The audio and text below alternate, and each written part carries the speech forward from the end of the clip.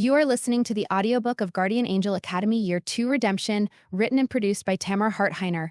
Copyright 2025. In the beginning there was light, and it cast out the darkness. But one dark angel did not accept defeat and devised a plan to usher in the new rule, the one that would take down the heavens and establish a new hierarchy. Chapter 1. My first year at the Angel Academy was over. It seemed like a miracle I made it through. It was a miracle. I sat in a chair in the back of the auditorium with my wings folded behind me, still getting used to how it felt to have these new objects attached to my skin. And since they were different than the rest of my body, created in a wholly spiritual dimension, they were the one part of me that the other angels could touch. The fourth years, graduating from the academy, sat in the front rows of seats. They filed onto the stage, resplendent in their white wings, and received their new orders, along with a golden halo to rest upon their heads. The fourth years sat down and the third years filed up. I sat up straighter in my chair as the second years stood up and moved to the front to receive their promotion to year 3, and I wasn't the only one. The transition from second to third year was the most exciting. Every second year who leveled up became a Git. Along with the title change, third year angels were given a set of white wings to signify advancement. This was my first progression ceremony, and I was breathless with expectation of seeing the new white wings. Master Cassiel waited as Elder Master Barachiel called the first student's name. Hesidiel Barachiel said, "Recommendation third year." She stepped forward into a ring of light illuminated on the stage. Hesidiel Cassiel said, "Can you recite the words of promise?" "I can," she said, staring straight ahead, her black wings trembling. "Please proceed." She gave a little hum deep in her throat. Then she said, "I promise that I will bless and minister to the soul that will be entrusted to me with compassion. The Father is merciful beyond measure, and I will be an emissary of his mercy." With those words, a sparkling, pulsing beam of light descended upon the angel and transformed the black wings into wings of white. I uttered a soft gasp, my own wings fluttering behind me. I wasn't sure I'd ever seen something so beautiful. Days ago I'd never dreamed I could have wings. Now I already hoped to have white ones one day. Cassiel handed her a scroll, and she took it before scurrying off the stage. And then Elder Master Barachiel started in on the second years from Dorm Aleph, and I paid more attention.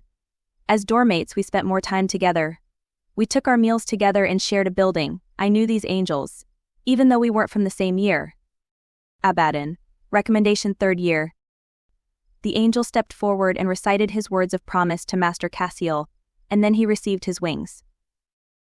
Grigori. I watched the change occur for each angel, fidgeting with anticipation. Malik. Just hearing his name sent a shiver of anticipation through me, a feeling that both excited and worried me. There he was. Malik stepped forward and I squeezed my hands together, my eyes soaking in his features, the high cheekbones, the light brown hair, the serious expression. I was so anxious for him. Did the angels change when their wings changed? Would he be a different person? Would all of his time and energy go into caring for his assignment? Would he forget me? I knew my questions and doubts were selfish, but I didn't know how to rid myself of them. My emotions often ran away from me, and I hardly knew how to find them. They were new to me. In Sheol, the only emotions I'd felt were negative. Pain, suffering, hunger, anger, despair. I'd fed off the emotions of humans, seeking sustenance, desperate to ease the agony of my own existence. The very memory caused my body to flush with shame, and I willed it away. The Father had offered me forgiveness, a chance at redemption, and I was grasping it with both hands. I was not the same soul I had been. Malik, Master Cassiel said, his smile fond as he looked at Malik. "Can you recite the promise?" "I can," he said. And he didn't wait to be prompted but launched right into it. No sooner had he finished speaking than the same beam of light appeared above his head. The light diffused over his wings, changing the smoky black color I had come to adore to a pearlescent white. I lifted my eyes to his face and saw the excitement that radiated there. He was ready for this. I couldn't help but smile wistfully. If only he knew how great he was. How much he inspired me. I owed a good portion of who I was to him.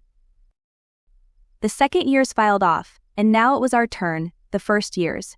I stood with my peers, smoothing the white gown and double-checking the black wings that sprouted from my shoulder blades. Then I followed my roommate Eblis across the row and up the steps to the stage. I had met with my teachers just a few days prior and been recommended to move up to second year. I could only hope that judgment still stood. Iblis Barachil said, and my roommate stepped forward, her brown hair glossy over her shoulder next to the colored ribbons representing our dorm, recommendation second year. She smiled and nodded, and Cassiel handed her an agenda. It was fancier than the ones we'd had as first years with the simple black cover. This one was brassy, and the school coat of arms was emblazoned across the front. "This will be your agenda for the remainder of your time at the academy," he said. "Keep it safe." She clutched it to her chest and hurried down. "Jeremiel," he said, and my eyes followed the angel who had covered for me when I stole the dagger. As far as I knew, he hadn't gotten in trouble. Recommendation second year. I exhaled, relieved for him. Barachil continued down the line, calling forth my dormmates and other first years. "Carubiel," he said, and I narrowed my eyes as the shade stepped forward. "Oh, more like sauntered." The smugness radiated off him, his aura an alluring blue and green. The shadows built in his wake, but I wasn't drawn to him as I had been before. My angelic ichor pulsed within me, warning me. Mayhem was coming, and my soul whispered that Carubiel had a part to play in it. Barachil studied him, a slight tilt to his head. Recommendation first year. A few whispers scattered through the angels around me, but Carubiel was not the first to be recommended to repeat the year. I watched him for his reaction. He gave a smirk and strutted off the stage. I'd seen that one coming. Jezbathasat. Barachil did not even bother shortening my name now. I suppose there was no reason my fellow angels knew my lineage, but I still winced when I heard it, the constant reminder of where I came from. If only I could get out from under it and get a new name. But the angels had been named for their parentage, many of them carrying a portion of the Father's name in their names. I was also named for mine. I stepped forward, trying to stifle the fearful unease that crept down my spine. My wings quivered behind me, opening and closing nervously. I didn't know what was coming, and I could only hold my breath. Recommendation second year. My eyelids fluttered, and a smile broke across my face. I stepped to Cassiel and accepted the agenda, then hurried from the stage before he could change his mind. Jez. I should not have been surprised to hear Malik's voice in the darkness, but I hadn't expected him. I spun from my walk to the back row and stepped into the shadows, where he waited near the stage. He held his hand out, and I hovered mine over it, allowing our auras to mingle. Delightful tingles ran up and down my arm, and I moved my hand up his arm so more of our auras connected. "Congratulations," he said, his voice deep and rich. "You moved up. Up. And you have white wings." I stepped closer to him, my body nearly pressed against his, and longed to feel his arms go around me. But he couldn't touch me without causing me excruciating pain. Our spirits were not of the same caliber. Malik glanced at the scroll in his hand. "I'm to spend the summer with a fourth-year mentor, shadowing humans and practicing my gifts, so I'm ready to accept an assignment." I studied the white wings, the tufts of down on the arches and splaying feathers. "They are beautiful. Next year you'll earn them too." He reached a finger out and stroked one of my black feathers. I held very still, treasuring the touch of his hand. The only part of me he could touch without causing pain was my wings, and I took great pleasure in it every time he chose to do so. "Do you think we could try?" I whispered, but Malik shook his head, cutting off my question. "We should be grateful for what we have." I knew he was right. Not so long ago, I didn't have wings and no part of us could touch. I just wanted to see if we could. But while Malik seemed patient and long-suffering, I wanted more. I wanted to hold his hand, to know what it felt like to have his arms around me, to kiss him. He wouldn't try it. The touch of angels burned my soul. I didn't care, it would be worth it. But Malik wouldn't do it. A sigh escaped my lips. "Come on," he said, pulling on a feather. "There will be a feast after. You won't want to miss this." Food had a way of brightening any occasion, and I'd grown fond of it. Besides, I was a second year now. I had wings and no reason to be dissatisfied. At least that's what I told myself as I trailed after him and tried not to wish for more. CD. I followed Malik back to the cafeteria, which had been redecorated to look more like a ballroom. Glittering chandeliers dangled from the ceiling, and a small platform had been set up in a corner with an orchestra of strings and harps. A large banquet table was set up by the wall, and from where we stood, the food looked delectable. And some of the angels danced. The new second and third years moved awkwardly, laughing the whole time as they whirled their way around the ballroom. But the fourth years danced as if the music created the steps inside of them, clasping each other and moving their feet in a synchronized rhythm as they spun around the room, wings tucked close against their bodies, except during certain moments when they spread them in unison. I stared at them, at the graceful dance they did with each other. "You look enthralled." Malik stepped to my side and handed me a goblet filled with a sparkling red liquid. "I've never seen such beautiful dancing," I admitted. I had seen plenty of dancing when I had tiptoed around the earth, but nothing that could be considered inspiring or uplifting. "They are worshipping with every step they take." I looked at him. "Can you dance like that?" "I don't know how yet. Dance is a third-year elective, along with choir and strings." "But you're going to take it." "I'm going to take every class, even if I have to repeat a year so I can get them in." I smiled, my heart warming. That was Malik. Whatever damage had been done to his soul on Earth, he had managed to overcome it here in Arcadia. That knowledge pacified my guilt more than I could explain. "I want to learn, but I won't be able to dance," I said, unable to keep the wistful tone out of my voice. "Let's try." I looked at him. "You can't dance with someone without touching them." "Have you ever tried?" "They did it during the Regency period." He wrapped his fingers around the base of my goblet and used that to pull me onto the dance floor. Mirth bubbled up in my chest, and I wasn't sure how to react to the sudden desire to laugh. Humor was still new to me. Was it an appropriate reaction to this? One hand still on my goblet, Malik positioned his other hand behind my shoulder, caressing the base of my wing where it emerged from my shoulder blade. The touch tingled, sending sparks of pleasure through my chest. He kept his elbow lifted so his body did not brush mine, but I felt his nearness. "Do you think I will be able to have an assignment one day?" I asked as we moved in an uncoordinated pattern to the music. "Of course. That's why you're at the academy. You're one of us, Jez." I nodded, masking my face so he wouldn't see my fear. His white wings were beautiful, but I wasn't sure I was ready for them. I might be happy staying a second year for the rest of my eternal existence. How could I change to helping mortal souls when I had spent my previous existence leading them down to Sheol? The song ended and Malik released the goblet to me as a group of newly made third years gathered around him, laughing and smiling and admiring their white wings together.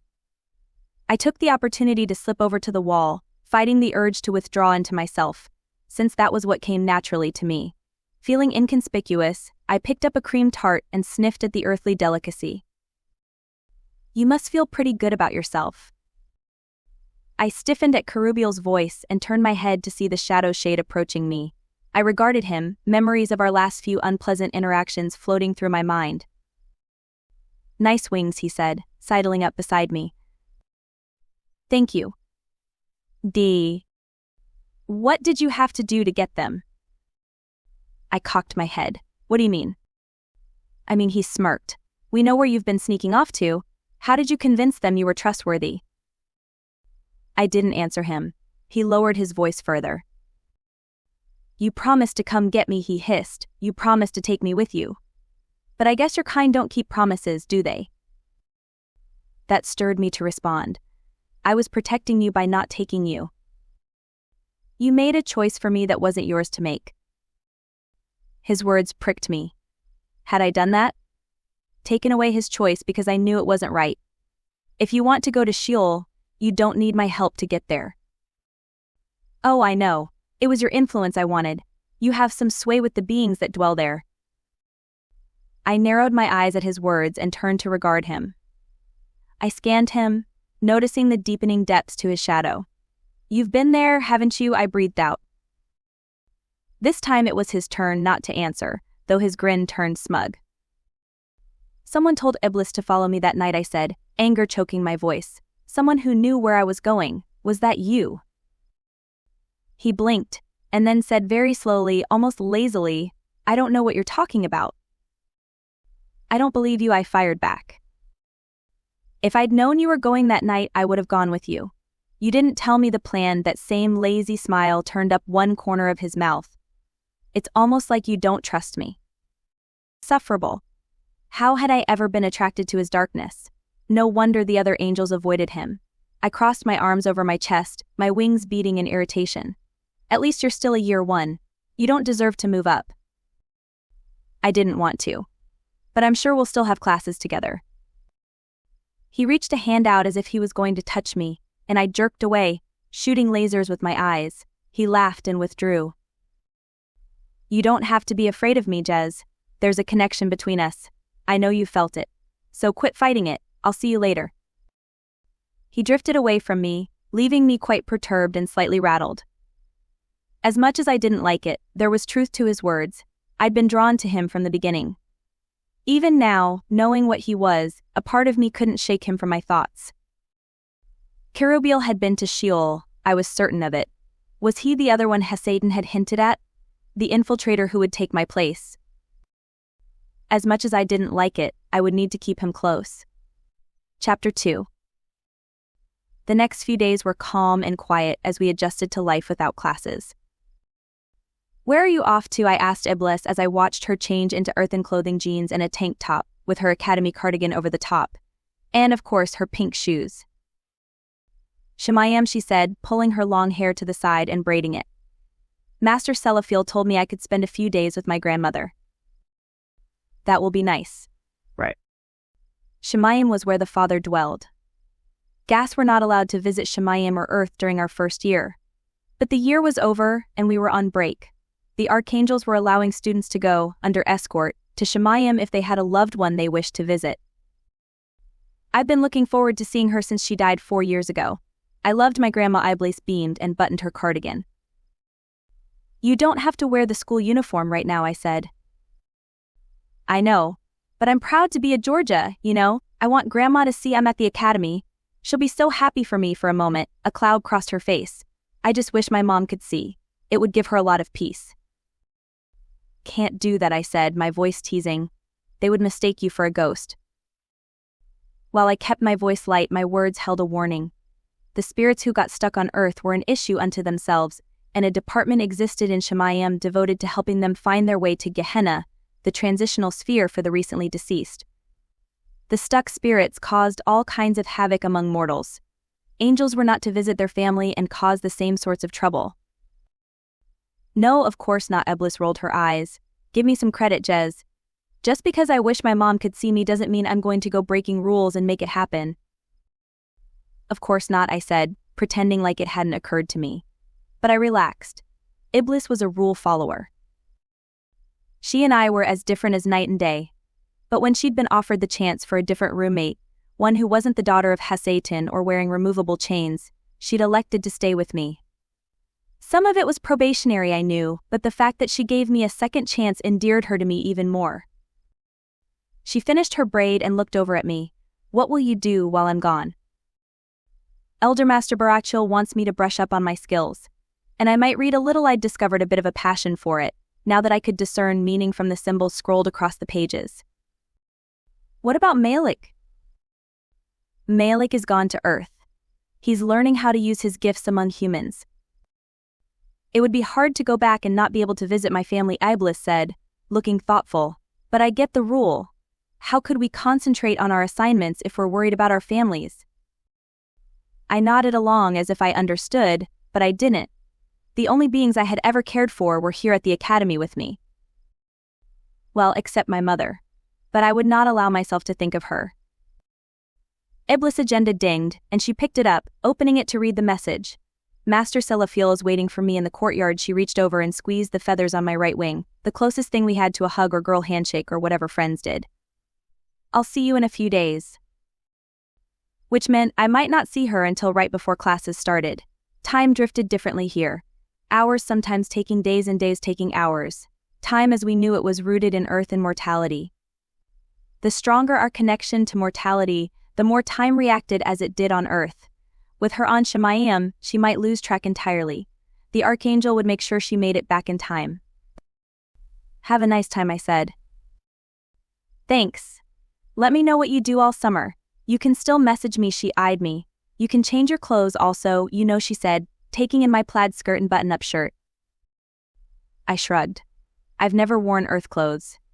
They don't make me feel more human. She grinned and hauled a pair of jeans from her closet. You might be surprised. Try them. I'll see you soon. With that, she left me. I fingered the dark, stiff fabric. What the sky?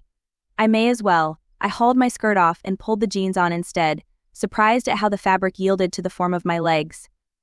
No wonder Eblis liked these. I felt another sting of envy. So many wonders and delights accompanied Earth life. So many things I would never experience. Be grateful for what you do get, I reminded myself. It wasn't that I was ungrateful, I just longed for more. I changed my shirt, also pulling on a soft long-sleeve sweater I found in my closet. My wings tugged at the fabric before bursting out, and I ducked into the washroom to admire how they looked behind the sweater. Luscious black wings. I doubted I would ever get tired of that. I finished changing and went down to the courtyard as well. Students milled about in clusters, enjoying the sunshine and each other's company. It didn't startle me anymore to see angels holding hands or sitting close to each other. It seemed only natural now that even after death, beings would pair up. I continued past the courtyard to the Azrael greenhouse. Archangel Barachel had encouraged me to practice my creation skills, since they were the most lacking. Other angels also practiced their skills, growing plants out of the ground or setting up workstations for art projects. Master Sabriel looked up from her plants when I entered, her eyes clouded with distrust, but she gave me a smile anyway. She had recommended me for second year but clearly still had reservations. Welcome, Jez, she said. She gestured at the rows of dirt in the greenhouse. Would you like to work on growing life, or did you want to experiment with creating beauty? I looked at the rows of dirt, ready to be seeded, and took a deep breath. Elder Master Barachel would like me to work on creation. Both are forms of creation.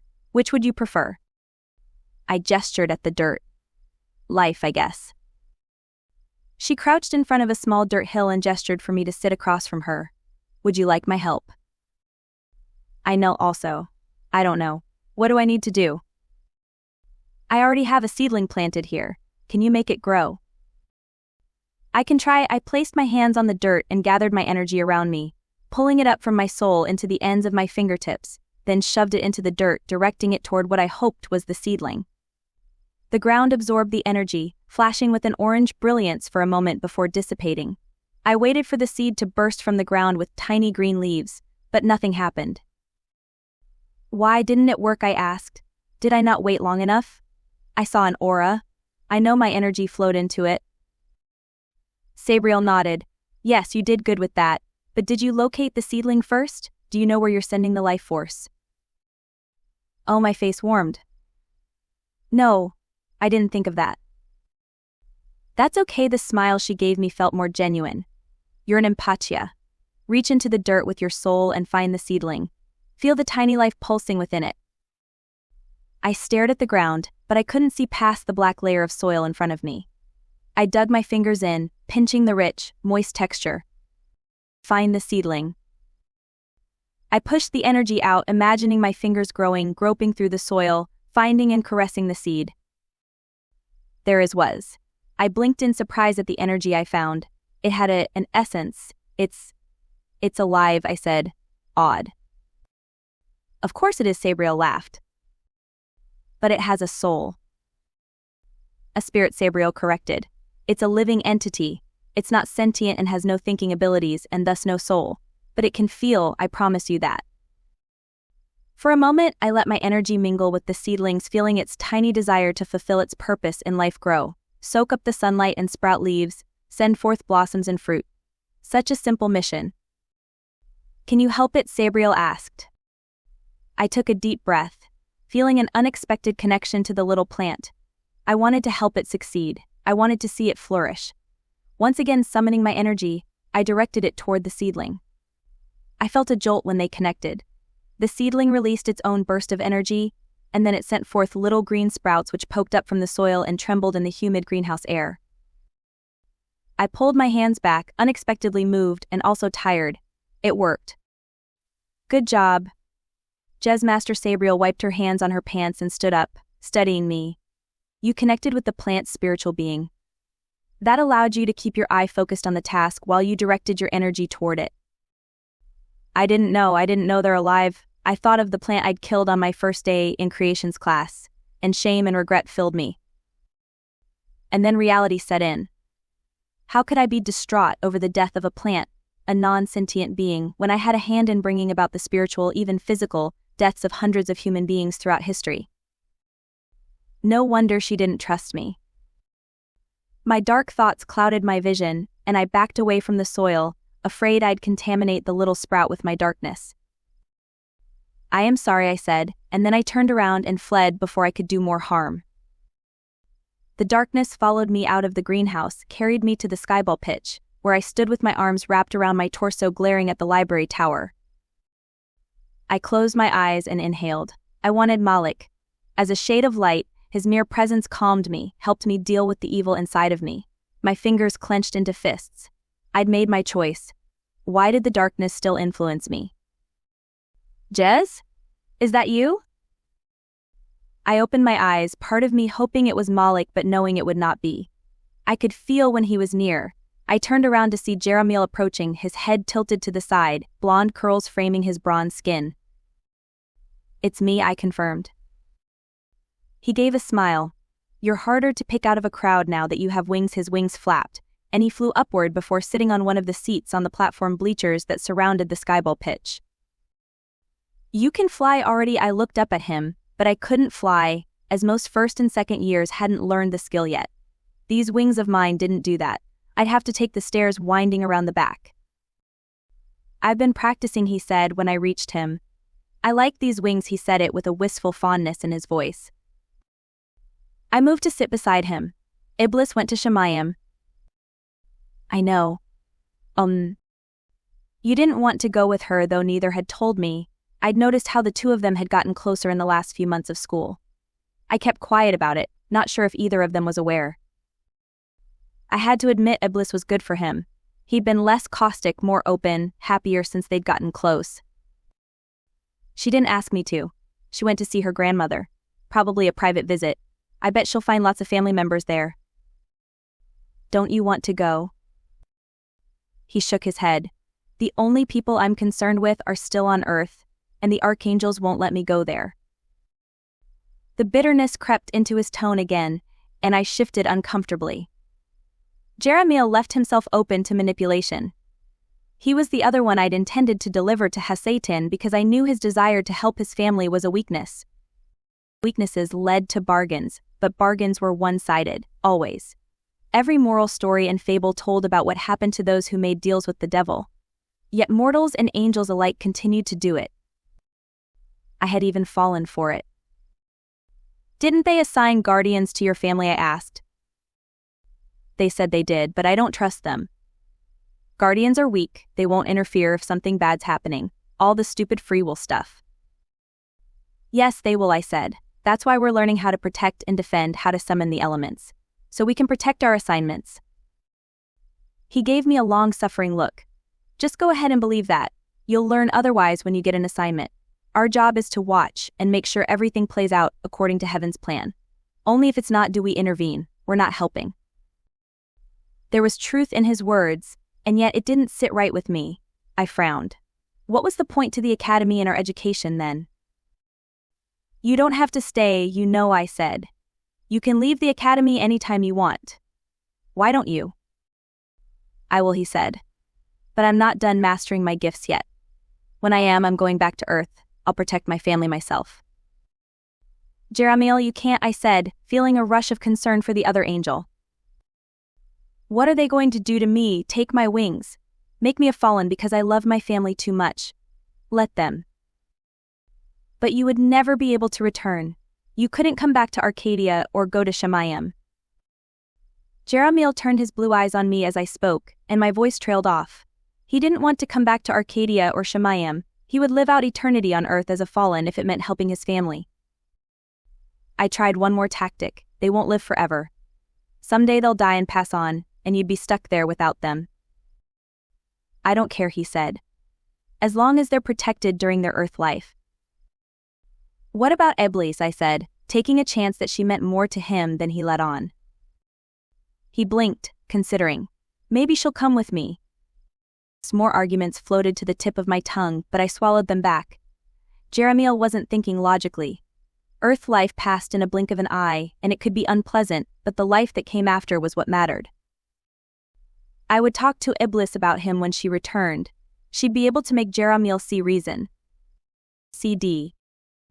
I kept myself busy at the greenhouse over the next few days, tending to my little sprout, with neither Iblis nor Malik present at Arcadia. I channeled my energy forward and watched the branches shoot out, leaves unfolding at the ends and quivering with new life. You're becoming quite good at that, Master Sabriel said as she watched me care for the plant. How could I explain that making this spirit grow somehow made me feel as if I were atoning for my wrongs? I was learning the value of life. The value of creation. Master Sabriel, I said, how did the spirit get into the seedling? Who creates that? The energy of creation is in the universe, she said. It's what makes the greenhouse special. The energy is concentrated here. All life is pulled and created from the universe. All life. All life. All except for us. We were created by the Father. He made our spirits, she studied me. Except you. I wondered for a moment if she was rubbing it in my face, trying to shame me, but I saw no malice in her eyes. I was created by Hesed, and I said, I had a father and a mother. They used their combined energies to create a new life. I know, she said. I hesitated, then ventured, can all spiritual beings create life? She didn't answer for a long moment. Then she said, it was believed that Hasatan could not. The gift of creation was taken from him when he barricaded himself in Sheol, or so we thought. The discovery of your existence came as quite a surprise. But then we learned who your mother was and it became more clear. She hadn't answered my question, but her words sparked my interest in a different direction. You knew my mother. Of course, she said, and she looked away. We all knew your mother. Who was she? Where is she now? I do not know, she said, and she stood up before I could ask her to clarify her answer. When was the last time you tried creating inanimate objects? You should see if you're more capable of transferring your energy into them now. With that, our conversation ended. I spent the rest of the week with the clays, trying to impart beauty and life into something that had none. Chapter 3. Barachel summoned me to his office a few weeks before the start of the next year. Master Sabriel tells me you've been doing quite well in creations, he said. I bobbed my head. I've had some success with the plants. Still not good with inanimate objects. You'll get there. I haven't seen you at the synergy fields practicing the elements. I shrugged. I don't have a difficulty with them. I had an innate ability to manipulate 3 of the 4 elements, including water, the only student in the history of the academy to be able to do so. That's true, isn't it? He smiled in acknowledgement. What about weapons? You should be training. But Master Ingram says you haven't been down to the armory even once. She doesn't want me there, I said. That doesn't matter, Jez. You're untrained. You must know how to defend yourself, and even take the offensive. Jeremiel's words echoed in my mind in spite of myself that our skills were pointless. We weren't to intervene. Why? Who will I be fighting? I expected Barachel to tell me I'd be fighting the Tempter, protecting my assignment, or defending myself against the fallen. But instead he gave the slightest hesitation. A mere flicker of his eyes darting to the left before training on me again. Something tightened in my chest. What is it we are preparing for? To protect your assignment when you're a guardian, he said, only now the words sounded rote and insincere. There's something more, I said, startled to realize he was hiding something. It's not for you to know all things at this time, Jez. You mean you're lying to me? I blinked back my astonishment. I hadn't believed the archangels capable of lies. No, Jez, he said, his voice hardening. Understand the difference. I withhold truths from you because it's not time for you to have them. We've always learned precept on precept on precept, gaining knowledge a little at a time. It's not a lie when I offer you milk because you're not ready for meat. I did not understand all of his allegories and metaphors, but I understood his meaning. There were things I was not meant to know, which of course meant I wanted to know them even more. "Will you go to Master Ingram and practice before the year starts?" he asked. "I have no dagger," I said, my face burning with shame. I gave my dagger to Hasatan. I spoke the damning words without flinching. They were my actions, and I would own them. But still, my dagger. The one that had chosen me. My heart squeezed. I felt as if I had betrayed it also when I handed it over to my father. "I know. Perhaps there is another that will call to you. But if not, you train with a substitute. And maybe learn how to use your other assets." "Other assets?" I questioned. "You mean the BOS and sabers?" His eyes went to my arms, bare today in my soft short-sleeved shirt. Just visible on my forearms were the remaining chains that wrapped around my arms and shoulders. "The chains." "Right," I said, fingering the edges of one. "See if Master Ingram can provide insight on them. Will you?" I sighed, resigning myself. Always a choice. I both reveled in it and resented it. "I will." CD. I took my time going to see Master Ingram. First, I went to the synergy fields and practiced channeling the elements. That came easily to me, and when I tired of that, I went to the library. My intent was to find a book that might shed light on why angels and heavenly beings would need to learn to fight. I didn't buy into Barachel's statement that it was to protect our assignments. I knew there had been a war before I was created. Were they expecting another? My thoughts flitted back to a prophecy I had read the previous year, mentioning a great war yet to take place. Then I thought of Hasatan and Sheol and the new rule he planned to establish. He had taken my dagger and told me to recruit others to his cause. He was preparing for a fight. My skin crawled at the realization. Was the Great War real? Were Barachel and the archangels preparing for it? I selected a book titled The End of Times, but when I sat down at a table to read, all I could think of was Malik. The library fairly reeked of him. Visual memories of the two of us sitting at this table while he taught me to read assaulted my mind as clearly as if it were happening now. I chuckled, remembering our passionate arguments, the insults we threw at each other. I was inexperienced and new to emotions. How was I to know that anger stemmed from passion, that hurt stemmed from rejection? And then there was the moment I'd caught on fire, when he saw my chains and realized what I was. Instead of turning against me, he risked injury to his own spirit to help me. I closed my eyes. He was a shade of light, but even his light had been polluted by my darkness. He should have run from me then, and decided I wasn't worth the trouble. He didn't. I wanted to see him. I stood up and crossed to the back of the library, making my way to the ladder that ascended to the top of the tower. I formulated a plan as I climbed. Malik was on Earth, learning from a mentor and enhancing his gift. I hadn't learned yet how to open a window, but I'd watched him do it. I just wanted a peek. The view from the tower was breathtaking, even in broad daylight. The brilliant blue sky stretched out across the forests, the rolling hills reflecting the deepest green as clouds drifted over them. The transparent flooring beneath our feet gave the impression of walking on air. I bent and took my shoes off, letting my toes spread across the hard surface. There were other schools here, other campuses, but I couldn't see them. Suddenly I wanted to visit them and see what beauties lay on their parts of the planet. How had I never noticed before? I'd been to Earth several times as a shadow attempter, as the Light Old called us, but I had taken no note of the nature around me or of the homes and lives of the individuals whose futures I destroyed. I cringed. I would never be free of those memories. But I couldn't think of that now. I looked out over the sky and tried to remember how Malik said a window was created. I would learn this year, as second years were allowed to initiate a viewing whenever they desired. Think about who you want to see. Make sure your why is pure, that your intent is for their benefit. Then use your energy to open a window to that person. This was creation again. It startled me how much of my life as an angel pivoted back to being able to create.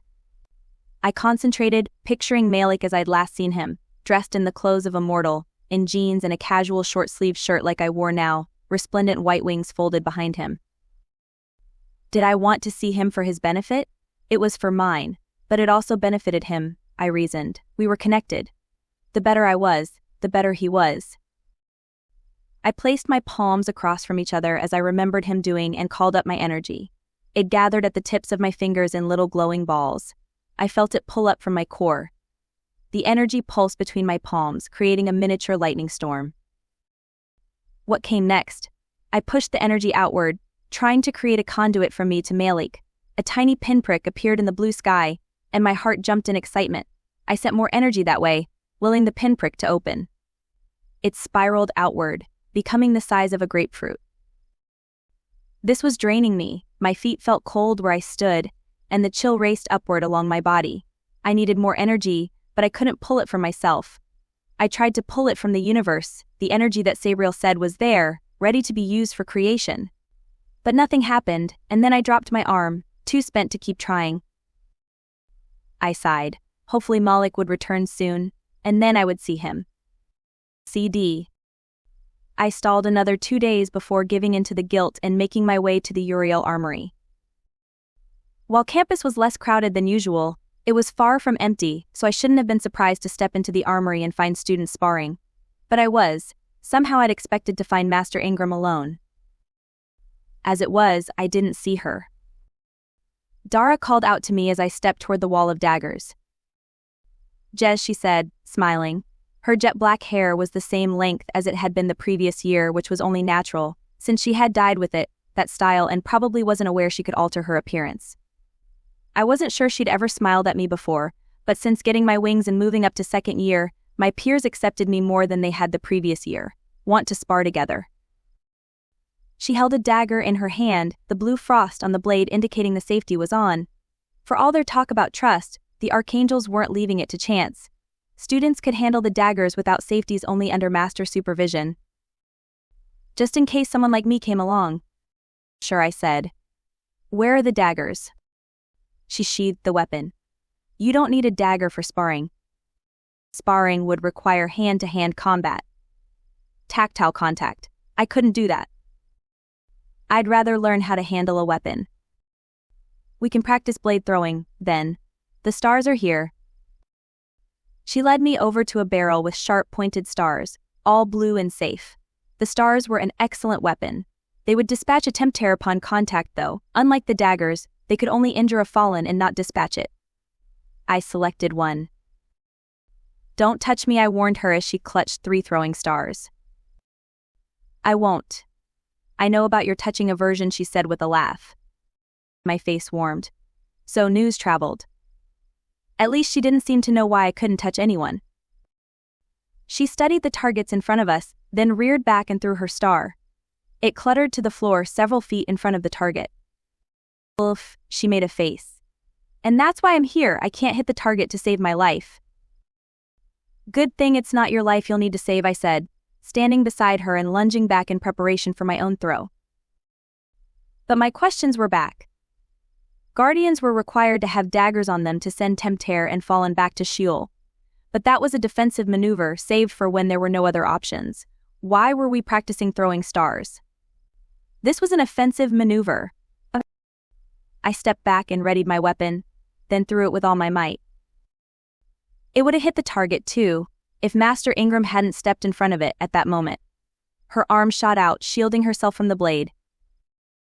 Dara reacted before I did, opening her mouth and letting out a shriek. Fear shot through me, racing through my veins like flames on fuel. Had she done that intentionally to cause trouble for me?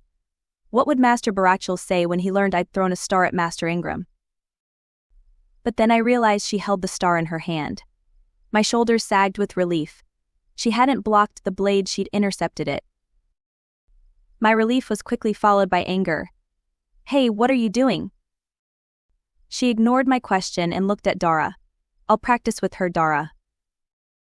The message was clear: stay away from Jezbathasat. Dara shot me a glance and then shuffled off. I stood there quietly, fuming, waiting for a chance to say my piece. Master Ingram stepped up to me, her eyes raking over me. What are you doing here? I lifted my chin. Master Barachel sent me to train with weapons. With you. Didn't he tell you I bit my tongue after the last words? I was sure she knew to expect me, but I didn't need to aggravate her further. Her eyes narrowed to slits. You betrayed us. You have wrought danger on us by your very presence here. You should never have been allowed at the academy. I held very still while her accusations fell across my shoulders. When I was sure she was done, I repeated, Barachil sent me to train with you. She ran her finger along the blue edges of the star. Imagine if this wasn't a practice blade, she said, ice cold and calm. I hope you would not have stepped in front of it, I said. She lifted her face, blue-green eyes narrowing. If we were on Earth and you were my student, I would slap your face for such insolence. It dawned on me that she had dealt with students like me before. Before the academy even. I thought angels weren't supposed to feel such negative feelings. We feel everything, she snapped. Just the same as any angeling. Just the same as any earthling. We're just expected to mask it. My eyes traced over her body, searching for an aura to indicate her emotions. But though her voice and face spoke volumes, her aura gave no indication of her feelings. She studied me a moment longer, then turned away. You're not teachable. I swallowed my pride. My chains, I said, calling out to her before she left me. Master Barachil wants me to learn to use them. She swiveled back around and neared me again, a slight interest in her eyes. Take off the blouse. Good thing I wore a tank top beneath. I removed the blouse, revealing the heavy chains winding around my shoulders. How did you use them before? They fell off me, I admitted. I didn't intend for anything to happen.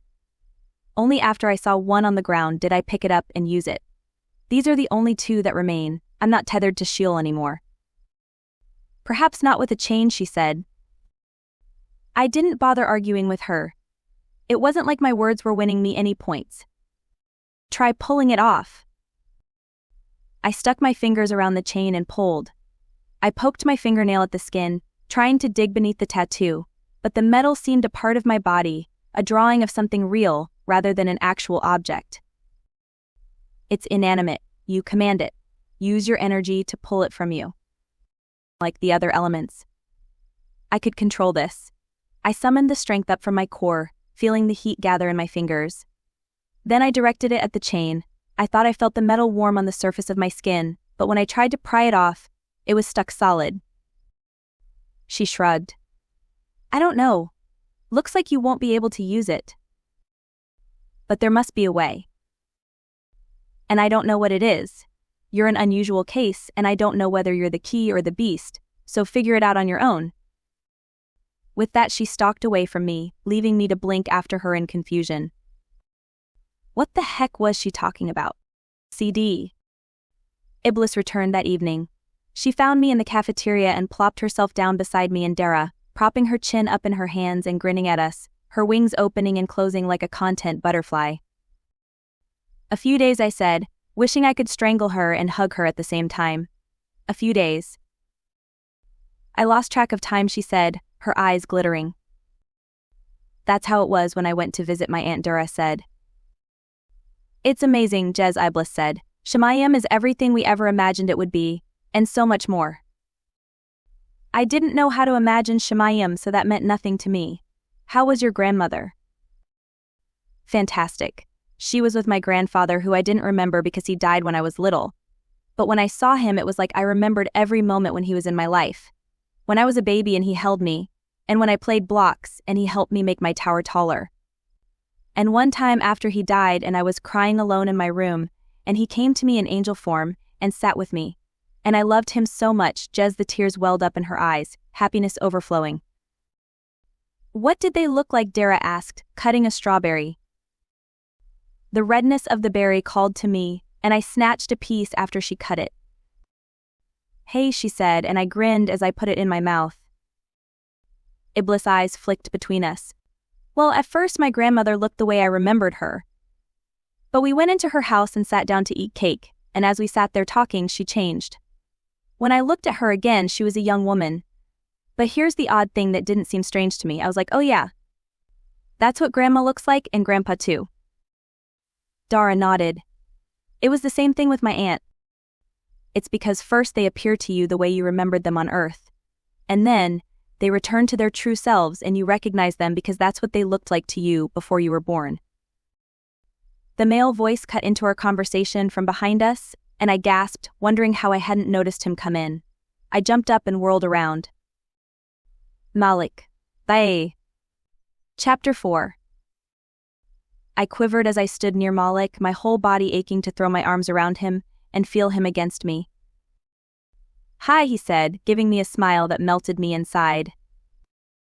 When did you get back? Iblis asked. I sat down and scooted over so he could sit between me and Dara. His wings brushed mine as he climbed over the bench, the physical touch sending a shiver of pleasure down my spine. I doubted he noticed. Just now, he said, taking the rest of Dara's strawberry. You thieves, she said, standing up. I'll just have to get some more. Get some for me too, will you? Iblis said, and we laughed. She turned back to Malik. I just got back also. I got a notice that opening ceremonies are in 3 days. She flashed me a guilty look. I guess I lost track of time. You abandoned me all summer, I said, pretending to be faking my hurt. Both of you did. I'll be gone a lot this year, Malik said, looking at me. But it will go by. It's 1 year.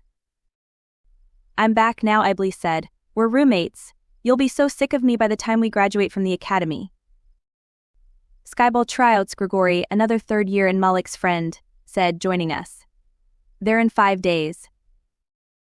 Thinking of trying out, Malik asked him. Maybe. I'm a fast flyer. Not so great with hand-eye coordination. Iblis' gaze latched on Grigory. I think I'll try out for the team next year. I loved sports when I was alive. I bet you make it too. Seems like you're good at everything you try. Iblis. You didn't tell me you were coming back today. Jeremiel walked by with his empty tray. He promptly put it on the table and sat down across from me, beside Iblis. Jeremiel, she reached over and hugged him, then pulled away. I didn't know I was coming back until a little bit ago. Malik bent his head toward me. Let's go to the garden, he said. I nodded, as eager to leave the two of them alone as to be alone with Malik. We walked to the other end of the cafeteria, then I pushed the door open and stepped into the blooming garden. Smells like rain, I said. Rain often comes before the beginning of fall. I felt his hands on my wings running along the arches, caressing the soft down of the feathers. I turned around, my wings slipping from his fingers as I did so. The seasons continue to amaze me. Malik raised an eyebrow. The earth is pretty amazing. His eyes studied me, and the yearning I saw swirling in their depths made me shiver. That's true, I agreed. How was it? Did you learn how to use your gifts? How does it feel to be a git? I missed you, he said. Of all the words I'd expected to come from his lips, those were the last. Everything he'd been doing, being on Earth, shadowing humanity, getting to use his training as a guardian, and the first thing he said was that he missed me. I put my hands out as if to press them against his chest, and he met my palms with his own. We didn't touch, but our auras swirled together, creating a heady elixir of desire and contentment within me. My insides warmed, and Malik's light grew, throwing a radiant shield around us. Oh, I said softly, my heart skidded, giddiness bubbling up inside me. Malik gave a crooked smile and dropped his hands. The shield receded, but the joy in my heart did not. I felt as if I carried a bit of his light in my chest still. It's interesting looking on Earth life from the outside, Malik said. He moved to one of the stone benches with several overhanging tree branches, and I joined him. I traveled with my mentor. You had a mentor, I interrupted. Yeah, just a 4th year. We get real GMs when we have an official assignment. GM. Or Guardian Mentor. They've already graduated from the academy. Oh, GM made sense. We went to several different places on Earth. My light, Jez, it's a great gift. I can heal people from physical maladies, but I can also help them with spiritual wounds. Asriel said I'm one of the strongest gits he's ever met. Asriel. My mentor. Well, of course I tilted my head at him. I could have told you that. You are a noble and great soul. He buried his face against my wing, his breath hot on my feathers. I'm keeping you, just so you know. I laughed and hoped he meant it. CD. The entire student body gathered in the auditorium the next day. We wore our uniforms, and I sat between Iblis and Arella with the other second-year students. The first years crowded into the front of the auditorium, looking ill and confused. I turned to Iblis. When did you die? What do you mean? I mean, what month? The academy year starts at the equivalent of Earth's September, right? Iblis nodded. I think so. I haven't checked to see if Arcadia follows the Gregorian calendar, she smirked. But what month did you die? She thought about it a moment. It was March. I nodded. And what did you do during that time? From March until school started in September. I was in a house. It felt like a hospital, but not quite. Me too, Arella said, tossing her dark hair behind one shoulder. I couldn't remember anything. Not who I was or how I died or how I got there. Same, Iblis said. Then the memories started to come back to me. I thought I was in a house recuperating. I thought I'd see my family soon. Until eventually the woman there told me I was in Gehenna, that I'd died and wouldn't be going home. Instead, I'd be going to a school to learn how to be a guardian angel. Arella nodded. Pretty much exactly how it happened for me. I looked back and forth between the two of them. Were you there together? No, Arella said. I was by myself with this nice lady. Interesting. I settled back as I considered that information, studying the first years who sat quietly and timidly up front. I hadn't considered how it was for them the year prior when I was also a confused and alone first year. They had just discovered they were dead and couldn't go home. They were in a place they had never heard of. I thought it had been hard for me. It must have been so much worse for them. Master Sellafiel stood on the stage, her golden wings in full splendor as she smiled down at everyone. Welcome to another year at Guardian Angel Academy, students. Cheers rang out in the auditorium, and I listened with interest. I'd arrived near the end of the ceremony last year and sat in the back with Barachel, feeling conspicuous and out of place.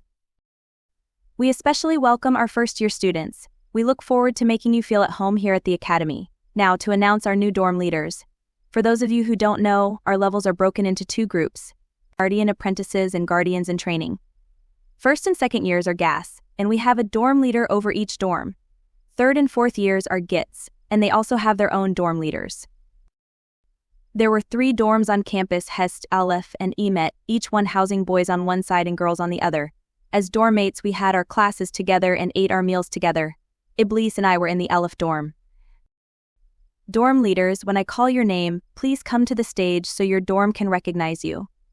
First years, never fear. When you're assigned to a campus and a dorm, you will meet your dorm leader.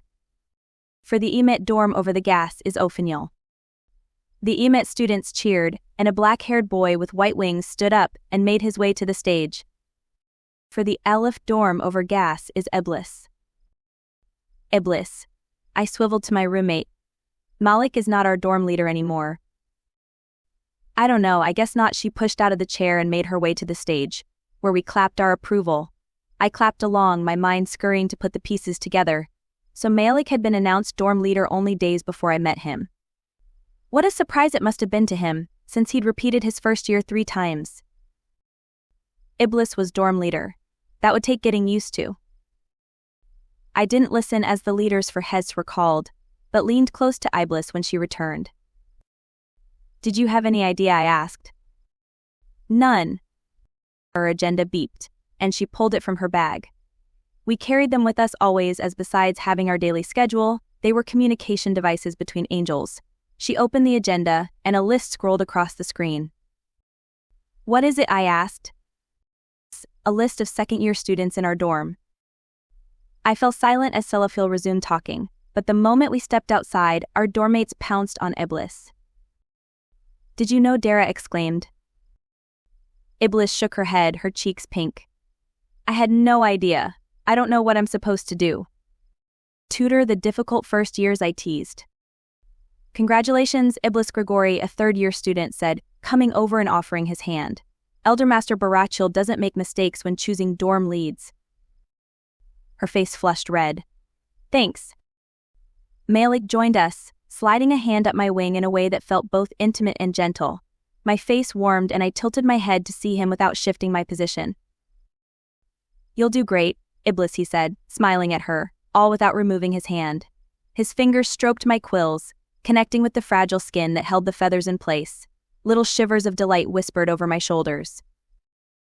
I don't even know, she said, looking rather flustered. What am I supposed to do? Elder Master Barachil will help you. You'll attend TLG with the first years, help them see you as an ally and an advocate. The whole I've been through what you're going through kind of thing. And then if there are any students that need special attention. He smiled and his fingers wove through my feathers. You'll be there to provide it. Finally he faced me, the electric current of his touch sliding away as he dropped his hand. Grigori turned his gaze to include us. We're heading to the greenhouse to watch the manifestations. Want to come? I've seen it enough times, Malik said. But go on, don't miss the fun. He moved away from the group and found a seat along the fountain. I followed. What are the manifestations? I asked. Remember when you first arrived and were told you were an empatia? I nodded. Those were the manifestations. Technically, older years aren't allowed into the manifestation hall, but we tend to crowd around the greenhouse and get a sneak peek. You can go if you want. I'll go where you go, I said. He traced the back of his finger around the edges of my cheek, my aura tingling where his brushed me. Classes start in a few days, he said. I'll be here for most of the first term, but as a third year we go to Earth frequently on ministering missions while we wait to receive our full-time assignment. How will I know what to do without you? My heart beat a little faster, knowing Malik might not be around to guide me. He gave a small smile. You're not a lost little angel anymore, Jez. This is your campus. You know the buildings, the masters. Check your schedule. It will be updated. You can read now, so you'll be fine. He shifted his gaze, his eyes narrowing on something across the courtyard. He's always watching you. I knew without looking that it would be Karubiel. But I turned anyway and shrugged when I saw him lingering by the cafeteria, his shadow mingling with the red and orange of his aura. He rubs me wrong, Jez, Malik said. I rolled my eyes, not wanting to admit to Malik that Karubiel rubbed me wrong also. He's harmless. He didn't even move on to second year. He's a shadow shade. He said it with such finality. It's not like you to be so judgmental, I said, trying to sound teasing. You don't know enough yet. He leaned toward me and brushed his cheek near mine. I'll say goodbye anytime I have to leave, and I'll come see you whenever I'm here. I swallowed, not liking how the thought of being away from him left a hollowness in my chest. What does it mean? Why do I feel like I can't exist without you? Oh, Jez, he laughed and then sighed. I wouldn't have known it was possible. My throat tightened. That you could have feelings for me. That you could have feelings for me. Now I smiled. Me, neither, I admitted. But I like these feelings most of the time. They often left me feeling more vulnerable than I cared to admit. But somehow that vulnerability left an open space in my heart, and I was very willing to let Malik fill it. CD. DI. My classes were different now that I was full-fledged second year. When I'd been a first year, I'd been on a different track, since I'd come from Sheol with no education. Malik tutored me in reading and in the ways of humans, which I understood from a very warped, twisted point of view. I'd also fought hard against the fact that Hasadin broke away from Shemayim and then waged war on it, wanting to believe the lie I'd been told my entire existence that heaven turned against us and cast us out into Sheol, cursing us with unhappiness and the inability to touch. As with all his stories, there was a grain of truth in what Hasadin taught me, but most of it was a lie. This year my classes were the same as my fellow second years, so I walked with Eblis, Dara, and Jeremiel after breakfast to our history class. Welcome back to school, class, Master Remiel said, smiling down on us like a doting parent. This year, instead of studying ancient history, we're going to be studying the prophecies. The prophecies. This piqued my interest. It was something I'd been wanting to learn about since last year. Prophecies have been around since the beginning of time. What is a prophecy? Zophiel, who had been in my remedial history class the year before, raised her hand. I was pleased to see she'd also moved up to second year. A prophecy is like fortune-telling, right? Divining the future. Very similar, Remiel nodded and wrote on the board, divining the future. But while fortune-telling is usually for one person or an individual, prophecies usually, though not always, involve a group of people. Why? Vanina asked. Why indeed, why would the Father have someone spout off prophecies to the people of earth? Well, that's obvious, Dara said, because when we were born we forgot everything that happened in Shemayim, and some things were so important he wanted to make sure we didn't miss them. That still doesn't make sense, Israfil said. If it's going to happen anyway, what does it matter if people know about it ahead of time? Excellent question, Ramil said, and I could tell he enjoyed this. We were teaching each other. What's the point? The class fell silent for a moment, and then Vanina said, so we could prepare. That's a good reason. Ramil waited. Jaramil spoke up. Because the Father wanted to prove he's real. I nodded. That made sense. But why? Why would he need to prove he's real? Ramil spread his hands. How many of you knew the Father existed when you were alive? I glanced around at my classmates. Several raised their hands. I called him by a different name, but I knew he was real, Daniel said. Me too, Vanina admitted. Did you live your life in preparation of seeing him again someday? No, Vanina said, her face turning pink. I didn't think about him at all. And yet, you've lived your whole life seeing the fulfillments of ancient prophecies. Why hasn't that proof changed your life? I didn't believe in them, Vanina said. If I saw them, I didn't know what I saw. Just because you know something's real doesn't mean you follow it, I said. Ah, yes. Jez hit it on the head. So, think deep, students. If the prophecies are not meant to prove the Father's existence, and they are going to happen whether someone foretells them or not, what is the purpose? They might have different purposes, Daniel said.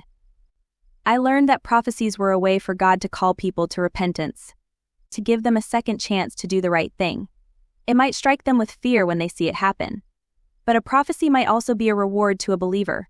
When they see the thing they've believed in with faith their whole lives happening, it's like validation. I like that. Ramil turned to the board and wrote validation. Beside it, he also wrote repentance. He turned to face us again. I think you're right on all counts. Now, let's take a look at an early prophecy recorded in the Word.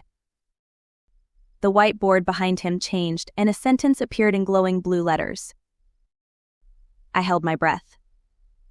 The last time I tried to read from the Word, my chains had caught fire. I had changed since then. But was there enough light in me now to read from it? Chapter 5. Master Ramil began to read the words on the board. On that day the Lord made a covenant with Abram, saying, to your descendants I give this land, from the river of Egypt to the great river, the river Euphrates. And nothing happened. No burning in my arms, no fire. I slowly let out my breath. I really wasn't bound anymore.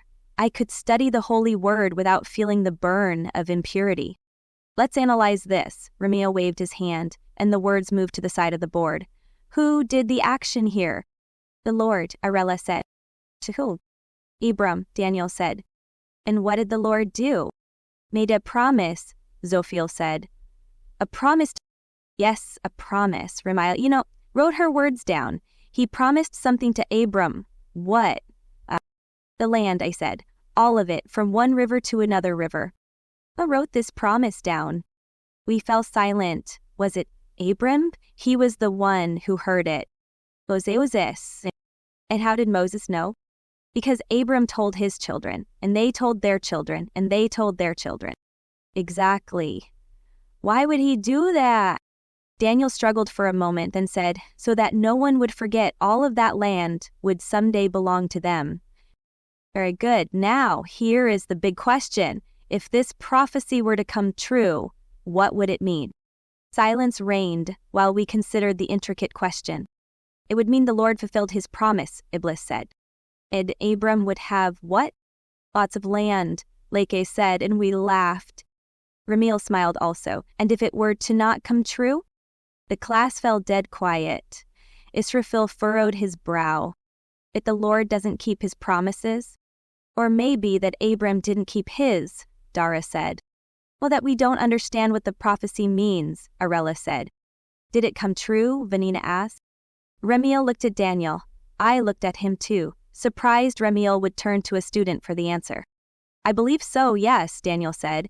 During the time of King David, the empire spread from the Euphrates to the Nile, and the inhabitants were the descendants of Abram. Ramil beamed at him. You remember your learning well. He looked out at us. According to some, this prophecy was fulfilled. Others, however, say it was not. Still others say that it's not fulfilled today, so the Lord reneged on his covenant. So here's the thing. Prophecies are amazing. They are miraculous and insightful, but they are also tricky. There are always at least two ways to interpret them, literally and figuratively. Because of this, they lead men into folly and confusion.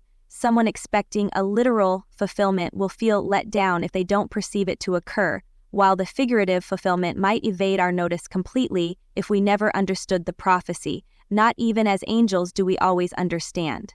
He put his pen down and wiped his hands together. Here is your homework. Find a prophecy, any prophecy from any religious creed or person, and analyze what it says and what you think it means. Then tell me if you think it was fulfilled and give me evidence to support your opinion. Class dismissed. I stood up, closing my book and heading for the classroom door. Jez, wait up. Bliss hurried after me, and I slowed my steps for her. In a hurry to eat lunch? She teased. We have nearly an hour until lunchtime, I said. We both had astronomy class after Shema, which meant we had an empty class time before lunch. I thought I'd go to the library and get started on the homework. She pulled back and stared me, an eyebrow arching in surprise. You're that interested in getting it done? It's a very interesting topic. Iblis.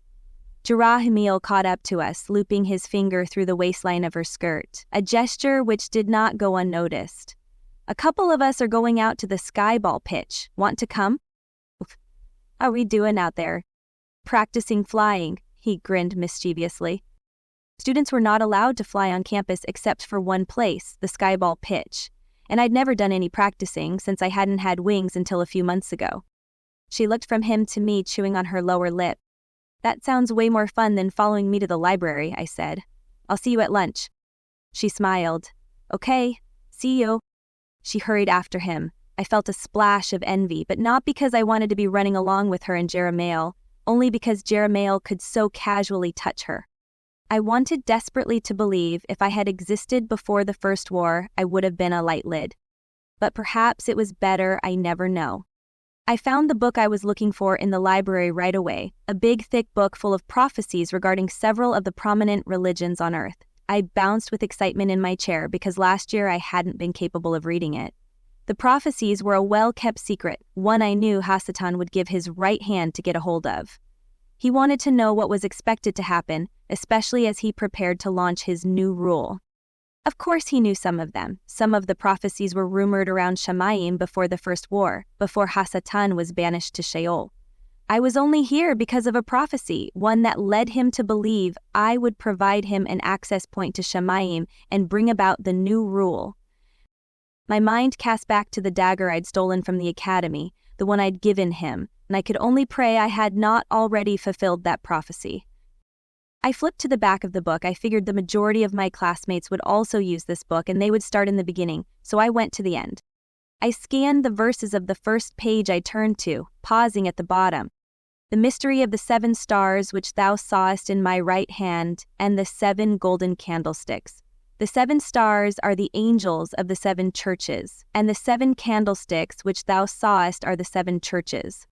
This was intriguing, a mystery. 7 stars and 7 candlesticks, each representing something different. 7 angels and 7 churches. Which angels? Maybe it meant the archangels from the firstwar.org? I thought back to my history class the previous year. In one of the classes, we'd discussed the captains of the armies, and Master Remiel made us write a paper on them and their role. I remembered what stuck out the most to me was Elder Master Barakiel. He'd been an amazing leader, and here he was at the academy, raising up the next generation of guardians. Of soldiers. I settled back in my chair, thoughts of the verse forgotten as I mulled over my new hypothesis. Barakiel was an excellent teacher, but he was also a warrior, a leader, a general. Who were the other captains in the war? I opened my agenda and started a new page. At the top I wrote, Archangels/Captains of the First War. Beneath I wrote, 1. Barakiel. Then, 2. Salafiel, another general who was also here at the academy. Were all of them here, guiding us and teaching us? I considered my instructors, but as far as I knew, only Barakiel and Salafiel had the golden wings of an archangel. Interesting. If the 7 stars represented the 7 archangels of the First War, 2 of them were here at the Academy. Did the other 2 campuses, Zion and Sinai, also have 2 archangels? I knew there was a purpose for it. Who were the other 5? I racked my brain, trying to remember. There was Michael, of course, the greatest general of all, and Uriel, who the armory was named after. I could not think of the other 3. Maybe I was wrong, and the 7 angels were not the archangels who captained the war. Or maybe the 7th angel was the favored one himself. Not the favored one, I chastised myself. I couldn't refer to him in terms that I'd used in Sheol. Here he had 100 different names, but most of the angels referred to him as the first emissary. Not because he was the first being created by the Father, but because he made it his life's mission to set the example for humanity.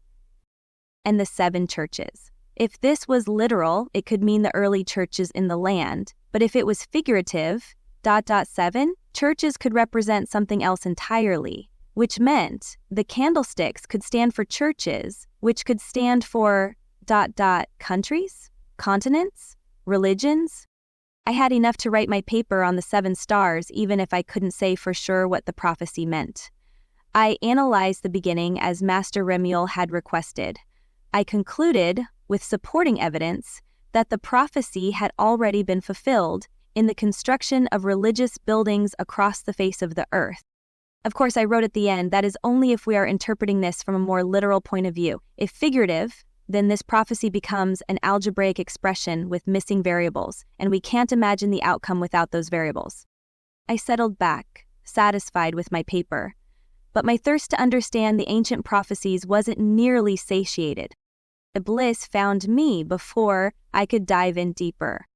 "It's time for lunch," she said, grasping one of my feathers and giving it a tug. My friends touched me all the time now. It made me realize how tactile living beings were. Touch connected us, created bonds between us. Even if it was just my wings, I was glad I could be a part of that. "I finished my paper anyway," I said. "Look at you, becoming quite the scholar. Who would have guessed?" "This is interesting," I said. "I'm not a scholar." "Maybe you would have been if you'd gone to Earth." "We'd never know." She waited while I put the book away, and then we walked out together. "Was it fun at the pitch?" I asked. I couldn't stay. Turns out one of the first years needs help with basic math, so I spent my time at the math lab helping. "They'll catch on quickly. Math is easier than reading." "I don't have any first years that can't read," Iblis said. "After lunch, I have lessons in flying at the skyball pitch. I'm super excited about that." "Flying lessons, do you?" I pulled out my schedule and checked what I had next. "Hey, me too." "Of course, we'll have most classes together." I wasn't sure. I'm still trying to figure out how to control these things. I glanced over my shoulder at my wings, not surprised to see them fluttering with a mind of their own. "You'll catch up soon enough." I forgot about flying when Malik entered the cafeteria. As always, he took my breath away with a force that was almost painful. How had I survived summer without him? The 3rd and 4th years sat at a separate table than the Giites, but Malik greeted his friends with hugs and hand touches before returning to table D, where us lowly 1st and 2nd years sat. "Hi," he said, his lips nearly grazing my cheek as he bent his head close to mine. I scooted over to make a spot for him. "Hi," I replied, folding my hands together to keep from trying to touch him. While he could stroke my feathers, I could not return the gesture, and it was killing me. How was your first day?" He stabbed a glob of what looked like tofu and glanced over at me. "You're not eating." "My next class is flying," I confessed. "I'm super excited and nervous." "I remember that class. You'll do great." His eyes wandered up to the height of my wings and back to my face. "You'll love what those can do for you." I smiled my appreciation. Master Remiel doesn't waste any time. He already gave us homework, and I already finished it. "I told you you're smart." "How was your day?" He was still here, so he must not have an assignment yet. I felt selfish for hoping he didn't receive one for months. "It's fascinating. I had my first dance class." He laughed at my scowl. "I'll teach you." I turned away. He'd never be able to hold me like he could his... He poked my thigh with his fork, making me look at him again. "You're silly. You're everything I want, just like you are." I didn't understand how he could be satisfied with the status quo when I was so dissatisfied with it. He'd experienced life already, with the ability to touch. I must seem so inadequate, but I let it drop. Any mention of when you might leave? No. He shook his head. They did say, as third years were at their beck and call, anytime a need for a ministering angel pops up, which is frequently, one of us is likely to go as a trainee. Part of the fun of being It did sound fun. I imagined it for my own third year, what it must be like. But you won't leave without telling me? I promise. Jazz. I looked over at Iblis and Jeremiel. I'm heading to the pitch for class, Iblis said. Want to come? I turned back to Malik as my classmates gathered their things up. Time to fly. Good luck. Master Sabriel waited for us on the green field. I'd sensed her attitude toward me changing over the summer every time I stepped into the greenhouse and cared for the plants, and I knew she'd be kind to me.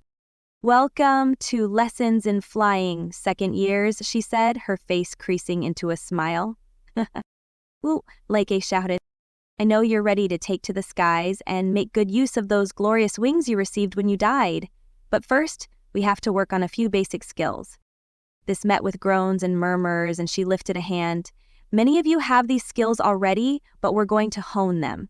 The slight difference in the shape of your wings during flight makes the difference in your landing, your speed, and your trajectory.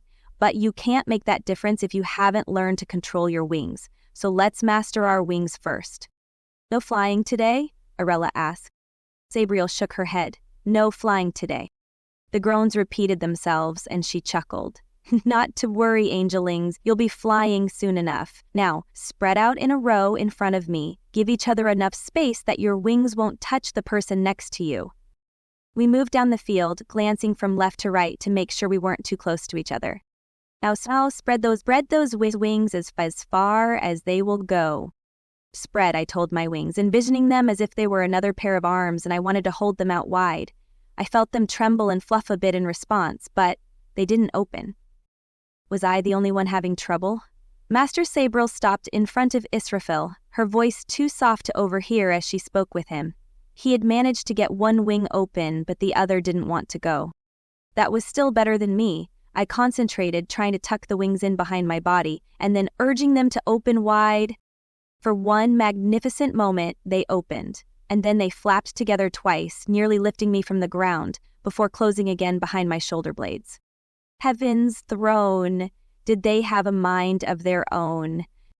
You're all right, Jez, Master Sabriel said, pausing in front of me. She wore a slight smile on her face. It takes a while to feel the connection between them and your body. Just like you summon your soul's energy up from your core, find the energy stored in your wings. Search for that before you try to move them. I'll be back. She continued down the row, checking out the wingspan of the other angels and encouraging those who hadn't succeeded yet. Once you've opened your wings to their full spread, you can close them, Sabriel called down the row. Take a break while we wait for everyone to accomplish this task. Come on, wings, I murmured. I didn't want to be left behind. I closed my eyes and took a deep breath, holding it while I searched for the orange, shimmering energy I'd come to recognize in the rest of my body. I gasped when I found it as I was nearly swept away in a vibrant current of life. A river of energy pulsed between my wings, crossing through my body only to re-enter the other wing. I did not move, I did not breathe, I was in awe by what I beheld. No wonder the other angels could touch my wings. They held more life and energy in one feather than in my entire soul. It was magnificent and humbling. I was nothing compared to them. I opened my eyes and looked out across the skyball field, tethering the rapid flow of energy to my inner core. Holding tight to the end of the tether, I urged the wings to open. Chapter 6. My wings opened, hesitantly, almost as if they weren't sure if they should obey my commands. Now close, I thought. They responded a little better this time, closing upon command. I laughed. It was working. I didn't have to concentrate so hard the next time, but got the wings to open and close when I wanted them to. Stretch, I thought, willing them to open to their full capacity. They did. I checked out my classmates while holding my wings spread, wishing I could see their wingspan. Most everyone had already tucked their wings away, waiting for the next instruction. Good job, Jez, Master Sabriel said, returning to me. I knew you could do it. She had? She had that faith in me? My heart warmed as my wings dipped, feeling the strain of being held open for so long. I closed them, reveling in the fact that I could do that.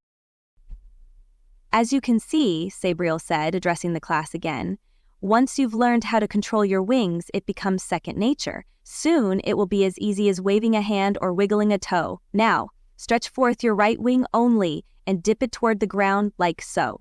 She demonstrated, the white wing coming out from behind her shoulder and turning downward. The rest of us copied, and she went along checking our positioning. This is a diving position, she said. Your ability to switch positions quickly will indicate how fast of a flyer you are. And if you want to play skyball for me next year, her eyes twinkled. Not only do you need to be a fast flyer, but you need to be able to turn on a dime and dive immediately also. The rest of the class went in the same manner, and I was jazzed by the time we left. We didn't get to fly, Jeremiel complained. He walked near enough to Iblis that their shoulders bumped from time to time. But we're learning to use our wings, I said. I fluttered them just to show I could. They're a part of us. We decide what they're going to do. He and Iblis exchanged a smile as if they thought I was funny. We could have taken this class last year, Leke said behind us, moving upward to be closer. We'd be ready to fly now if we had. It's the rush, Iblis said. We've got an eternity. Truth, Liake said.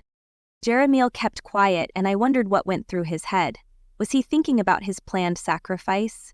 He wouldn't have an eternity if he continued down his proposed path. As soon as he made his decision to return to Earth, he would have to stay in the lesser realms. His learning would be over. The thought saddened me. I glanced at Iblis, wondering if she knew. She alone might be able to change his mind. I had creations class after flying lessons, and Master Sabriel looked calm and collected in a brown tunic and beige pants, even though I'd just seen her at the skyball pitch, breathless and energetic. She nodded at us as we gathered in the greenhouse. I saw most of you over the summer, she said, and you've improved immensely when it comes to your creation skills. You're familiar with the rows of dirt. Today, I'm going to assign you your own plat. Then we'll make a plan for what you want to grow this semester. I waited my turn until she guided me to a large section of dirt at the end of the third row. Get to know your dirt, she said. A year ago, that sentence would have meant nothing to me. Now I knew what she meant. I knelt down and buried my fingers in the dirt, using my essence to analyze the components of the soil as I'd been taught. Master Sabriel walked among us, instructing us. Determine what type of soil you have, alkaline or acidic. It will make a difference when you pick your seedlings. My soil was acidic, but it was nutrient-rich. Once you've determined your dirt, plan out what you want to grow. Picture your garden. You can get inspiration from the seed bins. I would need it. Gardening was something I had no experience with. Master Sabriel found me at the seed bins, sorting through them, trying to pick something. Do you know what you want? She asked me. I shook my head. I have no idea. Try this one. She took a small round seed and placed it in front of me. Willing and Widada, what is it? I asked, staring at it. It's a surprise. Try it and see. She gave me a smile and I returned it. Then I plucked up the tiny seed. I liked creating. CD. 3 days into the school year, Master Sabriel released the names of those who had made the skyball team.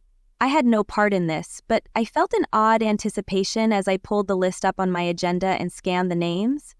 Only 6 people had made the team. I didn't recognize any of them. You didn't make it, I said to Grigori at dinner. I glanced to the seat on his left, where Malik usually sat. Where had he gotten off to? It's all right, he said with a shrug. Must be I'm just meant to do something else. But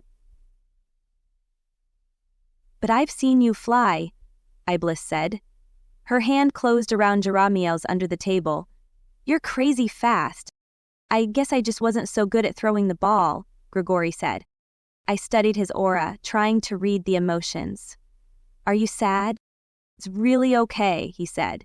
Now I can sit back and enjoy the games without worrying about them. I kind of thought everyone would succeed at anything they tried, Daniel said, since it's heaven and all. This isn't heaven, Iblis said, giving us the reminder we didn't need. And everyone can't win every time anywhere. That would make the victory pretty pointless. True, Grigori said. Who would watch the games if we were all playing? There are still losers in heaven, Jeremiel said, eyeing the bottom of his empty glass. Interesting to think about. I stood to put my tray away and was returning to my table when Malik stepped into the cafeteria. Jez, he called. He caught up to me and slipped his hand around one wing, then tugged me out of the cafeteria. What is it? I asked. Though I saw him daily, we didn't have any classes or tutoring sessions together, and I missed our frequent interaction. I'm leaving, he said. Ready? School hasn't been in session for a week. You've already got your assignment? Not my official one. No, it's another ministering assignment.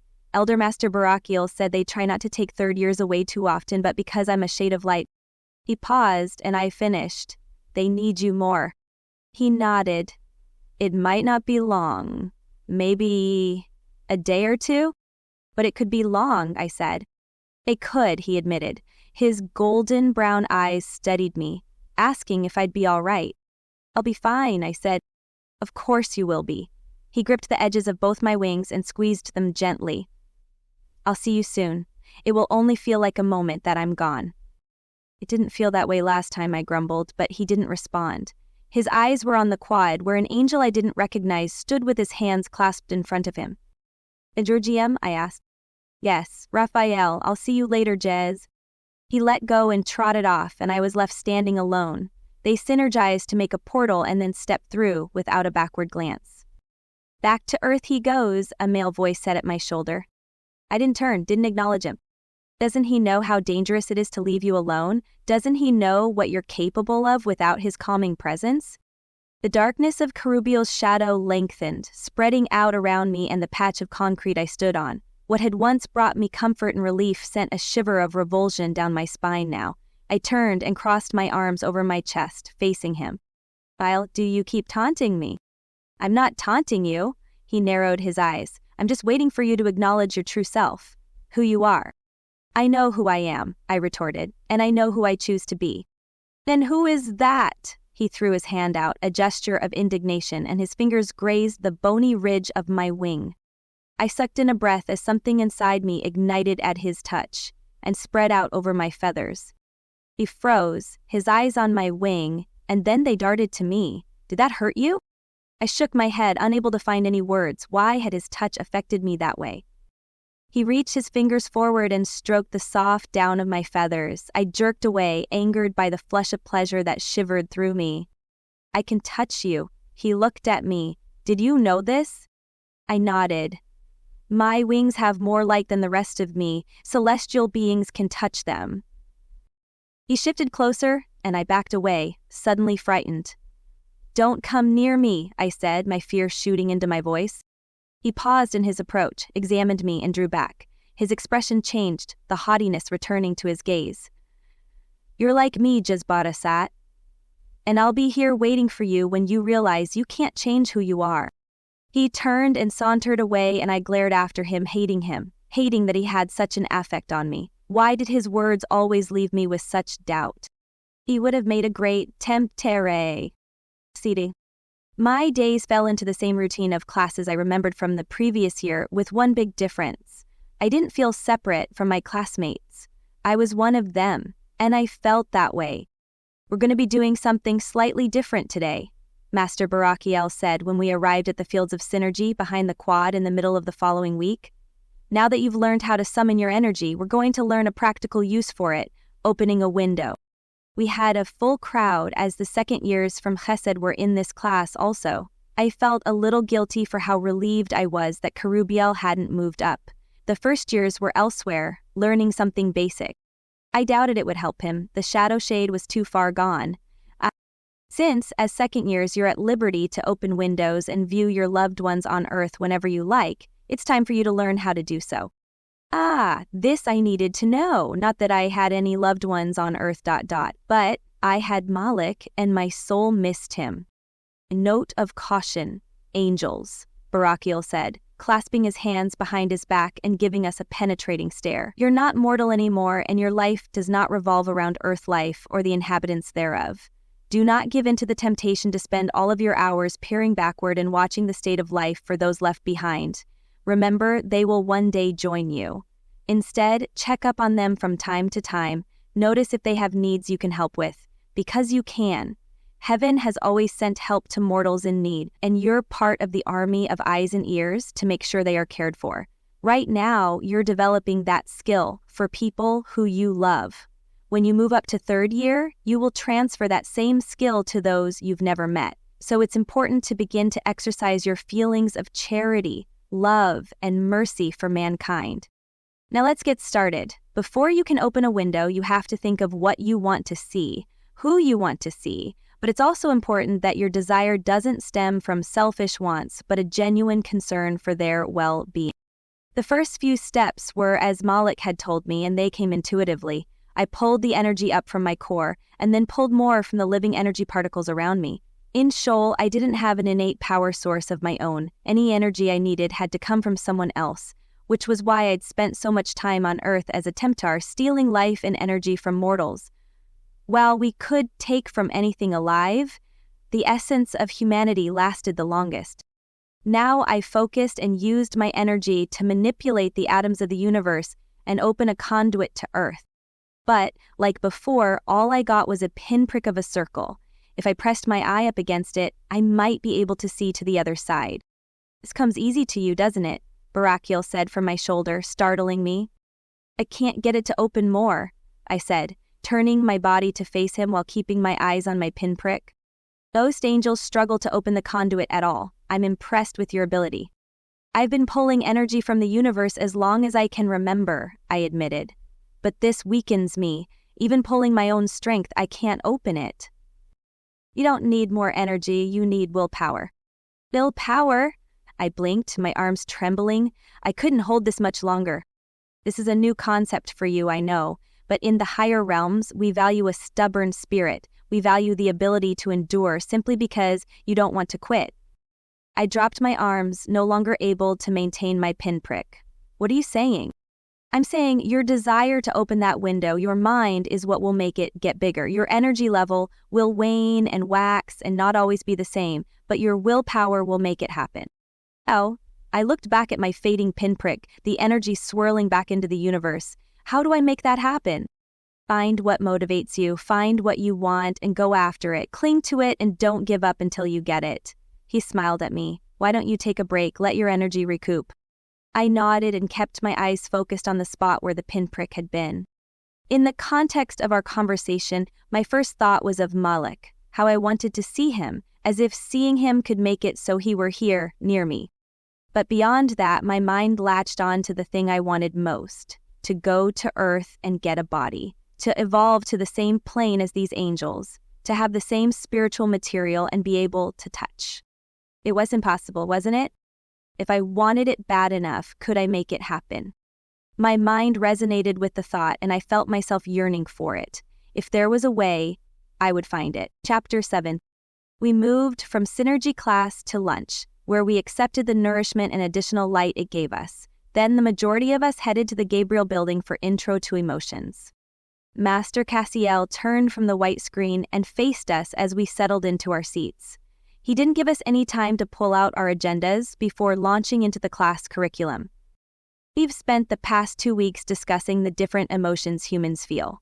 While it's important to recognize emotional output in humans before we can understand and analyze these emotions, we need to figure them out in ourselves. I've written a list of emotions on the board. These are considered first-layer emotions, and people often use them to mask something deeper. Study them for a moment and decide which one comes closest to how you feel right now. I read through the list on the board. Angry, happy, tired, energetic, sad, lonely, bored, excited. Did you find one that fits for you? Cassiel asked. He made eye contact with each student. I tilted my head, considering. If I had to pick one, it would be bored. I nodded when his eye caught mine. Good. Write down in a new document what you feel. Then go through the other emotions and write down the last time you remember feeling them. I opened to a new screen on my agenda and wrote, bored. That is what I feel right now. Then I glanced back at the board and started down the list of feelings. Angry. Not too difficult. My mind seized upon the moment in Sheol when Hasatan betrayed me. My fury had enabled me to trap his demons and save Ablis. I scribbled the words down, covering my agenda in case anyone should happen to look over. Only Ablis and Malik knew what had happened down there, and I intended to keep it that way. Happy. Also easy. Every night at Shema, I felt unending joy, though never as radically as that first time. Tired. I felt tired when I expended energy. I hadn't yet learned mind over soul, and my body let me down every time I tried to open that window. Energetic after Shema, and after I ate, and every time I saw Malik. How could the presence of another being affect me as directly as nourishment? I paused as I considered sadness. I didn't feel that emotion as often as I had before. It had lingered around me my entire first year, worsening when I realized I wanted to be a guardian in truth, and yet I was sworn to betray my friends and deliver the dagger to Hasatan. Lonely, I felt that one every day. Every moment, I longed to have Malik near me. Excited. This one gave me pause. What excited me? When was the last time I felt that way? I wasn't sure I ever had. I could recognize the emotion in other beings, but myself? Cassiel waited a few moments and then he spoke again. These emotions are just as easily identified in yourself as in other people if you're being analytical. Each emotion has an associating color, and many of you have the ability to see it on your peers. Is there a way to prevent that? Vanina asked. I kind of hate that I literally wear my feelings on my sleeve. Cassiel nodded. One thing you'll be learning in here, besides how to read emotions, is how to mask your aura so you're not broadcasting your feelings to your classmates at every moment. I nodded in understanding. That explained why I never saw the auras of the Master Angels and less frequently of the higher-level students. The next set of emotions are harder. We call them second-layer emotions. Sometimes they masquerade as a first-layer emotion, and you have to dig deeper to know what's actually being felt. As a guardian, the sooner you know what emotion your assignment is feeling, the more prepared you'll be to help them deal with it.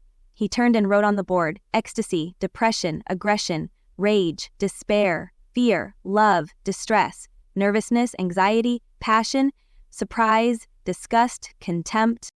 He faced this again. Write down which of these emotions you have felt in the last week, and one sentence describing the situation. I studied them more intently this time, checking off each one as I went. Ecstasy, no. Depression, no. Aggression, no. Rage, no. I finally got a yes at surprise and wrote down, the first time I went to Shema, the height of emotions surprised me. Cassiel wandered the classroom, surveying our responses. Now, he said, returning to the front of the room, think back to your Earth life. Think hard, to the day before you died. Picture that day, from the moment you woke up to the moment you went to bed. Write down which of these emotions you remember feeling throughout that day. Well, heaven's throne, that left me out. I bent over my screen, pretending to be thinking while spying on my classmates. Iblis scribbled away, as did Jeremiel beside her and Dara to my left. When you're done with that, compare the emotions you felt as a human to the emotions you've felt this past week as an angel. What do you see? Arella raised her hand. I felt a lot more as a human. In one day, I ran the gamut from ecstatic to depressed to passionate. Murmurs of agreement echoed in the room, and Cassiel nodded. That is what I wanted to show you. It's easy to forget as angels the depth and range of emotions that humans feel. You can't forget. When you're on Earth helping an assignment, you can't lose the ability to understand depression or anxiety. You can't forget what it felt like to despair. You must be empathetic to their needs. Lakey raised his hand. Do we not feel things as strongly now as angels? Great question, and the answer is no. We still feel just as strongly. However, Arcadia is a place of peace and acceptance. The stimuli for intense emotions is missing. You have an eternal perspective now, instead of thinking your entire life revolves around one day. We also learn throughout the rest of this existence how to control our feelings instead of letting them control us. Cassiel went on to talk about different ways to interpret emotions, but my mind was tripping over a problem, one that hadn't occurred to me until now. Chances were it hadn't occurred to anyone because I was a new case. I had never experienced this wide range of emotions. I couldn't relate. How could I be empathetic to something I'd never felt? The issue of not having experienced human emotions grew in me until it became an obsession. I studied my classmates' auras, noting the color differences from hour to hour and wondering, how much more varied their auras would have been on Earth. It was during flying class that the solution came to me. Just a reminder about the first Skyball game this Friday after classes, Master Sabriel said. This opening game is 3rd years versus 4th years, and I hope you'll show up to support your teammates. Now let's practice your flying skills. Maybe some of you will be on my team next year. She guided us through the next exercise. We stood on 3-foot-high boxes, flapping our wings as we leapt off, trying to create enough lift from the motion to carry us into the air before we landed. And I was failing magnificently, barely managing to keep my wings flapping as I jumped. Over and over again, I leapt off the box, stumbling to get my feet under me each time as my wings closed behind me, refusing to cooperate. I needed to go to Earth. I fell from the box before I jumped, toppling sideways in the grass. Master Sabriel paused in front of me. Why don't you practice controlling your wings a little more? We can add the jumping later. Yes, I said, climbing back on my box, barely hearing her. It was essential. I couldn't learn these feelings if I didn't go to Earth. It was a valid argument. There was even a chance the masters would let me, if I could just figure out how. Keep your goal in mind, Barakiel said to me. I had come to Synergy class intent on speaking with the Elder Master, but as soon as he'd said we were working on Windows again, my desire vanished. I wanted to see Malik. No, I needed to see him. Barachiel had already circled around the students once and come back to me, and I held my back straight, focusing on the issue at hand. I would create a window. Remember what you want, he said. Nothing is going to stop you. And nothing, I breathed. The pinprick appeared, and I continued to pour my power into it. I pictured his face in my mind, those golden brown eyes. I needed to feel the connection between us. My hand wavered, already tiring from the energy it took to get this far. I pulled in more, sucking it from the ground at my feet, careful not to destroy any life as I took energy from the grass. I watched the opening grow, size of a small ball, swirling colors around the perimeter. I had gotten this far last time. I could get further this time. Don't give up until you get what you want. The window opened a little more, and a flush of victory filled my chest. My body trembled, wanting to give out. No, you don't, I told it. Just a little more, if I could get just a little more energy. My wings. Sometimes I forgot the energy they stored, ready for me to access and use. My mind flew to the river of energy flowing through my powerful black wings. I pulled from it, hauling it from the back of my wings up to my fingers.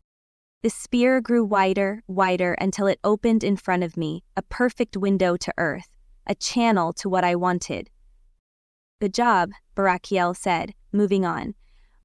I hardly noticed him, because there was Malik.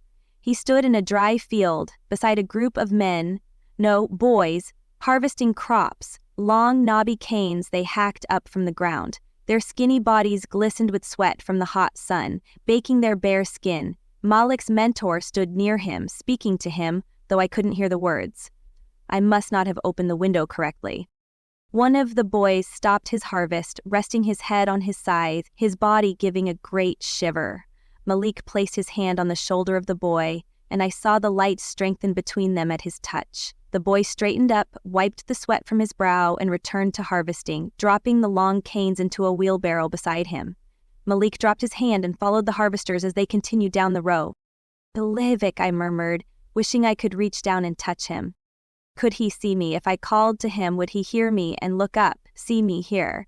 It's a window, Elder Master Barakiel said, approaching from my left.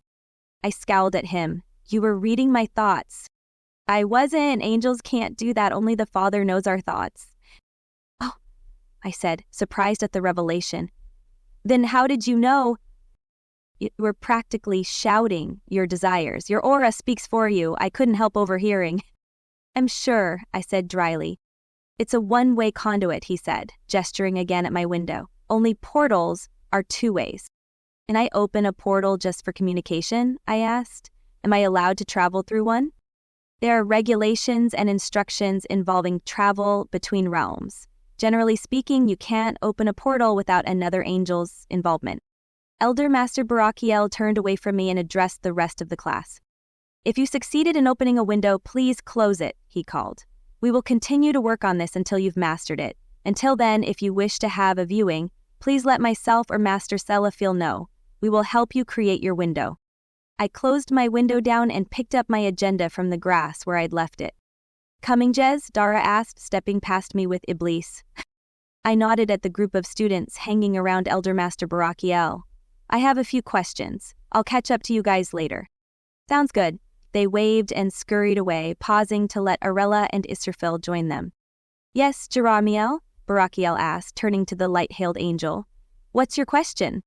So we can create these windows anytime we wish? His tone was inquisitive and respectful, very different than the derisive voice he used when discussing things related to the academy. That's right, but I caution you not to open them too often. You don't want to get stuck living life through those left on Earth, not when you have so much life to live here. Will I get faster at opening them? Of course. Like anything you do, the more you practice, the better you'll get. And the way to open a portal is the same principle? But was it my imagination, or did Barakiel sound more guarded this time? Jeremiel smiled. Thanks. I'll be practicing my window creating. Gonna get good at this. Good luck, Jeremiel, Barakiel said. Jeremiel caught my eye and gave a head bob, then walked toward the main campus. Yef, Jez, what is it? I looked away from Jeremiel and toward Barakiel. I couldn't hear them. The last time I watched a viewing, I could hear the conversations. Why couldn't I this time? The conduit wasn't fully formed. It's a matter of skill. The more you practice and the better you get at this, the more clear the picture. You'll be able to pick up on the words of the people you wish to hear, fine-tune the image and sound you get. I nodded. It made sense. Is there something else? Well, you voice it. I hesitated.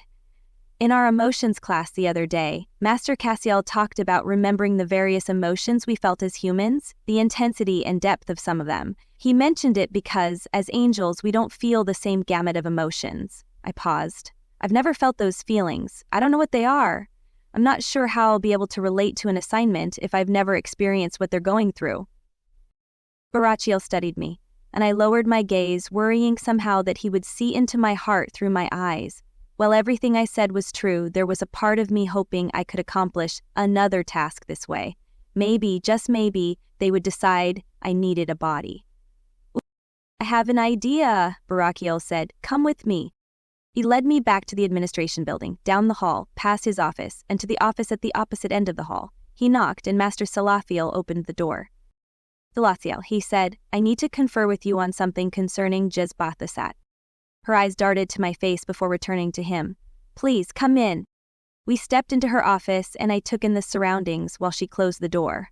I'd been in here once before, but I'd been so shell-shocked with having just arrived on campus that I didn't recall much about it.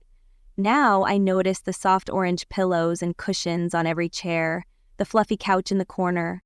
Her office was completely different from Barakiel's. Have a seat, she said, gesturing toward the couch and cushions.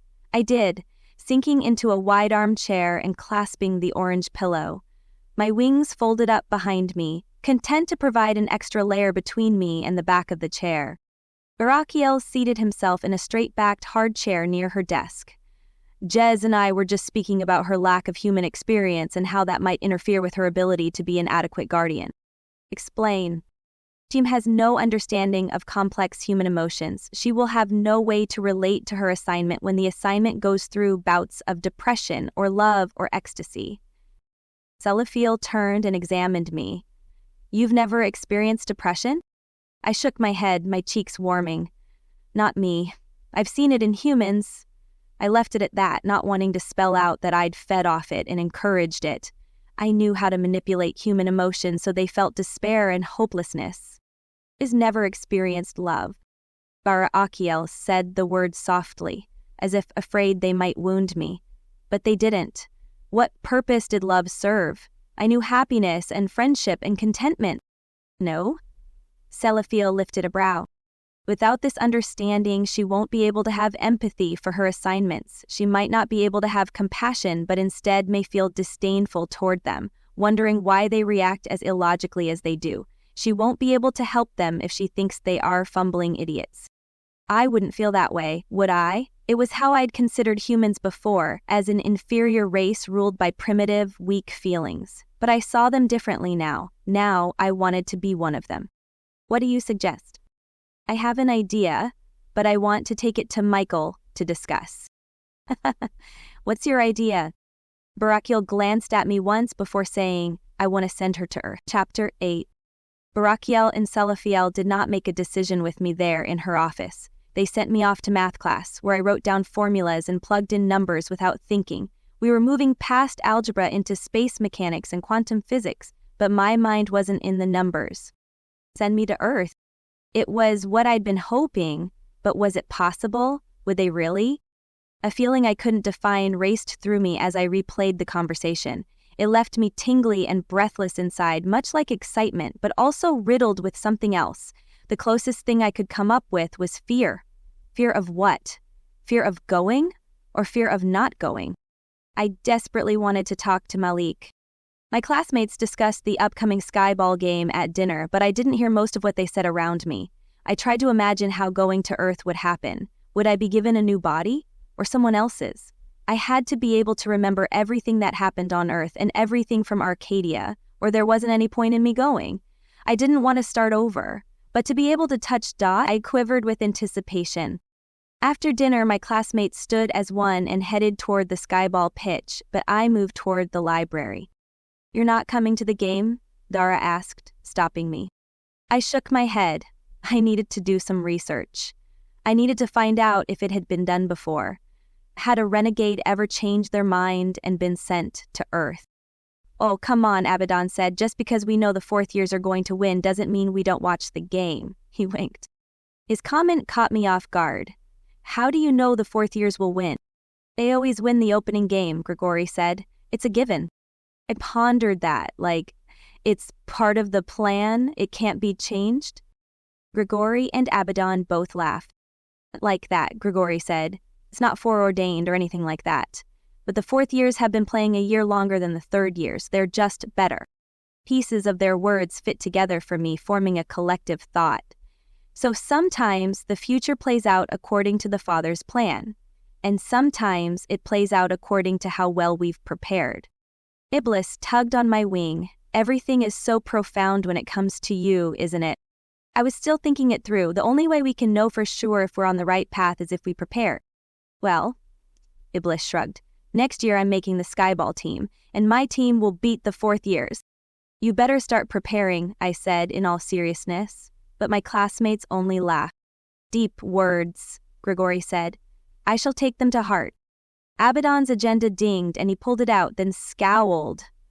You'll have to watch the game without me. Looks like I'm being called to Earth to minister. Good luck, Grigori said, and they shook hands. See you when you get back. We watched Abaddon walk away in silence. This was how it went. The third years were here one moment and gone the next. And Malik still hadn't returned. I turned away from my classmates. I'll be in the library. What are you preparing for? Jerahmeel asked. Life on Earth. But I kept that to myself and answered with a shrug. We'll let you know how the game goes, Iblis said, slipping her hand into his. Grigori smirked. Even though we already know how it will go. I spent the next 2 hours in the library, but every search ended in a dead end, and every circumstance ended in a flat no. There was no record of any renegade getting a second chance, no record of a Temptari gaining a body and going to Earth. Grigori messaged me when the game ended. The fourth years won. Maybe some things were not meant to be? Iblis and I were back in our dorm getting ready for Shema when a knock came on the door. We both glanced at each other. Jerahmeel? I asked. Shouldn't be. He's meeting me at the fountain. Her cheeks didn't even turn pink. She was getting closer to admitting they were together. She stepped to the door and opened it. Malik, she gave him a tight hug, and I felt a flash of jealousy as she stepped back. I was just going out. She stepped out and closed the door behind her, and Malik crossed the room to me in 2 strides. Jazz, he said, his light expanding and folding around me. It almost felt like his arms wrapping around me. Almost. You were gone 2 weeks, I said. I thought it would be a day or 2. Since shades of light are rare, I ended up on 3 ministering assignments while I was on Earth. Not that I want to complain, I said. I'm so happy you're back. And Raphael told me I'm using my influence too much. I have to let people make their choices on their own. Makes sense. It's why Hasatan's plan was rejected. Yes, but I understand him a lot better now. Malik sank onto my bed. I want to stand right next to each mortal and make sure they choose correctly. Force them to do it if necessary. I joined him, sitting beside him. I couldn't see his aura, but the tangible connection built between us, sending a little flicker of warmth into my navel. So Raphael sent you back here? And I'll be back more often. He only wants me to visit Earth every few weeks. Malik's wings opened and closed, distress on his features. I can't be so involved with humanity. Raphael said this is how it always is. Guardians have to learn to be hands-off. Well, I've got news. I took a deep breath, then said, they're thinking about sending me to Earth. He turned to face me. What? These feelings you have for the humans, it's because you understand them. You know what they're going through. Well, I don't have any Earth experience. I won't be able to efficiently help my assignment. So Barakiel is going to talk to Michael about sending me to Earth. I squeezed my hands together, identifying the emotion flying through my veins as excitement. Isn't it great? I don't understand how it's possible. Malik didn't sound so excited. You would be born, but then it would take you at least 14 human years to, and then you'd have to die. He shook his head. I don't see how it would work. He brought up logistic points I hadn't thought of, but I refused to be discouraged. Malik, we could touch. I hovered my hand above his leg, moving from his knee to his upper thigh, feeling the crackling energy between us. He inhaled, not moving, his eyes on me. Wouldn't that be nice? Yes. Malik shifted to face me, his eyes darker than usual as he peered into mine. Maybe that's why it's a good thing we can't. I couldn't fathom his meaning. You hugged Iblis without a second thought. It's not fair that you can't touch me. Turn around. I turned, glancing at him over my shoulder. Away, so your back's to me. I obliged, sitting cross-legged on my bed and facing the wall. A moment later, I felt the touch of his hands along the arches of my wings, up over the hump and back down to the tips of my feathers. I hummed and closed my eyes, relishing the feel of his fingers as they stroked the soft down. You call this not touching? But I can't touch you, I said, and I ached to. How could I want something I'd never had so badly? Kerubiel. Malik's hands froze in their movement. What about Kerubiel? I heard the undertone in his voice, a current of negativity. I tried to discern the emotion, unhappiness for sure. Anger? Distrust? I regretted saying anything. Nothing. What about him? I was stuck now. He told me that when two physical bodies touch, when they come together, there's no better feeling in all the universe. Malik stood up so abruptly that a cold air rushed between us. Kerubiel's wrong. I turned around and pushed to my feet, rubbing my arms and trying to understand the tension between us. I wouldn't tell Malik what Kerubiel had made me feel, the desire he'd woken within me last year when he used his gifts to stroke my soul. But I couldn't hide it either. What happened between you two? I shook my head. Malik waited, and then he moved to the door. I wish she would stay away from him. He makes... I followed him as he opened the door. I understand. He makes me uneasy also. Something about him, Jez. It's like he takes all the self-control I've learned over the past 5 years and strips it away. Or maybe I'm just jealous. Malik leaned his forehead against the door, kicking at the bottom of it. I shouldn't feel that way. I should feel charity and brotherly love and mercy toward him. Instead, I feel angry. He pushed off the door into the hallway. I'm going to talk to Barakiel. I wanted to follow him, but I sensed he didn't want me along. The emotions he was feeling were too strong and too human. I couldn't understand them. But I knew I'd be able to if I could get to Earth. Malik wasn't at Shma. I didn't see him again until breakfast the next morning. He came up to me before I sat down with my tray and took the edge of my wing, his fingers separating the veins of one of my feathers and then pinching them back together. Sorry about last night, he said, brushing his face close to mine so our auras touched. Barakiel said it's always harder for us to deal with our own emotions after close contact with humans on Earth, especially because we're empaths. We tend to feel what they do. I turned toward him, holding my tray between us. I'm glad you're all right. I also talked to him about you going to Earth. I stiffened, suddenly wary. Malik hadn't reacted to the news like I had expected. Why? I just wanted to know if he had any details. He said not to worry. Malik seemed pleased with that, but what did it mean? Okay, I said uncertainly. He moved past me to the line, entering the serving area. We're just fine, Jez. We don't need anything more than this. He sounded so certain. I settled down at the table, tray in front of me, wondering why I felt anxious for more. The weight of eyes on me prickled my skin, and I lifted my face to the table opposite mine. I was not at all surprised to see Kerubiel sitting with the first years from the Emet dormitory, his eyes dark as they stared at me. I turned back to my yogurt and pretended not to see him. Malik and I went our separate ways after breakfast, with me heading to history and him going to his dance class, where he could touch other angels and I was expected to not care.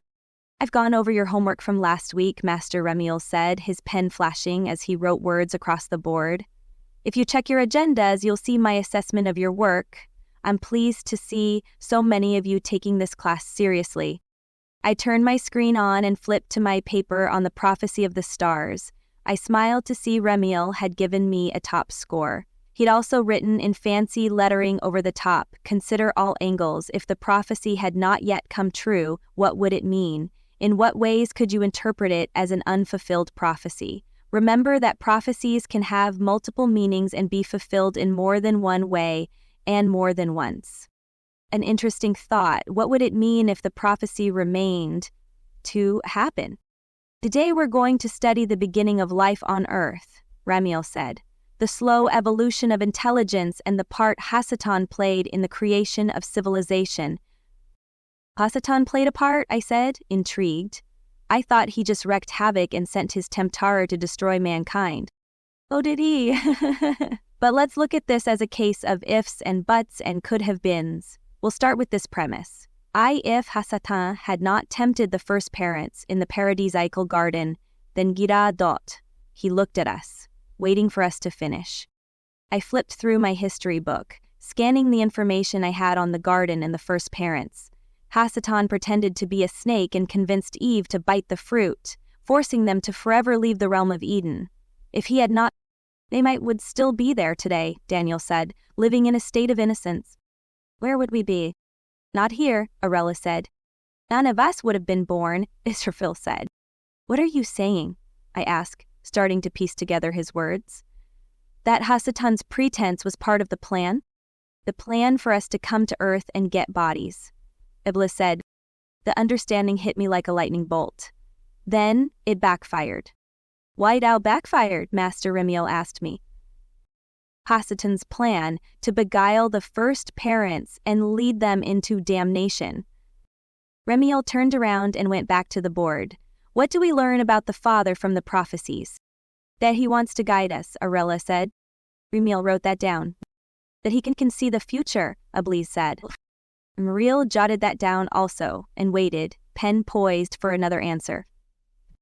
He knows, I said. He already knows what's going to happen. Ah, Remiel said. He wrote that down also, then turned around and came back to us. Is that true? Does the father know everything that is going to happen? His question met with silence. I shifted in my seat, uncertain. Arella played with the edge of her desk, and Daniel frowned at his agenda. If he does, why doesn't he stop it? Jeremiel said.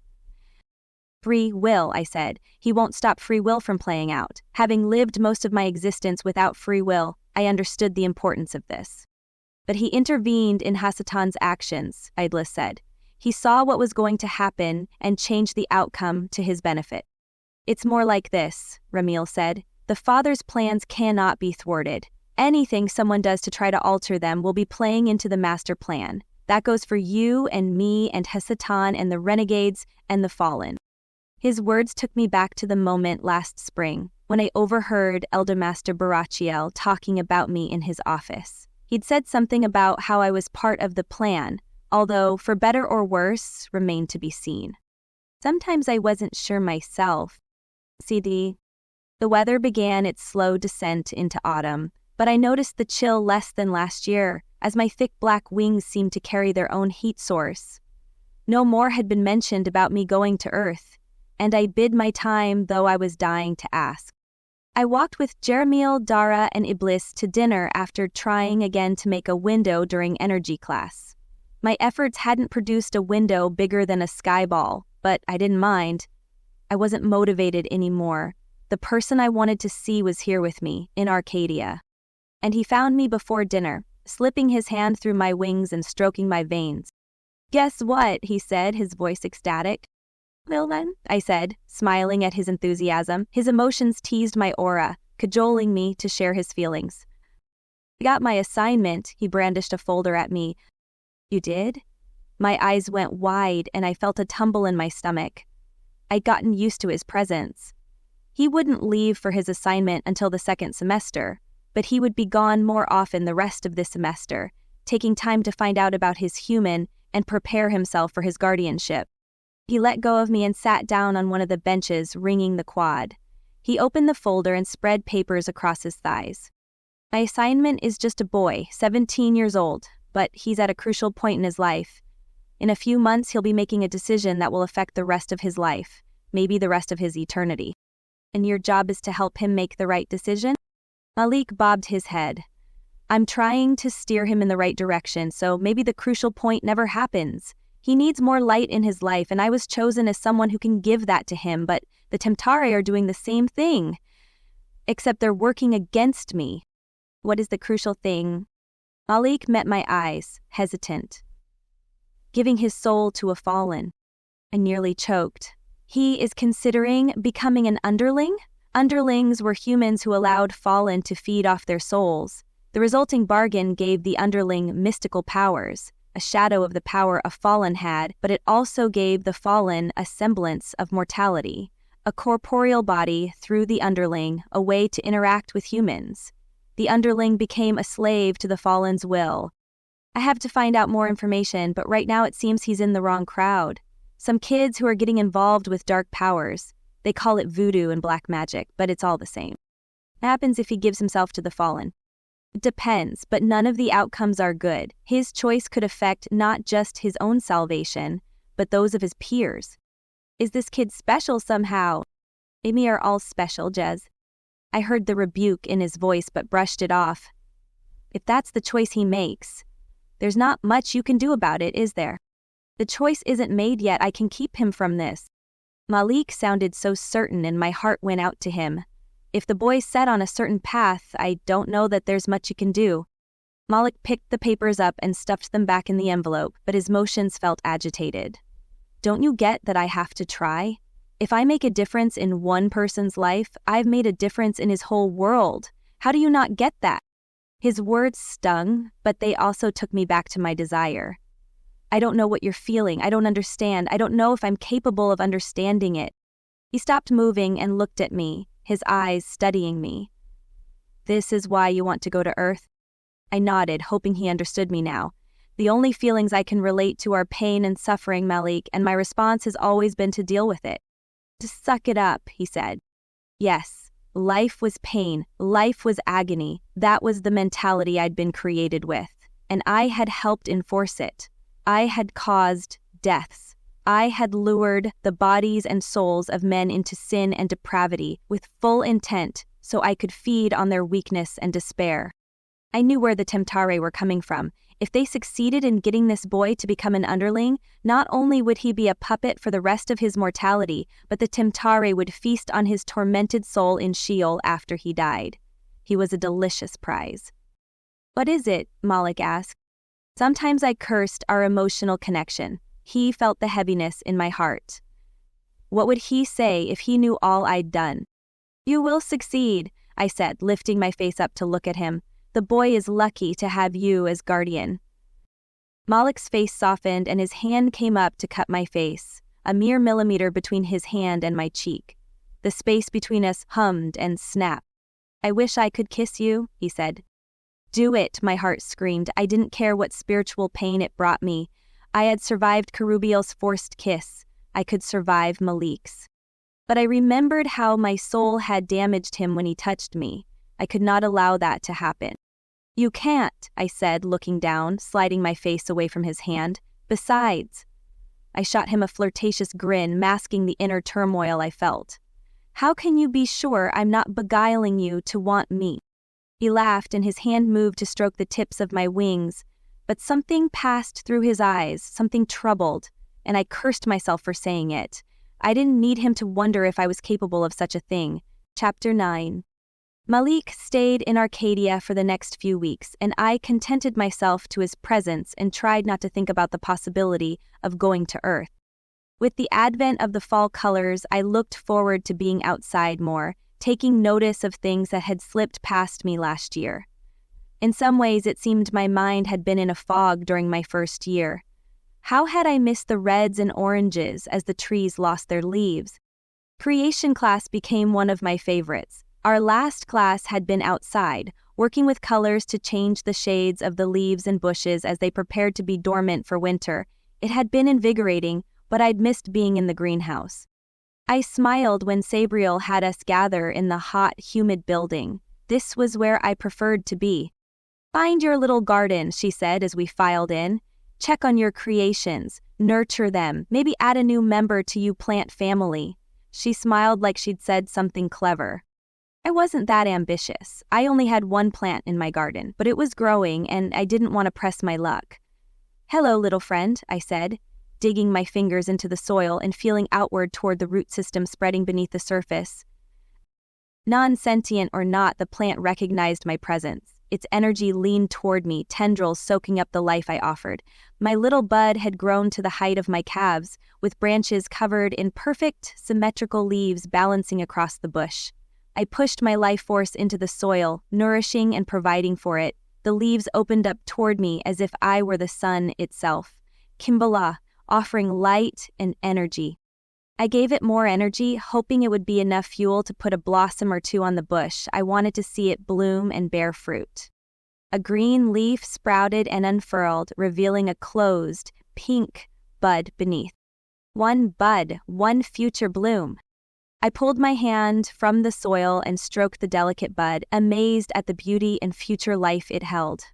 And I'd had a part in its creation. "You've done a good job with this little guy," Sabriel said, crouching beside me. Her loose, baggy pants swept across the dirt, but it didn't cling to her, as if knowing she was the master gardener here. "I'm pleased with my work," I said, "as you should be." She stroked the little bud, and the leaves spun around as if seeking her. "Light now instead of mine. You've learned how to nurture life." My book bag vibrated against my thigh, and I glanced down at it. Master Sabriel rose and stepped away to encourage another student, and I pulled out my agenda. An incoming message flashed across my screen, silent because I was in class. My eyes scanned it, and my heart skipped a beat. It was from Barakiel, and it asked me to come to the conference room immediately. I didn't wait for class to get out. I was so anxious. I excused myself and left. I didn't bother to explain, and nobody questioned me. Free will had some definite perks. I quickly crossed the quad from the Azrael greenhouse to the MAB. I tried not to run once I got inside, hurrying down the hall to the conference room where Master Barakiel had asked me to meet him. I paused just outside the door, my hand poised to enter. The last time I'd sat in here, the masters had been deciding my fate at the academy, deciding whether I was worthy to continue on or not. I pushed the door open. Masters Salafiel, Barakiel, and Cassiel stood just inside, along with an angel I didn't recognize. He wore a suit over a trim figure with a keen-eyed face and a sharp chin. I could not see his wings, but everything about him screamed commander. I was certain he was an archangel. "Come sit, Jez," Barakiel said, offering a smile and pulling out a chair. "Jez," the other angel said, forming the word as if trying it out on his tongue. "Daughter of Hasatan." I clasped my fingers together and held them still in my lap. "Desbatasat, this is Archangel Michael, General of the Heavenly Hosts," Salafiel said. "Michael, would you care to have a seat?" This was Michael. A jolt went through me as I studied him. He was one of the greats, one of the most well-known archangels from the First War and the peace that came after. Of course. Michael pulled out a chair and sat, and only then did the other masters do so. "Jez, your instructors have brought an interesting request to me." I didn't dare look at Barakiel, but kept my gaze focused on Michael, on his stern eyes. He hadn't asked me a question, so I just nodded, waiting for more. He gave a slight smile. They would like you to have the opportunity to go to Earth and experience life as a mortal. Now I could not withhold my gasp. I brought my hands to my mouth, concealing their trembling. Will I whispered. He studied me longer this time. Why do you want to? My heart pounded in my chest and I swallowed, searching for the proper words, feeling I had to say everything just right or I would lose this chance. I want to understand human emotions. I want to know what it's like to feel such passion, such intensity. I've only experienced human life from the other side. I wanted to crawl under the table at my words, but it was the truth. He knew it. He knew I knew it. I wouldn't hide from it. I've worked against humanity and seek the opportunity to redeem the harm I've done through life as a guardian. But to be an effective guardian, I need to be compassionate of my assignments. I need to have empathy for their mortal oppositions and temptations. Temptations that I've never in my existence experienced. Michael listened without a word. Then he said, "You have thought this out very carefully, and you raise excellent points. Is there any other reason you wish to go?" He knew there was. I knew that with certainty, so I nodded. I desire to experience a physical body. His gaze lowered to the table before looking back at me. Jez, I've heard much about you from your instructors and in heavenly councils. I am pleased to see that you've overcome the darkness that brought you forth into existence. You show great promise, but sending you to Earth would be fraught with dangers. Human emotions are stronger, much stronger than you can imagine. Humans begin life as a baby, and from the moment they can think, they wrestle with these feelings, learning to keep them at bay. You would be at a huge disadvantage, especially as an empathia. You would be waylaid with feelings that are not your own, and you would have no barrier to keep them away from you. His words made my heart pound harder. He was going to say no. I would lose this chance, maybe my only chance. No, I would remain in control, I promise. Oh, he smiled. You cannot promise something you have no control over. Sellafiel cleared her throat. We could send her with a guardian. A guardian for a guardian? Michael cocked his head. Barakiel's face lit up. She's fond of another student at Yeshiv. He just received his first assignment on Earth. We could send her somewhere near him. He's a shade of light. He can be her barrier, siphon off some of the emotions she can't deal with. Michael considered that. It might work. Would this angel agree? It would be like having 2 assignments. I think he would, Barakiel said, giving me a knowing look. My face warmed. Michael turned back to me. Jez, I am in favor of you going to Earth and experiencing mortal emotions. However, you would not be going as a mortal. You would not get a physical body. If you were human, you would be susceptible to disease and death, not to mention the temptations of the flesh. Now is not the time for you to be tempted. As long as another angel agrees to be your guardian, I can make the arrangements for you to go to Earth under the pretense of being a mortal. Would you like me to summon Malik? Barakiel asked. We can find out now, if he agrees. Yes. Barakiel pulled out his tablet and sent off a message. I waited in silence, certain Malik would arrive any moment. I wasn't certain he would agree, even if Barakiel was. A knock came, and Cassiel rose to open the door. A moment later, Malik strode in, wearing black pants and a sweater with the Academy insignia on it. His eyes darted to me before scanning the room and landing on Michael. General Michael, he said, eyes widening. At ease, come in and sit, Malik. Malik did so, his eyes darting back to me. Malik, Michael said, swiveling in his chair to face him. I believe, along with the masters of the Academy, that Jezebethasat would benefit from living on Earth as part of her training to be a guardian. However, I am reluctant to send her alone because of her inexperience with human emotions and carnal temptations. Elder Master Barakiel told me you're already doing an assignment on Earth. Would you be willing to take her on as a secondary assignment, guiding her through the challenges of mortality? Malik's face had gone still.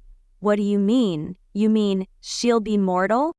No, not quite. She'll still be an angel, but we'll put her in a mortal state so she can pass as a teenage girl. She won't be able to be injured or get sick. She'll have a body? Not a physical one, no, just the appearance of one. Some of the stiffness went out of his shoulders, and I frowned. Why didn't he want that as badly as I did? How long will she be on Earth? How can I care for both her and my assignment? We'll place her in the same location as your assignment so you can watch over both of them. We wouldn't be apart anymore, I exhaled, sending a prayer toward Shemayim that Malik would agree. For how long? As long as we feel is necessary. Please, I thought, my body vibrating with the desire. I held my breath, certain Malik wouldn't deny me the thing I so desperately wanted. I stared at him and he finally met my eyes. A wordless connection passed between us, but I couldn't read Malik. He looked away, facing Archangel Michael. I'll do it. The words sighed out of him, and for the life of me, I couldn't understand his reluctance. Was he afraid I'd be a burden? Michael nodded. I'll discuss a few more logistics with the masters and the council, but I believe this plan will work. He turned to include me again. Since Malik has agreed, we can plan for you to go down during the second semester, the same as when he leaves for his assignment. If you haven't reached the understanding you desire at the end of the semester, you can choose not to move up with your peers and stay longer on Earth. There's also the chance that you'll reach an understanding and empathetic state much sooner than expected and be ready to return to regular study after a short amount of time. You are an empathia after all, Barakiel said. Feeling the human emotions will help you understand them quite quickly. I nodded. I'm fine with that. All of that. She doesn't know what she's agreeing to, Malik said. She's unfamiliar with the strength of human emotions. Michael turned his steady gaze on Malik. But you're not, and you will be there to help her. What if she doesn't want to come back? What if she enjoys what she finds of mortality and decides to stay forever? I won't, I said fiercely. At least I hoped I wouldn't. I want to be a guardian. I'll come back and finish my training so I can take on an assignment. That's the whole point to this. Do you accept this arrangement? Michael asked. Malik's eyes scanned my face. If it's what she wants. That slight smile crossed Michael's face again. He turned his gaze to me, but now his eyes held a warmth that hadn't been there before. Jez, is this arrangement agreeable to you? I let out a slow breath, trying to understand everything he meant. I won't get a body? No. I nodded, trying to conceal my disappointment. But what if a human touches me? I would create the illusion of a body for the sake of mankind. But you would have to be careful. The illusion would fall apart under scrutiny or too much contact, so there would be regulations you have to follow to maintain it. I wouldn't get a body, but I would get to experience things I'd thought I never would. What about my classes here at the academy? I'll be a semester behind, right? You won't need to spend every moment on Earth. We can arrange for you to return at times for your classes, and some of your learning you can do from Earth. You should be able to stay on track. I took a deep breath and let it out, my heart racing. This was the closest chance I'd ever get, and I'd be with Malik, at least part of the time. I accept the agreement, I said, my pulse thundering in my throat. Sidi. Barakiel told me to continue with my classes while they made the arrangements, and that they would let me know when it was time. I turned to talk to Malik, but he left the room so fast I almost wondered if I'd imagined him being in there. Angela Thasat, Michael said, redirecting my attention. Yes, I held still while he appraised me. Be careful down there. He looked over at Barakiel. I don't think she's as inexperienced in love as you think. He doesn't recognize it, Barakiel said. She's unaware of what it is. Not for long. Michael nodded at me and then slipped from the room. Befaitu Barakiel said, and I took that as my cue to leave. I hurried out of the room and checked the hallway for Malik. Where was he? My heart pounded in my throat, a certain knowledge in my soul that something was amiss. I pulled out my agenda and sent him a message. Malik? There was no response, but I didn't wait for one. I knew where he was. I shoved my agenda into my bag and scurried across the courtyard. The library loomed in front of me, and I yanked the door open, feeling the pressure change as it blew my hair from my face. I went straight to the back, grasping the ladder and wishing flight were allowed. Moments later, I reached the catwalk that led out to the overlook on the tower. An angel stood at the railings, his back to me, the white wings open and lifting in the gentle breeze that floated up from campus. Malik, I said. He didn't answer and didn't turn around. I approached him and stopped at the railing beside him. What's wrong? I asked. Feelings of uncertainty and worry swirled through my chest, leaving me confused and unsure. What did I have to be worried about? This was what I wanted. It's nothing, he said. I placed my hand beside his, my pinky finger close enough to touch his aura. The feelings of uncertainty intensified, and it dawned on me I was feeling his emotions, not mine.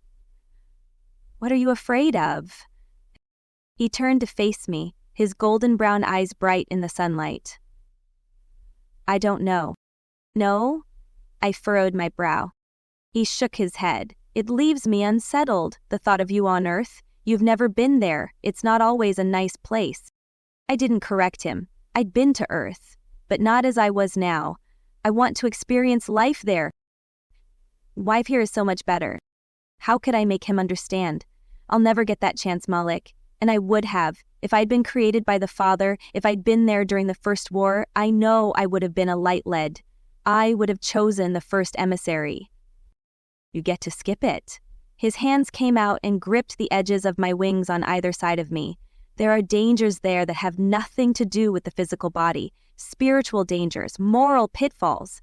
His grip tightened, the feathers crinkling beneath his hands. What if you give in to them? What if you decide you don't want to be a guardian anymore?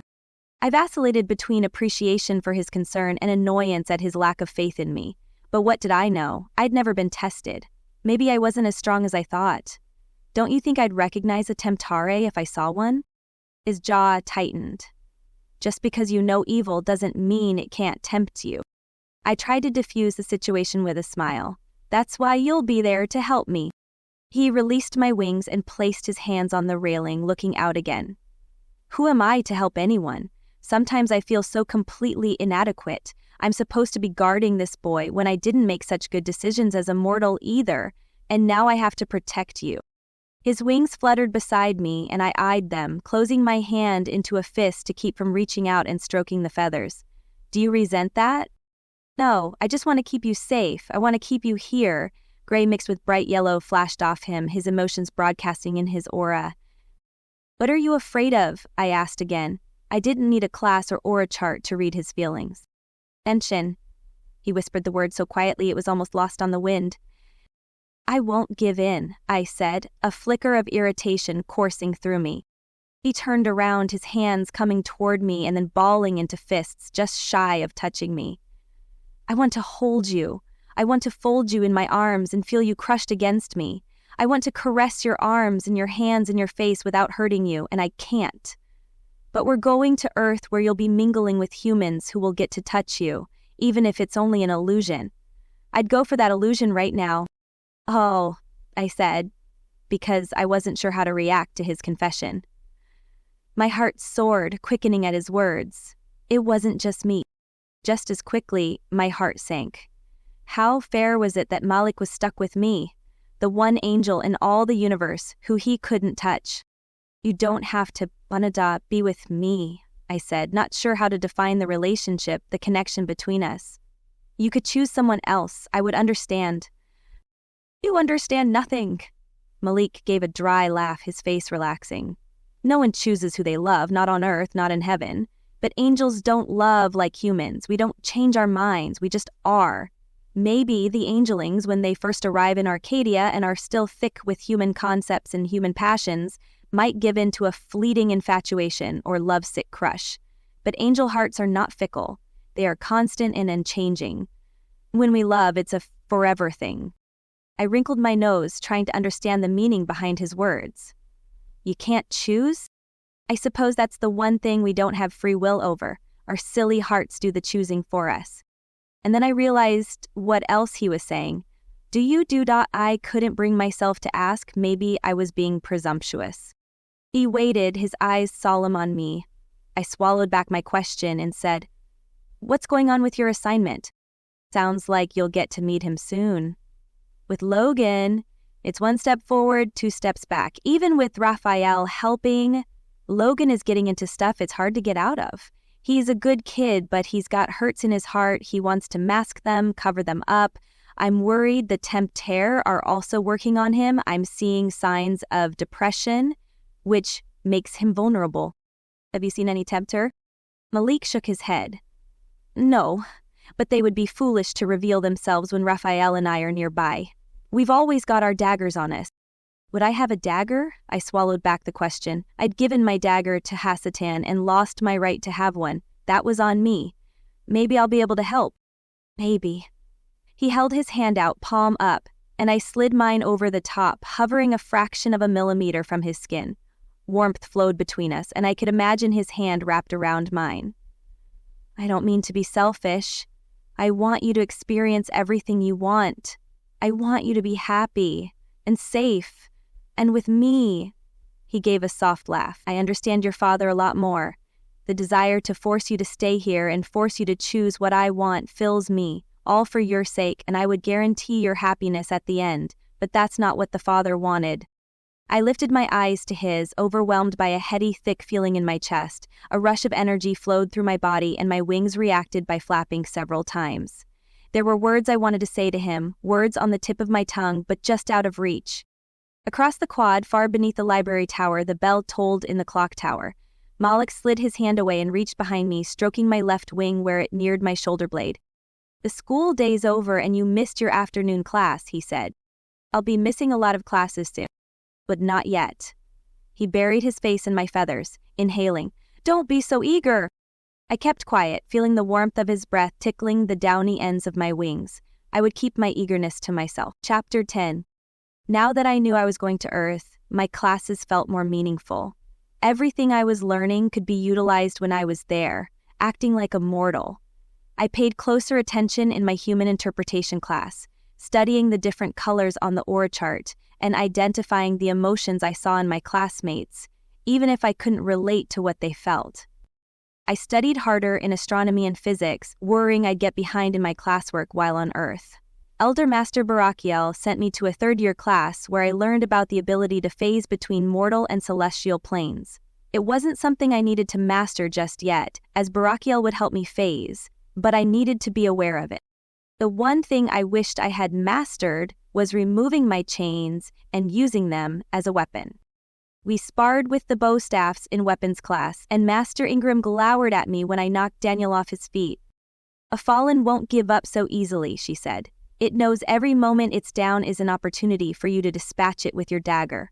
Oh, except, she paused, her eyes glittering, you don't have a dagger, so watch your step, because if a fallen knocks you down, it could tear you apart. The fallen can tear us apart, Daniel said, getting to his feet. Worry flashed across his face, but I saw Master Ingram already backpedaling. The fallen can't touch you, she said. You have too much light. Ilme can, I exhaled, my breathing heavy from sparring with the bow. You know they can. The look she gave me told me to shut up, but I was fed up with her putting me down, and the angels had the right to know. Tell him about the 5-point, I said. Something like fear flashed across her face. What's the 5-point? Daniel asked, looking between us. The 5-point, I said, holding her gaze, is a hand-to-hand combat move used to destroy spiritual beings.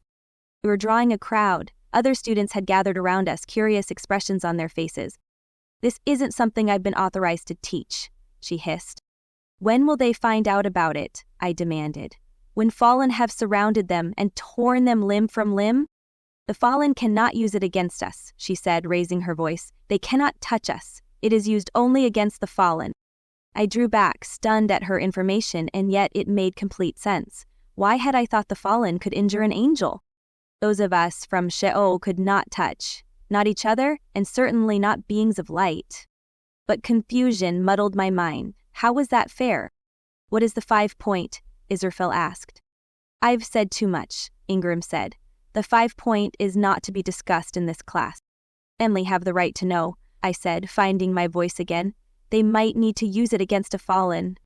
They will have no need of the 5-point, she said, glaring at me. The 5-point is as dangerous for the angels involved as for the fallen. Now they have their daggers.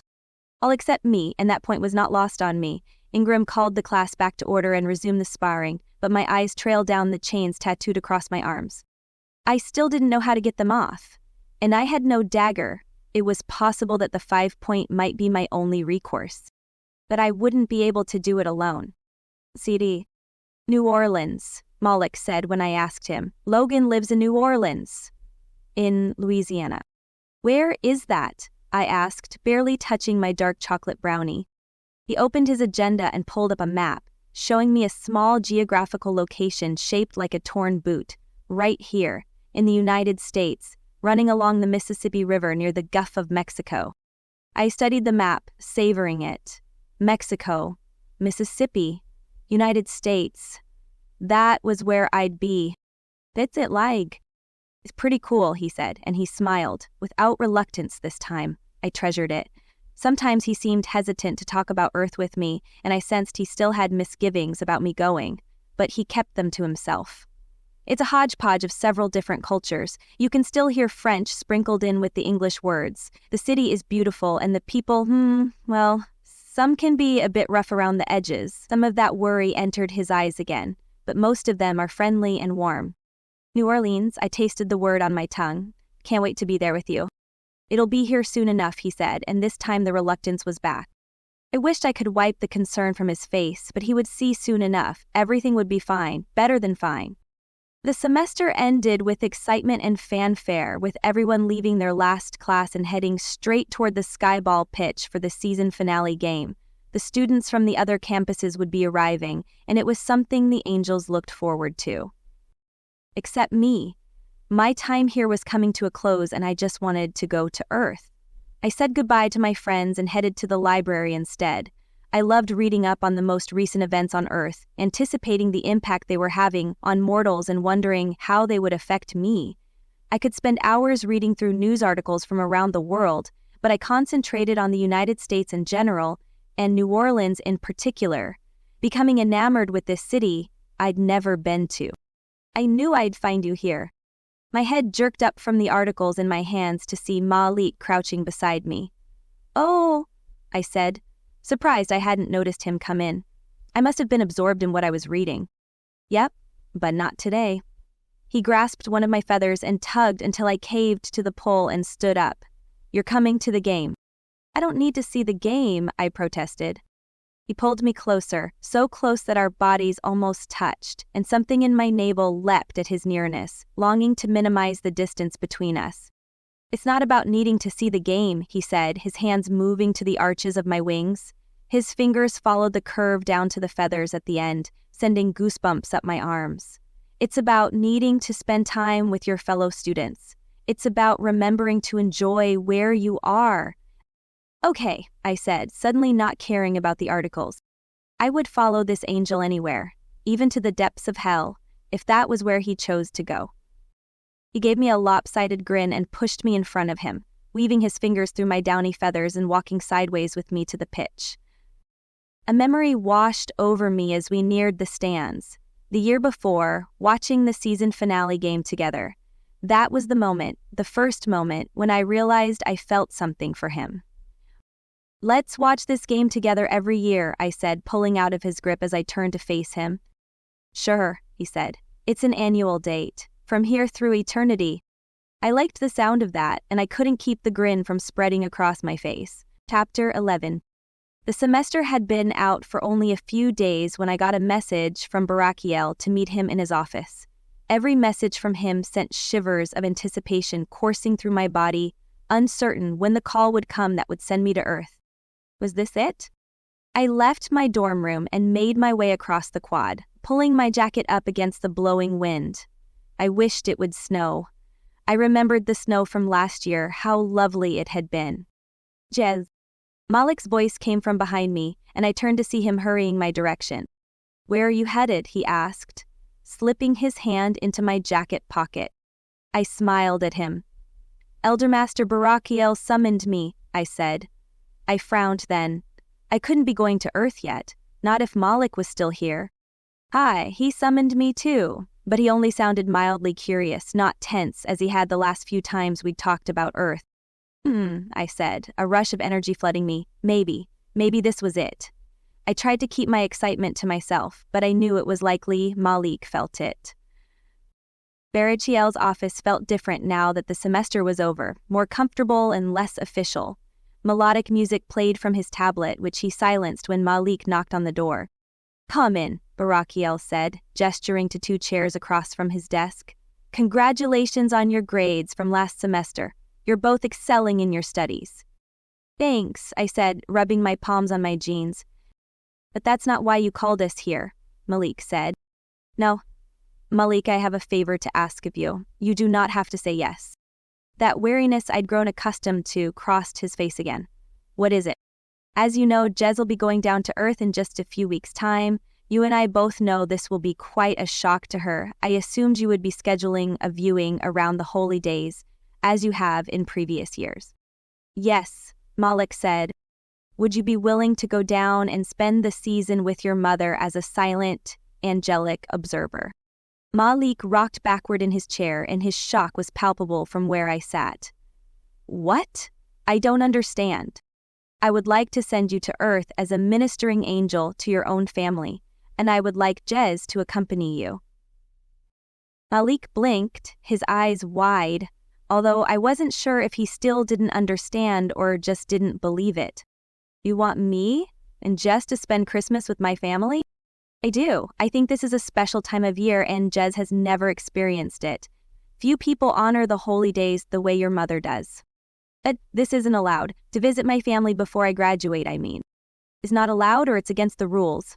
A smile pressed to Barakiel's lips. It's true, it's against the rules for students to go down as angels and spend time with their mortal relations.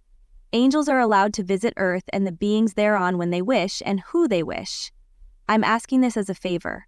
I'm asking for Jez to interact with the culture and the people of Earth a little bit before she's thrown into it, a full-grown teenager with no comprehension of what Earth is like. Do not feel you need to say yes. Well, of course, Malik said, sounding bewildered. Why wouldn't I? It just seems so unusual. There is nothing usual about this situation. Is it something you're willing to do? Malik gave an abrupt laugh, and a shimmer of excitement sparkled in his countenance. Wonderful. You'll find you have much explaining to do to her when you get to Earth. Perhaps try to fill Jez in beforehand. I'll summon you both for your descent. Thanks, Malik said, and he turned, extending his hand as if to take mine. Then he remembered, and he pulled on my jacket instead. Come on. We get to go to Earth together? As angels? Yes, Malik laughed. You get to meet my mom. He grinned at me and I forced one back. I'd met his mom. I'd ruined her life. A shiver of dread crept up my spine. Barakiel must not know these details or he would not have asked Malik to take me to his family. CD. Malik and everyone from our dorm spent the next few days trying to teach me everything about Christmas, the celebration Malik's family participated in during the holy days on Earth. But why a tree? I asked as Iblis explained about the tall plant people placed in their living rooms. If the holy day is supposed to represent the baby born in Jerusalem, why a tree? I've always asked the same thing, Daniel said, laughing. Several of us sat around the frozen fountain in the quad, enjoying the first snowfall of the year. The thick hood of my jacket and my wings kept me warm. You don't celebrate Christmas, I said, focusing on Daniel. He had told me this earlier. No, but we do celebrate the holy days, just differently. I nodded. A few other students had told me the way they celebrated the season, and I found it interesting that almost every culture had a spiritual celebration, even if they were different. But Malik's family celebrated Christmas, so that was the one I was learning about. The presents, Dara said. You remember why mortals have them? They give to those they love, as a representation of the love the first emissary has for us. This tradition I understood, and a representation of the gift the first emissary gave to us. Malik stood above me, resting on the granite inset of the fountain. Only Jeremiel had remained silent during my classmate's quick lesson. I watched Iblis take his hand and give it a squeeze. He squeezed it back. Then he stood up and walked away. He must not have liked Christmas, Arella said.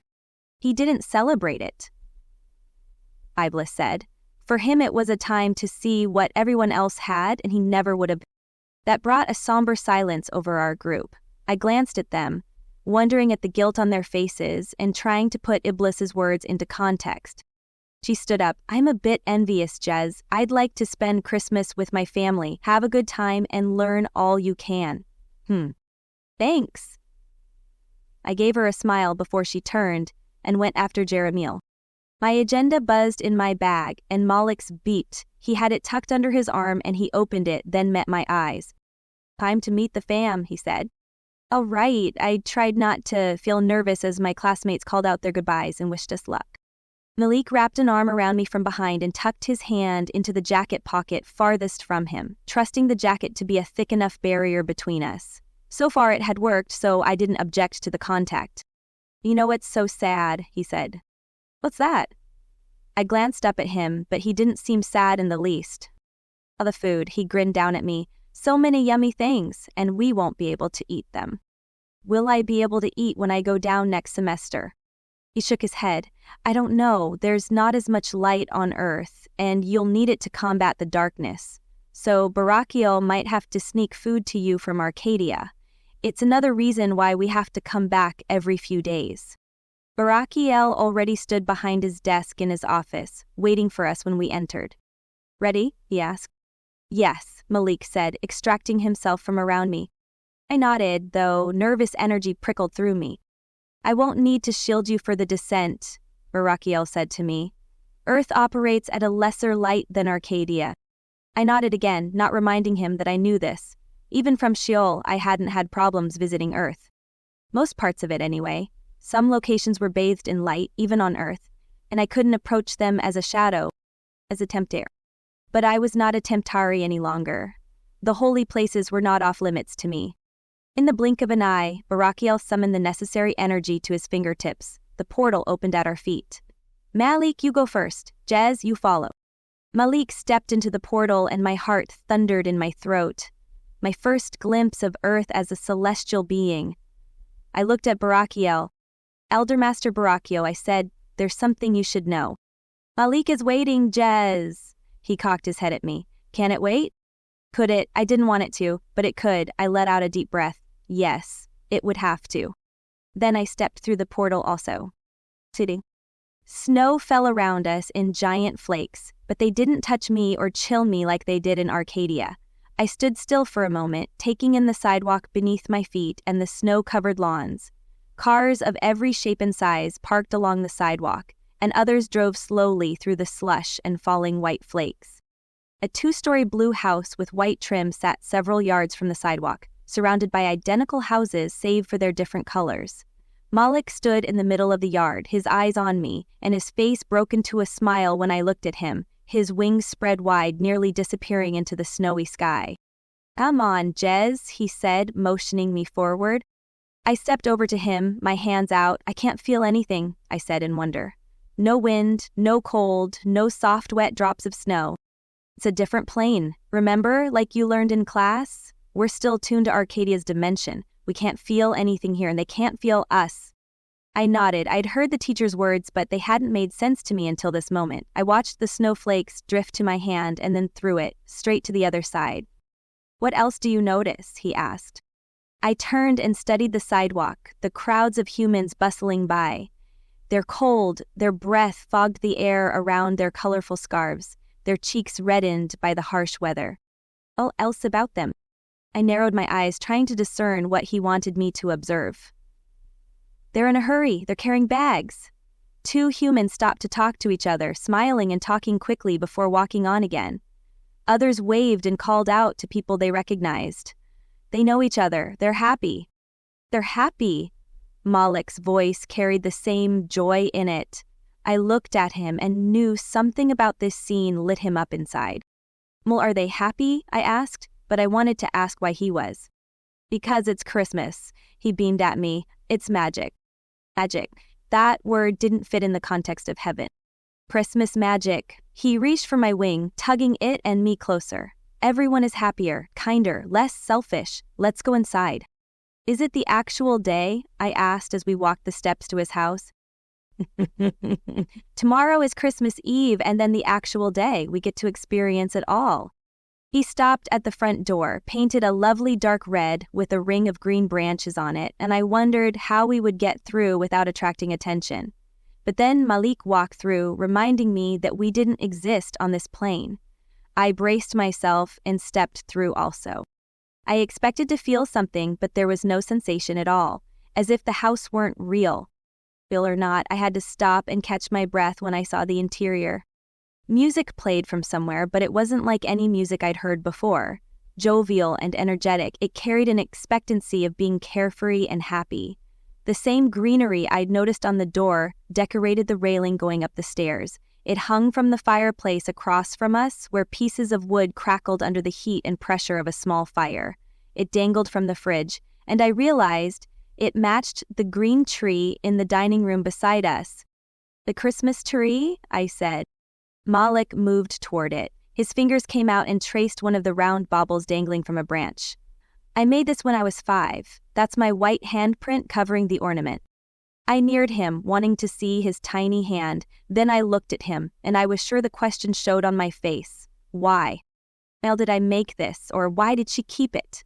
His lip twisted in a small smile. "There is so much you don't know, Jez."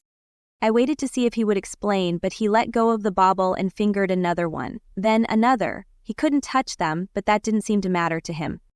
"What do they mean?" I asked. "Why are they on the tree?" "People decorate the tree with a color scheme," Malik said. "Not my mom. She kept the Christmas ornaments us kids made over the years and put them on the tree. She thought they were the most beautiful ornaments ever." Malik snorted. "I know that's not true now, but as a kid I thought she was the coolest." I looked at the assortment of sticks and glass globes and popcorn balls, tilting my head to assess them for beauty. I didn't see it. But the star is the most important. His wings gave a great flap, and I uttered a gasp as Malik flew upward a few feet, hovering at eye level with the sparkling white star. He could fly. I'd never seen him do it before because we weren't allowed to fly on campus and we didn't have flying lessons together. I willed my wings to open as we'd practiced, and they obeyed me. Then I told them to flap, or create downdraft, or whatever it was I needed to fly up. Nothing happened. I didn't know exactly what to instruct them, and the disconnect kept them from doing anything at all. Giving up, I tilted my head back to peer up at him. "And why is the star the most important?" "Well, reasons. Things you'll learn in class when you study the different religions of the world. But for us, for my mom, she always taught us the star was a gift from God, and it continues to direct our eyes heavenward every day, to remind us from where we came and where we're going." His wings fluttered, and he drifted back down beside me. "She was right." She is truly light-lit," I said. "My mom is amazing. She's been through a lot of hard things in life, but she never lost her faith. She never gave up on me." Noise came from the stairs, and a moment later 2 women came down it. They clung to each other, giggling and weepy, and I knew from their similarities that they must be his mom and sister. "That's Rachel," he said, "my sister, and my mom's Kate."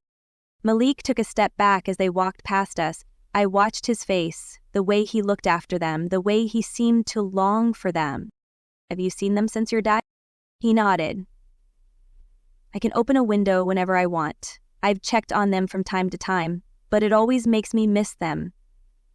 He let out a breath. "They suffered when I died.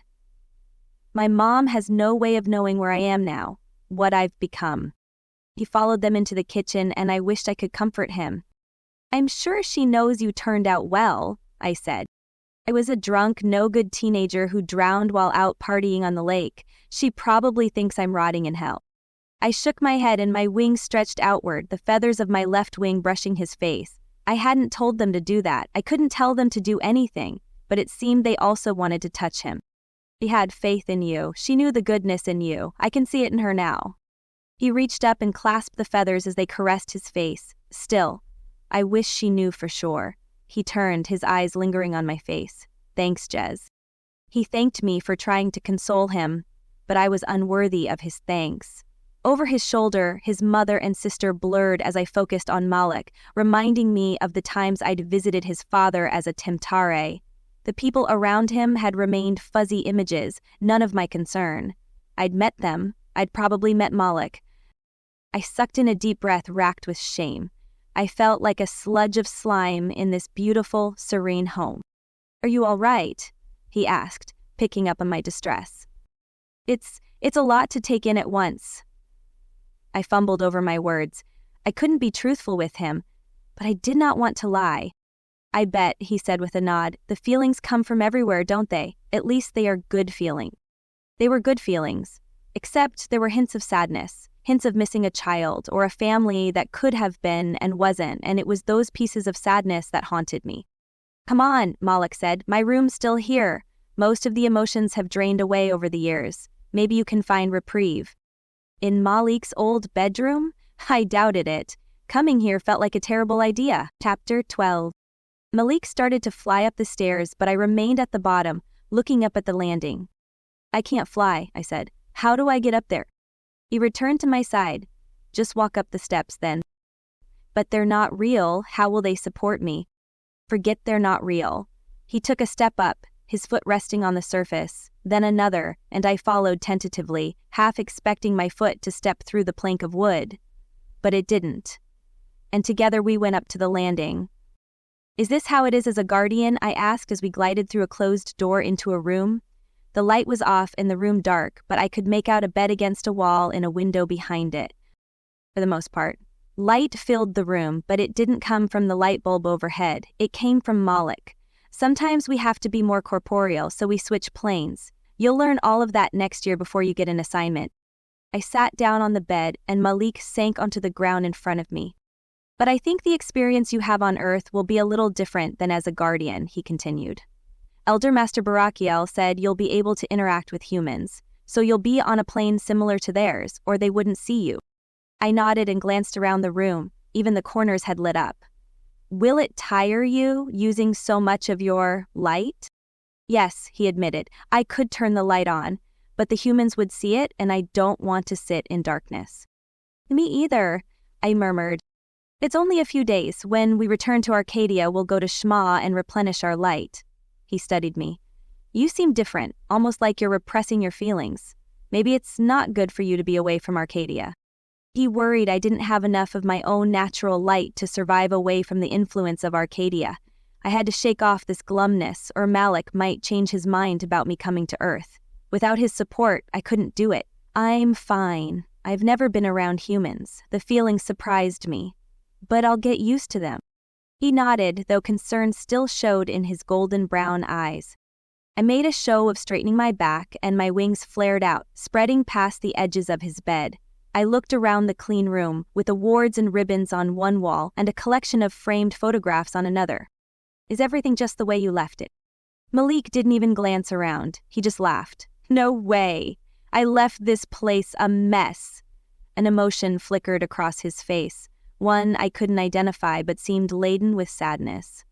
"My mom cleaned it up, put away the trash, made my bed and set my clothes in their drawers, and then she closed the door and walked away." I wanted to understand what he felt, what his mother felt, but I didn't. I couldn't comprehend the sense of loss. He stood up. "I would like to visit a few friends while I'm here. Check on my dad also. Are you all right to go? They're close enough I could fly there, but I'll synergize with you so we can open a portal." My heart seized in my chest. No. The one thing I could not do was visit his father. I shook my head, a tremor working up through my soul. "I think I need to rest for a bit," I said, unable to meet his eyes. "But you can go. You don't need to stay here with me." I can stay. We have all day tomorrow." "Go on, Malik. I'll be all right." I needed him to go. I felt an overwhelming desire to cry. I didn't understand it, but I wanted to be alone. He knelt in front of me, worry shining in his eyes. "Maybe we should go back." "I'll be fine," I said, putting on a brave face. "Just give me a moment." He stood again, and I sensed he'd picked up on my desire to be alone. "Don't go anywhere." "I won't." "All right, I'll be back soon." He skipped the door and flew out the window. It was such a majestic sight, the white wings opening in flight as he leapt from the window. I sighed and turned my attention to what was wrong with me. It wasn't that my light was diminishing. I was racked with negative feelings, and they were impacting my ability to see my light.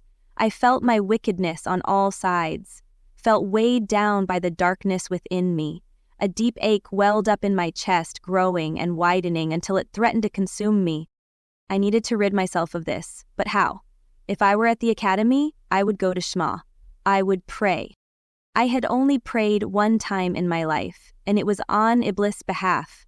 I doubted the ability of my prayers to reach Shamayim, especially from Sheol, but they had. And the Father had intervened. Would he now? Were my insignificant worries and feelings enough for him to notice me? I was not his daughter, but I was his granddaughter.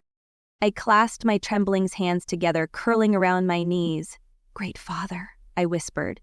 "You are not my father, but you are the Father. If you can hear me, help me. What must I do to rid myself of this negativity? I know I can't undo what I did to Malik's family."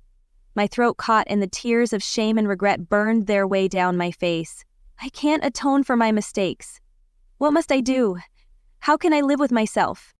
A sliver of light poured down upon me, once again illuminating the darkness in the room. It filled me with warmth, dispelling my despair, shaking away my gloom. Words echoed around me, in my head and in my heart, and yet they weren't audible at all, but a feeling. "The atonement has already been done. Forgive yourself and serve my children, little one." I couldn't catch my breath as I sat on the bed in stunned silence. There was my answer. The ache was gone and I had my response. I would serve humanity and I could let go of what I'd done. Malik did not return until the sky began to turn pink and orange with the coming morning. Then he fluttered through the window, radiating a contented energy about him. "Good morning," I said. "I worried you'd lose track of time and forget to come back." He smiled at my teasing and came to sit beside me. "I will always come back to you." He stroked the arch of my wing. "You seem better." I am." I didn't tell him about my heartfelt prayer and the Father's answer. Those were my personal experiences to hold close and remember. "How are your friends?" "As well as can be expected, I suppose," he said, letting out an exhale. "We weren't on a great course in high school. After Jake and I died, the others drifted apart. They felt guilty and they handled it in different ways. But at least they're planning their futures," he shrugged. "They have opportunities to achieve happiness." "Do you see them often?" "No, maybe once a year I'll have a viewing where I check on them. They are beyond my influence." "But you pray for them?" "Every night at Shema. I pray for my friends and my family and anyone else who comes to mind." He nudged my wing with his. You pray for me?" I found this rather touching and also felt a prickle of shame that it had never occurred to me to pray for him. I didn't know we pray for other people. "You prayed for Iblis." "Yes, but she needed help." We all need help all the time." I pondered that idea. A smile spread over Malik's face and his wings flapped, lifting him from the bed. "It's the day before Christmas. It's cookie day and caroling. You need to experience these earth traditions. Come on." "But we can't eat the cookies," I said, rising from the bed. "We'll still experience them. This is my favorite day, even better than Christmas." He paused at the bedroom door. "I'm not sure. Because today we're focused on each other and making other people happy. And tonight, after they drop off cookies to the neighbors, my mom will take my sister to the nearby church for the Christmas Eve service. And it's..." He shook his head, words leaving him. Even then, even as a rebellious, angry teenage boy in those moments, I knew there was more to existence than mortal life. He spread his fingers and then closed them tight. It's a feeling I wish I could have held on to at every point in my life. I couldn't picture any of it, but I felt his emotions. I can't wait. 30. My guilt did not come back to plague me through the rest of the holy days on earth with Malik, even when his father and girlfriend came by Christmas afternoon to wish his daughter a Merry Christmas. I stayed in the corner of the kitchen while his older daughter loved on her new baby sister. Elias spoke a bit with Kate, and though they were not on friendly terms, there didn't appear to be animosity between them. She thanked him for coming, and then they left, and I breathed a little sigh of relief. I'd been half afraid Elias would sense my spirit, that it would feel familiar and make him think of his temptations. I would rather cease to exist than bring him back to his old vices. Barachiel appeared in the dining room after the midday meal. Rachel and Kate had retired to the living room, and Malik and I sat around the Christmas tree. Neither one of us was speaking, just enjoying the flickering lights of the tree and the soft Christmas music playing in the background. Malik's knee nearly touched mine, his aura tickling and teasing my own. We both looked up at the archangel as he stepped nearer to us. "Ready to return?" he asked. I hadn't noticed a portal appear, only a brighter light filling the room before Barachiel appeared. I looked at Malik, and he nodded. "We're ready." Barachiel focused on me. "Do you feel like you learned anything?" "I learned a lot," I said, some lessons that I did not expect to learn. Are you ready to come to Earth and live as a mortal? I think so, I whispered. And let's go. The portal appeared in front of us, and Malik and I both got to our feet. He glanced back at me, then he stepped through. I hesitated a moment. Elder Master, I said, I would still like to speak to you. Is something wrong? He studied me more closely. I shook my head. There is something I need to say. Then stay in my office after we return, and we will discuss your concerns. Now go. I jumped into the portal feet first and joined Malik behind the desk. Barakiel appeared a moment later and the portal vanished. Thank you both for participating in that experiment, Barakiel said. I would like a report of what you felt and observed. Please have that to me within the week. Yes, Elder Master, Malik said, and he turned to go. Jez, please stay a moment, Barakiel said. Malik turned startled eyes on me, but I kept my gaze glued to the Elder Master. I'll be in the library, Malik said, and then he left. Once the door closed behind him, Barakiel said, What is it, Jez? I sense something troubles you. Not as much as it did before, I said, and I'll put it in my report, but there is something serious that I feel you should know concerning my relationship with Malik. He tilted his head, looking curious and a little worried. What is it? I swallowed hard and reminded myself of the father's comforting words. I didn't need to carry about the burden of guilt, but I also couldn't pretend it hadn't happened. I was the Intere who tortured Malika's father. I tempted him to sin and made him succumb to vice and avarice. It's my fault that Malika's family is destroyed. It's my fault. Now I could not keep the shame from filling my limbs with heat and rushing to my face. It's my fault Malik is dead. Barakiel sank into the chair behind his desk and studied me. Please sit, Jez. I did, sitting on the edge of the chair and clasping my hands together. Would Barakiel rescind the plans to send me to Earth? Would he decide I was no longer worthy to be here? He steepled his fingers and leaned toward me. No mortal anywhere was ever coerced to sin. Each one makes their own choice. While the devil and his minions might tempt and taunt, no one forces man to choose evil. That is the beauty of free will. I let out a little breath, grateful for his absolution. But I played a part, a terrible part. Yes, you did. A part of mortality that Malik's father knew and accepted before he went to Earth. He didn't know you, but he knew there would be temptations. As did Malik. He gave into weakness and pride and excuses as a mortal, and that led to his moral downfall. Jezbathasat, none of that was your fault. I closed my eyes, accepting his words. It was what the father had indicated also. You must also remember, Jez, you're less to blame than any other Temptar in existence. They chose to be renegades. They chose to follow Hasatan. You did not. You were never given a chance or a choice for a better way. But you are who you are, and even Hasatan could not destroy the greatness within you. I opened my eyes and looked at him, and I saw a fondness there, a genuine affection for me, for the person I was. Thank you. I'm glad you told me, Jez, because it's never good to have these kinds of secrets within us, but... He hesitated. Jez, I would not reveal this to Malik, not at this moment. He has a right to know, but his soul is not ready for the information. My throat closed up. He won't forgive me. His spirit's still maturing, and it will reach a point of eternal perspective where he understands, but he's not there yet. Milk before meat, I said, remembering something else he'd told me. That's right. His eyes crinkled as he smiled. Now, I've got a few things to do here, and you have a report to write. I do. I stood up. Thanks again. Go with light, Jez. CD. I knew Malik expected me to show up in the library, but I couldn't face him just yet, not knowing the secret I carried between us. So instead I went to the greenhouse.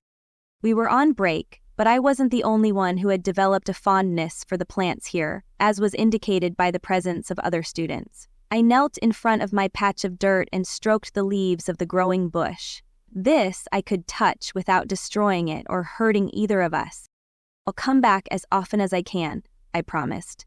Who would care for this little plant without me? I can't wait to see what you're going to be. Why don't you add to your garden, give your plant a little neighboring friend? I hadn't noticed Master Sabriel approach. but I stood as she stopped by my plat. Would the plant feel that?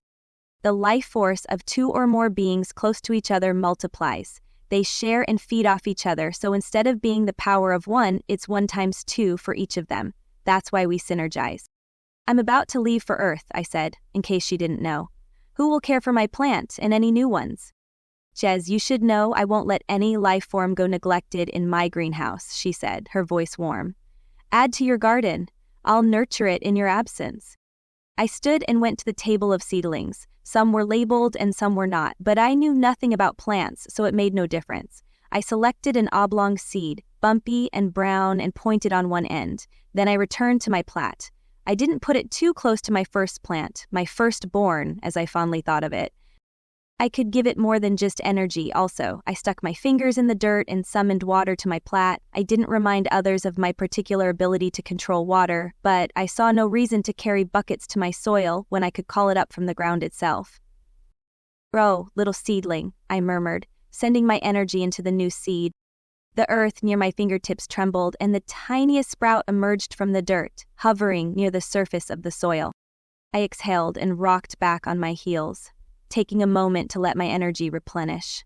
My wings fluttered, pulling life from the air around them. I placed a hand on the soil again, feeling the life forces of both plants. Already my firstborn had noticed the new addition, and I felt their energies glow brighter as they examined each other, like two lights in close proximity. One might be barely visible, but together, they magnified the brightness. I'll give you a whole bunch of friends when I return, I said, and I smiled, satisfied with my work here. Chapter 13. Bliss wanted to know everything about Christmas and Malik's family.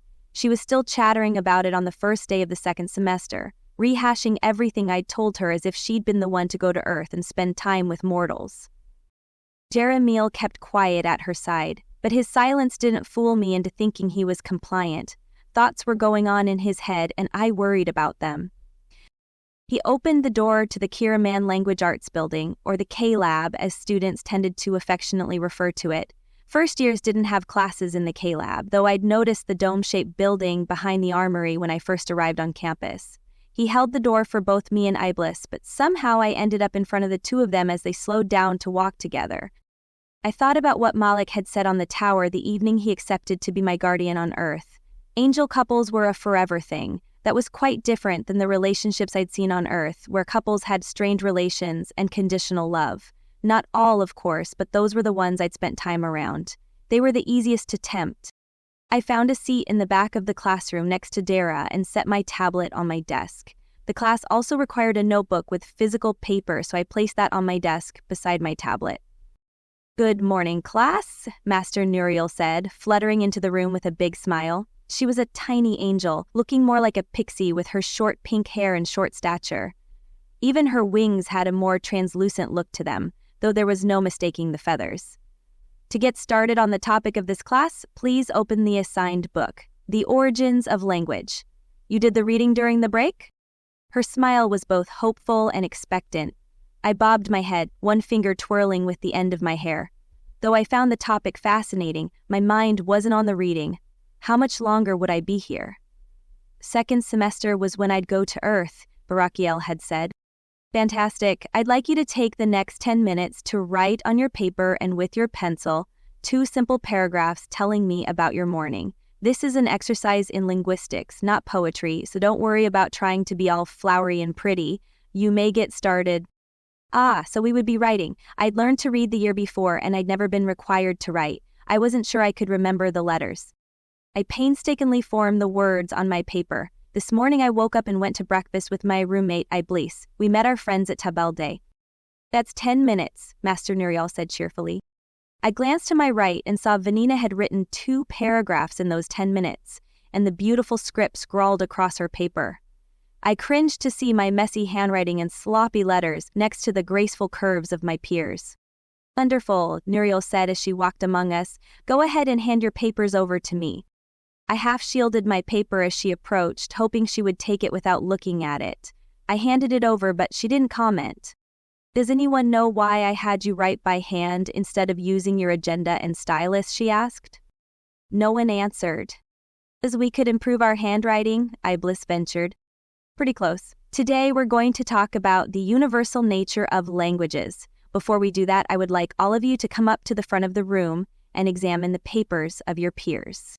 I stood up with the rest of the class. Muriel laid our papers in neat rows on her desk. Heavens throne, now everyone would see my terrible handwriting. Look at the letters on each paper, she said as we approached. Can you read them? This one's not written in English, Dara said in surprise, picking up one of the papers. I can't read these letters, Israfil said, scrutinizing another. What alphabet is this? That's probably mine, I said, my face burning. I'm not very good at making letters. My classmates laughed a little, but Israfil shook his head. This is chicken scratch. I leaned forward, examining the paper. I was relieved to see it wasn't mine. More than that, though. The writing looked like a series of sticks, with lines joining them together. Wait a minute, Daniel said, fingering another paper. Why are so many of us writing in different languages? Muriel beamed at us. You may sit down. Now, let's discuss what you just observed. I hurried to my seat, eager to have the mystery unfolded. What language did you read the book in? English, Dara said. Oh, Arabic, Laike said. Rated, Arimail said. I had no idea. I'd simply read. And what language did you write your paper in? The same languages were called out? Which language are you speaking right now?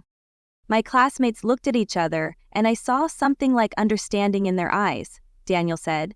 Are we not all speaking Hebrew? I'm speaking French, Arimail said. But I understand you, Lakey said, swiveling to face him, and I don't speak French. The class broke out into a confused, excited chatter. Students, Muriel called out, let's quiet down so I can explain. She stepped up to the whiteboard and wrote, the language of Shemayim. Turning around, she said, when we lived in Shemayim before going to earth, we spoke one language, the same language. It's the language the Father spoke with Adam in the garden and is often called the Adamic tongue. It's the language we are speaking now. That last statement brought out gasps of surprise, but not from me. I had only spoken one language my entire life, and that hadn't changed when I came to Arcadia. Dara said, but I'm not thinking in a different language, Dara said, sounding puzzled. I'm thinking as I always have. The moment you die and leave the earth, the language is revealed to your mind, as you spoke it for thousands of years before the brief life you had on earth. It's natural to you, but so unexpected that almost nobody notices the switch. When it comes to writing, however, it's not natural. That is why I asked you to handwrite your papers, because all of you reverted to the language of your mortality. Murmurs of understanding flooded the classroom. Is that the language you're writing in? Laike asked. It is, but it's not the language you're seeing. The classroom screens change the language so it appears to you how you can read it. But how did we evolve into speaking something besides the Adamic tongue? Iblis asked. Was it the Tower of Babel? Vanina asked. Bell, Nuriel corrected, and a few kids laughed. Not exactly.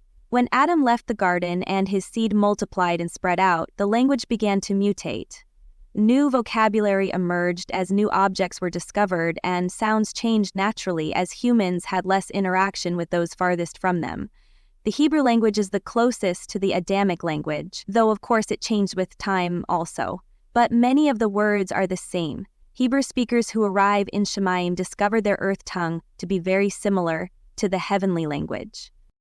So what happened at the tower? Daniel asked. Thebe was broken up into various languages, so no one could communicate.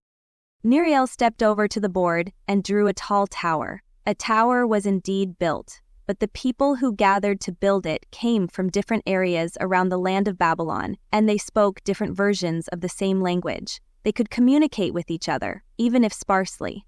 She drew a series of stick figures standing around the tower. The problem arose from politics, my friends. Those who agreed to help build the tower also committed their funds and time to the building, but after several years, when the tower was nowhere close to reaching the heavens and people were getting tired of the commitment, scuffles and disagreements arose. They reached an end to their agreement, and in a show of bitterness and spite, the leaders took their people and scattered as far from Babylon as they could. By doing so, they broke the proximity of the common language and allowed it to evolve into separate branches of etymology. Though God didn't change their languages, Arella said. No, he did not. He did not even force them to scatter abroad, but the result of the scattering was a separation of the common tongue. That makes sense, Jeremiel said, somewhat grudgingly.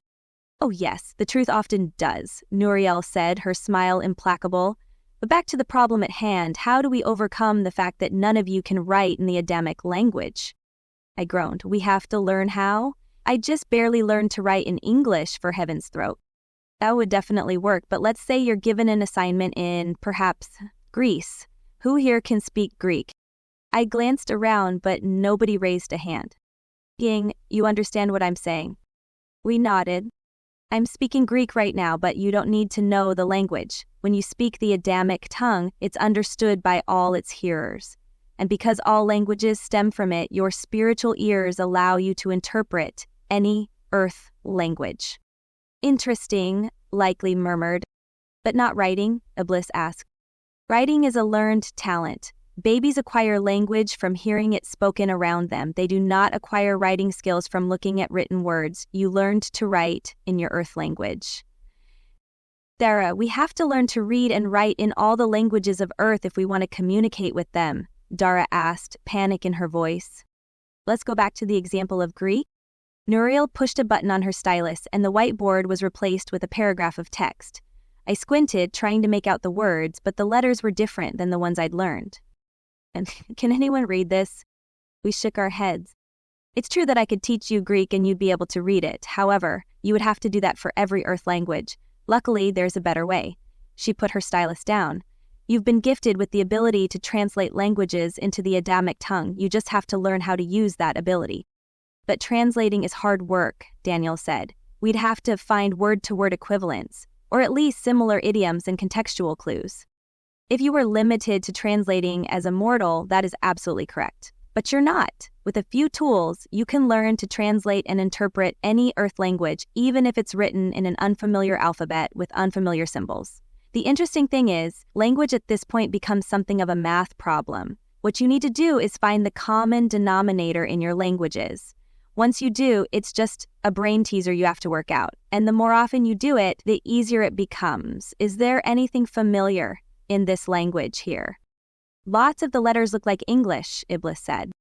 And French, Vanina said, though it's not the same alphabet. Two of them look similar to Arabic, also, Lake said. Good, you're catching on. Here's your homework then. Go to the library and study the etymology of your native tongue. Find its roots, maybe the oldest words, and write a paper on the evolution of your language. Next class, I'll show you how to apply that to an unknown language. Class dismissed. I never knew, Dara said, gathering her books. We wandered out of the classroom together. I thought this whole time we were speaking English.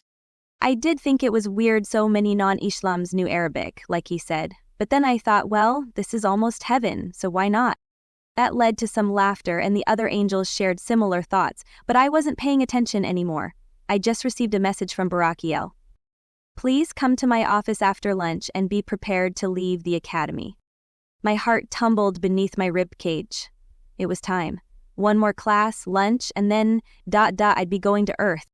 Didi. I gathered with Malik in Barakiel's office, wearing my most earthen clothing, jeans and a sweater. My nerves were all aflutter. It was happening. I'll go down with you, Barakiel said. We've assigned you the role of a foster child. You will be exposed to a range of extreme emotions, as well as suppressed emotions, some your own, but often belonging to those around you. I'll deliver you to your foster mother, who will not be surprised when you don't show the same emotional maturity or understanding as most human children. The foster child is a human child, I said, confused. Why would I not have the same emotional maturity? Because many foster children have been emotionally neglected and often physically misused, Barakiel said. This can damage their spiritual development. They often spend multiple years in Gehenna healing from these wounds, growing spiritually, so they feel ready to attend the academy. Well, I said, and I felt a painful twinge. Was it sympathy, or was it guilt?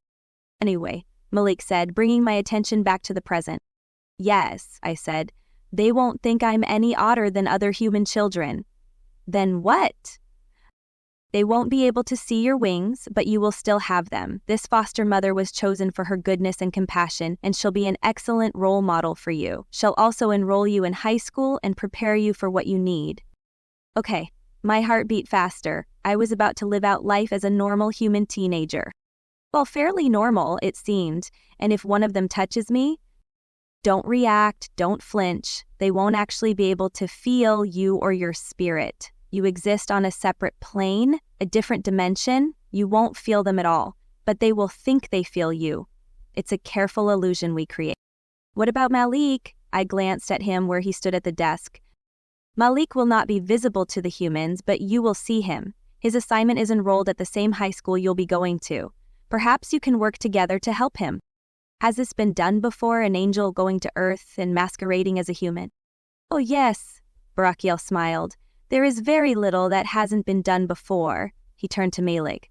I'll take her down first. You follow through the same portal, but let me get her situated with her new family before you check up on her. Otherwise, you'll be something of a distraction. Malik nodded. Barakiel turned around and opened the portal at my feet. Oh, and Jez?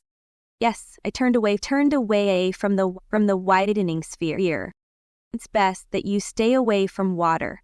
It's the only element Hasatan can manipulate on Earth, and it could be dangerous for you.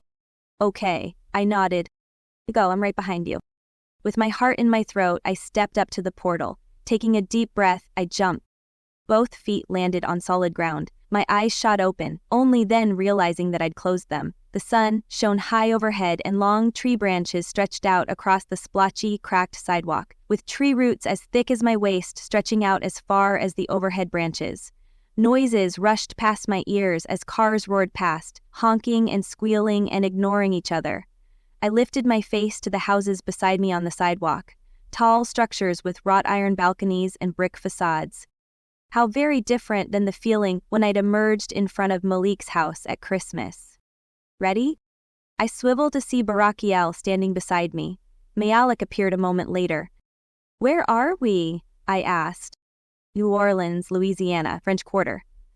Barakiel looked more human than ever in a pair of light pants and a long-sleeved button-up shirt. We stepped out of the way as a group of girls walked by, purses slung over one shoulder, hair long and styled, wearing short jeans and tight sweaters over their slender torsos.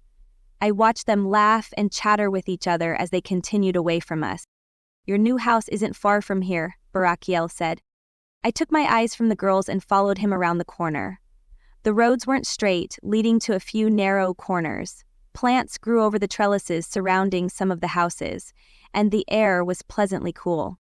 Barakiel climbed the steep concrete steps in front of a house and pressed a button on the bricks. A high-pitched chime echoed through the building, and then a woman with large blonde hair and clear blue eyes threw open the massive front door. Chapter 14. Yes, the woman wiped her hands on a dish towel and peered at Elder Master Barakiel. Her eyes swept past him to include me before looking at him again. I glanced around for Malik, but he had disappeared from sight. Hi, I'm Mr. Glover from CPS. Barakiel held his hand out and she reached out and shook it. She shook his hand as if he were as corporeal as she was. Oh, hi, I'm Christine Maddock. I've been expecting you. She turned her face toward me, the corners of her eyes twinkling as she looked at me. You must be Jessica. I had an Earth name. I hadn't expected that.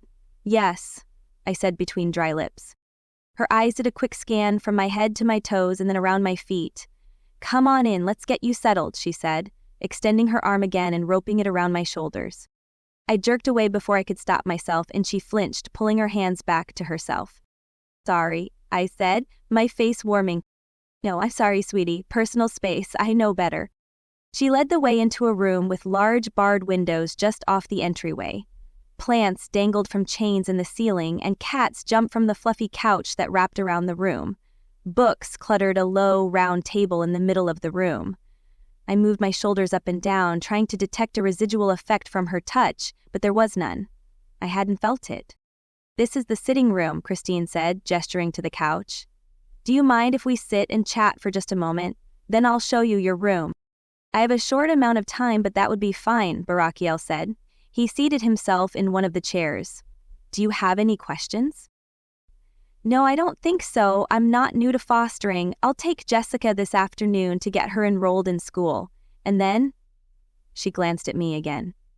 It looks like you have no belongings? I looked at Barakiel and he answered for me. That's right. Jessica has nothing. We used your direct deposit information to add a shopping stipend to the monthly allotment, so it should cover you taking her to get new clothes and school supplies. Oh, you didn't need to do that. Christine's cheeks flushed red and her aura flashed green and pink. It's my pleasure to help out, she looked at me, lowering her head and leveling me with her eyes. Do you have any questions for me, Jessica? You seem very nice, I said, trying to understand the colors. Kindness radiated from her and more emotions, at least two at once, generosity and sincerity, and another that I couldn't identify. I turned to Barakiel, already overwhelmed. How could she feel so many things at one time? I'll be on my way then. If you have any concerns, please call me. Baraccio removed a small rectangular paper from his shirt pocket and handed it to Christine. That goes for you as well, Jessica. We're here to advocate for you in any situation. Remember, you're not alone. I nodded, picking up on the double meaning behind his words. Thank you. He offered his hand, and I stared at it for what felt like a long moment. Then I slowly reached out, his fingers closed around my palm, and I snatched my hand back in surprise. I'd felt something, if not his flesh on mine, then the strength of his grip. What I had not felt was pain. I blinked up at him, but he only smiled, giving no indication of anything unusual. Christine held the door open for him as he walked down the steps, then she closed it. Exhaling, she turned to face me, pushing a smile on her face again. Do you go by Jessica? I nodded. Or Jess, either is fine. You can call me Christine, or Mrs. Maddock, or whatever you'd like. Christy, Mom. Not that you have to, but if you want, I don't mind. Her cheeks raged pink again, and all I could do was stare at her as she rambled, a myriad of colors dancing off her. Okay, I said. My husband is mad. He'll be home tonight. He can't wait to meet you. Okay, I said again, feeling utterly foolish. I could communicate with my peers at the academy, so why did it feel like Christine was speaking to me in a foreign language? I understood her words, but they felt out of context. I didn't have a clue what to say in response. But come on, I'll show you your room. It's upstairs. We climbed a twisty, narrow staircase to the next level of the house. Paintings and black and white photos of buildings, parks, and cemeteries adorned the walls, and I stopped to gape at them. She paused at a room, and I halted behind her. Go ahead, go in, she said, gesturing me forward. I did so.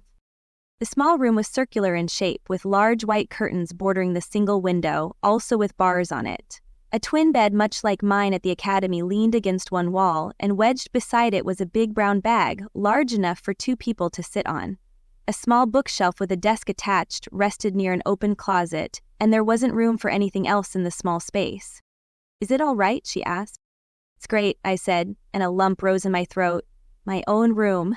My earth house. I wanted to throw my arms around the brown bag and sing. She smiled, her aura flashing a mixture of orange and yellow and blue. I was unprepared. I wished I had paid more attention to Master Cassiel's class on aura interpretation. Some of her emotions spilled over to me, igniting me with a sense of joy and anticipation. Great, you want to rest for a little bit before we go to the high school? Maybe just a moment, I said, hoping I used the right tonal inflection to indicate a request. I want to see the room more. Of course. Come downstairs when you're ready. After we get you enrolled, I'll take you shopping and we can fill up that closet of yours. She beamed at me with such pleasure that it wicked through me like a hot drink. I returned her smile and nodded. She left me alone, her footsteps carrying down the stairs. I spun in a circle, drinking in the details of my room, from the gauzy curtain to the tiny cherry prints on the walls. I moved over to the brown bag and collapsed upon it, squealing when it swallowed me up. Jazz? I gave a startled gasp and shot to my feet when Malik appeared in front of me. Malik! My mind raced. In the few moments I'd been in this house with Christine, I had forgotten Malik would be a part of my mortal experience. How did you get in here? Did Christine see you? He shook his head. I flew in through the window. I'm not bound by mortal physics. I can still go through walls and windows when necessary. But you can also choose not to? Comes with being a heavenly being. I can choose when to be seen, and I can choose when to be corporeal. Just touched me, I blurted. He can also hear you, so don't speak so loud. I lowered my voice. Barakiel shook my hand. I felt it. Malik's brow furrowed as he internalized that information. His eyes darted toward my hand, and I sensed him wanting to try, wanting to see if he could. But he didn't. I'll be with Logan, he said. We're headed to the skate park. But I'll come check on you later. Why didn't he try to take my hand? Was it for fear that it wouldn't work or fear that it would? Okay, I said. Was he worried about the darkness of my soul, that I might damage him again? I didn't care about the pain, I would risk it, but I didn't want to hurt Malik, not here on Earth when we were so far from Arcadia and healers. What if I need you? How do I contact you? I looked at his bag slung over his shoulder and knew his agenda was there, but I didn't have one. I'll come for you if you need me. How will you know? He chuckled. I'll know. I wanted more of an answer than that, but I had other questions also. And how do we get back to Arcadia? I can message Elder Master Barakiel. He'll get us back if we need it. He glanced over his shoulder toward the stairs and looked back at me. She seems like a nice lady. I'll be back tonight, I promise. He held his hand close to my face, so near I felt the warmth of his thumb as he brushed it over my cheek, millimeters away from touching me. Be careful. I exhaled and nodded. He gave me a wan smile and went to the window. When I blinked, he was gone. Time to go to high school. You've picked a good time to join us, Miss Wilburn. The man with graying hair and fine lines around his eyes offered a smile as he moved behind the desk in the small office. My eyes darted around, taking in the glass of water by the computer, the small window behind him, the metal filing cabinet, and the paper calendar taped to the closet door. Thank you, I said. I am Dr. Gary Stone. He held his hand out to me, much as Barakiel had done. I hesitated a moment before shaking it. Unlike with Barakiel, I felt nothing when his hand clasped mine.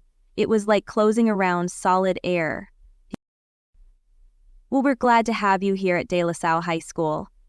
Mrs. Maddock is always helpful when we need volunteers or extra fundraising, and we're happy to help out when she has a student for us. I watched him as he fired up the computer. The small box reflected in his eyes, showing columns and rows of words. Let's see where we've got room. Do you know what classes you'd like to take? I shook my head. He looked at Christine. You said you brought her old transcript? She was homeschooled. Christine handed him a manila file, or at least that was what her mother said.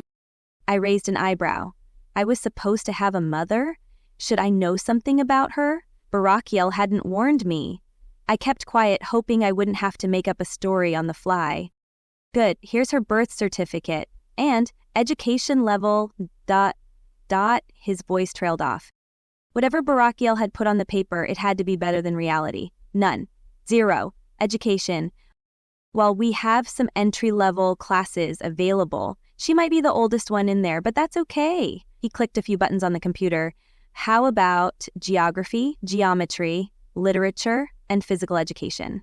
Does she like athletics? Jessica? Christine asked me. Do you... I shook my head. I don't know. I've never done anything before. Let's give it a try. We might miss a lot of school, Christine said, her tone apologetic. CPS is working on a reunification with her mother in Baton Rouge. She might be gone for days at a time.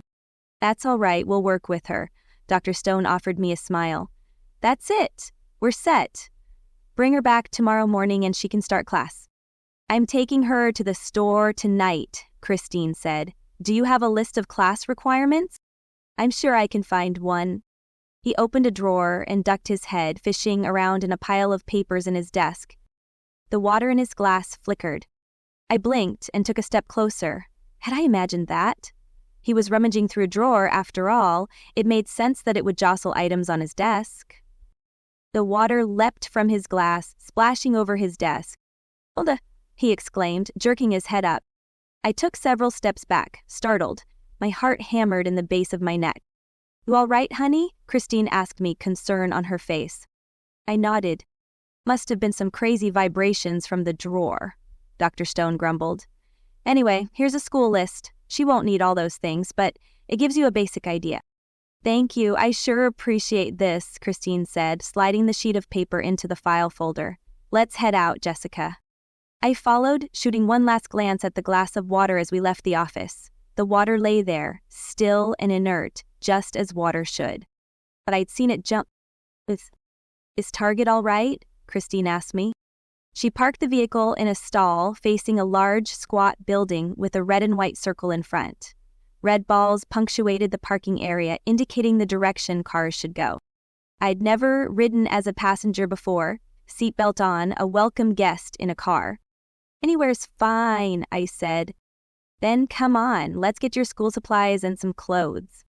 Christine showed me how to get a cart, and I trailed behind her, nodding in agreement to everything she held up. I hadn't expected to feel so overwhelmed by the new sights and sounds around me. Christine approached a rack of clothes and held up a light blue shirt. What do you think? Too bright? It looks fine to me, I said. She laughed and put the shirt in the cart. You're so agreeable. No one's ever asked me what I wanted to wear before. She paused and looked at me, and I realized I'd said one of those weird things. I didn't know how to take it back or make it mean something else, so I turned to the rack of clothing and fingered the fabric. I'd never felt a lack for things to wear. Not in Sheol, where I wore the same outfit every day, and not in Arcadia, where clothes appeared in my closet before I knew I needed them. The variety here astonished me. Like these shorts, it will be getting warm soon. I shook my head. It doesn't matter. Another foster child, Christina. I felt Christine's emotional response before her aura flared up with a spiral of blue and yellowish green, annoyance, displeasure, unhappiness. Her shoulders stiffened and we both turned to the voice. Oh, hi, Adeline, Christine said, the smile on her face forced and fake, her tone flat. How fun to run into you here. Adeline had thick black hair curled tightly around her head and high cheekbones, which accentuated her smoldering dark eyes. You and Matt must be short on cash again, she said, her voice nasty. I narrowed my eyes, examining the black and green colors radiating from her aura. I had no words for the emotions, but she emanated darkness and negativity. Christine turned to me. Jessica, this is Adeline. She lives in the house across the street from us. You'll probably see lots of her. I bobbed my head. Hi. Or was I supposed to offer my hand? I belatedly did so, jerking it out at a right angle. Adeline arched an eyebrow and stared at it, then at me. You have some guts, Christine. One of these days, one of these foster kids is going to hack you to pieces in your sleep. With that, Adeline pushed her cart away and Christine exhaled, closing her eyes as her shoulders relaxed. Oh, that woman is a nasty piece of work, Christine whispered. You keep your distance from her, okay, Jessica? I blinked after her. What was she feeling? Who knows? I rolled my hand, but it was so dark, so spiteful, malicious. Well, Christine touched my arm, hesitant. But when I didn't pull away, she grasped me and pulled me closer. Though I could not feel her hand touching me, her aura mingled with mine, connecting with my spirit, much the way Malik's did whenever we almost touched. So here's the deal, Christine whispered. Adeline used to date Matt's younger brother, and then Matt's brother ran off with Adeline's younger sister. After that, Adeline became hateful and mean toward anything that had to do with Matt's brother, including Matt, and me after we got married. It's just spiraled since then to the point that I don't think Adeline remembers why she hates us. She just does what she does, doesn't she? Does she? I listened to the story, enraptured, trying to pinpoint where the descent into darkness might have begun. I had some insight into the motives of Temptari. Had they been after Matt's brother and Adeline was a casualty? Or was the entire intent to take down Adeline and Matt's brother was the way to get to her? Not that it mattered in the end. I was certain the Temptari had fed off the negative energies of both humans for a long time. We're still feeding off Adeline if her attitude was any indicator. Christine and I shopped at the Target for another half hour before returning to her house. A small blue car was parked out front, and Christine's eyes lit up. We're at Matt's home. Come on, he's anxious to meet you. She pulled open the gate to the house and hurried to the front door, carrying most of my bags of new things on her arms. Belatedly, I realized I should be helping her. I can carry a few things, I said, stepping forward as she unlocked the door. Oh, I've got it. She had the door open before I got there, and I followed her inside, ashamed I hadn't thought to help her sooner. This wasn't in my nature. "Matt," she called out, "we're home." Something smelled wonderful in the kitchen adjacent to the sitting room. Christine moved that direction, and I trailed behind. "Hi, dear." Matt turned from the frying pan where bacon sizzled. He looked several years older than Christine, with graying hair around his temples and a bit of white in his trimmed beard. He gave her a hug and then saluted me over her shoulder. "You must be Jessica." "Yes." I remained where I was, unsure of proper etiquette. Shake his hand? Hug him? "Come on and sit down, dinner's ready." Matt turned off another pot and carried it to the table. "What's for dinner?" Christine asked. "Bacon and grits." I wasn't sure how Jessica here would feel about shrimp, but I figured everyone loves bacon, so here we are. "Do you like shrimp, Jessica?" Christine asked, placing a plate and a fork in front of me. "Yes," I said. Not that I had any clue, but if humans ate it, I wanted to also. Matt scooped a yellowish grain onto our plates and placed the bacon in the middle of the table. And no grits meal would be complete without beans. He took the lid from another pot, displaying small red balls. "Beans, Jessica?" "Yes." "I'll say grace." Christine folded her hands and bowed her head, then launched into prayer. "Our Father in heaven, bless this food we eat and the hallowed hands that prepared it. Bless this home and those that dwell in it, and especially bless Jessica, that she'll feel safe and welcomed here. In thy Son's name, amen." "Amen," Matt echoed. "Amen," I said, trying to recover from my shock. Every evening at Shema, I participated in my own sort of prayer, but nobody had ever prayed for me like that before. I glanced around the house while Matt and Christine began to eat. No wonder Barakiel had placed me here. This house was holy. The tempter would find no entry. Matt lowered his fork and looked at me, concern in his light brown eyes. "Would you like something else, Jessica?" "Oh." I picked up my fork and scooped up the yellow grain. I worried I wouldn't feel the food or taste it, but the moment I put it in my mouth, my worries dissolved. I chewed it carefully, my taste buds delighting in the flavors. Apparently earth food could be as extreme and intense as its emotions. "This is really good. I'll make it with shrimp next time, now that I know you like it," Matt smiled, and Christine beamed at him. "How was your day?" Christine asked him. "Busy. Football season is wrapping up, but they've got me hopping. Never a dull moment for the tech team." "Matt works at LSU," Christine said. "The local university?" I shoveled more food in my mouth. "And how was your day? You two accomplish everything you needed to?" Matt waved his fork between Christine and me. "I got Jessica registered for school, so she starts tomorrow at De La Salle." "Excellent." "And we went to Target and bought clothes and school supplies, so she's all set." "That's wonderful."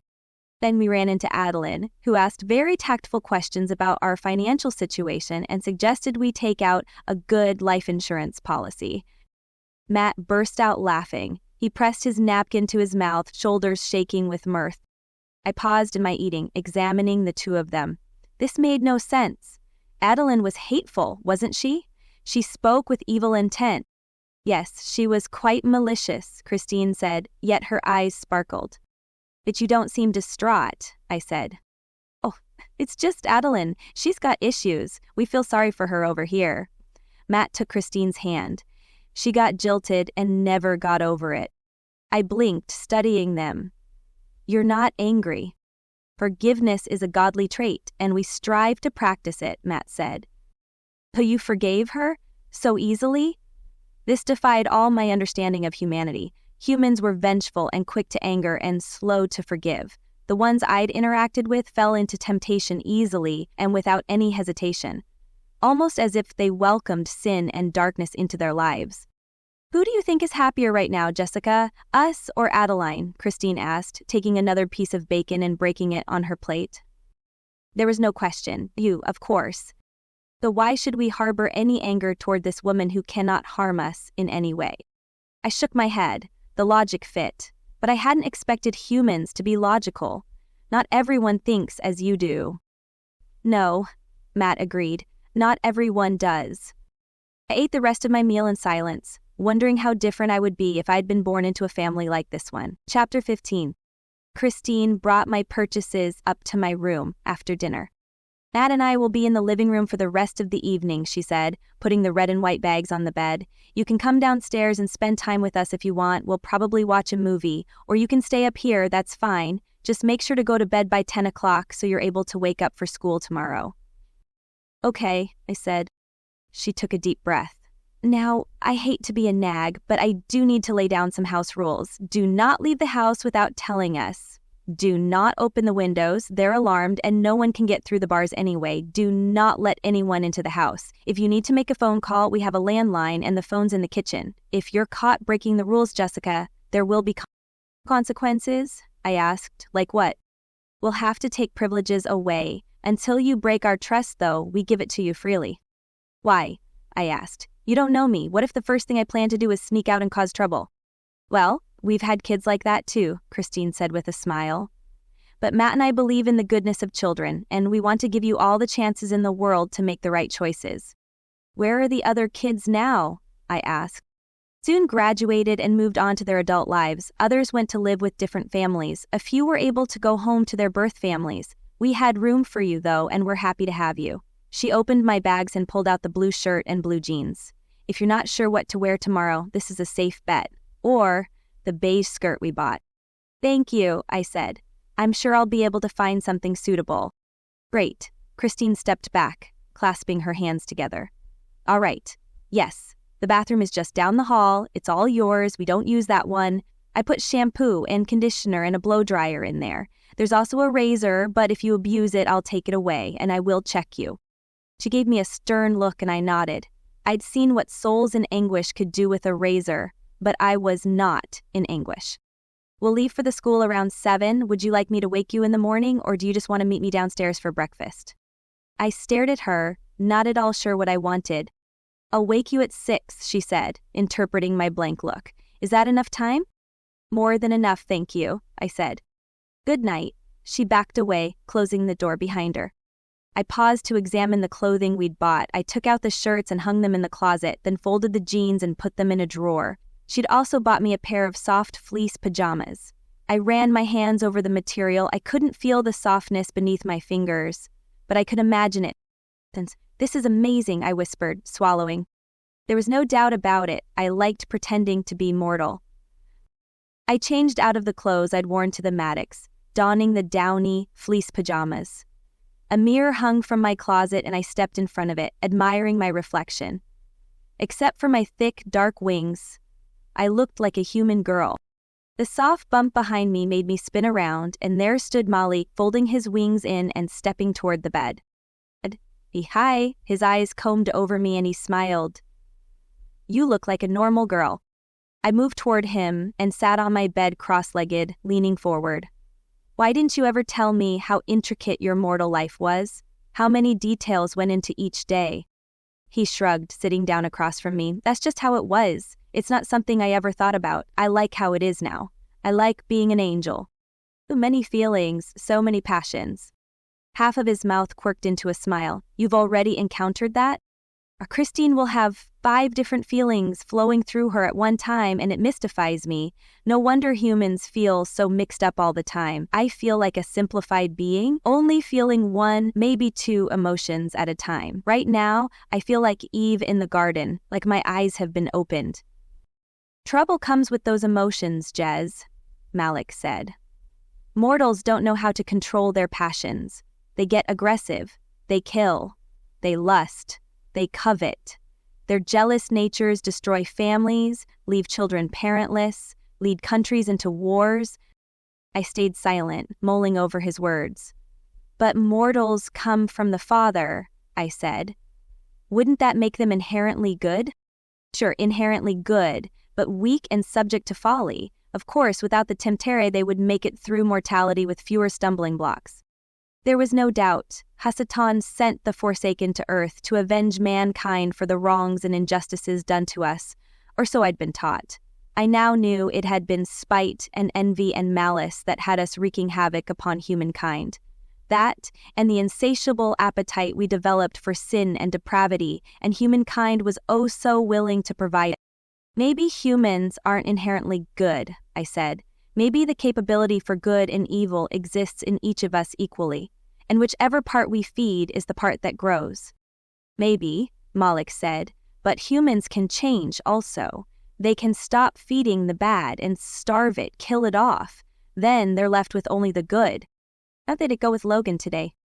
To be honest, he said, I'm kind of at a loss. He responds well to me, I'm sure my light affects him, but I sense darkness in him and it's growing no matter what I do.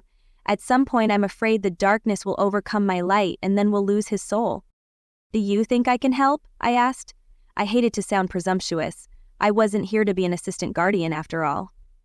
I don't know. Raphael is with him right now.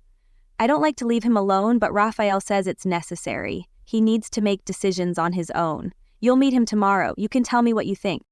I gestured around me. What do you think of my room? It's a room. Is it so much better than what you have at the academy? I wanted to stomp my foot. It's not a comparison. I've just never had this. I have a room in a house with two people who are like a mom and a dad. Malik tugged on one of my feathers. They're not your parents. Though I never had parents, so it feels like they are. Sympathy flashed in his eyes. I know, Jez. I just don't want you to get too attached. I won't, I said, but I already doubted my ability to not get attached. Malik stretched out across my bed, resting his head on my pillow. This is pretty comfy. I grinned and lay down facing him, our noses nearly touching. It's not bad. His eyes were only inches from mine, and I could study the brilliant gold in their brown depths. They might think you're human, you're gonna have to flush the toilet sometimes, take a shower. He raised an eyebrow. I considered that. New experiences, for sure. He sighed and closed his eyes, the warmth of his breath washing over me. He opened his eyes again and focused on me. Turn around, he said, his voice deeper than usual and slightly husky. I did as he asked. His fingers buried themselves into my feathers, right up to the tips of the shaft where they connected with my skin. I felt the heat of his body as he moved closer. You don't mind, do you, if I stay here? I shrugged, and the motion caused his hand to move. His fingers tugged at my feathers, a pleasant sensation that sent liquid warmth through my belly. It's not like angels need to sleep. No, but human girls do. I smiled to myself. Sure, I don't mind. I closed my eyes and let myself drift into a restful state, pretending I was a human girl and he was my human boy. CD. It was still dark in my room when a knock came at the door right before Christine opened it. She spotted me on the bed and gave me a bright smile. Rise and shine for school, Jessica. Were you planning a shower? Showering was something I had never done, and I had no clue how to do so, but I wanted her to think I was normal. Yeah, just a quick one. Of course, I put a few towels in the bathroom. Let me know if you have any trouble with the faucet. It can be a bit confusing the first time. She slipped out of the room, and I rolled over in the bed. Malik was gone, having slipped out sometime while I rested. He was probably trying to make sure Logan didn't get into any temptation on the way to school.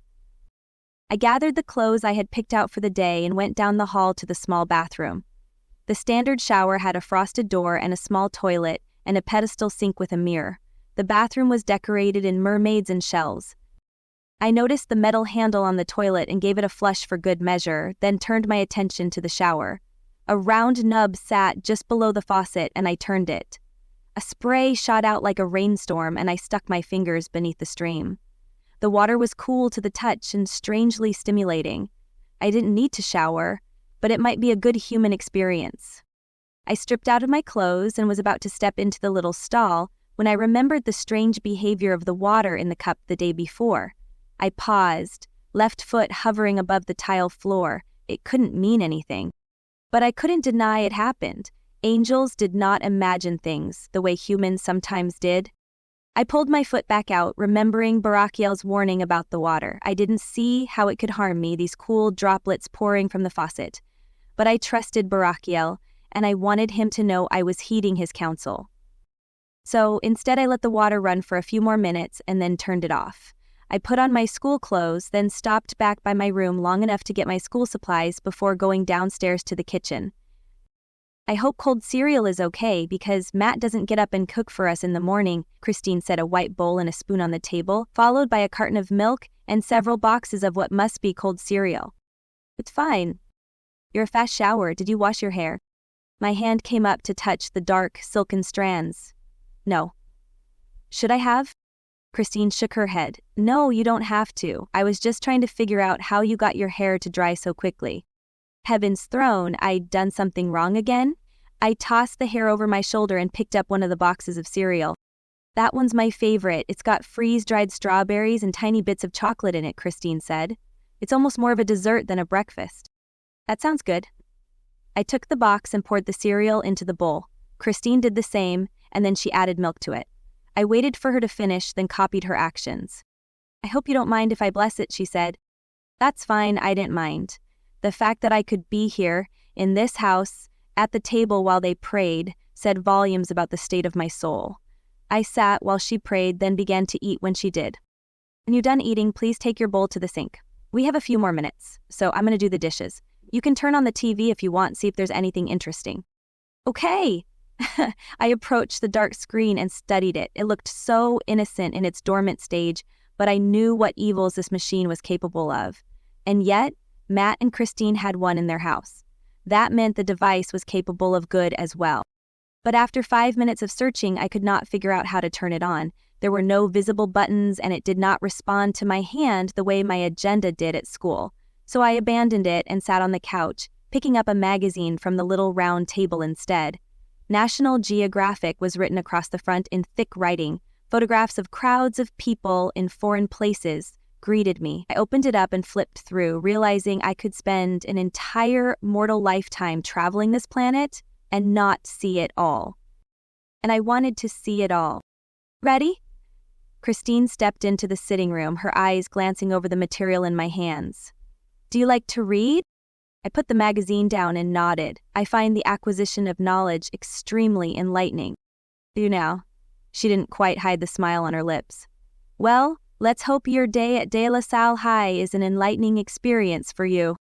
I expect it will be. I had great hopes for the day, anyway. I was silent as we drove through town, staring up at the ornate houses that lined the streets, a throwback to an earlier time in Earth history. I was sure I'd been here before as a shadow, but I didn't know when. I'd missed the beauty and creativity that surrounded me. We pulled up to the large brick structure, long enough to take up the entire block. I studied it now as I had not the day before. Decorative columns supported a walkway for pedestrians along a sidewalk leading to the front entrance, where a triangular facade declared the architecture a modern breakaway from the earlier trends. Would you like me to walk you in? Christine asked as she came to a stop out front. Humans milled about everywhere, laughing, talking, touching, holding hands, bumping shoulders, sitting on each other on benches, kissing. Oh, that's okay, I said, grabbing the backpack with my things. All right, then you go straight to the office where we were yesterday and ask for your schedule. They'll help you get where you need to be, okay? Yes, my hand was on the door, ready to jump out. You know how to find it? I'll find it. I pushed open the door and stepped onto the sidewalk. Chapter 16. Have a good day, Christine yelled after me. I waved over my shoulder. I stepped onto the sidewalk leading to the school, glancing around me curiously as I walked. The curious stares came right back at me. The students and I stared unabashedly at each other as I moved toward the entrance, and some of the kids leaned their heads together and whispered, this was going to be interesting. I carried my backpack on one arm and pushed through the doors. The school was louder inside, voices echoing in the wide hallways lined with metal cabinets. I kept walking, and then I saw Malik in front of me, leaning against one of the walls and surrounded by kids. I recognized some of the teenagers from the window I'd opened in Arcadia. I halted when I saw him, because my heart squeezed in my chest, and all I could do was stare. The humans wouldn't be able to see it, but his light radiated off him, creating a small radius of godliness. Malik spotted me and pushed off the wall. He moved past them, through them without them noticing, and joined me in the hall. How did you rest? He asked, smoothing down one of my wings. Like him, my wings remained on the angel plane, and humans took no notice of them when they walked through them. Good. I missed you when I woke. You missed me? How sweet. His lips quirked into a grin, eyes sparkling, and I melted a little. It had to be his light making me feel this way. I'm heading to the office to get my schedule. Any advice for today? Don't take anything to heart. He walked beside me, which was a little odd because no one could see him. Students eyed me and gave me space, but didn't do the same for him. Also, you shouldn't talk to me in front of people. Teenagers can be brutal, and you don't want them finding a reason to be cruel. I almost laughed. You think my feelings could be injured by human infants? Me, the daughter of Hasatan, wounded by the pettiness of mortals. You're not in Arcadia anymore. Just because you're not one of them doesn't mean you're going to remember that. Their feelings are contagious. It's part of the problem of being an empathia. I feel it, and I'm not interacting as one of them. If you're not careful, you'll forget that you're an angel. I considered his words. I felt the truth in them. But if I distance myself from those negative feelings, I'll deprive myself of the good ones too. The age-old paradigm. Without the darkness, there is no light. I'll keep it in mind, I promised. Jez, you have to stop talking to me. I looked around and realized I'd garnered an audience. More eyes watched me, lips curving into smirks, fingers pointing and hands covering giggles. Don't say anything, Malik said. Just keep going, we're almost to the office. I fell silent as instructed, though Malik kept talking. I thought about your offer to help Logan. Barakiel said you might be able to, so I tweaked your schedule a little bit and put you in Logan's class. I put my hand on the office door and looked at him in surprise. You can do that? Do what? A girl with short blonde hair and a nose ring asked from the bench beside me. Stop talking to me, Jez, Malik groaned. You have to answer her now. Heaven's throne. My heart thumped extra hard and I looked back at her. How could I fix this? She held a notepad in her hand where she drew. I didn't know what it was, but that hardly mattered. Draw like that. I indicated her paper with a twirl of my hand. Yes. She looked at me hostilely. Why shouldn't I be able to? Don't respond, Malik warned as my mouth opened. Just shrug and go into the office. I followed his advice, we both stepped in, and I closed the door behind us. This is harder than I expected, interacting with humans, I muttered. About 5 kids stood in line behind the desk, and the last one glanced my way. You're definitely not good at it, Malik said. My advice is to keep your mouth shut as much as possible. I can't be coaching you all day, and you should spend your time observing, learning as much as possible. Where will you be? I whispered as quietly as possible. I've been asked to help minister to someone. Raphael keeps finding jobs to get me away from Logan. He thinks I'm influencing him too much. Go ahead and get in line. I stepped up behind the 5th student. The first one apparently had what she needed because she pushed off the desk and left the office. The line shuffled forward. Keep your eyes forward and don't talk to me, Malik said. If you could just watch Logan for me, I won't be gone long. Maybe a day or 2. You don't have to talk to him. In fact, it's better if you don't.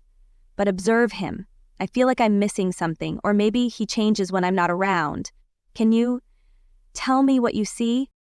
A day or 2, I arrived on Earth and he was leaving.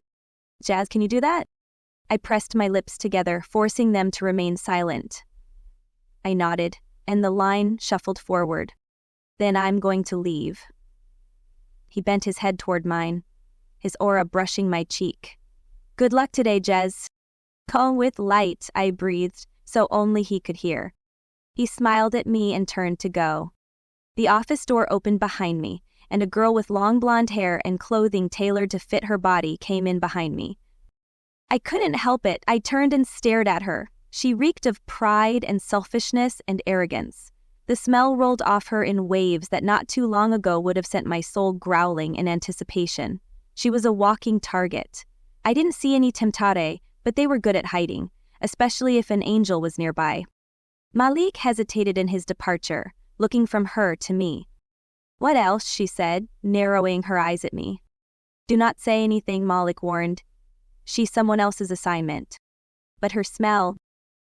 Say nothing, Malik said, his voice commanding. I'll see you when I get back.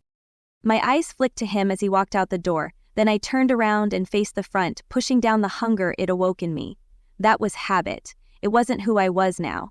I would much rather be in the shadow of Malik's light than feasting on darkness and depravity. Why did it sound like I was trying to convince myself? That's right, she said, her voice loud enough to draw the attention of the kid in front of me. Keep your eyes facing forward, weirdo. The boy in front of me shot me what was probably a sympathetic look before facing forward again. The girl leaned toward me, positioning her head right above my shoulder, and she sniffed. What's that I smell on you? She'd asked me a question. This was now a direct conversation, and I was curious what she meant. I swiveled slightly. You can smell me? Could she smell me like I smelled her? Her hand darted out and flipped the back of my shirt near the neckline. Her arm brushed my wings, sending a shiver through me. Yep, thought so, she said. She sneered at me. Her aura was dim, clustered close to her body, but it flared out with the unhealthy combination of gray and red. I leaned toward her, studying the colors. I'd felt a bit of her emotions when she touched my wing, and they weren't what I'd expected. You next, honey. The woman behind the desk beckoned me forward, and I turned away from the girl behind me. I stepped up to the desk. Yes, I need my schedule. First day here? Yeah. Jessica. Wilburn. Heaven's throne, I needed to work on that. A machine whirred behind her, and then a piece of paper spit out of it. She spun around and grabbed it. Here you go. She pulled out a yellow pen and ran it across numbers at the top. This is your locker number and combination. Don't share it with anyone. Then she held it out to me. I took the paper and slipped from the office, studying it. I didn't know what a locker was. I'd worry about that later. For now, my first class, geography, was in the science wing in room 202. Now I just had to find the science wing in room 222. I stopped the first boy that marched past me, a big, hulking kid dressed in black with shaggy hair brushing his shoulders. I grabbed his arm and then pulled back when he paused and glowered down at me. Maybe I'd stopped the wrong person. You need something? I don't know where my class is. Oh, you must be new. You have your schedule? I handed it over. That's this way, I'll take you there. He turned around and went down the opposite side of the hall. This isn't where you were going, I said, quickening my pace to match his stride. It'll only take an extra minute. I'm Mason. You? Jessica. Nice to meet you, Jessica. Mason's deep voice echoed through the hallway, and students cleared out of the way for us. I stole a glance at him, trying to interpret his aura. I had thought this guy gruff and expected rudeness, but instead he was the kindest person I'd met so far. We turned left and climbed a flight of stairs before Mason stopped outside a door. He checked my schedule and handed it back. Here you go. Your next class, literature, is back on the other side of the office. You might have to run to get there. He grinned, and it transformed his face from glowering to friendly. Thank you, Mason, I said, accepting the paper from him. Your smile is nice.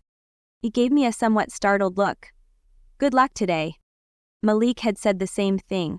I stepped through the classroom door, wondering how much luck would play into things. Come on in, a skinny, balding male teacher said from the front of the room. You must be Jessica. Yes. I glanced at the rows of tables with students clustered behind them, and a wave of startling emotions washed over me. My wings fluttered in apprehension. Those aren't my emotions. I'm Mr. King. Have a seat wherever you'd like. I went clear to the back where I could observe the humans. Boredom, anxiety, apprehension, and anticipation rolled toward me from the 20 or so students in the room. I needed to learn how to separate their feelings from my own. A bell rang, and Mr. King went to the board in front of the classroom. All right, class, let's turn to page 68 and go over yesterday's assignment. A few kids pulled out textbooks and others pulled out tablets. I didn't have either yet, so I pulled out a spiral-bound notebook Christine had bought me. My eyes landed on a boy just in front of me, with short brown hair, a green t-shirt, and dark jeans. Logan. I'd seen him with Malik both in the window and in the hallway this morning. His back was to me, and he didn't appear to have noticed me. He was so busy doing something on the small phone in his hands. I watched him through class. He didn't look up once. He didn't open a book or take out a tablet, and he didn't pay any attention to what Mr. King said.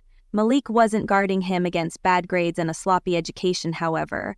As important as those things were to the spiritual development, any gaps in his education could be learned at the academy. But first he had to get there. Malik was here because there was a darker influence in Logan's life. What was he doing on his phone? It could be something as innocent as a mildly addictive mind game, or something more sinister, like sexting other kids. I studied his aura, noting how the black flared out from time to time, darkening the other shades of orange and blue. And then a dark shadow settled into the seat beside him. I narrowed my eyes, just making out a humanoid figure. The figure leaned toward Logan, parts of its translucent form fading into Logan's arm and face. It drew back, separating from him, and Logan's aura spiked with gray. It was a Temptera. My heart rate picked up and I felt a shot of nervous energy. I'd never seen one from this perspective before. Temptare were incorporeal beings on Earth, nothing but shadow, but they had shape and form in Sheol. I had always been able to see them as clearly as I saw Logan now. I hadn't expected that to change. I had to tell Malik. This was on Logan. He needed to strengthen himself spiritually so that Temptare could not reach him. They could not come near light and goodness. It burned their dark souls. I knew. I stood from my place in the back and walked up 2 rows. Mr. King stopped talking and looked at me, as did Logan, as did the rest of the class. I paused by the chair next to Logan and looked back at Mr. King. The innate sense that I'd misstepped again filled me. Is it okay if I sit here? I asked the teacher, remembering to form a request. I tried to sound meek and unsure. Not that that was hard. At this moment, I felt meek and unsure. Yeah, it's fine, but don't get up in the middle of class again. I nodded and slipped into the chair. The Tempter was gone. Whether it noted my presence or had already accomplished its task, I wasn't sure. But Logan looked at me with unabashed curiosity in his light blue eyes. Hello, I said, my gaze darting to his hand. He'd put the phone away. I wouldn't be able to see whatever it was he'd been doing, but the Tempter had left, so the absence of the phone had to be a good thing. "Aye," he murmured, voice much quieter than mine had been. I followed his example, speaking softer this time. "You're Logan?" He blinked, and surprise flared off him like a flash of light. "You know me?" Heavens thrown, I'd done it again. "No," I amended, scrambling to think of a suitable excuse. "Mr. King suggested I sit by you when I came in. But you sat in the back." I nodded. "Okay." I held my hand out. "I'm Jessica." He hesitated before grasping my hand, and the sensation of ... nothing disappointed me once again. "I guess you know who I am. What were you doing on your phone?" He scooted his chair to the left, putting distance between us. "Were you watching me?" I blinked, wondering how he knew that, and then I realized my responses had clued him in, so I evaded the question. "Want to sit with me at lunch?" One thing I'd learned at the academy was the people who you ate with were the ones you bonded with. "Where do you sit?" He looked at me uncertainly. "Aren't you new?" "Yes, today's my first day." "And you already have people to sit with?" "No." "But I'll sit at a table and you can sit with me." He furrowed his brow at me. Why? There were too many reasons to enumerate. "I think it would be good for you. We could be friends." "How old are you?" That was an excellent question. I knew from Malik that Logan was 17, turning 18 in the spring, and Malik was perpetually 18 in Earth years, having died his senior year of high school. But I had no age. Logan's expression had changed from confusion to amusement. "You can tell me." I nodded. We were in the same class, so I had to be close to his age. "I'm 16. Tell you what, Jessica." His voice had changed to one of confidence with an oily feel to it that I didn't appreciate. "My friends and I might have room at our table. I'll check with them and let you know tomorrow, okay?" "No," I said. "I don't want to sit with your friends. I want to sit with you." He looked puzzled again. "Wouldn't you like to make friends with the people that matter at this school?" I flashed back to when Malik and I first discussed Logan, and I'd asked if he was special, to which Malik had responded, "They're all special." "You matter," I said. The bell rang, signifying the end of class, and Logan stood up. "I guess I'll see you tomorrow." I shouldered my bag and followed him out the door. "So no lunch today?" "Yeah, not today." He gave me another odd look and then took off down the hall. Chapter 17. I didn't see Logan the rest of the day. I looked for him at lunch, but there were so many students it was difficult to pick faces out of the crowd. I didn't need to eat anyway, so I went outside and sat on a bench.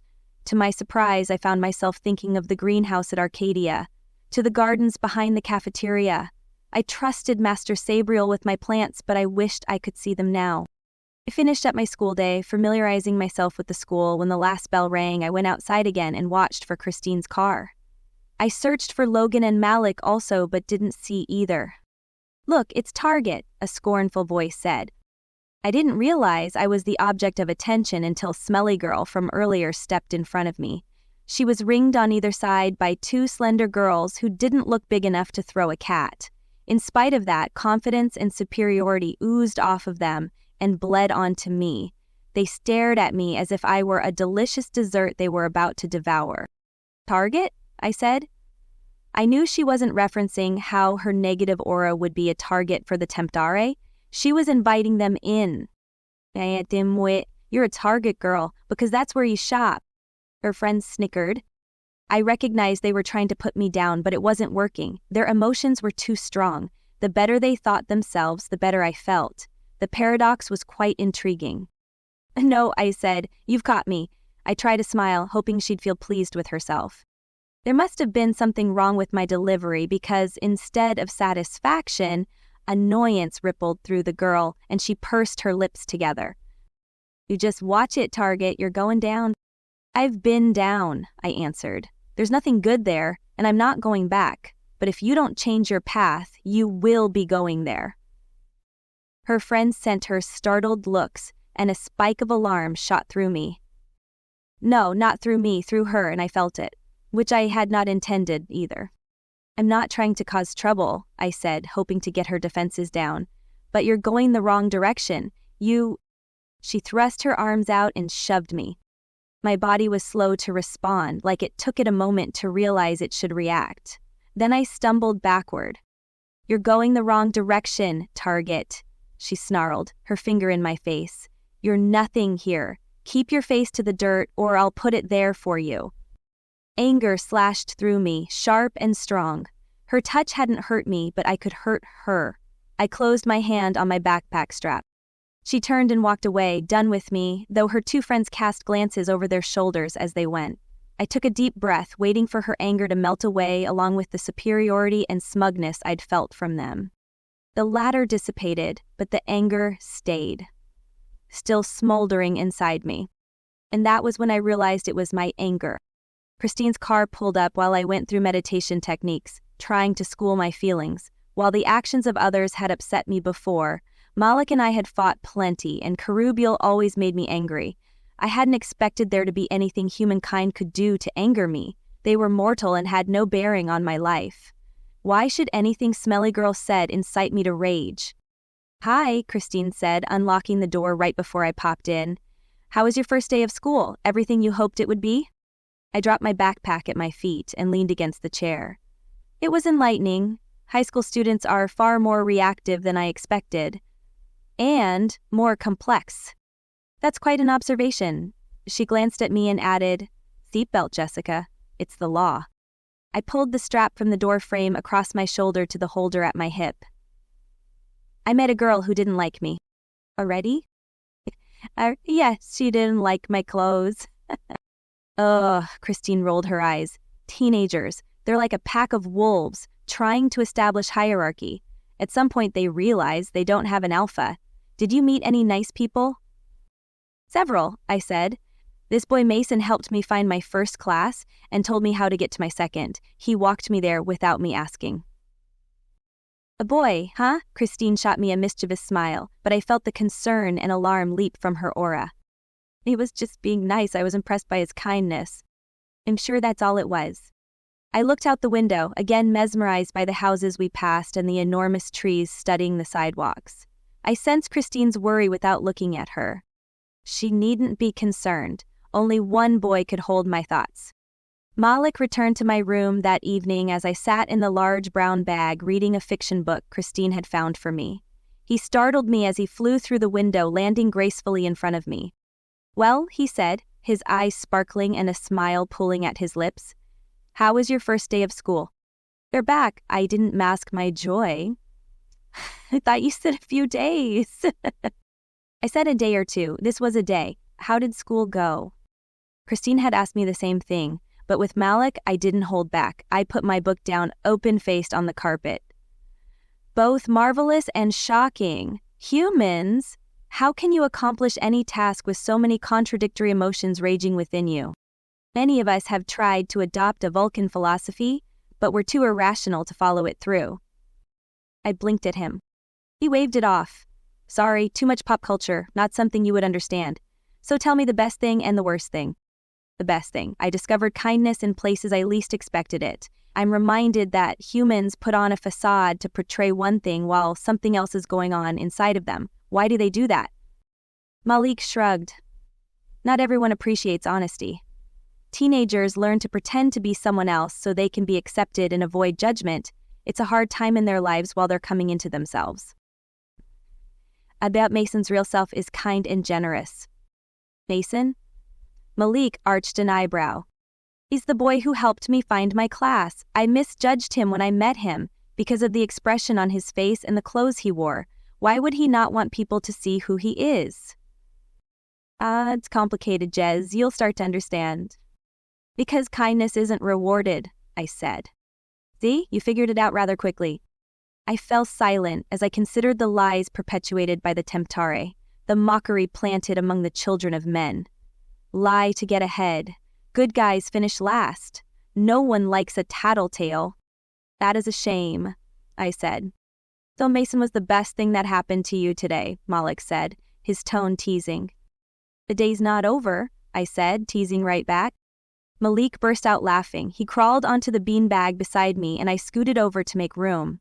My wings were spread out behind me and he nestled into the downy feathers of one of them. I felt the weight of his head and neck, the tickle of his hair as it brushed the veins of my feathers. "The day just got better," I said. He placed his hand next to my leg and I placed mine beside his, our auras jumping up and mingling as if they'd been waiting all day for that. A feeling of calm and contentment washed over me and I closed my eyes, relaxing into the peace. "And the worst part of your day?" "That girl," I said, my eyes flying open. "She made me angry, Malik." "The one from the office this morning?" "Yes. She found me after school and taunted me, pushed me, and bullied you. I didn't expect to get angry. I thought I had more self-control than that. I thought humans were too insignificant to affect me." His head pivoted and I felt his eyes on my face, but I didn't turn my head. "Made you angry?" he asked. "I don't know. I thought at first I was feeling her emotions and then I realized they were mine. I got angry. I wanted to push her back." "You asked for a human experience, but I thought I would be observing, not feeling it also." "You could have observed from Arcadia, but you wanted to be involved. You wanted to be in the middle of it, and this is why. It's one thing to study human emotions and their irrational responses, but it's quite another to have an irrational response yourself." He was right, and I'd known that intuitively. I moved my fingers between his, running my hand back and forth in the gaps between his fingers. "What was wrong with her?" "Em's got her own issues, but she's a dime a dozen. High school is ripe with girls like her." "Do you know her name?" Malik squinted, considering. "Maybe. I've heard it in passing. Shasta or Sandra or Shanna, something like that." "You said she's someone else's assignment?" "Yeah. She's got a guardian. Lots of them do. You won't see them very often since we each try to use a different dimensional plane so we don't distract each other. But you might see one from time to time, usually from another campus. Try not to react when you do," he chuckled. "And you can't talk to me when you see me." I smiled, imagining how I must have looked walking down the hall and talking to the empty space beside me. "I can't ignore you." "Sure you can, just pretend like I'm not there." I swiveled my head to face him and repeated, "I can't ignore you." Our gazes locked and held. Malik stirred, raising up on his side and studying me. "Do you think," he said, his tone uncertain, "I could try to kiss you?" My face warmed at the question, and my body grew hot at the idea. I wanted him to so very badly. "What if I hurt you?" The darkness is gone. You're not bound to Shoal anymore. I'm more concerned about hurting you. That I did not care about. Try it. My heart raced as Malik pushed up and leaned over me. His face neared mine, and I closed my eyes, anxiety and fear suddenly lancing through me. I don't care if it hurts, I told myself. My aura tingled when his brushed mine, and I braced myself. Jez, he whispered, pulling back. I opened my eyes and met Malik's gaze where he hovered just inches above me. Did you do it? I breathed, a sense of disappointment taking hold. I hadn't felt anything. At the same time, relief rippled through me. It was over, and it hadn't hurt. He gave a soft laugh, and gray spiked through his aura, a sadness he couldn't hide. No. He lay back on the bag, and this time I pushed up on one elbow, facing him. No? Why not? 'Cause I could feel your fear. I exhaled. As much as I'd tried to shove it down, the fear had radiated outward. I'm sorry. I am. I feel like a jerk.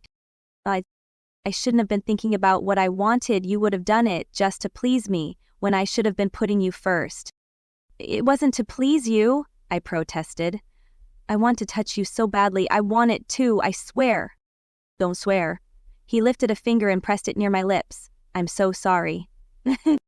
Sadness and longing welled up in me, and my throat ached. I don't care if it hurts. I want to do this. Every girl says the same thing. He pushed off the bag, shards of red spiking off him. I won't be that guy. He went to the window and flew out, and I ran after him, pressing my hands to the glass and trying to find him in the night sky. But he was gone, and I was left alone and confused. CD. I sat with Logan in geography again the next day. He didn't act surprised this time and responded politely when I asked how his day had gone. Then class began. I had a computer for my classes, one of Christine's old ones. It didn't get on the internet at school, but she had taken the time to load all my books for classes. I opened it and found the book Mr. King wanted us to look at. The computer was clunkier than my agenda at the academy, but it served a similar function. Of course, what I wanted to know was where Malik was. There was no message tab, no way for me to reach out and contact him. I hadn't seen him since he'd bolted from my room the night before. Logan didn't pull out his phone during class, and no Temptare appeared either. Did you want to eat lunch with me today? I asked him when class ended and we began to put our things away. He paused, as if considering. You really could come sit with us. The invitation sounded genuine this time, and not coded in pride or ulterior motive. I didn't know his friends, and I wasn't sure how great of an influence they were on him, but this would be a good way to find out. All right, how can I find you? It's the second round table on the right when you walk into the cafeteria. I'll see you then. I shoved my laptop in my bag and walked out the door, making my way to my literature class. It was a hike to the other side of the school. I'd been too focused the day before to pay attention to those around me, but I took the time now to glance around. Some students hurried past me, eyes downward and shoulders hunched as if trying to disappear into their backpacks. They didn't glance at me or anything else. Others walked slowly, turning their heads from side to side and scanning the halls, then waving at familiar faces, an awkward, desperate smile on their faces. Still others moved with purpose, weaving in and out of crowds of students while chatting to a friend or nodding hello to someone. I stopped moving and stood still in the river of human children. Colors and emotions spiraled around me in a kaleidoscope of feeling. I could no more separate what I felt from what they felt than I could pinpoint which human in the sea of emotion felt which way. Perhaps I would be able to one day, but I didn't have the training or the discipline yet. Laughter reached my ears, mocking and cruel, and I turned toward it, drawn to the macabre ridicule in their voices. Following the sound, I entered a hallway where 3 girls hovered over another. Their backs were to me, but I could see the girl they taunted. Small and petite, with beautiful angular features and dark eyes, fear and anxiety rolled off her, and her aura flashed panicked colors of red and black and deep purple. Around the other 3 clustered 4 dark shadows, 4 Temptare, their fingers elongated and reaching into the huddle, their forms vibrating and quaking as they prepared to feast. Hey, I shouted, get away from them. The temptar didn't react. I broke into a run, intent on dispersing them. Only when I was nearly upon them did they twist enough to take me in. I sensed their confusion as they analyzed me. Was I human or an angel? I didn't have the light or the form of other angels, and they must have realized that because they turned their attention back to the girls. But the leader of the pack of girls, a familiar, smelly blonde, had focused on me now. "Are you trying to protect us from her?" She threw a finger behind her at the girl pressed up against the metal cabinets. "I didn't know you had it in you, target." The temptari moaned and clutched at their faces, an audible, slippery sound that made me shudder. But their window of opportunity hadn't closed, and as she took a step toward me, the temptari closed in on her. I ignored her and looked toward the girl they were taunting. "Are you okay?" Tears streaked her face and she trembled, but she nodded. Her aura hadn't improved. She wasn't sure if she was safe yet. "Hey," Shasta/Sandra/Shanna snapped her fingers in my face. "I'm talking to you." I turned my attention back to her, inhaling deeply. I knew what the temptari were after. She would be easy to drag into darkness. She already craved the approval of the world. We could take her into the shadows, eat away at her soul, until nothing but a shell remained. For years, we could chip away at her, a constant nourishment, and she wouldn't know until it was too late. "No, not we." I exhaled and took a step backward, my insides laced with panic. "I'm not a tempter," I said aloud. She snorted. "What's that, the mascot from your old school?" "Well, you're far from home now. Target." The tempter honed in on me, drawing closer, fingers outstretched and probing. Smelly Shasta plucked at my shirt collar and looked over her shoulder at the girl pressed against the wall. "You can go," she said cheerily. "I'll talk to you later." Taking a deep breath, the girl turned and fled. Smelly Shasta turned her attention back to me, grinning. "What did you say your name was, Target?" "She's one of old lady Maddox's foster girls," her comrade behind her said. "Oh, one of the rescues." The temptari divided, two of them diving at Smelly Girl, whispering in her ear, and the other two clustering around me. Wanted to bash her face in, to hurt her for mocking Christine and her kindness. A sudden bright light filled the corridor, and I jerked my face away, blinking against the brilliance. Even Smelly Shasta took a step back, a confused expression on her face. "Get out of here, Jez," Malik said, and his voice echoed with an authority that made my soul tremble. A dagger was in his hand, and he leapt forward, aiming for the temptari beside me. Chapter 18. I turned and ran from the school building, making it outside into the sunshine before I gulped down great breaths of fresh air. I collapsed to my knees and bowed my head, shaking inside. I winced when Malik appeared beside me, his light burning me uncomfortably. "Ugh. What happened back there?" I cried. "I thought I was helping someone, and then the temptate—" "Stand up, Jez." I pushed to my feet, brushing away tears as they coursed down my cheeks. "I'm lidled," I gasped out, shaking. "But I had thoughts." "You can still be tempted." Malik's voice was stern but gentle. "The temptare know our greatest weaknesses. Not even the angels are immune. Why do you think the fallen exist?" My stomach curled and I wrapped my arms around it. "They are men who lose their way on earth." "Roan, men who lose their way on earth arrive in Gehenna for one final chance before they are judged for either Sheol or Shemayim. The fallen are angels who have lost their way after being given the glory of Shemayim." "Angels can still be tempted," I said, echoing Malik's words. A coldness descended over me. "I was tempted. I told you you would be." "Did they know I'm an angel?" "Let's hope not. A fallen angel is a much bigger prize than a fallen human." "Did you dispatch with all of them?" "I only got 2 before the other 2 got away." His hand came out and stroked the edges of my feathers. "Are you all right? What would have happened if you hadn't come along?" "Well, I guess it's time you learned how to fight off temptation. It's something all of us humans had to figure out after all." 2 days in, and I'm failing. "Look at me, Jaz." I shook my head. I was too ashamed. I'd felt the darkness coming over me, but I hadn't fought it. I'd slipped, and I hated myself for it. Jez. His finger ran along under my chin, sending tingles through my aura.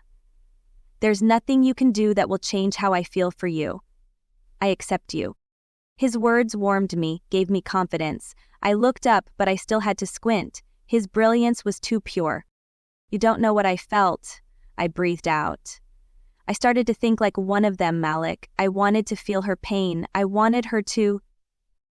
Malik swooped down and pressed his mouth to mine. I barely had a moment to register his actions before my lips ignited with a blazing heat, a searing flame that rushed through my core and lit my soul on fire. His light. His light rushed up into my fingers, down to my toes, and out through my wings. My heart was crushing into a painful vice and exploding in delirious rapture, all at once. The pleasure spiked and spilled over, and heat burst into flames, and it was hot, burning me, shooting through my limbs with an agonizing ecstasy, ready to consume me. Malik stepped back, the pressure ripping away from my lips and leaving me in a shock of cold. He looked at me, his eyes wide. Are you okay? I looked down at my hands, at the energy flowing over my fingers and around my wrists, tiny shocks tingling over my skin. I almost expected to see my clothes singed. I touched my lips again and wanted him back, wanted to feel that explosive rush of heat. I'm okay. I was more than okay. We could kiss. I reached for him, wanting to take his hand, wanting to hold him, but he stepped back. A knot of worry fluttered in my heart. Had I taken some of his light from him? Did I hurt you? No. He reached out as if to caress my face, but he dropped his hands before he could. His eyes were soft, but I sensed concern from him. Jez, I'm sorry about the way I left you last night. It's harder for me to control my emotions when I'm on Earth, and my actions made me think of things I wish I could forget. He held my gaze as if he were confessing something to me, but there was nothing he could have ever done that compared to what I had done, and if he knew that, he would regret that moment of his lips on mine. I had to kiss you, to show you what you mean to me, but I won't do it again. No, I said, already shaking my head. I want it again. I burned you. No. Well, yes, there at the end, but before that it was perfect. I never felt anything so wonderful. And you wanted more, and I wanted more, and that's when it got dangerous. That's how it always goes. I still felt Malik's light coursing through my body. We can stop before then. He buried his hands in my wings on either side of me, pulling me as close as he could without touching me. I won't risk you. Not for anything. I lifted my hand and held it above his chest, mingling with his aura, feeling the beating of his heart, the angelic life energy that pulsed in and out of his body. We stood like that for a timeless moment, his light beneath my fingertips, his fingers locked with my feathers. The bell rang inside the school, jarring me away. What's that? Lunchtime, he smiled, but it seemed broken, and there was something aching in his eyes. Still not used to the school schedule? I remembered my big plans. I'm eating lunch with Logan. You are? He regarded me suspiciously. I never got to tell you yesterday. Malik, he's got a Tamtari. Malik inhaled. You saw one? I nodded. I wasn't sure at first. It was hazy and unclear, but it sat with him in class and became more solid, and then I was sure. Tamtira wisps of shadow when they're hungry. After they feed, they get stronger. How should we do? How can we protect him? You're eating lunch with him? I nodded. Just be aware. I'll keep an eye on you guys. If the Tempter sees me, it will leave. But not if it sees me. It must not know you're an angel. How will you dispatch it then? I'll either have to catch it by surprise, or Logan will have to be the one to do it. He has to be strong enough to withstand the temptation.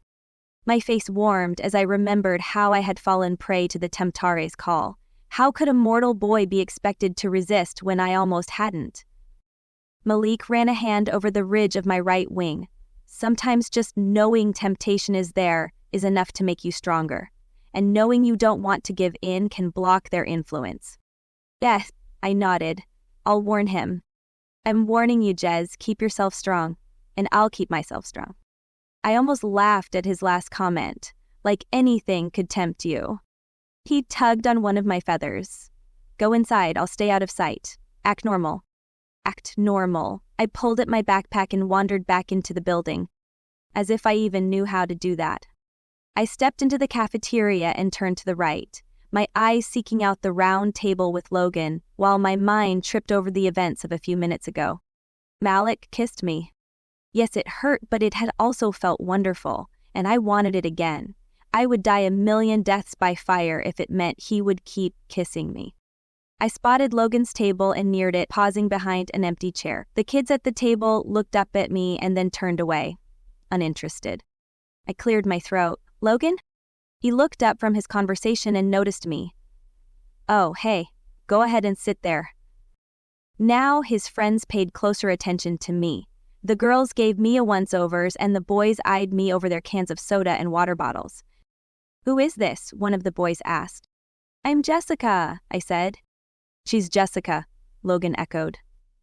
She's in my geography class. She's new, and I told her she could sit with us. Jessica, that's Dee Dee, Sophia, Henry, and Jacob. Curiosity flashed in their eyes, and they looked at Logan like they suspected there was more to the story. But they just smiled and nodded. Where did you move from, Jessica? Dee Dee, a girl with short-cropped brown hair, asked. I examined her just as she examined me. She had all the makings to be a future Shasta/Sandra/Shani, but she wasn't there yet. She needed a few more strokes to her ego, maybe a little bit more temptation whispered in her ear. For now, she still had a friendly, inquisitive look in her eyes. Baton Rouge, I said, sticking to the story Barakiel had given Christine. I'm a foster child. Jacob snorted so hard his water sprayed across the table. Whoa. Sophia, a girl with black hair piled high on top of her head and a dark tone to her skin, said, moving her drink farther away from him. You're a foster child? Jacob said, using his napkin to mop up the mess. Yes. They exchanged looks. Sophia widened her eyes and peered into her soda can while muttering, Interesting. Come on, guys, she's cool, Logan said. I gave him a smile. No wonder Malik cared for his welfare. Malik, I couldn't think his name without my knees going weak. Why don't you see if she wants to go to Woldenberg Park this weekend? Henry asked Logan. We're getting together for drinks after. She won't be able to, Dee Dee said. Foster kids aren't allowed to do anything. I could ask, I said. Let's exchange numbers, she said, bending toward me. I can call and invite you to spend the night. Then you can go with us and come back to my house. Your foster mom never has to know where you went. I can't lie to Christine, I said. And I don't have a phone. They laughed at that and Dee Dee smirked, leaning back in her chair. I knew you wouldn't be able to. She shot a triumphant look at Logan. Oh, don't lie, Logan said. Just spend the night with Dee Dee, that's all you have to say. It was an untruth and I couldn't do it. I still don't have a phone. Logan shrugged. If you want to go, we can figure this out. The bell rang to indicate the end of lunch, and we stood. Logan moved with me out of the cafeteria, pausing to throw his trash away. See, my friends are cool, they included you. That was nice of them. You have a landline? Christine had used that word, yes. Give me the number and I'll call you. We're good at coming up with a solution. I don't know the number. He rolled his eyes.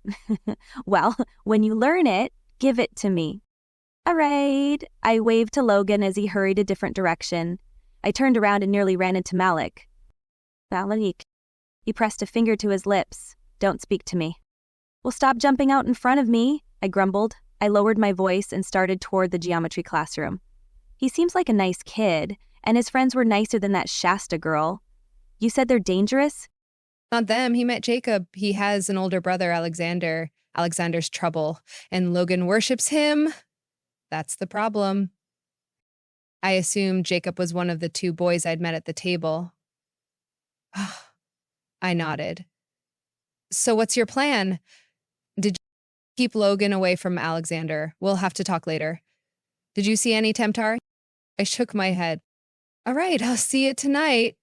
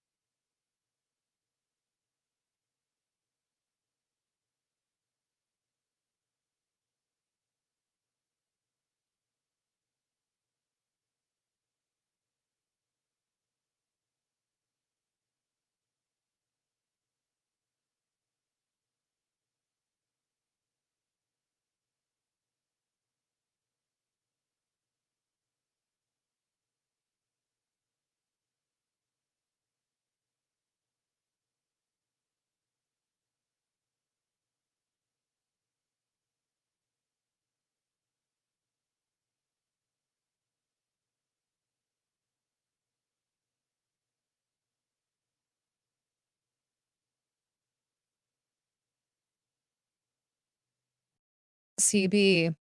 I was more cautious when I left my last class of the day. Instead of making a beeline for the pickup spot, I stayed inside the glass doors and scanned the grassy field. There she was. I spotted Shasta/Sandra/whoever tossing her hair behind her shoulder while she touched a boy on the chest, making eyes at him. He didn't need a temptare to be seduced. Resisting was not on his mind. Having another run-in with her was not on mine. I waited until Christine's little gray car pulled up front, and then I ran out the door, not looking back until I was inside. "How was your day, Jessica?" Christine said. Her voice was pleasant enough, but I felt an undercurrent of tension behind her tone. I put my backpack down and faced her, studying her posture for clues. She looked straight ahead while she drove, not at me, and her lips were firm. Her hands gripped the steering wheel as if for support. "It was all right," I said. "I had another run-in with that girl, and I met a few more people. Anything you want to tell me about?" I tried to think if there was anything else. "I just told you the things I want to tell you about." Christine sighed, her shoulders drooping. "Jessica, I don't want us to have the kind of relationship where I can't trust you.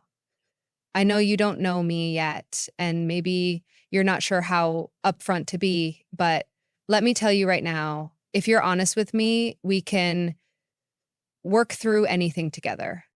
"Okay," I said. "That's very nice of you." But the tension wasn't gone. I'm not trying to be nice. I'm laying down the law. If you do something wrong, I expect to hear it from you. I waited, but it appeared she thought it was my turn to talk. I felt like the conversation had taken place while leaving out very important clues. She cleared her throat, and I shifted in my chair. "I've apparently done something to upset you," I said, clasping my hands together. "I'm sorry for that. Maybe you could tell me what I've done?" She shot me a single glance before facing forward again, a look of curiosity and uncertainty replacing her sternness. "Well, this is an interesting situation. What happened today before second hour?" The second hour, that was literature class. Before then, I'd been kissing Malik in front of the school. I wasn't sharing that. There was the incident with smelly Shasta girl.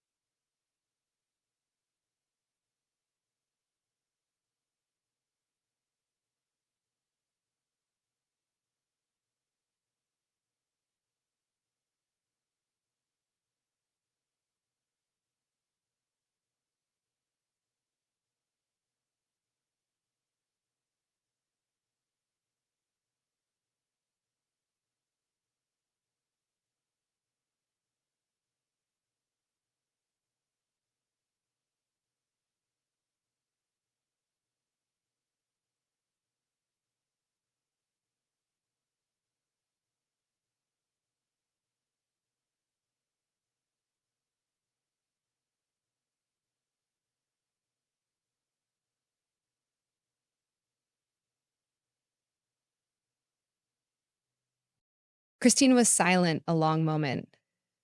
"See, this is why I like you to tell me about situations. How would I know that's what happened if you didn't tell me?" "I didn't plan to tell you," I said. "I didn't know that was something to share."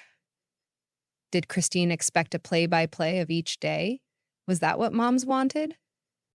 Oh, then what happened in second hour? I didn't go to second hour. We had reached the house and Christine pulled into the driveway. She parked the car before spinning to face me. "You didn't go?" No. "I went outside after the argument and sat on a bench." "Until when?" She looked perplexed. "Until lunchtime. Then I went inside and ate lunch." "You just didn't go to second hour?" Uh, hmm. You, Christine pressed her palm to her forehead, and then she started laughing. "Jessica, you can't do that." To what was she referring? I can't do what? C'est places. Can't?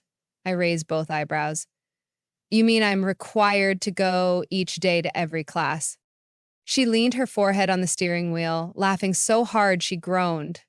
Oh, my lands. And here I thought you were exhibiting typical rebellious behavior. She looked at me, her eyes shiny, her lips still quirking upward. I'm sorry. I misjudged you based on past experience. Okay, I said, still not sure what was going on. Tomorrow I'll call the principal and explain. Here's the deal, Jessica, honey. She took my hands in hers and I let her because the gesture felt intimate and maternal, and I ached so badly to know my mother. You skip a class, your teachers mark you truant, it's against the law, and you get in trouble. They tell the principal, and he calls me to let me know. It becomes a huge, great big deal. So she squeezed my fingers, and I felt the slight pressure, even if I couldn't feel the warmth of her hand or the softness of her flesh around mine. Don't skip classes anymore. I won't, I promised. I didn't know it was a problem. I can see that now. She opened the door and got out of the car, grabbing a few plastic sacks from the back seat. Is there anything else you want to talk about? This girl you argued with? Are you being bullied? Yes, I said, shouldering my backpack and following her into the house. But it's not too bad. I just need to control my temper. You're sure you don't want me to call someone and talk to them about it? I considered that as I put my backpack on the table and leaned against the counter. I'm worried about the girl Shasta was bullying, but I don't know her name or how to protect her. Is that the bully's name, Shasta? I'm not sure. I heard a name like that, but it could have been Sandra or Shanna or something else. I see. Are you worried about the one who was being bullied? Yes. Shasta said it wasn't over and she would find her again. But you're not worried about yourself. I shrugged. She can't hurt me. Christine plucked a red apple from the bags and placed it on a plastic board. Well, see if you can find out their names, and I'll see what I can do. All right. I turned to go up to my room. Do you have any homework? Yeah, make sure you do it. I did my homework religiously at the academy, but Earth homework? I wasn't really a student, so I'd considered my classes and thus the homework not real also. But Christine wanted me to, so... I picked up the backpack again. I'll get it done. Chapter 19. On Sunday, I went to church with Christine and Matt. It was a new experience. I expected it to be like Shema, but the light was different, diluted by the darkness of mankind. The intentions behind the precepts taught were good, even if some of the principles were lost in translation. Humans couldn't be expected to understand. Most angels didn't understand. The light increased in the auras of most of the people in the congregation, but on others, the light didn't touch them at all. Darkness continued to ring their auras, but only I could see it. Their smiles and actions imitated that of the other light lit around them. Interesting, simply going through the actions didn't make one become light-lit. A few tempters skulked around the chapel, sniffing out those who resisted the light, feeding the threads of darkness weaving about them. I watched them. Some of the members carried so much light in their auras that the temptera couldn't get close to the humans beside them. I pondered the magnitude of what that meant. Their light shone so brightly it didn't just protect themselves, it shielded those around them. The same could also be true of surrounding oneself with darkness. True to his word, Malik did not kiss me, though every moment I was with him I thought of that kiss and mentally pleaded with him to do it again. If he sensed my desire, he kept quiet about it. Logan warmed up to me, even if his friends still eyed me like an intruder. I'm still waiting for your phone number, Logan teased me, as we left first hour together. Oh, I'm so sorry. I keep forgetting to memorize it, I said. I've never used a phone before.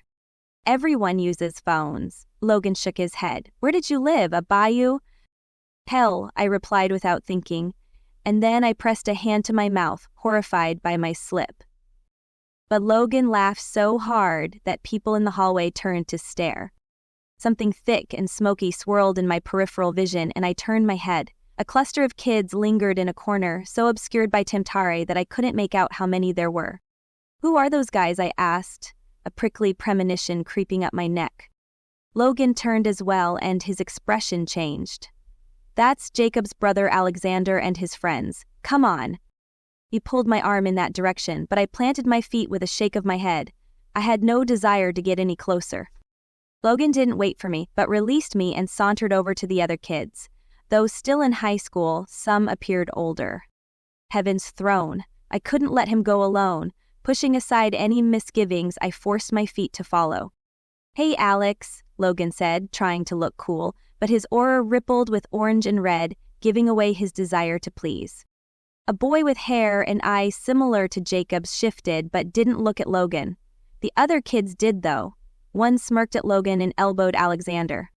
"Your brother's boyfriend's here," he said. Logan's demeanor changed, his eyes darkening. "Hey, Liam, how's it going?" he said, directing his attention to the boy who'd spoken. That oiliness was back to his voice, and one of the Tempter peeled itself from the group and sidled up to Logan. Alex turned to face him. "I told you not to talk to me at school unless you've got something important to say." "Did you make a decision?" The Temptari hissed, weaving a finger through Logan's hair. I had no idea what it was trying to say, but I knew it couldn't be good. I stepped up to Logan, avoiding the Temptari clinging to him, and said, "Come on, let's go to class." Alex took note of me, his empty eyes raking over my body, and he smirked. "Nice, Logan. She's a pretty piece." "You laying claim on her?" a third member of the group said. "If not, I might." His words crawled over me, pulling a shudder from my core, and suddenly the Temptari were looking at me also. I hooked an arm through Logan's. We needed to leave here. "It was nice to meet you guys." I tugged his arm, but Logan's feet were rooted, the Temptara still filling him with ideas to win Alexander's approval. I needed to do something drastic to get his attention.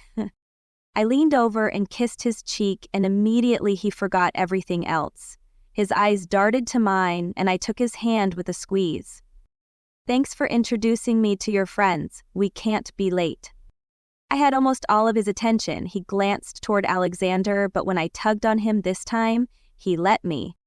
"I do have something," Logan said. "I'll find you later." "I'll be waiting," Alexander said, already dismissing Logan. The Tempter lingered, however, following along behind us, sniffing after us like it smelled a wounded animal.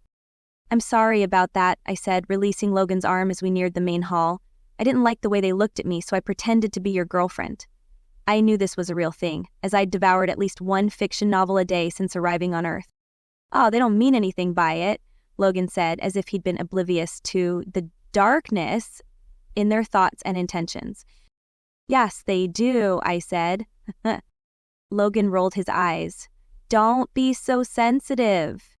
He was still miffed at the way Alex had treated him. The Temptare hovered behind him, waiting for me to leave, waiting for the chance to get into Logan's thoughts. I didn't want to leave him, but I wasn't sure what to do. I had no way of reaching Malik, of letting him know there was a Temptari nearby. If only I had a dagger, I could dispatch it and continue on my way. "You're going to class, right?" I asked, trying to reassure myself that he'd be all right. "Yeah, of course." "Then I'll see you at lunch." "Yep." Logan didn't wave as he started down the hallway to his second period. I worried about Logan all through literature class. Temptari avoided angels, which was both good and bad. It made it easier for a guardian to influence an assignment, but harder for the guardian to dispatch them. But they didn't recognize me as an angel. They also weren't drawn to me as if I were one of them, so I didn't believe I still had the darkness of hell in me. I reached a hand up and traced the chain tattoos that ran along my forearms and up over my shoulders. My long-sleeved shirts always covered them, but I knew they were there. They were my last link to Sheol. I'd despised them my entire existence. Could they be working in my favor now? The teacher assigned us another book to read with a follow-up questionnaire. The bell rang after the 2-hour block ended, and I grabbed my things up. I rushed to the cafeteria, eager to see Logan and verify that Temptari had not polluted his mind in my absence. He was already at the table, sitting close to Didi and talking with her in a low whisper. I slowed as I approached, trying to make out what they were saying. "You could come over on Friday," Dee said. My parents won't be home. Their auras flared between them, arcing out and probing before pulling back.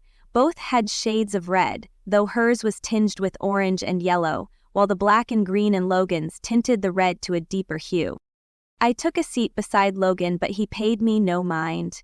The others of the group began to arrive, dropping their trays and beginning boisterous conversations, and Logan had to lean over for Dee to hear his murmured replies.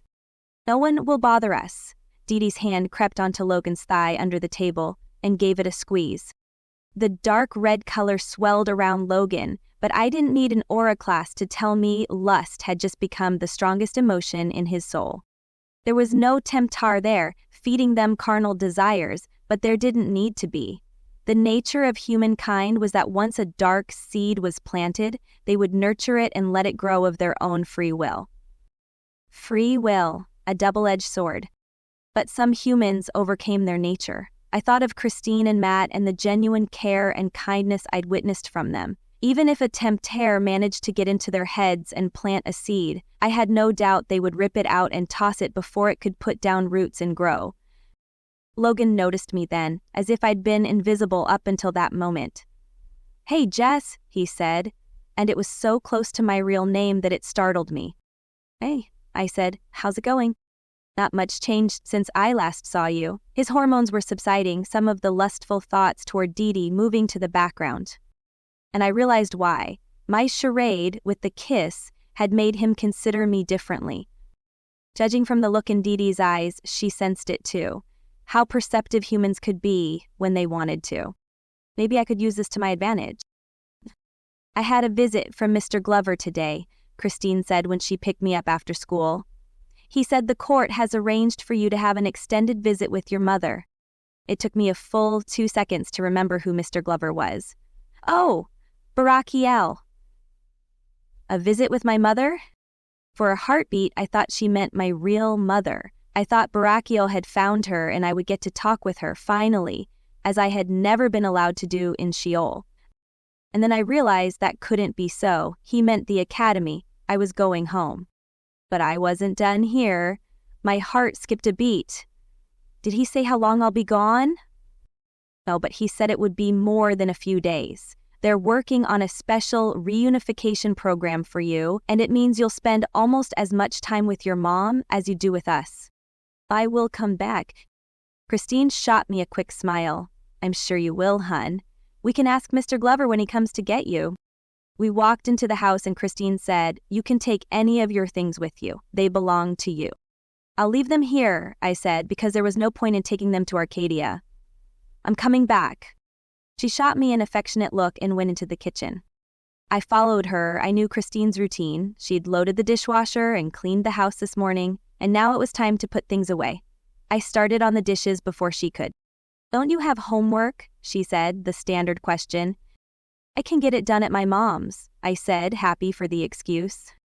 She accepted that and went into the living room. I put the dishes away, listening to the chatter and laughter on the television in the other room. I'd sat and watched with her and Matt on occasion, but I didn't enjoy it. It wasn't a true example of how humans thought and interacted with each other, and it left me more confused than before, so I avoided it. Books, on the other hand, allowed me to enter into the minds and psyches of dozens of different human beings. I could feel their feelings and follow their thought processes. They helped me in understanding the human nature. I'd just put the last plate away when a chime rang throughout the house, indicating someone was at the door. Christine clucked her tongue and hurried to answer it, and I trailed out of the kitchen behind her. Mr. Glover, please come in. Christine opened the door for Elder Master Barakiel, who looked sharp and dignified in a collared shirt and slacks. Jessica, he said, nodding at me. I answered, feeling transparent before the archangel who knew everything about me. Are you ready to go stay with your mom for a bit? I looked at Christine and she nodded. Yes, I said, facing him again. Christine took a deep breath and let it out. Jessica, give us just a moment, sweetie. I'd like to talk to Mr. Glover. Can you stay here? Of course. I sat myself down on the fluffy chair near the window and looked out over the street. One of the cats came and sat near me, but it didn't attempt to sit on my lap. They knew I wasn't human. They approached me from time to time but never touched me and never allowed me to pet them. Snippets of their conversation drifted toward me from the living room without me trying to overhear. Such a somber child. Usually have therapy or counseling. Missing something? Absolutely. Mrs. Maddox. Therapist at her mom's. Needs something more. We will let you know. She's adjusting. Can't be good. Just on the weekends. Actually thought she could spend. Best interests. Okay, yes, thank you. We enjoy her. Keep her forever. Christine laughed at the end of her last words, and though I hadn't heard everything, I'd heard enough to get the gist. I'd come to Earth to learn about humans. I hadn't expected to find a family that would care for me. Barichel and Christine returned a moment later, and Christine's eyes were red and her nose pink. I shot her a questioning look and she waved me off. Matt will be sad not to say goodbye, but Mr. Glover assures me you'll be coming back. Tell him I'll see him soon. Aren't you taking anything with you? No, I have everything I need at my mom's house. Barakiel opened the front door, but before I could go after him, Christine threw her arms around me. Take care, Jessica, and keep your chin up. She pulled back and looked at me with concern in her eyes. We look forward to having you back here. Thank you, I look forward to being back here. Barakiel waited while we said our goodbyes, and then he ushered me out the door. He nodded at Christine and closed the door behind him. I looked around for his car before remembering we wouldn't be traveling that way. We walked down the steps and around the corner. Wait, am I going back? I asked. Did I do something wrong? How have things been going? Barakiel asked. So you know. He stopped on the sidewalk beside the grassy lawn of Crescent Park, places that meant something to me now. Not far beyond, the Mississippi River dawdled past, muddy and brown and magnificent. Contrary to popular belief, angels don't sit in heaven and spy on earth all day. Archangel Michael sends me daily reports of your progress, but they aren't detailed and don't include your feelings, so how have things been going? Good. I'm learning a lot about humans and emotions, and oddly enough, I'm learning that I have similar feelings, even though I've never been born. Why is that? I thought physical bodies created emotion. Being alive makes us subject to emotions, both good and bad. In fact, as spiritual beings, we have a harder time controlling our passions. There's nothing to rein them in. That was why the Father selected the plan for us to come to Earth and get bodies. We could learn to master ourselves and bridle our passions much quicker if we had a body to work with. I've struggled with my passions, I admitted. You're learning? Do you think you still have things to learn? Do you mean, do I need to come back? I glanced down the street at the straight-faced buildings and the grassy park around me. I'm not done here, and now I'm involved with helping Malik with his assignment, and I feel like I'm doing good for people. That's important. We're to minister to human beings as angels, aid them in whatever way we can. What happened with Logan when we're gone? And while you're gone, Malik will still be here. He's not returning with us. Ames not? My heart surged. I'd assumed Malik would be going back to the academy with us. I need to talk to him then. I have information to pass to him about his assignment. Since you won't see him in your bedroom tonight, you need to get the message to him before we go. A slight smile pressed itself to Barakiel's lips, but my body flushed hot. Was that in Archangel Michael's reports? I sputtered. Have we done something wrong? I was afraid of the answer. No, Jez. Malik is one of heaven's noble ones, and though he isn't infallible, no one is. He has been very careful to protect both of your souls. His feelings for you are sacred and sanctioned from on high. So it's okay that he kissed me? Barakiel turned to face me, studying me more carefully. I did not know he had kissed you. My heart sank. I guess Archangel Michael didn't include that in his report. No, he did not. A slight crease formed between Barakiel's brows.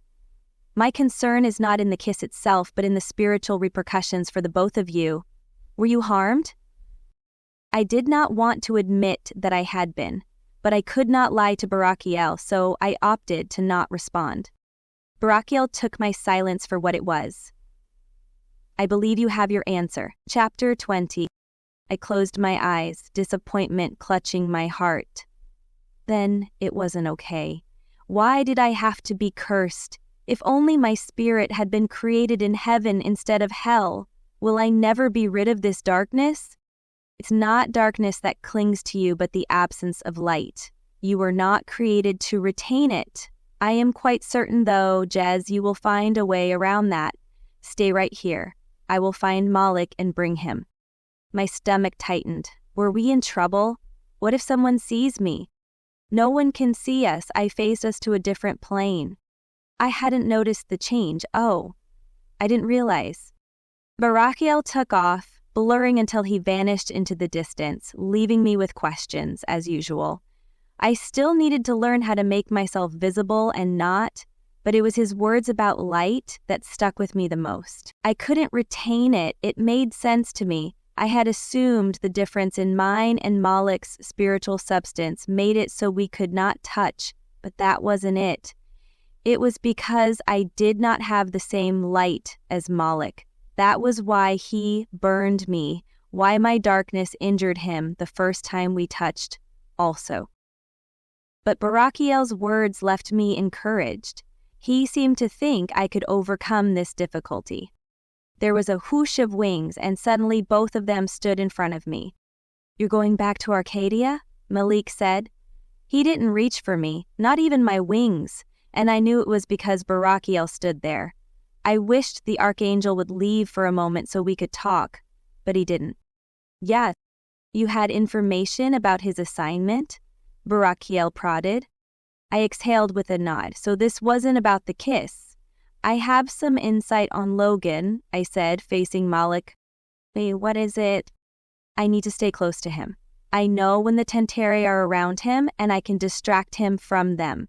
Also, I don't think his connection to Didi is a healthy one. If we can get the two of them less involved, it might weaken his vulnerability to the Tenteri."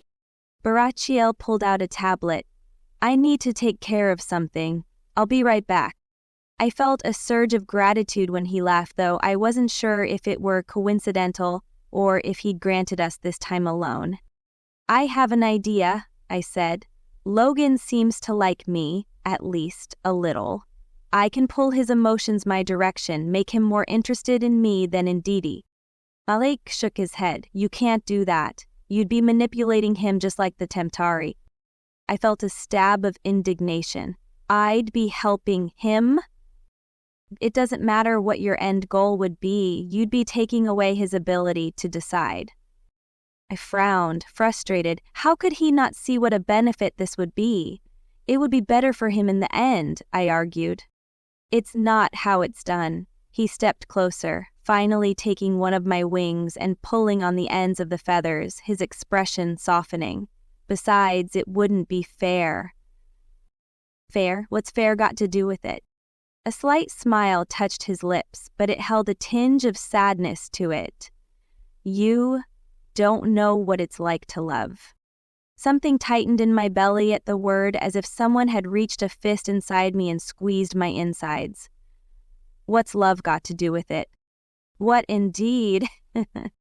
Barakiel returned in a rush of light, descending so close to us that Malik let me go. "Ready, Jez?" "Yes."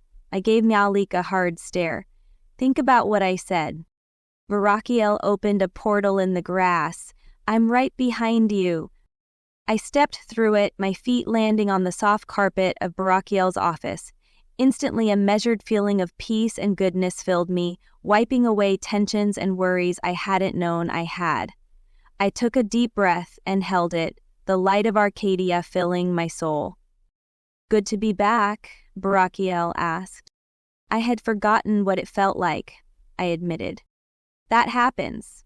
Earth is a wonderful place, but the shadows and darkness roam so freely that we cease to notice them. You, especially, are at risk, since you don't carry your own light. It's important to bring you back to Arcadia from time to time so you can replenish. You're free to go where you wish. You may resume classes tomorrow." Barakiel stepped out of his office and headed down the hall. I matched his pacing. How can I get my own light? All of the Father's creations that chose to go to Earth were given some of his light before we were born. It was a gift to help us in times of darkness, if we would just realize we had it. We call it the light of the first. "You got it before you were born."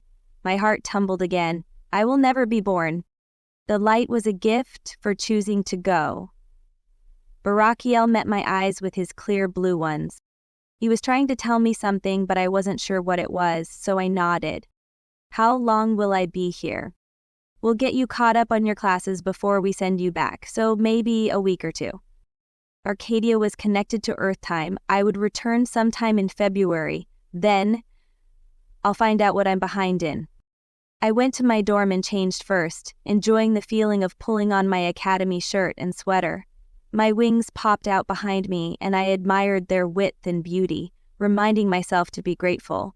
They were one thing I thought I'd never have. Then I went to the cafeteria and loaded up on baked goods and berries. I felt the pureness of the food as it entered me, the strength that poured into me. I hoped to run into Iblis, as I had so much to tell her, and since my time on Earth I had a frame of reference for our relationship. She was, without doubt, my best friend. But I didn't see her as I went to my various classes, checking with my instructors to see what I was missing. They gave me my assignments and I jotted them down in my agenda, intending to spend the evening in the library catching up. First, I stopped by the greenhouse to check on my plant, or plants as it turned out. Well, you're back, Savriel said when I entered. I'm here, I replied with a smile. I knelt in front of the two green life forms shooting up from the dirt, spiritual energies singing in unison together. The second was nearly as tall as the third. I placed my fingers in the dirt and added my voice to their song, sending energy up through their roots. They responded with notes of satisfaction and contentment. They're connected to each other, I said in wonder. They've nourished and grown together, Master Sabriel said, crouching in front of me. If I took one away, the other would suffer, I said, the very idea making me mournful. Yes, by itself, each of these plants would wither and not grow to its potential. However, as long as they have at least one other to share life forces with, the plant can recover. That's why we plant in threes. Would you like to plant another? I worry about there not being enough ground space for the root systems, I said. I want them to grow together but not suffocate each other. And you give them the space they need. They'll tell you if you listen. I'll show you. Come. Pick a seed. I followed her over to the table of seedlings and selected a smooth, round yellow ball this time. This is a mustard seed, Sabriel said, and she beamed. It's one of the most symbolic of all seeds. Symbolic of what? I asked, intrigued. Of faith, perfect for what you need. I followed her back to my garden row, and she showed me how to listen to the plants. Though tiny, my mustard seed required more space to grow than they did, so I spaced it out away from them. Come check on it tomorrow, see how your faith is growing, she said. I don't understand faith, I said. I don't think I have any. I am certain you do, even if it's only the size of this little seed right now. Faith is hope, Jez, and I see it radiating from every fiber of your being. Really? I felt it flare then. A spike of hope, a lustrous anticipation that left me tingly. Barakiel was right. We can expect great things from you. Her praise affected me much more than I would have expected. I stayed in the library through the remainder of the evening and rejoined my classmates in the cafeteria at dinner time. I spotted Iblis and Jeremiel sitting side by side, touching wherever they could, from the hips to the thighs to the shoulders. I still detected threads of gray in Jeremiel's aura, but they were less pronounced, covered by shades of green and orange. I stood at the table across from them, behind Dara and Jeremiel. Can I sit here? I asked. Dara and Jeremiel looked up at me and immediately scooted over, and Iblis jumped to her feet. You're back, she squealed. I'm back, I replied, grinning at her. If we were two mortal girls, I would hug her. But I couldn't. I settled in between Tell us everything, Iblis said. How was it? I couldn't sum up my adventures in a few words. I learned a lot. It was a good experience. And you'll be here at the academy from now on? Dora asked. I don't think so.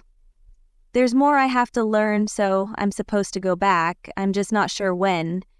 I sure hoped I'd go back. I hated the thought of never seeing Christine and Matt again. I raised an eyebrow at Iblis. What's been going on here? I inclined my head toward Jeremiel. She gave a lazy smile, but didn't bother satisfying my curiosity. Same as usual. Schoolwork and hanging out and stuff. Boring compared to Earth life, Dara said with longing in her voice. You miss being on Earth? Aremiel looked at her like she was crazy. There's so much light and goodness here, I said, echoing his sentiments. Humans have much to offer, and I'm learning about the depths of emotions and feelings they have. But I didn't realize the shadow that had fallen over my soul until I was back in Arcadia. But you still want to go back, Dara said. Yes, I nodded. There's more for me to experience there. Iblis stood up, tossing her hair and holding her tray. Where are you headed? Back to the room. I'll meet you there. She bobbed her head at Jeremiel, who picked up his tray as well. Can't wait to hear about your adventures, Dara said. I'm so envious. You'll be to Earth soon enough, I said, when you get your assignment as a third year. Right. I finished my lunch, a simple yet tasty sandwich of bread, fresh cheese, and sprouts. What I wanted was a bowl of gumbo so spicy it made my mouth burn. I put my tray away and went out to the garden and waited. I'd sensed his eyes on me from the moment I walked into the cafeteria, and I would rather face him here than anywhere else. The door opened and Kerubiel stepped out, his shadow elongated, the darkness flickering in his aura. He couldn't hide it, and if I could see it, so could the masters. Why did they let him stay? What have you been up to? I demanded. You reek like a temptar. Like a demon? He tilted his head and gave a smile, but it didn't reach his eyes, which appeared sunken and red. Coming from you, that's almost a compliment. What do you want? How was life on Earth? I crossed my arms and pursed my lips. You didn't answer my question. Either of them. Why should I? I'm not accountable to you. Two could play this game, and I'm not accountable to you. Tendrils of shadow rolled away from him, uncoiling near my feet. I took a step back, feeling a tremor of alarm. Kerubiel, I said, I don't know what you're doing, but it's dangerous. I'm not the one in danger. What do you mean? I've come to warn you. You were sent to warn me. I arched both eyebrows, and I didn't like the fear that raced along my spine. I'd spent too much time with humans and the earthly emotions came too easily. Who have you been talking to? No wonder he reeked of demons. I took another step back. Have you been to Sheol? Again, he didn't answer my question. Stop trying to help the human boy. Or what? Now my anger spiked. Hassatin will take my soul instead? He can try. Kerubiel shushed me with a wave of his arm. Don't say such things. Where is your shade boyfriend? Ease on. I shut my mouth. I didn't want to admit where Malik was. Earth, Kerubiel finished for me. There are many ways to get there, you know. I know that, you idiot, I snapped, borrowing from Earth slang. Of course you do. You used to make that journey, didn't you? His eyelids half closed, his voice slurring. If you don't draw attention to yourself, no one will notice you. But pull any big stints and the tempter will have to take action. I shivered, but I was too angry to be scared. You can't threaten me. I'm not threatening you. He offered a slitted smile and turned toward the door. I'm warning you. Malik was right about you, I hissed. Kerubiel swiveled back. What did he say about me? That you were up to something bad, I sputtered, that he could sense your darkness. He told me to stay away from you. Kerubiel's smile glittered.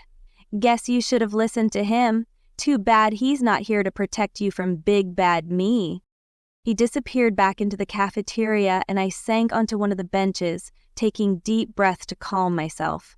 I definitely had not mastered anger yet. But why was Kerubiel permitted to stay here? plaguing angels who wanted to draw closer to the light. I knew without having to think too hard, free will. Kerubiel would be given as many chances as he wanted to stay at the academy. But if he continued down this path of darkness, the light would be too much.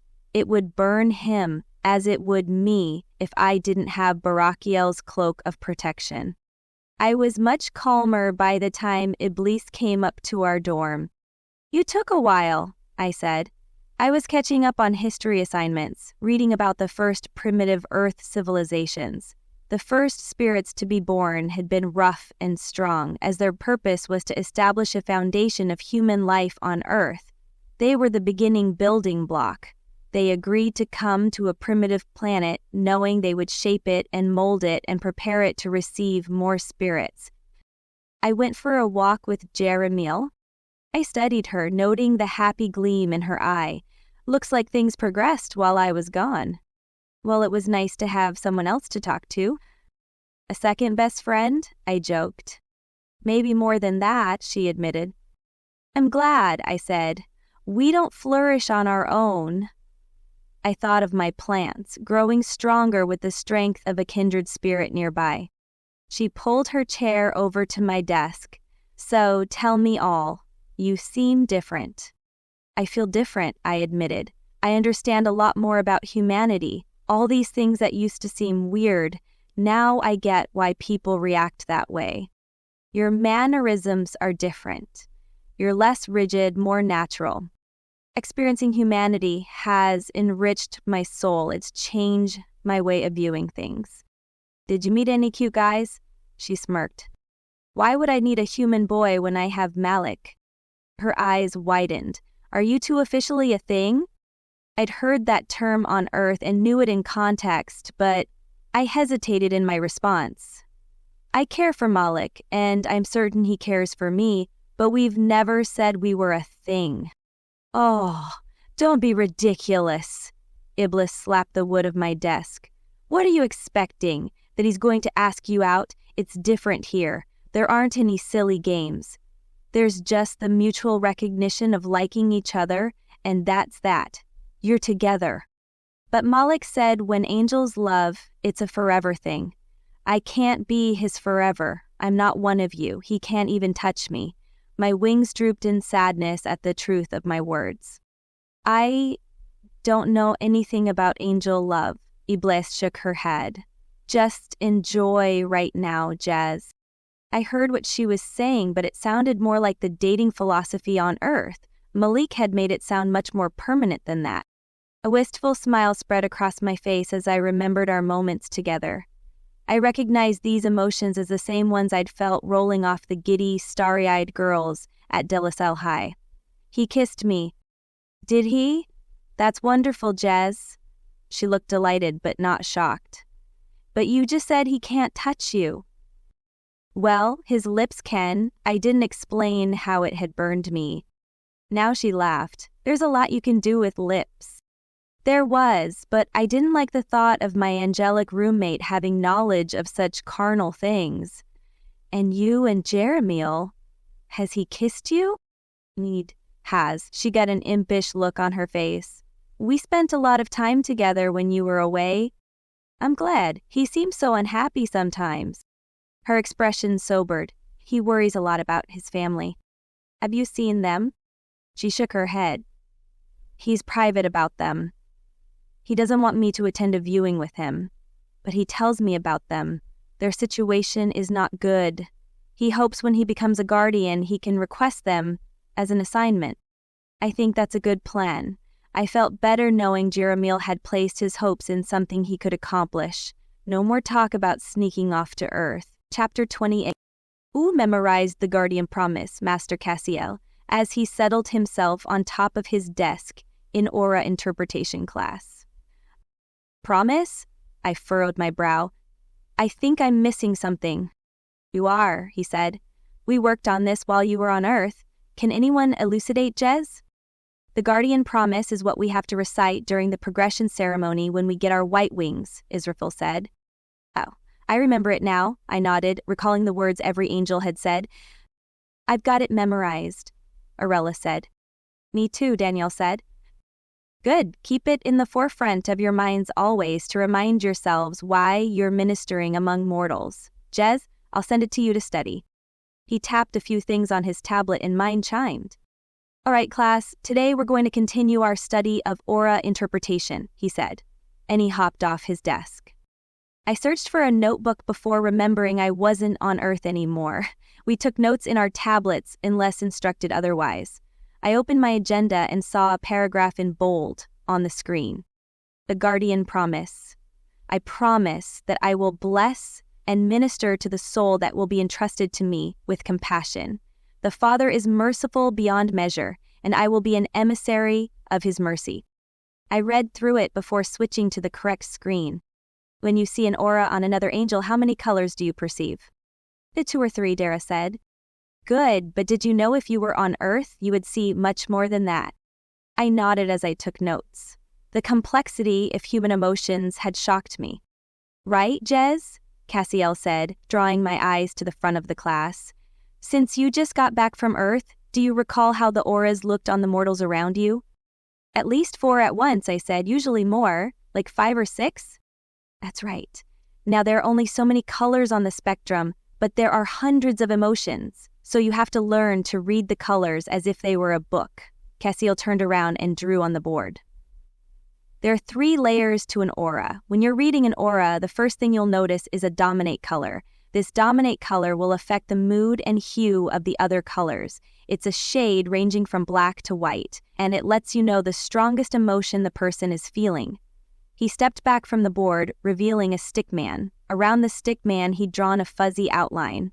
This foundational aura will cling to the body of the angel or human, giving an appearance of a second skin. You're so used to seeing this on each other that you don't notice anymore, and sometimes it's hard to see because of the other colors. He looked around the room. Arella, could you come up here, please? Arella glanced around the room as if expecting someone else with her name to pop up, and then she pushed away from her desk and went to the front. Cassiel placed his hands on her shoulders. What color is Arella's foundational aura? At first I couldn't see it. Light pink and vibrant yellow danced around her, and then I realized they were light because of the color beneath them. White, Daniel said, beating me to it. White. Cassiel wrote that on the board. Thank you. Arella, you may sit. She nodded and went back to her desk, her face pink. White, by itself, is a state of perfection, Cassiel said. A perfect balance of moods and emotions. It's a Zen state with neither good nor bad. He faced us again. Have you ever felt this way? During Shmosh, I said without thinking, and then my face warmed. Maybe it was only me. The other angels might enter into the said Zen state multiple times a day. But they nodded and agreed with me. Shema, Cassiel nodded. That's a perfect example. Shema is the one time each day when the light from Shemayim descends to Arcadia, and we have the opportunity to elevate our feelings and emotions. It's a moment of cleansing and worship and deep introspection. However, as with all our experiences, we aren't meant to stay in that state of peace. Emotions and passions and feelings are part of what give us such joy in existence. So while your aura might reflect nothing but white while you're at Shema, shortly after you step out, it changes. Of course, the color might not always be white, and it's important to understand the indications of that first layer. The lighter the color, the healthier it is, and it clings to the soul like a barrier, the first defense against evil, hurt feelings, and terror. When someone gets sick, gives into temptation, or feels extreme hurt and despair in their soul, the color darkens, going all the way from gray to black. These are unhealthy colors, and one of the easiest ways for us empathias to know someone needs help. My thoughts flew first to Logan, and then Carubiel. Both of them had that stain of gray around them, their core selves. My stomach nodded. We'll get back to that in a moment. Let's talk about the next layer. The second layer extends from the body by a few inches. Master Cassiel drew another layer around his stick person, this one wider and more misshapen. Within this second layer, there can be as many as 5 other sub-layers, but we'll discuss that another day. This is where you'll see the most vibrant colors, and they'll be tainted by the first layer. They also won't be equal. Some will be stronger than others, and they are in a state of constant flux. When you see these colors on each other, how are they acting? Sometimes they seem to swirl around. Iblis said. Like Play-Doh colors that have been rolled together. Cassiel wrote that on the board. Swirling colors, how else? Spiking, I said, reaching out like tentacles. Nice. Spiking, he wrote that also. How else? Like stardust, Vanina said. Very good. Cassiel wrote that and then sat on his desk facing us. Now, here's the thing. Each one of you will look at an object and see the second layer differently, even with different colors, but you will most often correctly interpret the meaning of the colors, coming to the same conclusion. You mean there's not a nice little chart to follow that says what each color means? Israfil said. Cassiel shook his head. You'll learn general emotion/color correspondences in this class, but when it comes down to it, interpreting auras is a trained art. Not only do you have to see the colors, you have to feel the emotions. The more you do it, the more natural it becomes, until one glance at a person and you know how they are feeling. This is why people often assume angels can read minds. Didn't you say there's a third aura? Dara asked. Yes. Cassiel stood and drew another line around his stick person. This one was much bigger, extending up and outward from the little figure almost to the edge of the board. The third layer of an aura is the largest. It's nearly translucent and usually not noticed, especially here in Arcadia. It only exists on mortal creatures. It's a more permanent aura representing someone's mental health and perspective of the world around them, and ranges only on the black to white color scheme. As someone ages, the closer they get to death, the smaller this aura becomes, until it merges with the second layer when mortality comes to an end. The first two layers remain with the spirit, which is why we can see them on each other here, in Arcadia. I wrote his words down as fast as I could, eager to apply my learning the next time I went to Earth. Here's your homework. I want you to analyze your own aura. I looked up at him, surprised. We can see our own auras? Daniel asked. How? You can't.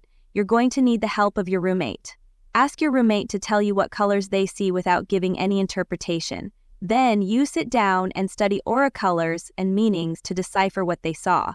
You'll have insider information to what these colors mean. That brought a chuckle. I want a thorough analysis of your aura and your feelings and how you came to that conclusion. Don't just tell me, oh, my aura was yellow and I felt happy, so I must have been dreaming about pizza. That brought more laughter, and I smiled. Mas, can't we see your aura? Jeremiel asked. One of the things you'll be learning in your upper class studies is how to conceal your aura. Isn't that deceitful? Vanina asked. Like you don't want people to know what you're feeling? You should be allowed to choose what people see and what they don't. You can't fake an aura, you can only conceal one. That's your prerogative. You will also learn how to turn on and off your ability to see another person's aura. Sometimes you just don't want to know what someone is feeling. Vanina nodded and Cassiel waited to see if anyone else had a question. Then he pushed off the desk and clapped his hands together. Wonderful, can't wait to see what you come up with. Class dismissed. Well, Rumi, Iblis said, coming up to me and plucking at my feathers. Shall we analyze each other's auras tonight? That sounds like a plan to me, I said. Yes. We had flying class next. This was one I hadn't been able to make up since it was practical application. I watched in apprehension as Master Sabriel guided my classmates through a wing rotation exercise. You can do this too, she said when she passed me. Out of practice, I haven't used my wings at all on Earth. You should. Keep them fluid and moving, even if you can't fly. I'll give you exercises you can do the next time you go. Sabriel turned around to face my classmates. Are you warmed up? She asked. Yes, they called back, and the excitement was palpable in the air. Get into lift-off positions. My dormmates crouched, knees forward and bottoms back, elbows bent at the waist. I mimicked them, keeping my eyes forward but checking out their positions in my peripheral vision. Flap your wings, starting slow at first and gaining momentum. You'll start to feel the pull from your wings. Go on, wings, flap, I told them as I watched everyone else open and close their wings, slowly, and then faster. My wings fluttered a little bit and then lay still, as if mocking me. In this next moment, some of you will get liftoff and some of you won't. Either one is okay. We'll practice this move for the rest of the class period. Get your wings going as fast as you can, and then push off your legs and jump. I ground my teeth together and urged my wings to pump fast. What the sky? I didn't even care if they pumped slow. They didn't pump, they acted like daisies blowing in the breeze. Cries of triumph filled the air as angel after angel took off, managing to get at least a little bit of air before the forward momentum ceased and they tumbled to the grass. "Take a break if your wings get tired," Master Sabriel said, walking among the angels, "and then do it again, and again, and again." She paused beside me where I remained crouched, elbows back, my wings falling open like a sleepy moth. "You can take a break. Don't wear your wings out." "They're not worn out," I growled. "They haven't done anything." I shook my mental fist at them. Sabriel pressed her lips together, fighting back a smile. "You have to remember, Jez, your classmates have at least a year on you as far as wing control goes. They've been practicing much longer than you. Cut yourself some slack." I straightened up because my thighs were starting to burn. I thought celestial bodies didn't get tired. But would you think that? Stand here a bit and reconnect with your wings. Find their energy and get your rhythm back. She spoke as if these wings had a mind of their own. I sent my energy out, seeking the river of light that pulsed around my shoulder blades. It connected with me easily enough, letting my soul energy merge with its own. I took a hold of the river and brought it toward me, clutching it like a rubber band. "Let's work together," I told my wings, and they seemed to agree with me. I flapped one at a time, very slowly. Then I tried to get both of them to flap at the same time. They didn't like that. By the end of the class, I was able to get one wing flapping very fast, but the moment I tried to get both of them going, all motion stopped. Master Sabriel stopped me before I left, after class ended.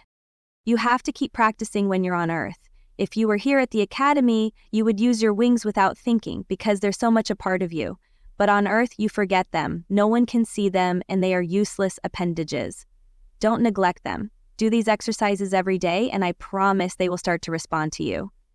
I nodded, seeing the wisdom in her words, but discouraged all the same. She started as if to pat my shoulder, then changed trajectory and patted my wing. "You will fly one day." By the end of the day, my ego felt bruised and beaten. I was behind in every class, despite the work I'd done the day before, and I'd only gone to half my classes. "We'll get caught up again," I told myself as I settled down at a table in the library after Shema. "It's going to be okay." A few students glanced at me but turned back to their studies, not about to be distracted by an angel talking to herself. I dove into my biology assignment first, studying the evolution of life on Earth. I was pleased to see I'd picked up a few things from my biology class in high school. "Knowledge is the only thing we take with us when we die," I murmured, remembering Malik's words. I made the visual chart Master Salafiel had requested, showing the change of primordial, one-celled organisms to the more complex organisms. Of course, she required far more details. We were supposed to include the spiritual evolution as well, from the non-sentient life forms to the life forms of higher intelligence. Other students had been working on their chart for weeks. I had 2 days. I needed a break. The ladder at the end of the library called to me, beckoned me. I stood up and went to the back, then started the ascent up the tower. Malik might not be here, but somehow I felt closer to him when I was up there, remembering the first moments that I realized I cared for him. There was never anyone else up here except when we did astronomy class, which was not tonight. I stepped over the flooring that appeared as if there were nothing beneath me, giving a clear view to the grounds below. I reached the edge and looked out into the starry sky, out to the planets in the distance. A light rain fell, as here in Arcadia, the brutal edge of winter started to recede into the softer embrace of spring.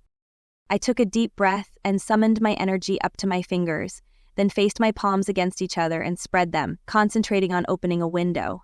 I closed my eyes and remembered the feeling of Malik's lips on mine, the heat as his light poured into me. My body quivered at the memory, and it felt as if my soul opened in expectation, ready to receive that light again. I opened my eyes and was not surprised to see a window opening before me. Rainwater trickled down my face, but I didn't dare move my hands to brush it aside. It was evening on Earth, and Malik was in a city I didn't recognize, trailing an older woman with short gray hair through a dark parking lot. Men lurked in the shadows of the parking lot, and Malik's eyes fell on them, though the woman seemed oblivious. She hummed a little as she fished her car keys from her purse, and the tune carried upward to my ears. I smiled. I'd succeeded in adding sound to my viewing. One man stepped out of the shadows and Malik leveled his gaze on him. His light spilled outward, stopping at the man's feet. The man hesitated, confusion on his face as he pressed a hand to the base of his neck. The woman got into her car and locked the door behind her, none the wiser to the presence of her guardian angel. Malik's light receded, though he eyed the man a moment more, and I could see the anger in his aura, but it was a righteous anger, a holy anger against the wicked deprivations of man, and my heart swelled because I what? My thoughts stopped abruptly, running into empty space as if my mind simply ceased. I didn't know what I'd been thinking. Malik turned to go, his white wings magnificent on his heavenly body. "Malik," I said, pulling one hand away to touch my lips. He paused mid-motion and then swiveled around, his eyes sweeping over the parking lot, then over to the wooden fence behind the concrete slab, and back over to the dark store near the street. "Looking?" My stomach did a little flip. Was he looking for me? It wasn't possible he heard me. Barakiel said the conduits only worked one way, but still, just in case. I leaned closer to the window as if that would make a difference, and I whispered, "Malik?" "Jez," he answered, and I heard him as clearly as if he were right beside me. I pressed my hands to my mouth, astonished. The window flickered but didn't close. "Jez, where are you?" he asked, his voice tense with concern. "I can't see you." "I'm at the academy," I said, a laugh bubbling up in my throat. "I just wanted to see you. I didn't think you'd be able to hear me." He paused with his head tilted and then looked skyward, giving me a better view of his chiseled jaw and light brown hair. "You opened a window?" Weariness pulled at my mind, sucking at my energy. The edges of the window wavered, and I concentrated harder, willing it to stay open. "Yes." He shook his head. "It can't be. You shouldn't be able to talk to me. Do you think maybe I accidentally opened a portal?" "We can't open a portal unless we synergize. Is someone with you?" I shook my head. "No, I'm by myself." "No. Is it then?" He paused, considering. "Try to send something through." I suddenly felt too exhausted to think of something to send him. "Like what? One of my shoes? I don't have anything." "A feather," he said. "Send me one of your feathers." The window shuddered and began to close in on itself. "It's closing, Malik," I said, and my eyelids burned with a need to sleep like I'd never felt before. But before it closed, I yanked a feather and threw it at the window. It floated, almost drifting by, until I used the last of my energy to create a wind current and direct it at the window. It disappeared inside just as the window shut. And I lay down on the translucent ground of the tower, closed my eyes, and went to sleep. Chapter 22. I opened my eyes to a steady beeping near my ear. Directly level with my eyes, I spotted the sun cresting over the trees and climbing into the sky. My hair was damp, my wings heavy behind me. Where was I? I straightened up and yawned and then realized I'd fallen asleep on top of the tower. After I opened a portal to the earth. My energy pulsed and worry flickered through me. Would I be in trouble for that? I hadn't meant to. How was it possible?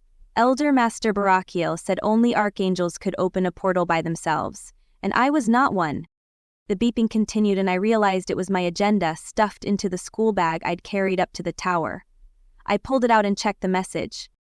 Multiple messages, all from Iblis, all within the past 20 minutes, all quite concerned when she woke up and realized I wasn't in my bed. "I'm all right," I texted back. "I'm at the library." "Oh, thank goodness," came her immediate response. "But why so early? Weren't you there late last night also?" "Studying hard," I replied, heading for the door to exit the tower. "I'll meet you at breakfast." If anyone noticed, my clothing was rumpled and damp from last night's rain, and my hair windblown. No one said a word. "I tried to stay awake and wait for you," Iblis said. "I wanted to work on our aura assignment, but I fell asleep." "Sorry," I said, chagrined as I munched on a piece of apple. I also had a bowl of oatmeal, which reminded me of grits. I wondered who decided the menu and if I could ask for anything specific. "We'll do it tonight, I promise." We've got weapons class this morning, Jeremiel said, giving me a knowing look. We're working with daggers, you ready? My face warmed and I looked away in shame. He'd been there when I'd stolen the dagger. He'd covered for me. Master Ingram won't let me train with one. I may as well bring along a plastic fork. Iblis laughed and offered me the one she'd used to cut up her pancakes. This is close enough, right? I shook my head and tapped the utensil. This is some kind of metal alloy. I might be able to use it against her. We had a good laugh at Master Ingram's expense, which left me feeling guiltily satisfied. Even worse was when she spotted me the moment we walked into class and her pretty face transformed into a scowl. You're back, she said with disdain. You never wanted me to go anyway, I said. I can see you picked up the nasty habit of sarcasm while on Earth. Mortal teenagers are such lovely creatures. I didn't bother responding. She pulled the others over to the wall and let them retrieve their daggers. Then they lined up to practice knife throwing. My classmates' aims were improving, at least. Master Ingram approached me where I sat on the windowsill. May I at least get a saber? I asked politely. Or a throwing star? No, you need to figure out how to get that chain off your arm and into your hand. I sighed.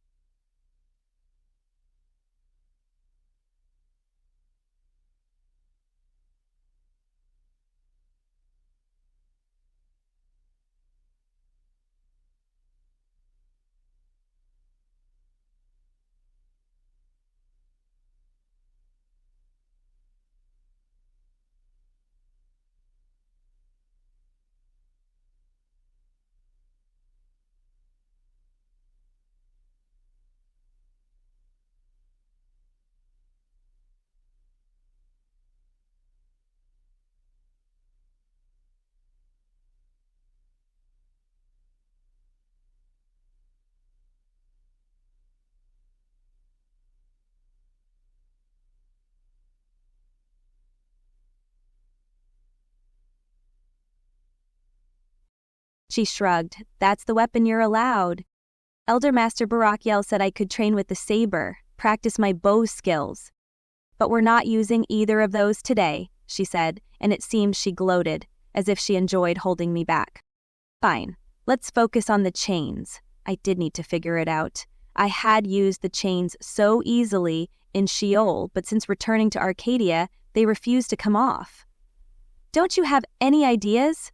I said, my frustration growing. You're the weapons master, surely you have some inkling on how to reanimate a tattoo. She smirked. We avoid tattoos in heaven. Now I know why. You never know when one might turn against you. She wouldn't be of any help. You know, Elder Master Barakiel told me I have a hard time controlling my passions because I've never been born. And then he said going to Earth probably didn't help because it exposed me to unbridled emotions, and as an empathia, I could feel them twice as strong, once for the human and once for me. At least he's aware of your lack of self-control. I lifted my eyes and said coolly, what I can't figure out is what your excuse is. My excuse? Or your lack of self-control? Her eyes went wide and her nostrils flared. I have not ever in my entire existence given an inch of room to the dark side. I've rooted evil out of my soul with ruthless abandon and destroyed it. And I was rewarded with a teaching position at Guardian Angel Academy, the most prestigious of all the Father's academies. Never did I expect to find one of Hassatan's servants laboring within my school. I certainly never expected the spawn of Hassatan himself to be in my weapons class, expecting to be taught in the way of war.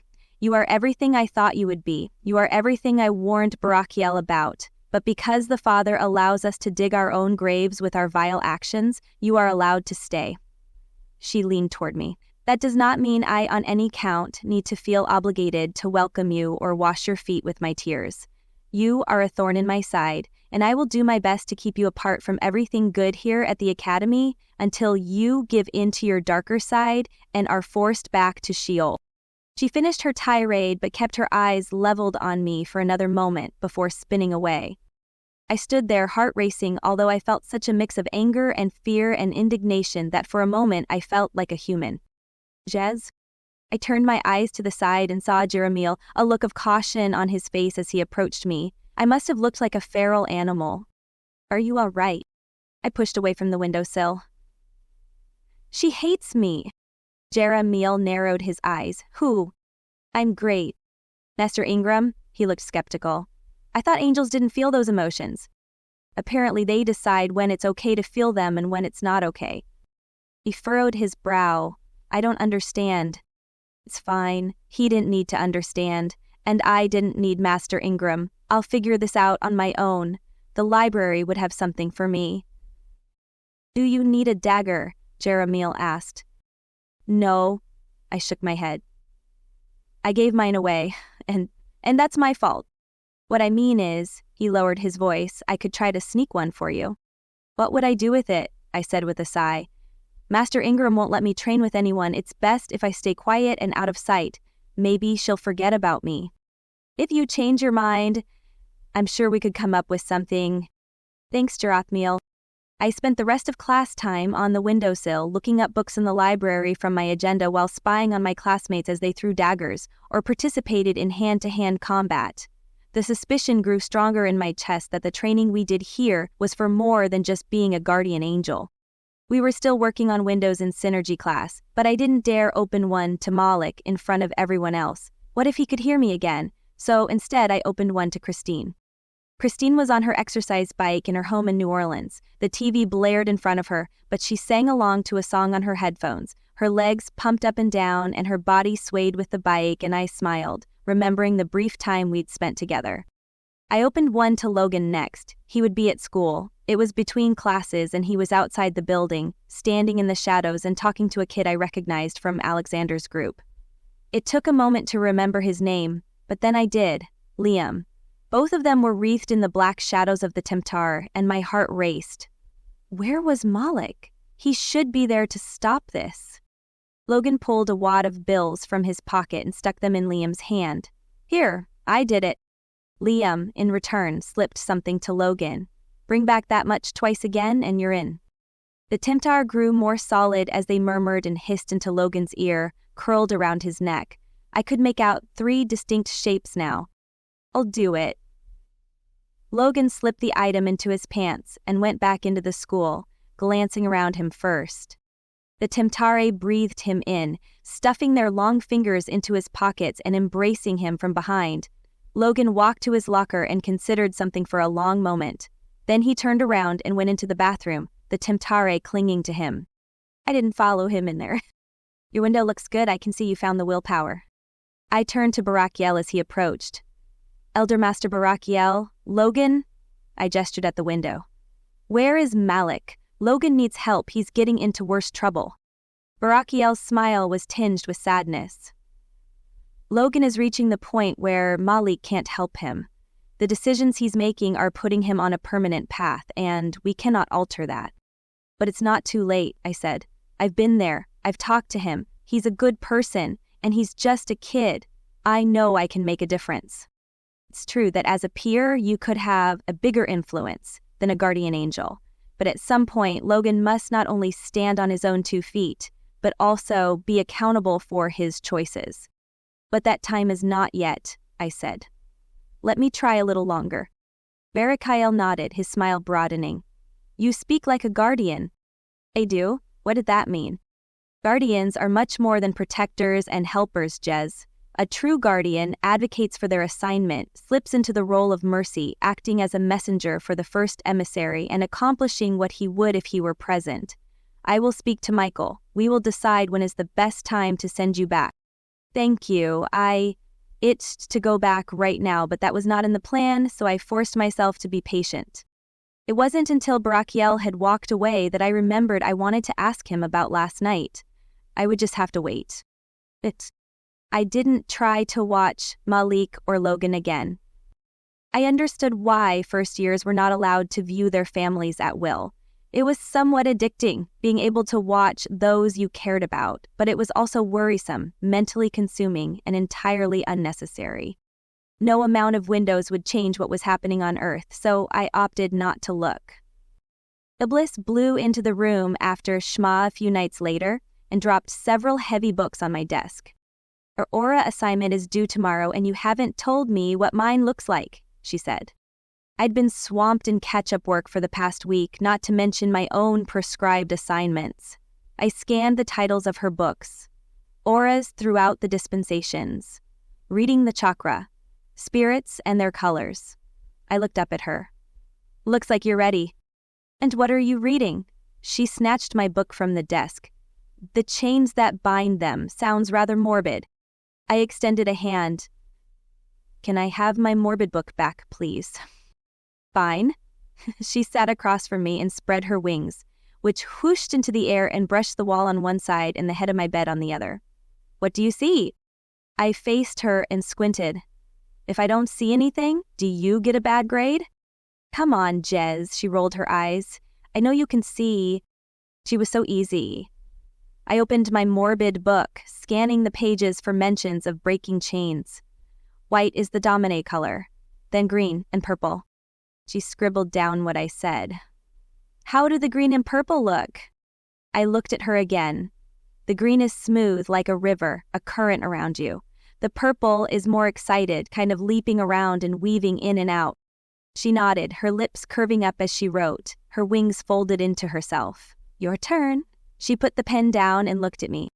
I didn't want to know. Ready, you have to write down what I say. She was going to make me do this. I opened my agenda. What if she saw only negativity on me? Spread your wings. It makes it easier for me to see.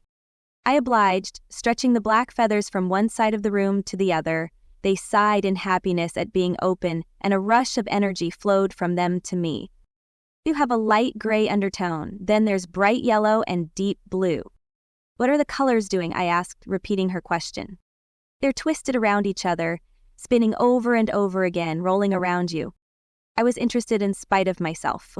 What does it mean? She pulled a book out of her stack and handed it to me. That's your job to find out.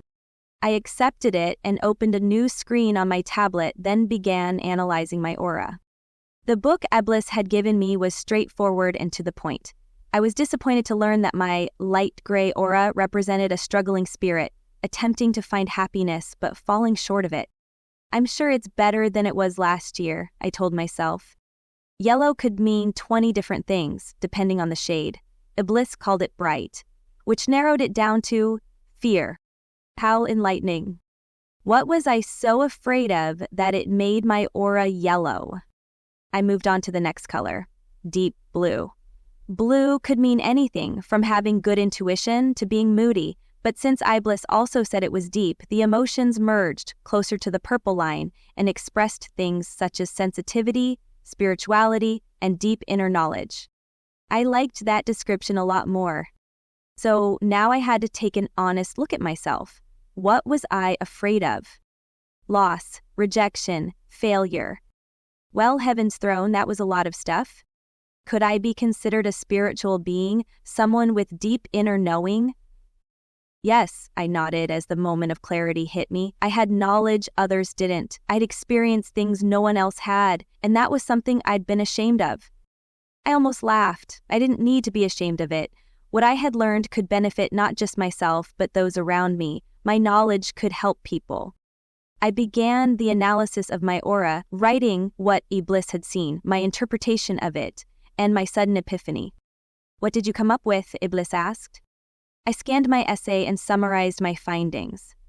My spirit is still struggling to embrace the light, and I have a lot of fears, but I also have a deep spiritual knowledge and a wisdom born of negative experiences. While not yet balanced, the spiritual side outweighs the fearful side. That's pretty cool, Iblis held hers up. So I'm a being of light, I'm generous, and I have a spiritual awareness for people around me. I think that sums you up. Wow, now I can't wait to start analyzing other people. I groaned, and I can't wait to learn how to hide my aura. Only a few more days passed at the academy before I received a message from Barakiel. It's time, meet at my office. I was in creation class where we were learning how to create emotion through writing, something Master Sabril called poetry. When Barakiel's message came through, I jumped at the opportunity to leave. I stopped long enough to say goodbye to my growing plants, and then I hurried to his office. Are you ready? Barakiel asked when I entered. I nodded. I'm going back to the same place, right? Yes, we have a nice setup with the Maddox family, and there's no reason to change it. How long have I been gone? A few weeks. Since your mother is supposed to be homeschooling you on Earth, the school is being more lenient on your education. You will be back and forth a lot. Okay, I nodded. Let's do this. Barakiel opened the portal, which of course reminded me that I'd never talked to him about that window I'd opened. Go on, he said, gesturing me forward. I stepped through, I'd tell him the next time we were alone. Then we were standing in Crescent Park, the sun already going down over the river. Spring comes early to this part of the country, Barakiel said. Soon the sun will stay out later. I admired the colors, wondering how I could ever create anything so beautiful. Jez, Barakiel said, and I turned to face him. Continue your work with Logan, but don't get too involved, and remember to see the needs of other humans around you and minister to them too. I go, well, recognize the light you have, Jez Batasat, you are so much stronger than you know. He strolled down the sidewalk, leaving me to catch up.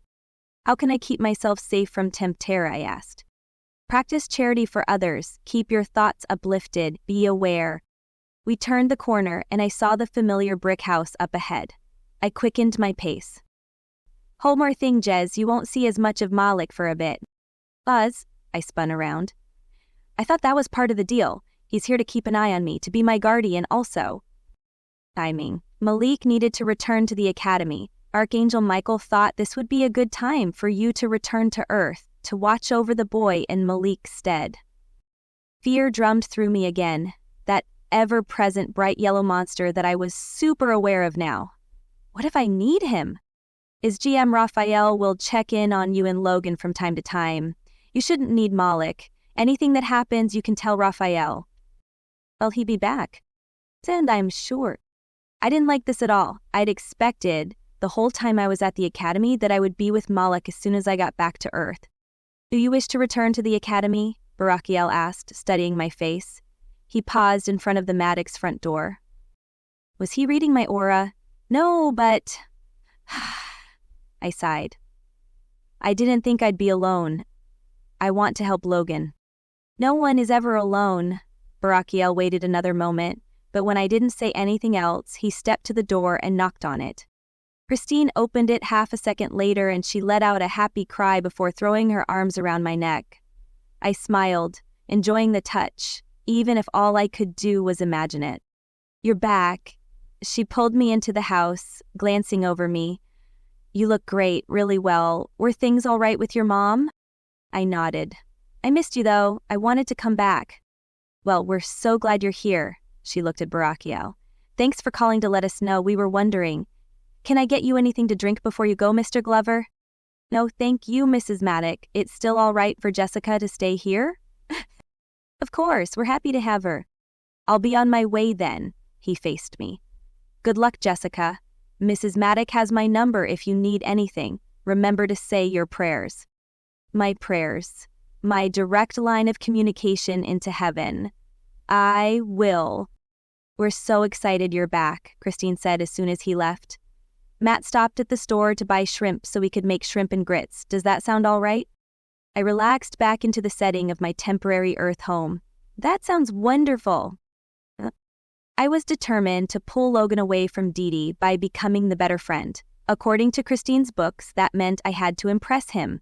I didn't know what clothing would impress, so I took a clothing catalog up to my room to pick out my outfit for Monday. Except I didn't have any clothes like these.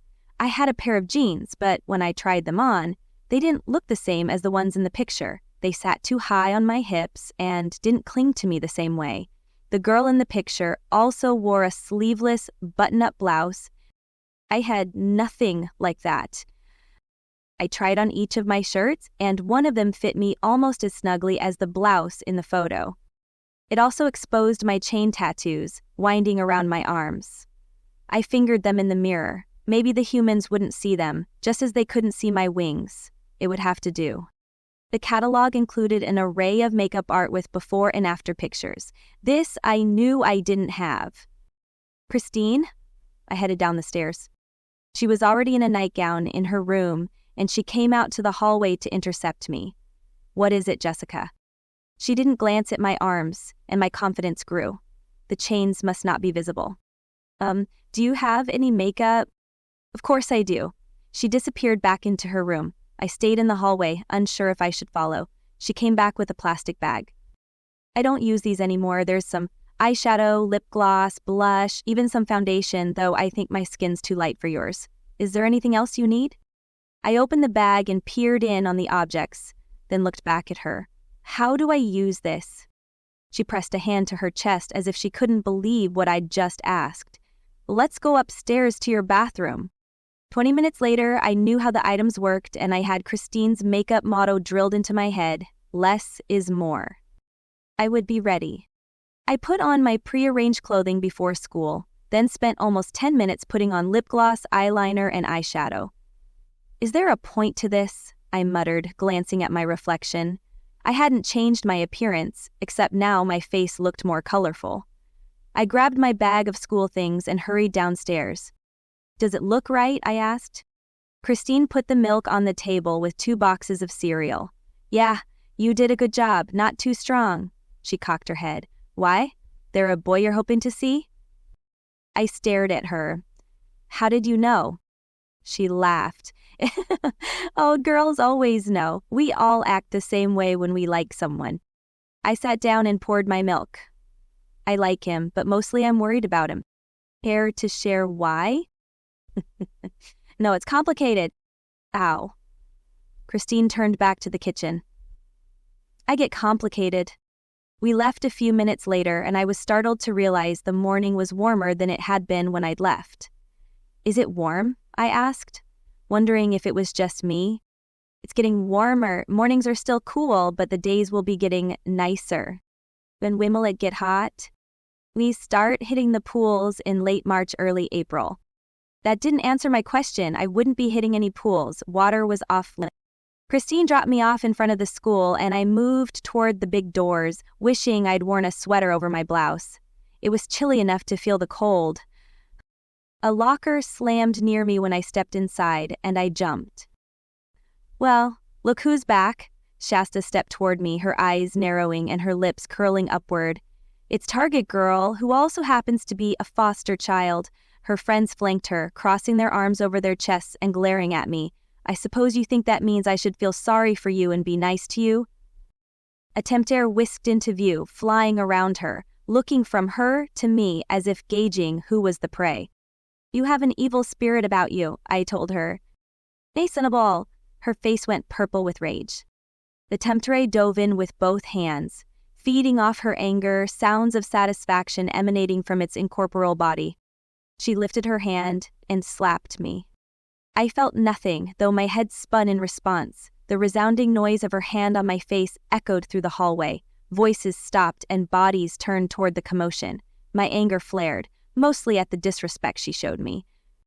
The tempter looked up from her. Its features were visible now. A woman, from the looks of it, though her nose and cheeks still dripped downward without form. She focused on me, as if smelling an opportunity. I would not give her one. I turned around and walked away. Come back here. I'm not done talking to you. I ignored her. You okay there, Jessica? I looked over to see big hulking Mason crossing to my side. I'm fine. She's inconsequential. Mason laughed. I like that. Someone like Shasta being inconsequential. He held his fist out to me. I knew he expected me to do something, but I had no idea what, so I patted it. Another girl came to my side, a tiny waif of a thing. I never thanked you for helping me a few weeks ago, you know, she said, and I recognized her as the girl Shasta had bullied my first day. Is she still messing with you? I asked. As long as I keep my distance. Good. Be mindful of other students, Barakael had said. I could do that. I wasn't sure how to help them, but I would try. Chapter 23. Logan looked up at me when I came in, a small flicker of surprise crossing his features. He bobbed his head in greeting and turned back to his phone. That was it? I had expected more. I said, settling down beside him. How's it going? All right, how about yourself? You've been gone a while. Long.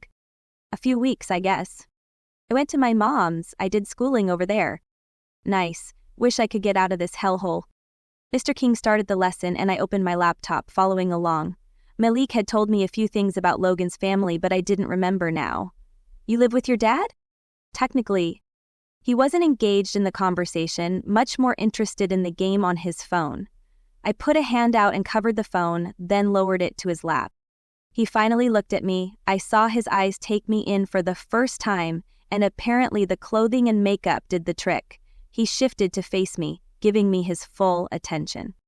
What does technically mean? I asked. We live in the same house, but we never see each other. He's always gone on trips, and when he's around, he's always pushing me, always telling me how I'm not measuring up. You tell him you want to see him? He snorted.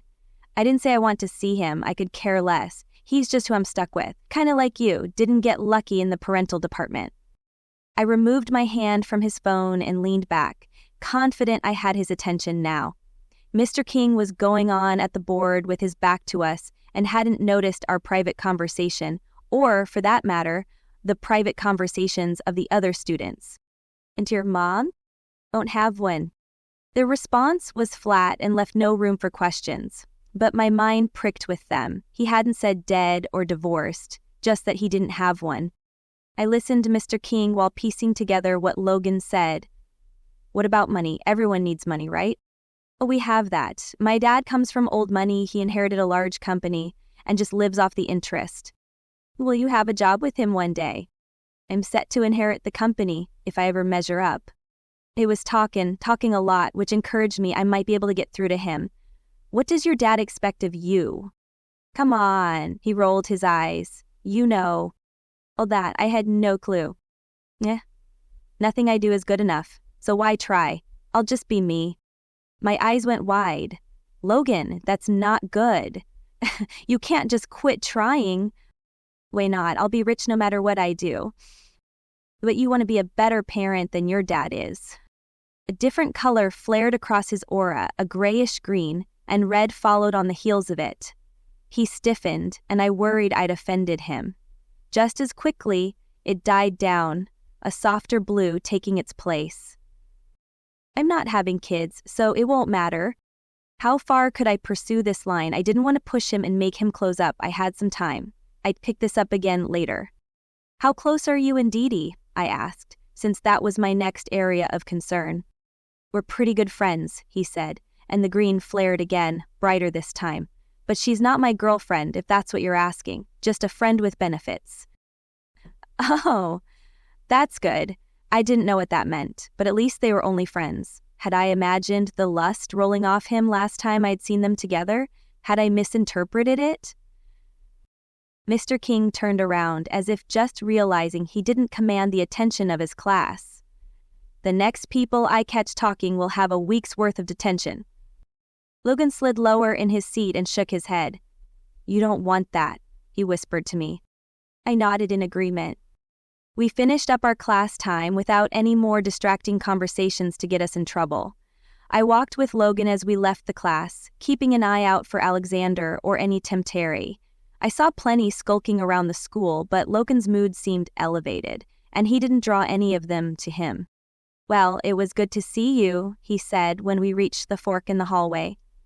Yeah, I said. Oh, hey, I got my number for you. He smiled, the corners of his eyes crinkling. Finally remembered me, huh? Oh, no, I said, scribbling it down on a piece of paper. I thought of you the whole time I was gone. I handed him the paper only to find him scrutinizing me. You did? He took the slip of paper. Yes. He considered that and nodded. See you at lunch? Most of my teachers ignored me. My extended absence, coupled with the fabricated story of my background, made them write me off as someone who wouldn't do much or get far. Not that I cared. I read through the textbooks and gleaned as much information as I could. My classes at the academy were meant to build upon the foundation of any earth knowledge, which left me at an extreme disadvantage. I wanted to learn all I could to catch up with my peers. The small television in the room flicked to life at the end of second period. I looked up from my laptop and watched the announcements about social happenings. The boy and girl on the screen played the part of reporters in training, though with much less enthusiasm. And as a reminder, the spring formal will be the second weekend of April, the girl said, eyes casting down to check a paper on her desk. That's the weekend before Easter. And the third weekend after spring break, the boy cut in. His hair had been styled into a wave, and he stared into the camera with a broad smile. For those of you who don't celebrate Easter. The third weekend after spring break, the girl said, casting him a glare before returning to her paper. Tickets go on sale next week. You can buy them in the office. I wrote the words, spring formal, in the margins of my paper. I didn't know this term. I'd have to ask around to find out what it meant. Class ended and I headed out the door to the cafeteria. I kept my eyes peeled for opportunities to help other humans, of which there was no shortage. The tempter slithered around the teens, wrapping around their hands while they messed with their phones, eyes down in a sea of people. They sat on their necks like a demented scarf, digging their fingers through their hair and weighing them down. Who should I help? And how? I desperately needed a dagger. It's your own fault, I reminded myself. I spotted a girl by herself on a bench. Her aura emanated darkness from the first level to the third. Beside her sat a man, his arm wrapped around her shoulders, his mouth open in a weird sort of grimace. I took another 2 steps before I realized what I was seeing. He wasn't a man. He was a temptere, and he'd fed off her so much he was almost solid. Where was her guardian angel, or had she reached the point where they couldn't help her? Could I? I moved her direction without thinking about it. Can I sit here? I asked her. She looked at me and shrugged. It wasn't permission, it was more that she didn't care. The feelings rolling off her were too strong for her to contain. I sat on the opposite side of the tempter, not wanting to put myself in his path. He ignored me, satisfied with the nourishment he got from her unhappiness.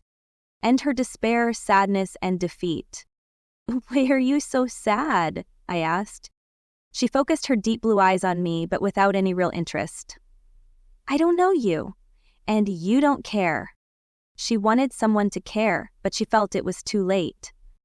If the blackness to her aura was any indication, it almost was. Take her hand, I told myself, show compassion, intimacy. It was the most unnatural thing for me to do, and it took all my willpower, but I did, reaching out and clasping her fingers. I do care. More people care than you realize.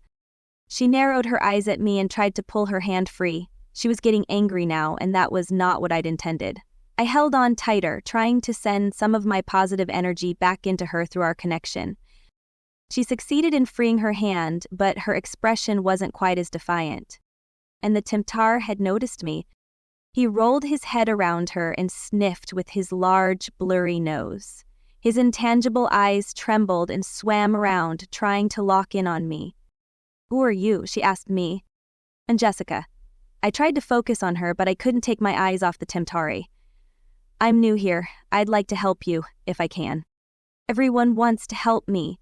She stood up and shouldered her backpack, the despair undulating off her in waves again. No one can. The tempter latched onto her as she walked away, clinging to her like a koala bear, sucking up her light, and I ached inside. How do I help people? I thought heavenward, investing in a pseudo-prayer. What difference can I make if people don't listen? I wished Malik were here. I would ask him. CD. Jessica, you're back, Dee Dee said when I sat down at the table with my candy bar and soda. We missed you so much. She smiled at me, but her aura flared deep green, and I knew she wasn't being honest. Thanks, I said, not bringing up her deceit, but wondering nonetheless. What reason did she have to dislike my presence?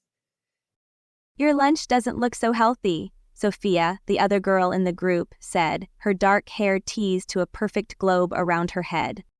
Maybe not, but I like chocolate. My fake physical body didn't need nutrients anyway, which meant I could eat whatever pleased me. Dee Dee murmured something to Sophia and they both snickered, their auras spiked with shades of brown and green. Not that their good opinion mattered to me. I faced the boys, who I found to be friendlier than the girls. What's the spring formal? I asked. They stopped eating to cast me curious looks. You're asking what it is? Jacob asked. Really? Dee Dee scoffed. Is that how you're going to play this? She shook her head at me. You can just admit you're looking for a date. A date, I echoed, not having to pretend at confusion. A date is an appointed time on the calendar. And then something clicked from the fiction novels I'd read. You mean like a meeting? Geez, you're so weird, Dee Dee mumbled. But Henry, Logan's other friend, laughed. I think she doesn't know. He grinned at me, and the smile wasn't completely friendly. He was homeschooled, Logan said. You have to cut her a break. She's also never been on a date, Sophia said, speaking into her soda can as if that might lessen the insult. She's probably never kissed a guy either, Jacob said, studying me with open curiosity. As if summoned by an invisible force, the smoky form of a temptar appeared, curving around Jacob and sliding its hands into his shirt, as if it thought it could become Jacob if it got close enough. To tell you what, I'll take you on a date, Jacob said to me, his eyes darkening. Then you'll know what it's all about. No think, I said, unnerved by the change in his demeanor. People can't go to the spring formal without a date, Logan said. I nodded, though I still didn't know what the spring formal was. Your first date should be with someone you trust, Henry said. Why did I feel like I needed my own guardian? These teenage waters felt unsure and dangerous. I wasn't sure how to pilot through them. Sophia rolled her eyes. So not any one of these guys. I'm totally trustworthy, Henry said, pretending to look offended. Jacob snorted. Right. It's a lot easier if you skip the dating and just hang out with your friends, Logan said. And that is your problem, Dee Dee said, turning her eyes to him. If you want to keep a girl in the friend zone, keep inviting her to group functions. And burn, Henry said. The bell rang to signify the end of lunchtime, and I stood up when Logan did, ready to follow him out. But Dee Dee called my name. Jessica, wait for me. It was the first time she'd addressed me, and I paused, curious. She threw away her trash and then joined me at the table. Which way are you going? Matt, I said. The bane of existence, she said. She pushed her lips upward into a cheerful smile, but it didn't reach her eyes. So you want a date to the spring formal? Is it important? She nodded her head. Very important. Everyone will be there, but don't stress it. I can help you find one. In fact, leave it to me. I'll make sure you get a date with someone who will treat you nice. She flashed a smile again, but her lip twisted at the end. She seemed to be waiting for me to say something, and I reminded myself to pay attention to social cues. I nodded. Okay, great. Turning away, I headed to math class by myself, befuddled by the entire encounter. I waited inside the doors after school for Christine to pull up, watching students as they walked by. Hi, I said to a boy with a temptare poking out of his backpack. Hi, he replied, and the temptare pulled his head back inside. I wondered what the boy kept in there. Another girl walked by with a tiny squirrel on her shoulder. Her third-level aura seemed to be in flux, sending out shoots of energy 5 feet away. She paused to change books at her locker, and I tiptoed closer, my eyes on the squirrel. You can see me, the squirrel said. I gave a little yelp and stepped backward, bumping into several students on their way out the door. Oh crap, I must be on the wrong plane. I'm so bad at that. The squirrel leaned forward, examining me. What are you? You have black wings, so you must be a first or second year. What are you doing here? Am I on the wrong plane, or are you? I wasn't sure what to say. I'm an angel. What are you? The girl turned around, her expression confused when it landed on me. Are you talking to me? Of course I wasn't, but obviously I was, since there was no one else around. The squirrel laughed. They can hear you also. What are you doing on Earth if you're an angel? What campus are you from? I was beyond confused and focused on the mortal girl, trying not to stare at the little critter on her shoulder. Yes. Hi, I'm Jessica. She furrowed her brows. I thought you said your name is Angel. No. I shook my head. You thought her name was Angel, the squirrel suggested to me. I ran with the idea. I mistook you for my friend, Angel. Sorry. The little squirrel gave a flying leap and landed on my shoulder. I squealed and batted at my shoulders. Nice to meet you, the girl said in a dubious tone, not introducing herself to me as she let herself out of the school. I'll still stop moving, the squirrel said. It scampered to my other shoulder, and little pinpricks of scathing heat followed each step. Then it spread its arms and leaped again. Before it landed on the ground, however, the squirrel had transformed into an angel. She stood before me with long, white blonde hair, flashing blue eyes, and white wings stretched out behind her. I gasped out. Let's take it outside, she said. People are staring. I glanced around to see she was right. Best to shut down this scene, even if I risked running into Shasta. The angel strolled outside, her hands in the pockets of her navy slacks. She sat down on a bench, and I settled beside her. Now I knew why her feet had hurt me. So, she said, turning her vibrant eyes on me, you've never seen a metamorphosa before? No, I stammered. I mean, yes, but not here. Her eyes honed in on my clothing. What academy do you go to? Guardian Angel Academy. She rolled her eyes. Naturally, at which campus? I'm at Yushuv, I said. My mind whirled, making sense of her words. Malik told me there were guardians here from other campuses, but he said we wouldn't see them. I didn't expect. But what are you? She leaned forward, and I caught a glimpse of the academy symbol on her sweater, like ours but electric blue instead of gold. You're not a guardian, you don't have white wings. What are you doing here? And who's Malik? There were far too many questions for me to answer. I saw Christine's car and stood up, glad for the rescue. My mom's here. I've got to go. Your mom? She stood also, following my gaze. How can you have a mom? I have a special assignment here. I'm intrigued. Well, I have to get back to my own assignment, but I'll be on the watch for you, though you might not see me, if I manage to get on the right plane. I nodded, glad I'd escaped further interrogation. But another part of me also felt a sense of relief. I wasn't alone here. I glanced back to see she'd shifted into the squirrel again and was scampering across the lawn. What must that be like? Chapter 24. The phone rang a little after dinner as I helped Christine clear the table. Matt answered it. Did you settle into your classes okay? Christine asked me. I handed her the 3 dirty plates and forks. Yeah, it's like I didn't miss anything. She turned on the sink water. And did that certain someone notice the effort you made to look nice this morning? What? Matt poked his head into the kitchen. Jessica, telephone. He kept his hand over the earpiece and whispered, It's a boy. He and Christine exchanged a smile. I took note of the weird human behavior and took the phone from him. It was my first time using a phone. I held it, as I'd seen Matt and Christine do, close to my face. Hello? I said, making my way over the laundry basket and plopping down on the couch in the living room. On second thought, I should help Christine with the laundry. I sat down again in front of it. Hello? I repeated. Was I supposed to hear something? Jessica, are you there? The voice sounded very tiny, and I pressed the earpiece closer to my cheek. Hello? Hey Jess, it's Logan. I can barely hear you. His voice came through loud and clear this time. I must not have had him close enough. Hi, I said. Oh, okay, it's better now. Was school all right for you today? Yes, I said. I met a few more interesting people. And an angel. I wondered how many more were wandering around De La Salle High on their correct plane, near me, but out of sight. That's good. I didn't take very good notes in history today. Do you think you could help me study tomorrow after school? Sure, I said, brightening. Just the opportunity I needed. The more time I spent with Logan, the more I could guide him.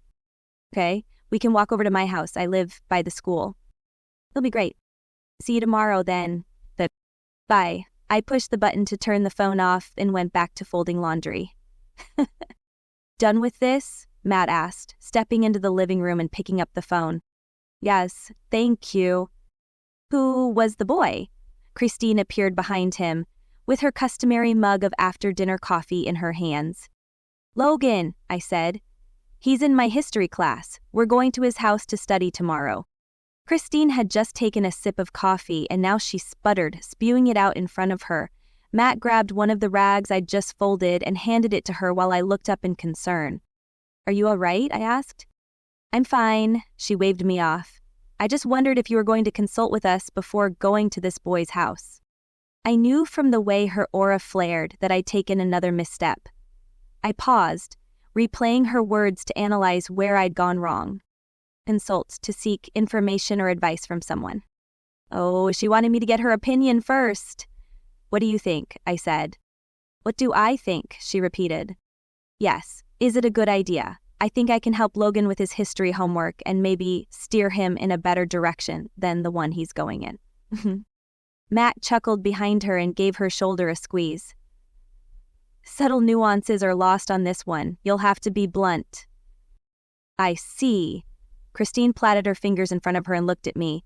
Jessica, you need to ask for permission before you plan any outings, especially with boys. You're going to his house? I don't know who he is. Will his parents be there? I nodded, understanding what I'd done wrong. Christine, can I go to Logan's house to help him study tomorrow?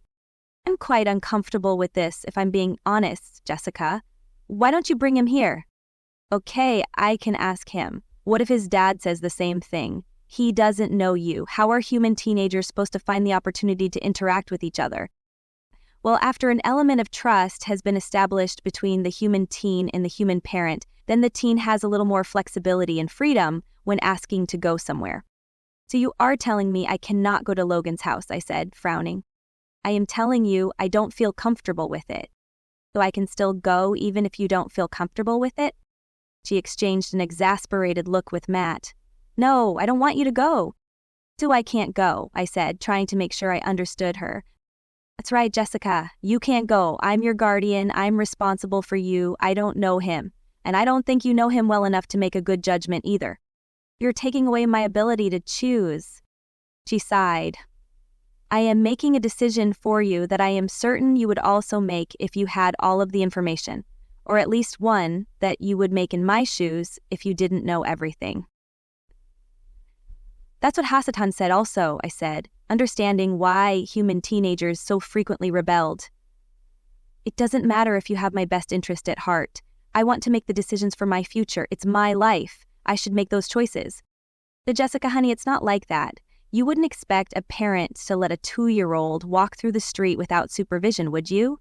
Even though the parent taking the child's hand might be infringing on her freedom to walk in the middle of the street, that little 2-year-old doesn't know better. She doesn't have the ability to make a quick decision because she doesn't know the variables. Your teenage years are like that, sweetie. We're trying to help you so that you can make those choices someday. I frowned as I considered her words. That made sense. It also explained why teenagers got to go to the academy. How could they have made all of the correct choices on Earth when they didn't know all the variables?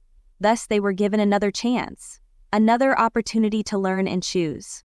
Okay, I acquiesce to your greater knowledge and experience. I will invite Logan to come over here, but I would like the opportunity to earn your trust. Matt and Christine shared another look.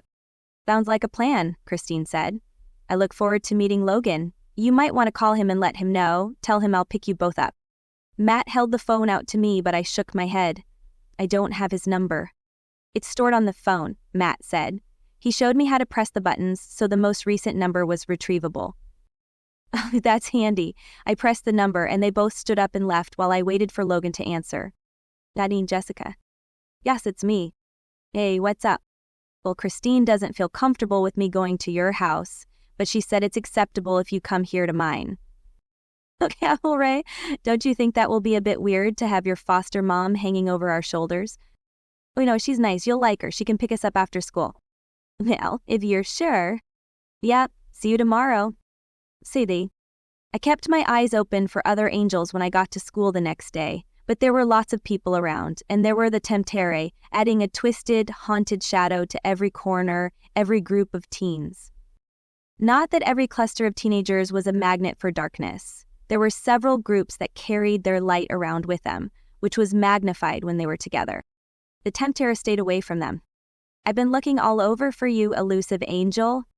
I turned around to see her standing there, arms crossed over her chest, white blonde hair stirring from an invisible breeze. I've been looking for you too, I said, stepping closer.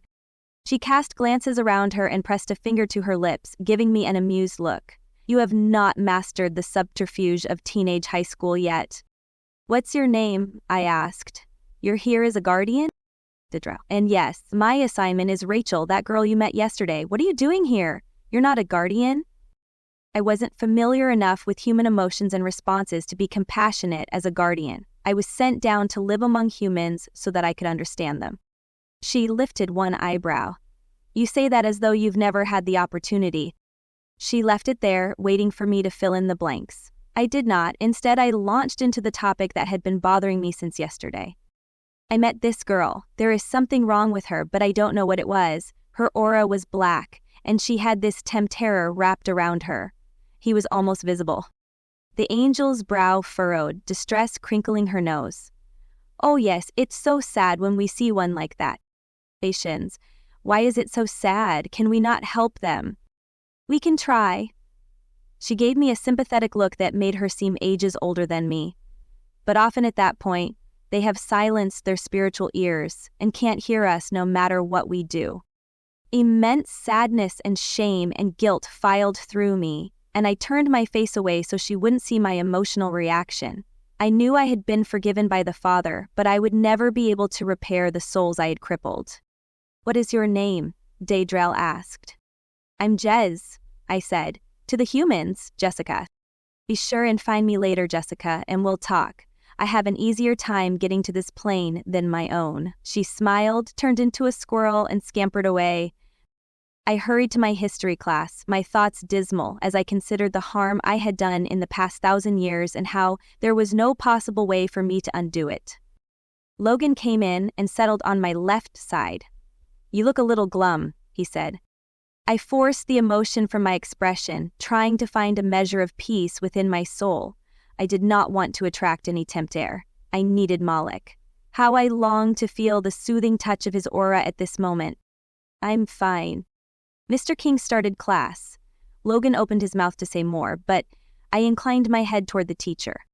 We should pay attention. It will be a lot easier to study if we have the notes. Of course, Logan said, though the look he gave me wasn't as straightforward as his words. We separated for second hour, promising to meet up at lunchtime, and I went into my class. A few temptare lingered around the room, all of them hazy and drifting, searching for prey. They found one in the form of a boy sitting in the back. His aura displayed colors of anger and frustration on the second level, but the first level was a whitish gray, strong and healthy, until the temptare dove at him.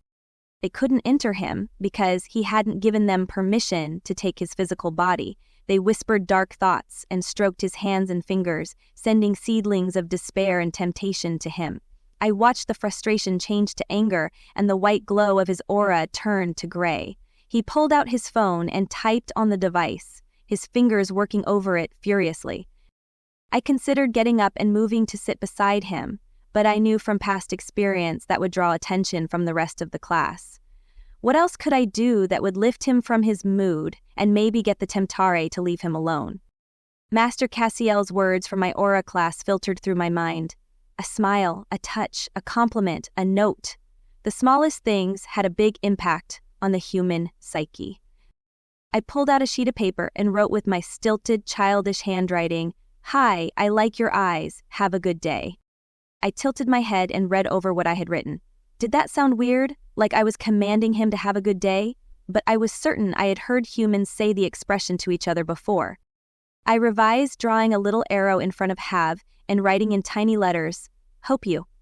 Then I signed my name at the bottom, Jessica, just as I had seen it written on a paper on Christine's refrigerator. Now to get it to him. He was 3 rows behind me and 2 desks over. A string of students ran between me and him. Hoping they were feeling helpful, I leaned to the one closest to me and whispered, "Can you pass this to that kid back there?" He looked at the paper in my hand and then over his shoulder at the boy. With a shrug, he took the paper.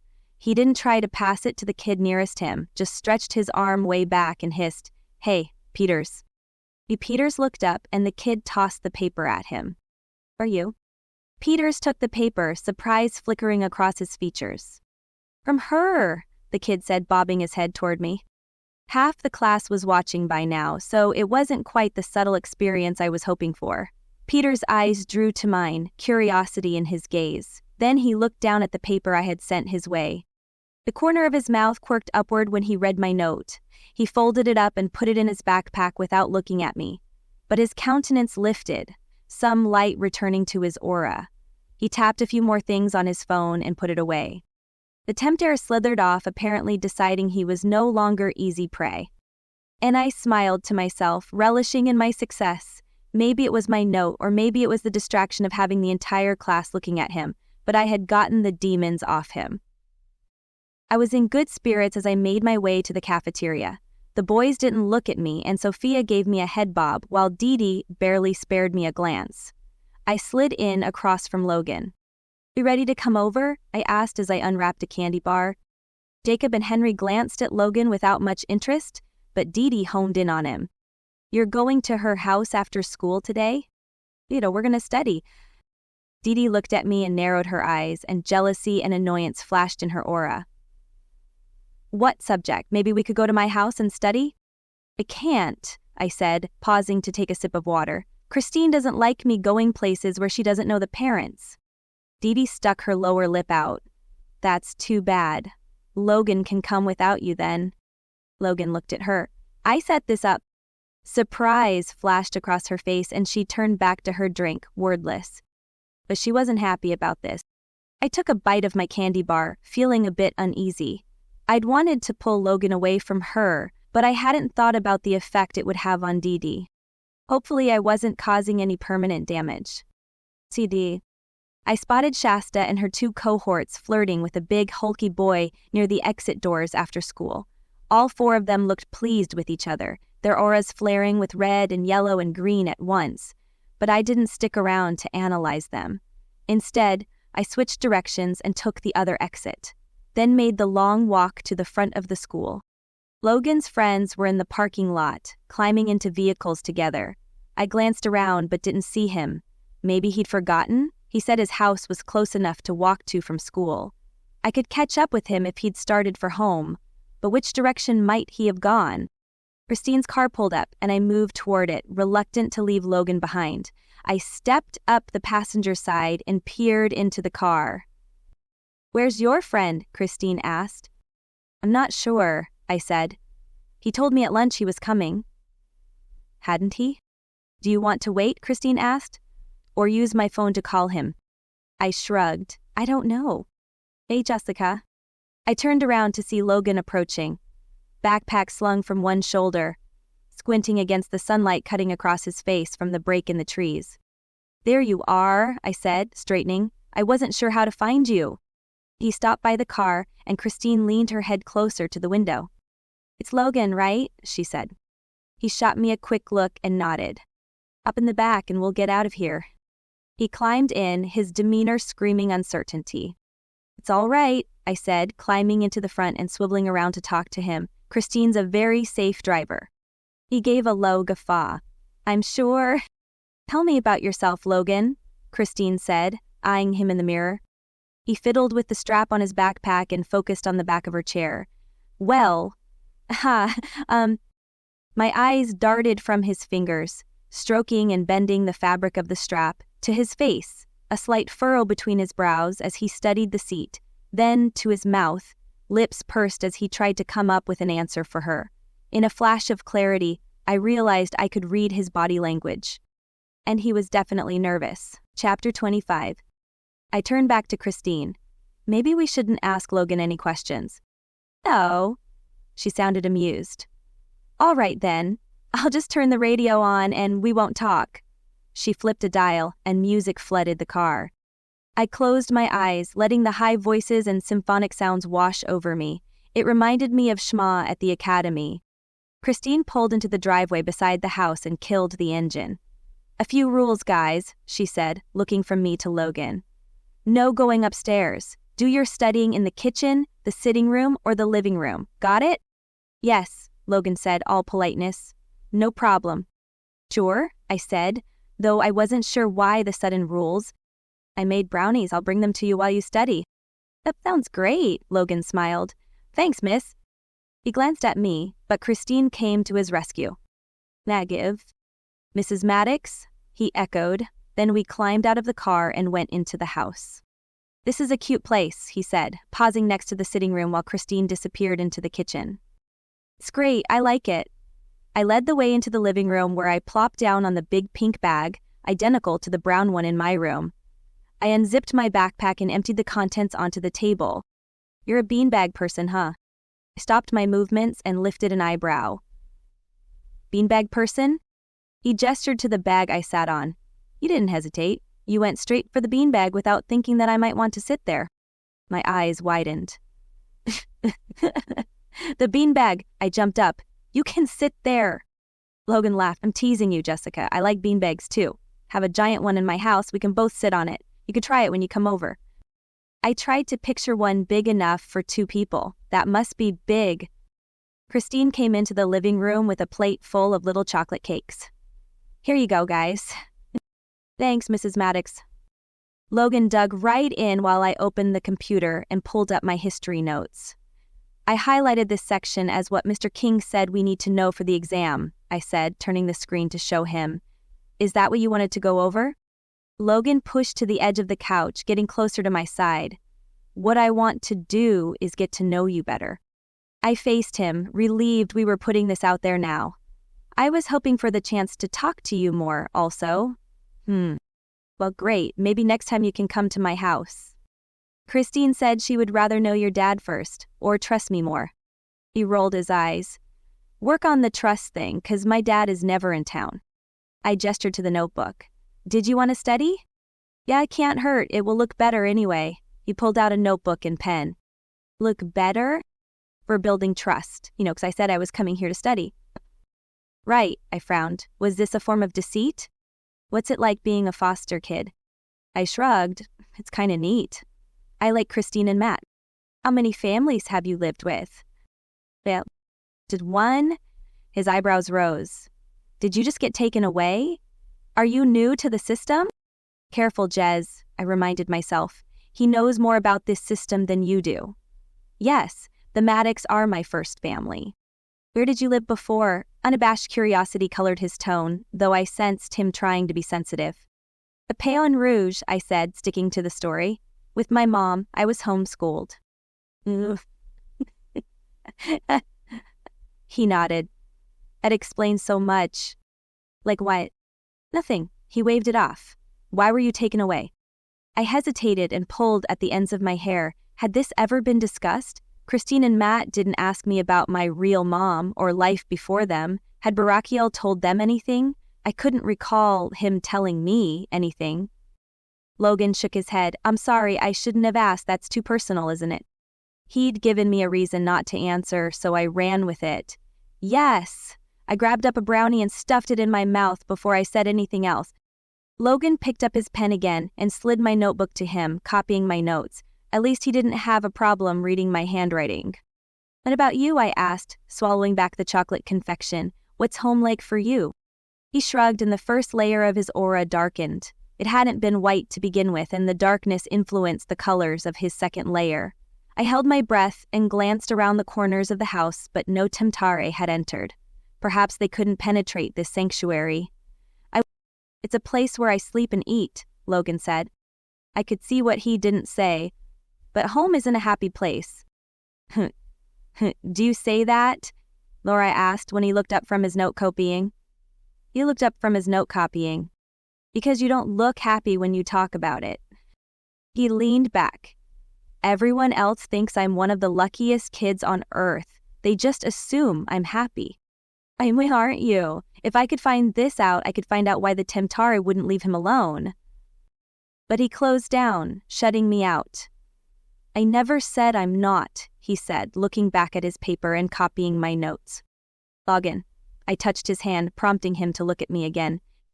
You can trust me. I just want to help you be happy. And keep your soul from Sheol, I thought. He narrowed his eyes. Why do you care? You barely know me. I know you far better than you think, I said. And I see the potential for great goodness in you. But you're warring against darkness. I squeezed his fingers. I promise you, Logan, I'm not going to let the darkness win. The first layer of his aura lightened, lighter than it had been before, and my heart soared. I was getting through. Hey, you want to go to the French market Friday after school? It's close to here, a bunch of us go every week, he said. Sure, I said, happy for the chance to spend more time with Logan. Malik would be so pleased when he saw the progress I was making. Then I remembered Christine. Oh, I have to consult with Christine first. Consult? Logan lifted an eyebrow. We'll get permission, let me ask her. Christine was in her bedroom folding laundry, but the TV wasn't on, which meant she had one ear pressed to me and Logan. Hopefully she'd built up enough trust in me. Hi, Jess, she said as I sat on the bed beside her. Everything going all right? Yes, better than all right, I beamed. Can I go to the French market after school Friday? Logan and his friends will be there. The French market? Christine considered this. Yes, but I'll take you there after school and pick you up when it closes at 6. That sounds perfect, thank you. I hurried from the room to let Logan know. He stayed a few hours more, long enough to get my notes and then sift through Christine's movie collection while he finished off the brownies. You can stay for dinner, Logan, Christine said as he put his things away in his backpack. Thanks, it's been awesome, but I don't want to wear out my welcome. He nodded at me. I'll see you in school tomorrow. You don't want to ride home? Christine asked, following him to the door. No, that's all right, I'll just catch the bus. All right then, you're welcome over any time. Thanks, Logan caught my eye and grinned, and then he was gone. Well, Christine turned around and eyed me. He's cute, and he seems nice enough. Just be careful, Jess.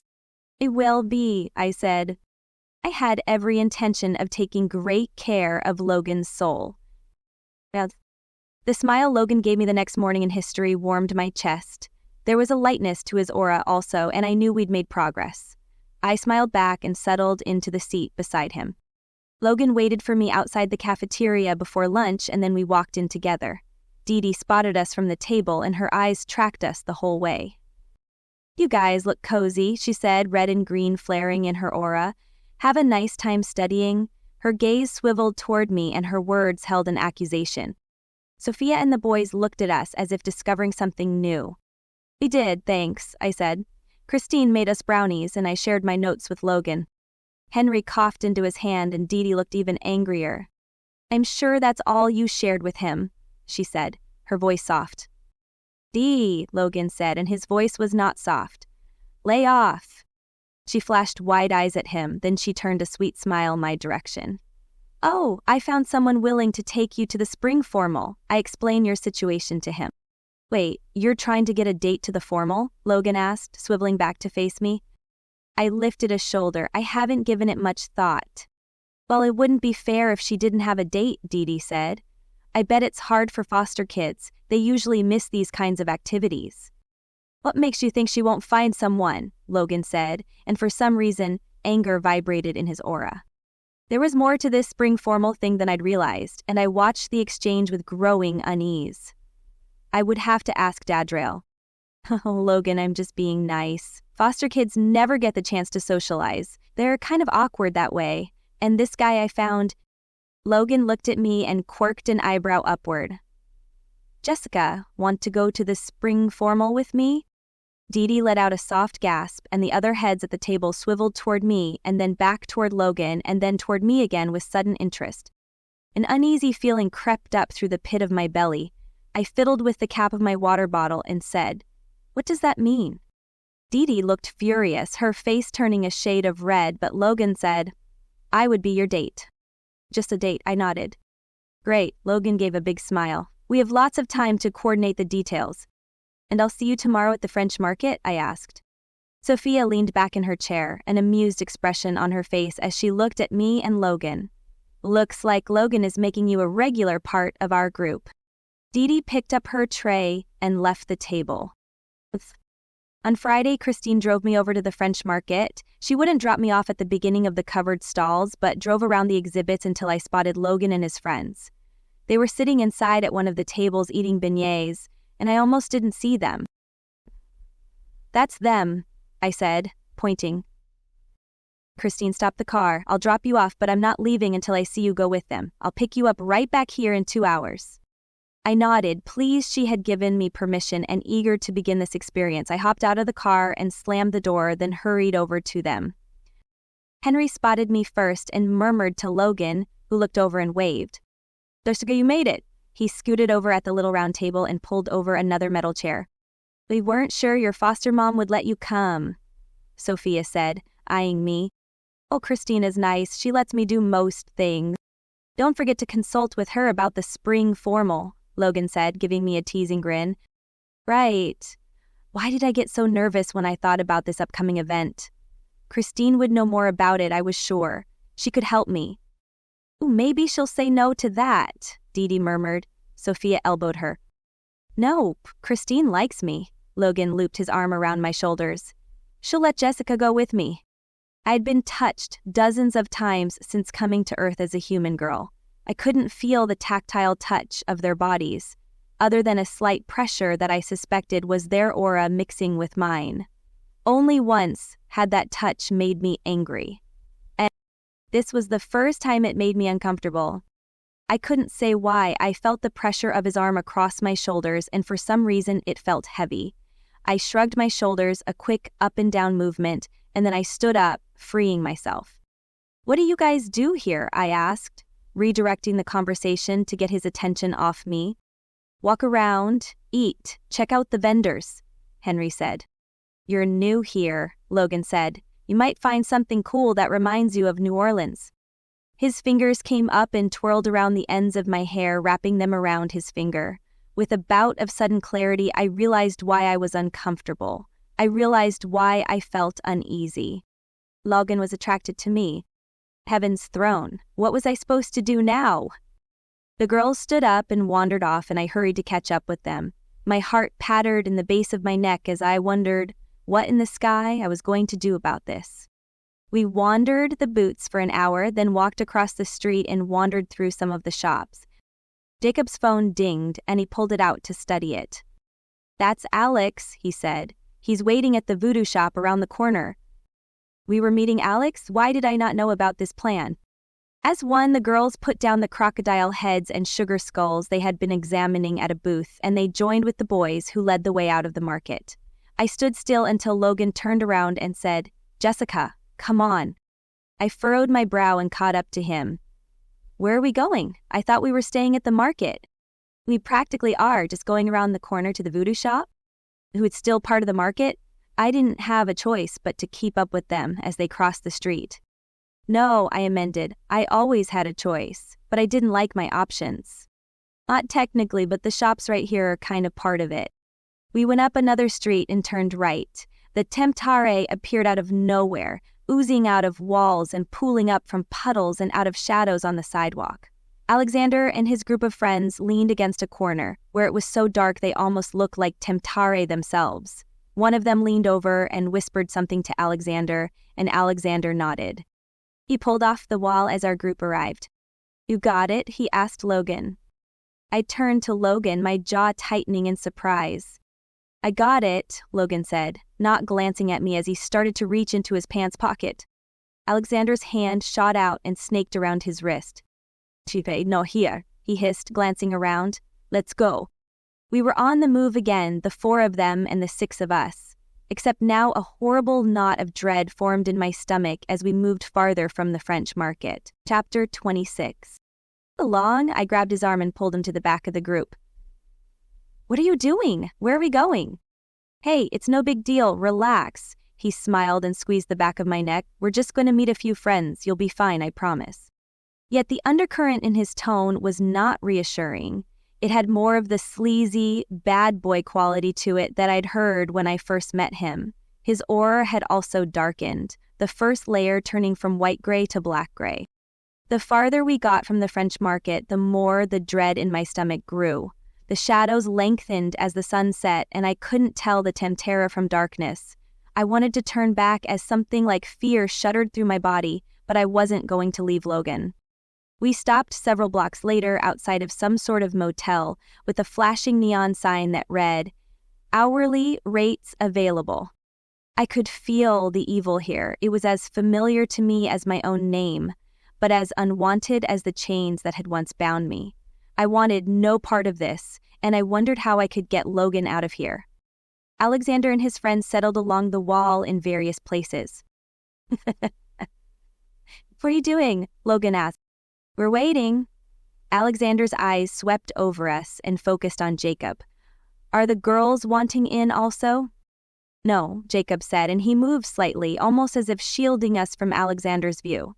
The motion was subtle, but I saw it. Dee pulled out her phone and checked it, her aura also radiating uneasiness. I think Sophia and I are going to head, guys. Alexander nodded. They should go. We'll catch you at school Monday. Henry offered both girls a hug. Come on, Jess, Sophia said. Where are you going? I asked. Back to the market where we parked our cars, Dee said. I took one step in their direction and then hesitated. I very much wanted to escape this place and the evil percolating the air around us. Christine would be there soon, and I didn't want to break the fragile trust she had put in me by not being where I said I would be. I looked at Logan. It's fine, he said. I'll give you a call later. With that one statement, my desire to leave faded. Christine would have to be mad at me. I wasn't leaving Logan here by himself. I'll stay, I said. You said.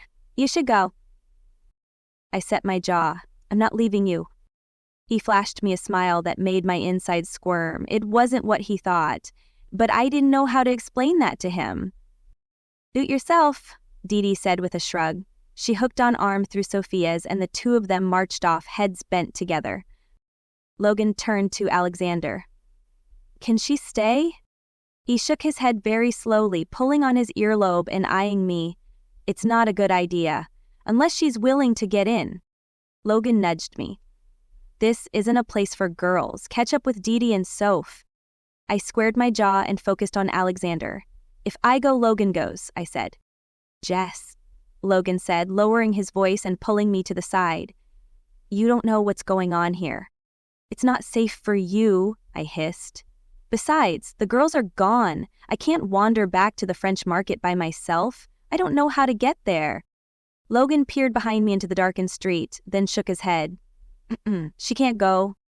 You think she's better off here than out there? Alexander said with a mocking laugh. You sure you know what you're getting into?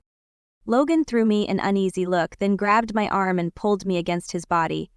Stay nearby. We drifted into a silence that grew thicker and slimier with each minute, and I became more anxious as we waited. I tugged on Logan's arm. Logan, let's just go. Logan looked at me, and doubt showed on his face. He glanced over at Henry and Jacob, the same worry reflected on Henry's face, but Jacob didn't meet his eyes. Then Alexander said, Chickening out because of a girl, are you? I turned irate eyes on Alexander, tempted to summon a sudden wind to clap him in the head. But then I saw the temptere lurking around corners, smelling us out, and I knew I'd be giving away what I was. I had an advantage right now, and I needed to maintain it. Ignoring Alexander, I swiveled to face Logan. Whatever it is you're planning to do, you don't have to, I said, pleading. This is your chance. I squeezed his hand, my heart thumping loudly in my chest. If he walked away now, he stood a better chance of withstanding whatever danger was in store for him later. I wished he could feel how important this moment was. Maybe he did, but he wasn't the only one. The tempter swooped in, settling on his shoulders and hunching around his ears, whispering, murmuring, and promising and caressing. I couldn't hear them. His temptations were for him alone. But I could imagine what they were saying. Come on, man. Alexander pushed off the wall and placed a hand on Logan's shoulder. You're so close to being in... You don't need this, I said, trying to hold his attention. But I didn't have as much sway as Alexander, who was far worse than the tempter. Logan pushed my hands away, annoyed. You don't know anything. You didn't have to stay. His attitude toward me had changed, and I withdrew. Anger slashed through me that I didn't have a dagger. It was my own fault, but I could dispatch with these temptare right here and now. But a small voice told me it wouldn't help. Until Logan made his own decision, he would be faced with this temptation over and over again. Sebastian's here, one of Alexander's friends said, and Alexander looked at attention, pushing away from the wall and straightening. I turned when Logan did, and 3 other guys in hoodies approached. They didn't look like teenagers, and they were so shrouded in darkness that they had no need for tempter. They had already made their decisions. My eyes honed in on the tallest of them, of their own accord, a small tremor rippling through my body. Something about him had my insides churning with alarm. Alexander jerked his chin at Logan. Fear spiked in Logan's aura and he stepped forward. The tall newcomer also stepped forward, his eyes glinting beneath the hood as he studied Logan. He sucked on a cigarette, the butt sparking red for a moment before he exhaled a puff of smoke. "This must be Sebastian." "Who are you?" he asked. "I'm Logan," he said, his attempt at sounding confident failing. The guy's sneer was obvious even under the hoodie. "We have no Logans in the Brotherhood." The two behind him laughed and stared down at Logan. Logan didn't stir, though Henry and Jacob exchanged uneasy glances. "We all want in," Jacob said, shooting an uneasy glance toward his brother. "Give us a chance." Alexander shrugged and looked back at Logan. "Show him what you got." Logan's hand trembled as he reached into his pocket and pulled out a wad of cash. Sebastian nodded. "So you have funds. Can you deliver?" "This is my third delivery," Logan said, and now his voice had that assuredness he'd probably been looking for earlier. "I can do this." Alexander murmured, "He's proved useful so far." The tempter screamed in Logan's ears, and I clenched my fists. "And them?" The dude looked at Henry and Jacob. "Jacob's my brother," Alexander said, and for the first time I noticed the rippling of unease in his aura. "He knows the rights as well as I do. He'll do whatever is necessary." "Fine," Sebastian sucked on his cigarette again. "And you want in too, kid?" He stared down at Henry. "Yes," Henry said, his voice quaking. "And what about her?" Sebastian's eyes slid over to me. "He doesn't want in," Logan said, and in spite of the darkness surrounding him, a protective note entered his voice. I looked at him, surprised. How could he be thinking about protecting me? I was here to protect him. "We have need of women in the Brotherhood also," Sebastian said, and I knew the stench of ill intent anywhere. It did not appeal to me in the least. "No," Logan said, quite harshly. "Then make sure she doesn't come next time," Sebastian said. "Wouldn't want to get the wrong impression." He pocketed Logan's cash. "Follow through and we'll consider you for initiation, just you." His eyes flicked to Jacob and Henry. "Your friends gotta pull their own weight." His didn't take his gaze from Logan. "You're going to need a new name. I'll call you Fresh." Alexander and his friends laughed, a harsh, grating sound, but I felt a shiver of premonition. A new name, a mockery of the ones the angels received when they arrived in Gehenna. The new names were sacred and meaningful and powerful. The fear that rippled through me was so intense I whirled around, half expecting to see Hasatan himself standing in flames behind me, ready to torture me for my disobedience. It couldn't be, it had to be a coincidence, his use of the term. None of these boys could be in league with Hasatan. Logan smiled at their laughter, though he looked perplexed. "Fresh?" "Yeah, for fresh meat." Sebastian took another puff on the cigarette and then flicked it to the curb. "You do the deed, and I'll give you a new name." His words and mockery shuddered through me. I took a few deep breaths to curb my desire to gouge this guy's eyes out. It wouldn't look good on my probationary record. "You can expect to hear from me," Sebastian said. He turned and glided down the street, vanishing into the shadows with his cronies. "You passed so far," Alexander said, his confidence back in full force. He offered his knuckles to Logan, who pressed his own against them. "Be ready." He looked at Jacob. "We have work to do if you hope to initiate." Be ready for what? I didn't dare ask, and Alexander did not elucidate. He and his group also disappeared into the darkness, leaving me with Logan and his two friends. Henry swore and then patted down his pants. That was frickin' ridiculous. More disrespectful expletives colored his language. "I need a smoke, can't find a cig." "I've got one." Jacob pulled a cigarette from his pocket. His expression was calm, almost void of emotion, but his aura spiked bright yellow and green. Henry took it, hands shaking. "Got a light?" "That went well," Jacob said, holding a lighter out for Henry. "You're practically in the group." Logan nodded and checked his phone. He looked at me, some of the hardness coming out of his eyes. "Christine called my phone, a couple of times." "Oh, Christine." I closed my eyes, feeling a flash of guilt. "Can I call her back?" He held the phone out to me, but when I took it, he didn't relinquish it. I'm hoping I can trust you, Jessica." I frowned at him, not liking the undercurrent of a threat I heard in his voice. You can. Did he think I was going to tell Christine? So that she could do what?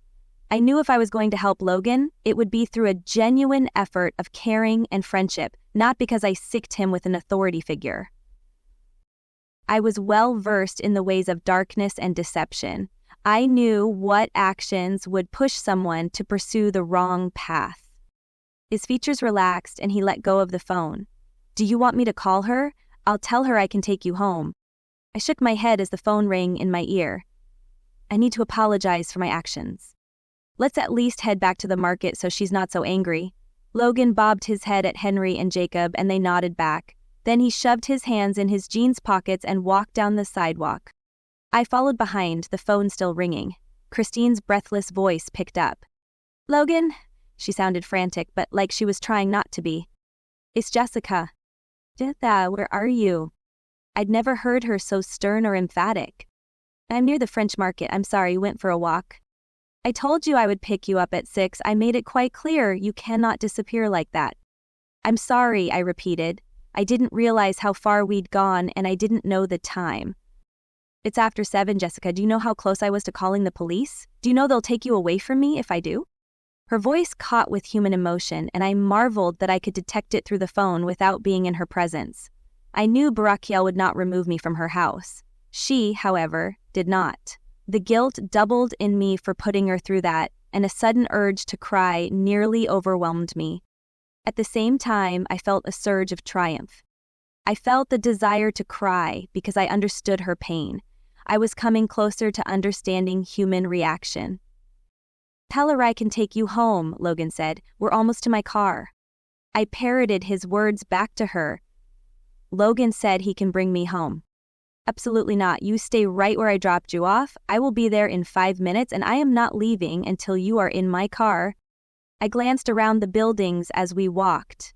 It will take me longer than 5 minutes to get there. I'll wait. And Jessica, this doesn't bode well for your social future. I'm just going to tell you that right now. There was a lot in that sentence I did not understand. Okay, was all I said. I hung up and handed the phone back to Logan. So, how did that go? He sounded uncertain. She's pretty upset, I said. I think I've lost her trust, and she was afraid I would be taken away. But you don't sound upset. I shrugged. It means a lot to me that she cares so much, but I knew I wasn't in danger and I know they're not going to take me away from her. The darkness still hovered around Logan, but he managed to give me an amused look. How can you know that? I know they want me to be with her, so that's where I'll stay. There's something about you that is so odd. He reached a hand out and stuck a strand of my hair behind my ear. Yet for some reason, it just makes me like you more. My face warmed and I turned away from his gaze. Heaven's throne, I had caused some kind of problem now. Christine's little car idled in front of the closed French market. Logan walked me to the door and opened it for me, then went around to Christine's side. She rolled her window down, though she seemed reluctant to do so. Sorry about the trouble, Mrs. Maddox. I lost track of time. Good night, Logan, Christine said evenly, not acknowledging his apology. He nodded and backed away. I waited for Christine to yell at me or something during the 5-minute drive from the market to her house, but she did not. She parked the car and said, "Please go and sit at the kitchen table." It wasn't a request, but even if it had been, I was not inclined to deny her. I slipped out of the car first and then went and sat at the table, interlocking my fingers and waiting for her to come in. She took a moment longer than I expected, and I wondered what she'd been doing in the car when she finally stepped inside. She sat down across from me and still didn't say anything, her eyes studying the wood grain and not looking at me. I remained silent also. She lifted her eyes. Jessica, do you know what you did wrong? I nodded. I promised you I wouldn't leave the market, and I promised that I would be there at 6 o'clock for you to pick me up. Surprise flickered in her eyes, and she also bobbed her head. So what happened? Why were you not there? We went for a walk. My friends told me it was still part of the French market, so I didn't realize I was breaking the rules. I also didn't know what time it was. When I found out we were too far away for me to hurry back to meet you. I hear truth in your statement, Jessica, but I also hear deceit. You do not know the area, so I do believe you didn't realize how far away from the market you were going. Possibly you thought at first you were still at the market, but you're smart enough to realize at some point you were not. My face warmed. No wonder the Temptari never got anywhere with her. She could discern truth from a lie. You don't have a phone or a watch, so time could have slipped away from you. However, you knew that I was coming back at 6. You could have checked one of your friends' phones and made sure you were headed back that direction. Furthermore, the moment you realized you were not going to make it in time, you could have called me and told me. Yes, I said, you're right. Duh, Jessica, I was worried sick. You just cost me 10 years of my life. I didn't think it was like you to disappear without telling me, and I was certain something terrible had happened to you. While a simple phone call might not have gotten you out of trouble, it would have eased my heart. I nodded along with everything she said. You're right, I wasn't thinking. Christine folded her fingers together and stared hard at me. Where did you guys go? I don't know. Down the street. Was there any drinking? Ugh. Any drugs? Smoking? This was an important question, and it was important I relay my answer correctly. No drugs. We saw people smoking, but not us. Not me or Logan, anyway. Christine studied me, and I could imagine her as an archangel. She could pry the truth out of someone just by looking at them. Are you sure you can trust Logan? It makes me nervous that he took you away from the French market. Well, he didn't know I was supposed to stay there, and we didn't go anywhere else. We didn't get in the car and leave. It's not his fault I wasn't there. Christine leaned back in her chair and sighed. I suppose you're right. The burden lies with you. Next time I'll make sure Logan knows what's expected as well. At least there would be a next time. Chapter 27. Christine grounded me. She struggled to figure out what to ground me from since I didn't do anything. She told me no TV and no phone calls and no going out with friends for a week. I agreed to it, but I worried about what would happen to Logan without my involvement. He called me on Sunday, but Christine politely told him I wasn't able to talk and would see him in school on Monday. She apologized to me as well, as if she felt guilty, but that was my punishment and I expected her to stick to it. I went straight to class on Monday, concerned with anything that might have happened to Logan over the weekend. He strolled in a few minutes later and his aura brightened when he saw me. Hi, he said, sliding his backpack onto the table and leaving the chair beside him open. Hi, I said, some of my anxiety settling down now that I saw him here. I'd been so anxious. But it looked like I was having the positive effect I'd hoped for. I'm sorry I got you in trouble. I hope you're not grounded for long. I'm fine. What about you? I worried about you all weekend. What's going on with those guys?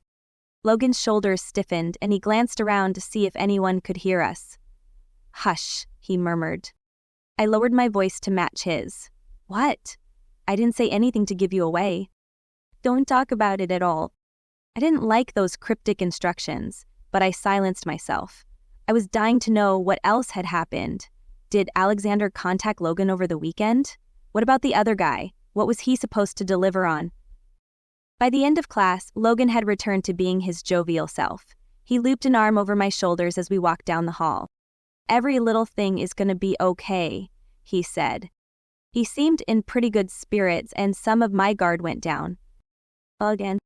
We both turned at the sound of Alexander's voice and Logan dropped his arm from around me, his aura darkening. He stepped toward Alexander where he stood near the stairs and I started to follow, but Logan stopped me with a raise of his hand. I'll see you at lunch, he said, and then he walked away, leaving me standing there.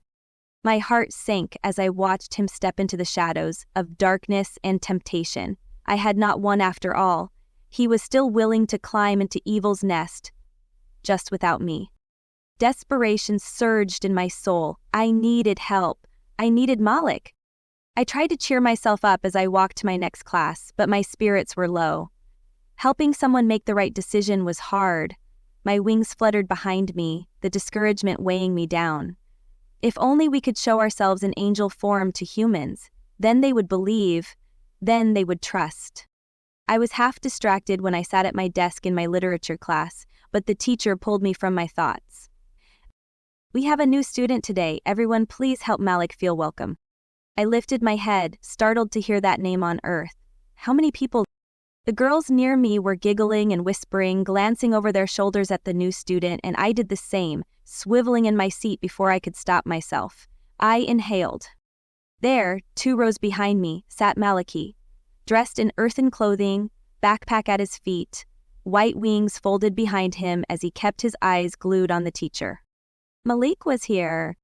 Malik's eyes darted my direction ever so slightly, and the small, secret smile he gave me left my insides melting. I turned back around and pretended to pay attention, but I didn't hear a word the teacher said. My mind buzzed with questions. I ripped out a notebook paper to write him a note, but as I scribbled my thoughts down, I knew it was pointless. I would have to wait till after class. My leg bounced up and down, restless. Why was this class taking so long? I squirmed in my seat, creating a small breeze that sent the piles of papers on the teacher's desk floating up as if caught in a mini tornado. The students cried out in surprise, and Ms. Mayhew checked to make sure the windows were closed. I put my pen down and sat on my hands, stifling my nervous energy. Finally, the bell rang and class let out. I slung my backpack over one shoulder and shot out the door, then leaned against the wall and waited, my wings flapping against the cold bricks in agitation. An eternity later, Malik strolled out of the classroom. Perhaps because he was more accustomed to them, he managed to get his backpack all the way on without tangling the straps in his wings, and I never saw a more handsome student. Malik, I pushed off the wall and launched myself in front of him. What are you doing here? You're a student. They can see you. He grinned at me, though there was something cautious about his eyes, a certain hesitation. What you said made sense, that having someone here, a friend, would influence Logan more than a breeze in his ear, so I talked to Elder Master Barachiel, and he got it approved for me to come down, temporarily. I didn't know it was possible. My mind whirled with the implications. It's always been possible, it's just more unusual and granted on a case-by-case examination. So now you can back off. I had started to move toward the cafeteria and Malik had mirrored me. My footsteps stuttered. Back off?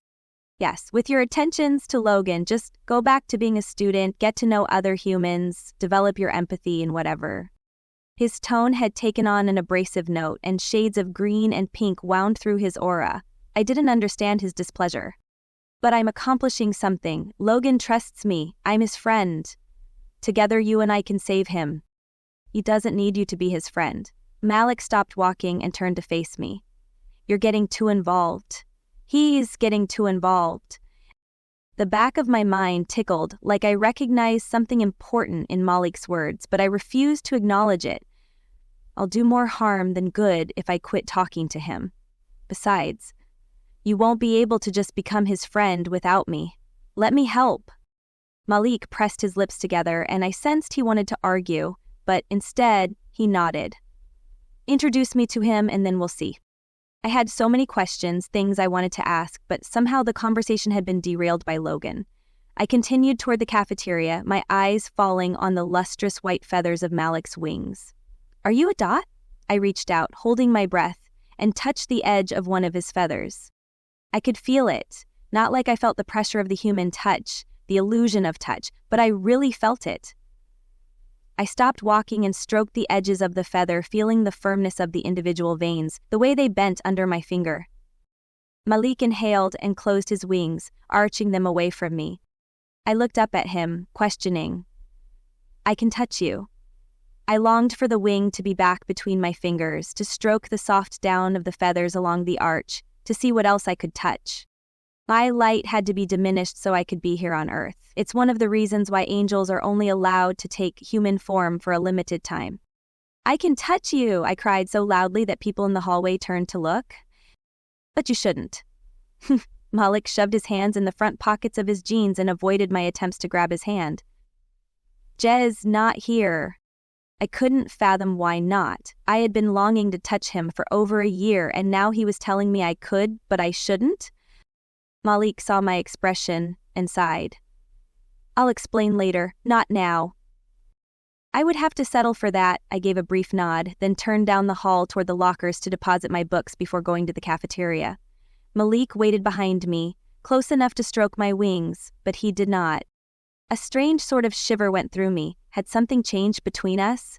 Whatever us was? I pushed aside my growing worry and stepped past him, leading the way to the cafeteria. I stepped through the doors and went right to Logan's table. Even in jeans and a t-shirt, even with his light diminished, Malik looked radiant in this terrestrial world of temptations. His wings spread behind him, and I wondered how any human could look at him and mistake him for a mortal being. I settled into the table across from Logan and Didi. "Hello, everyone," I said, smiling. I gestured to Malik, who stood behind me. "This is Malik. He's new also. I told him he could sit with us. Is that all right?" Logan and the boys looked at Malik. I couldn't read their expressions, but the sudden darkening of their auras gave me the impression it wasn't all right. Sophia spoke first. "Sure." She scooted her chair over as if she expected Malik to drop onto the ground beside her. "We're always open to new people." Didi sighed. "What are we, the welcoming committee?" She said it quietly and into her soda can, but I still heard it. I was certain Malik did too, but he just pulled over a chair and sank into it with a smile. "Thanks." His smile dazzled, and I noticed how both girls studied him with more interest. Logan folded his arms on the table and lowered his chin, sending a glower Malik's direction. "So, where did you move from?" Malik unwrapped a baked good, and for the first time I noticed the strength of his arms, the muscles beneath the skin I'd never paid attention to in Arcadia. His arm bumped mine, and I held very still, not breathing, pretending not to notice. "Georgia," he said, taking a bite of his food and meeting Logan's eyes. I also looked at Logan, scanning the vicinity around him, but there were no Temptari nearby. Logan's attitude was his alone. Logan frowned at him, and I shifted uneasily. Turning his eyes away from Malik, Logan focused on me. He smiled, but it felt forced. "So you're grounded and can't do something this weekend, huh?" "You got grounded?" Sophia said. "You should have stuck with us," Didi said, her tone smug. "I was keeping Logan safe," I said. Malik choked on his food, and Henry pounded him on the back. "Don't mind her," he said. "She says weird things like that." Malik shot me a look but said nothing. "Yeah, I rely on Jessica here to keep me out of trouble," Logan said, and though his words held a note of teasing, his grin was genuine. "She's my conscience." "Well, you're in trouble this weekend then," Jacob chuckled. "Why woman I asked, my alarm growing. "It's nothing," Logan said. "Ignore him." Sophia and Didi exchanged glances but said nothing. I unwrapped my candy bar, but my nerves prickled with uneasiness. Logan was hiding something, and I could feel negative emotions rolling off Malik beside me. Resentment. Annoyance. Jealousy? He hadn't been on Earth long enough for all that. "Are you ungrounded on Saturday?" Logan asked. "I think so," I said. "Christine said 1 week." "Great, we can catch a movie or something." "Sorry," Malik said, interrupting Logan. "We've got a family thing going on this Saturday. Christine volunteered Jessica to show me around town." Logan's eyes narrowed as he looked back and forth between us. "You know each other already?" I looked at Malik. Us knowing each other would make no sense. "No," Malik answered, lying without hesitation. "We just met. But, since she's new also, Mr. Stone thought it would be good for us to spend time together." I covered my mouth to hide my shock at how smoothly the falsehood fell from his lips. "She doesn't know anything around here," Logan said, frustration bleeding out of the corners of his aura. "Like the blind leading the blind," Henry smirked. Sorry," Malik said, not responding to the jibe. "But she won't be available." "Sunday, then," Logan said, and he didn't take his eyes from Malik, as if he were issuing a challenge. "I can on Sunday," I said, not finding the chocolate of my candy bar appealing at the moment. "Christine likes me home. It's a family day." The bell rang to indicate the end of lunch, and the others stood, pushing their chairs in while keeping their eyes on me, Malik, and Logan. Logan shrugged and stood also. He came around and slung an arm over my shoulders, his hands brushing my wings, and I shivered. That was the only touch I could feel, and he didn't know he'd done it. He gave me a side hug. "We'll hang out when you're ungrounded, and I promise to keep you out of trouble this time." He slid his arm off and followed his friends out the door. "Let's go outside," Malik said, his expression tight. "I can't miss class," I said, trailing behind him. "I got in big trouble for doing that last time." He closed his eyes and inhaled, then let it out. When he focused on me again, a semblance of calm had returned to his golden brown eyes. I'm not asking you to miss class. I just want to talk for a second. Lines Rock, I asked. Outside. I didn't argue this time as we moved from the cafeteria to the outdoors. Malik stopped just outside the doors, not walking over to the benches in front of the school. He leaned his head against the brick wall and shut his eyes. Taking human form was a mistake, he breathed. I sensed him struggling with something, but I didn't understand it. He opened his eyes. When we take human form, we lose some of our celestial light. Many of the weaknesses we struggled with as mortals come back to haunt us. Because we've been exposed to greater light, it's a little easier to fight them, but I feel them now, trying to weigh me down and crush me. It was difficult to imagine Malik with weaknesses. What are you fighting? Anger. I could see that. I could see it simmering in his aura, wanting to manifest itself. I studied the reddish-orange color. He had told me before that anger was still an issue for him in Arcadia. You fought anger often as a mortal? No, I let it rule me. I looked up to see him watching me watch him, and the anger was rapidly diminishing. What? He shook his head. We can talk about that later. We have another problem, Jez. What is that? Logan. I nodded. Yes, I know. I won't be able to go with him on Friday and see what he's involved in. That's not it. I paused. There's another problem? Jez, he thinks you're his girlfriend. My jaw dropped. I hugged my arms around my body and forced a laugh. What? No, he doesn't. We're just friends. Malik snorted and rolled his eyes. Come on, I spent 18 years as a human boy. I know when a guy is laying claim to someone. Everything about his body language told me to stay away. My heart sank. I'd suspected Logan was attracted to me, but for him to think we were together? What do I do? If it'd make it clear you're not his. I nodded. I'll do that. The tardy bell rang, and I'd forgotten I needed to get to class. I didn't want to go. I wanted to be close to Malik, to feel those strong arms wrap around me. The yearning was worse because now I knew it was possible. But he maintained 2 feet of distance between us, his arms crossed over his chest, not trying to caress my wings. Is your anger directed at me? I asked, afraid of the answer but needing to know. His wings fluttered and he dropped his arms. No, but I want to punch Logan's lights out. I gave him a startled look. His lights out? I didn't know what that meant, but it didn't sound good. Why? Because he put his arm around you, because he thinks you belong to him. But he's your assignment, I said. You're supposed to protect him. I'm having a bit of a conflict of interest right now, Malik said. He reached out finally and stroked the edge of my wing, and then as if he couldn't help himself, he curled a strand of my hair around his finger and tucked it behind my ear. His fingers brushed the surface of my skin and my heart skipped a beat. I closed my eyes, feeling how his hand lingered on the ridge of my ear and then traced it down to my earlobe before pulling back. I lifted my eyes to find his expression conflicted. I've wanted to touch you for so long, he murmured. You can now, I said, leaning toward him. He shook his head and took a step back. Now, especially now, I can't. He turned around and opened the doors. We're both visible to students. You're late to class. I'll visit you tonight. He paused and glanced back at me.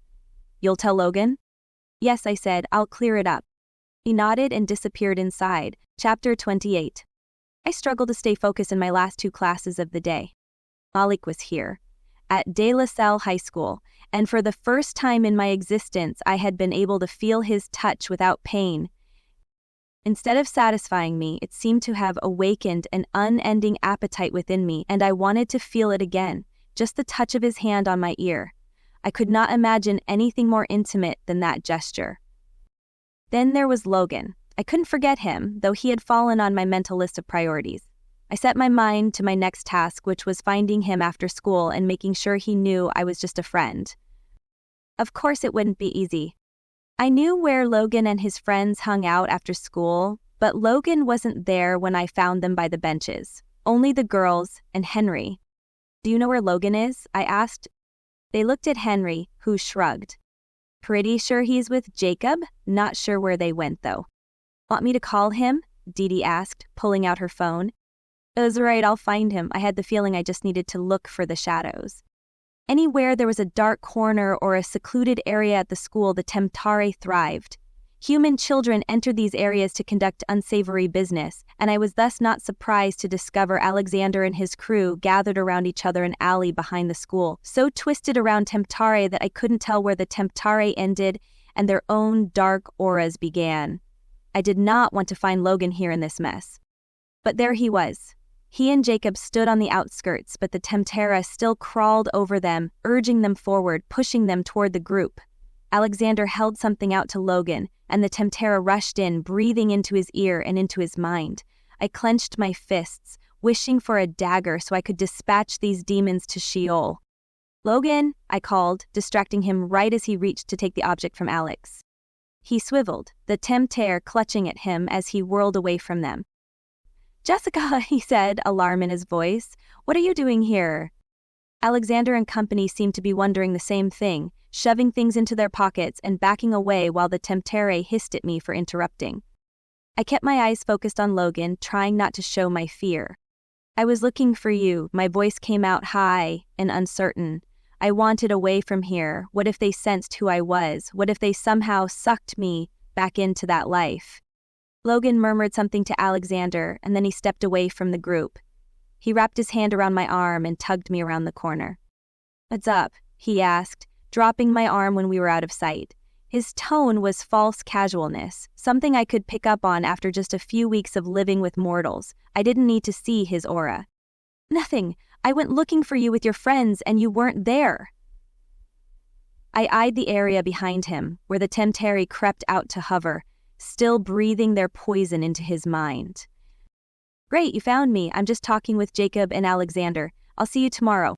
If I said bye to him now, he would go right back over to that group and finish whatever they were doing. Can you walk me to my car? He hesitated a moment, then he shrugged and said, Sure. As he spoke, one Temptare lost interest and whipped around, returning to the darkened alley. Only a stubborn one remained, hanging loosely from his shoulders, wraith-like fingers poking at his hair, sniffing his ears. I forced my eyes away. We walked in silence toward the pickup area where the other mobs of students waited, and I wondered how I was supposed to tell him we weren't together. Logan, I began, just as he said, So what's with the new guy? I stopped walking and looked at him, and he laughed. Go on, he said. What were you saying? Well, about that, I hedged. Logan looked at me, his eyes zeroing in on me with laser intensity. How could a human do that? About what? About the new guy. The Temptar around his shoulders lifted its head and inhaled, and another popped out of the ground, wrapping itself around his leg. Heaven's throne. I needed to get rid of them. He seems to need a friend, I fumbled, my mind not formulating my thoughts very clearly. It needs a friend, Logan repeated. You figured this out from one day of knowing him? I shrugged, biting my lip and trying to hide my anxiety. He was pretty adamant about meeting you guys. It was definitely forceful, Logan said. Some of the aggression went out of his face. That's all? You're just being friendly. He sounded cautious, but the Temptar around his leg uncoiled itself and slithered back to the ground. Yes, he's just a friend, like you are. Like me? Because I'm just a friend? There was no mistaking his displeasure, because the Temptar was back, curling around like a snake, and another came zipping out of the alley, adding itself to the one around his shoulders. Anger and rejection spiked from his aura, responding to whatever emotions the Temptar were feeding him. Right. I'll just go back to my other friends now. I had said the wrong thing, and I was losing Logan. We're not friends like that. I grabbed his arm, wrapping my fingers around his wrist, desperation pulsing in my throat. I mean, we're friends, but it's different. I was rambling because I had no idea what to say. I turned his hand over and pressed my fingers into his palm. The gesture made my heart ache because I had imagined touching Malik in such a way over and over in my head. It had the exact effect I hoped it would. All but one Temptare peeled off him as a sudden brilliance shot out of Logan's aura, and the remaining demon backed off, repulsed by whatever Logan was feeling now. He squeezed my hand back and put his arm around my shoulders again, leaning his head against mine. I kinda hope we're more than just friends. What could I say? The Temptar lingered just out of sight, eager to dig their claws into Logan again. Yeah, I said, my heart sinking. I had pretty much done the opposite of what Malik asked. Sini. I was quiet on the drive home, and though Christine probed, I didn't explain. Eventually, she quit asking me, and I let her assume it was just moody teenager stuff. Maybe it was. I felt more and more human every day, but ill-equipped to deal with these emotions I hadn't grown up with. I spent the evening in my room, doing my homework and reading, and then practicing my handwriting. I came down for dinner and then returned to the seclusion of my thoughts. My mind wandered while I did my handwriting practice. I couldn't tell Logan we weren't together because of the Temptare. What would Malik say?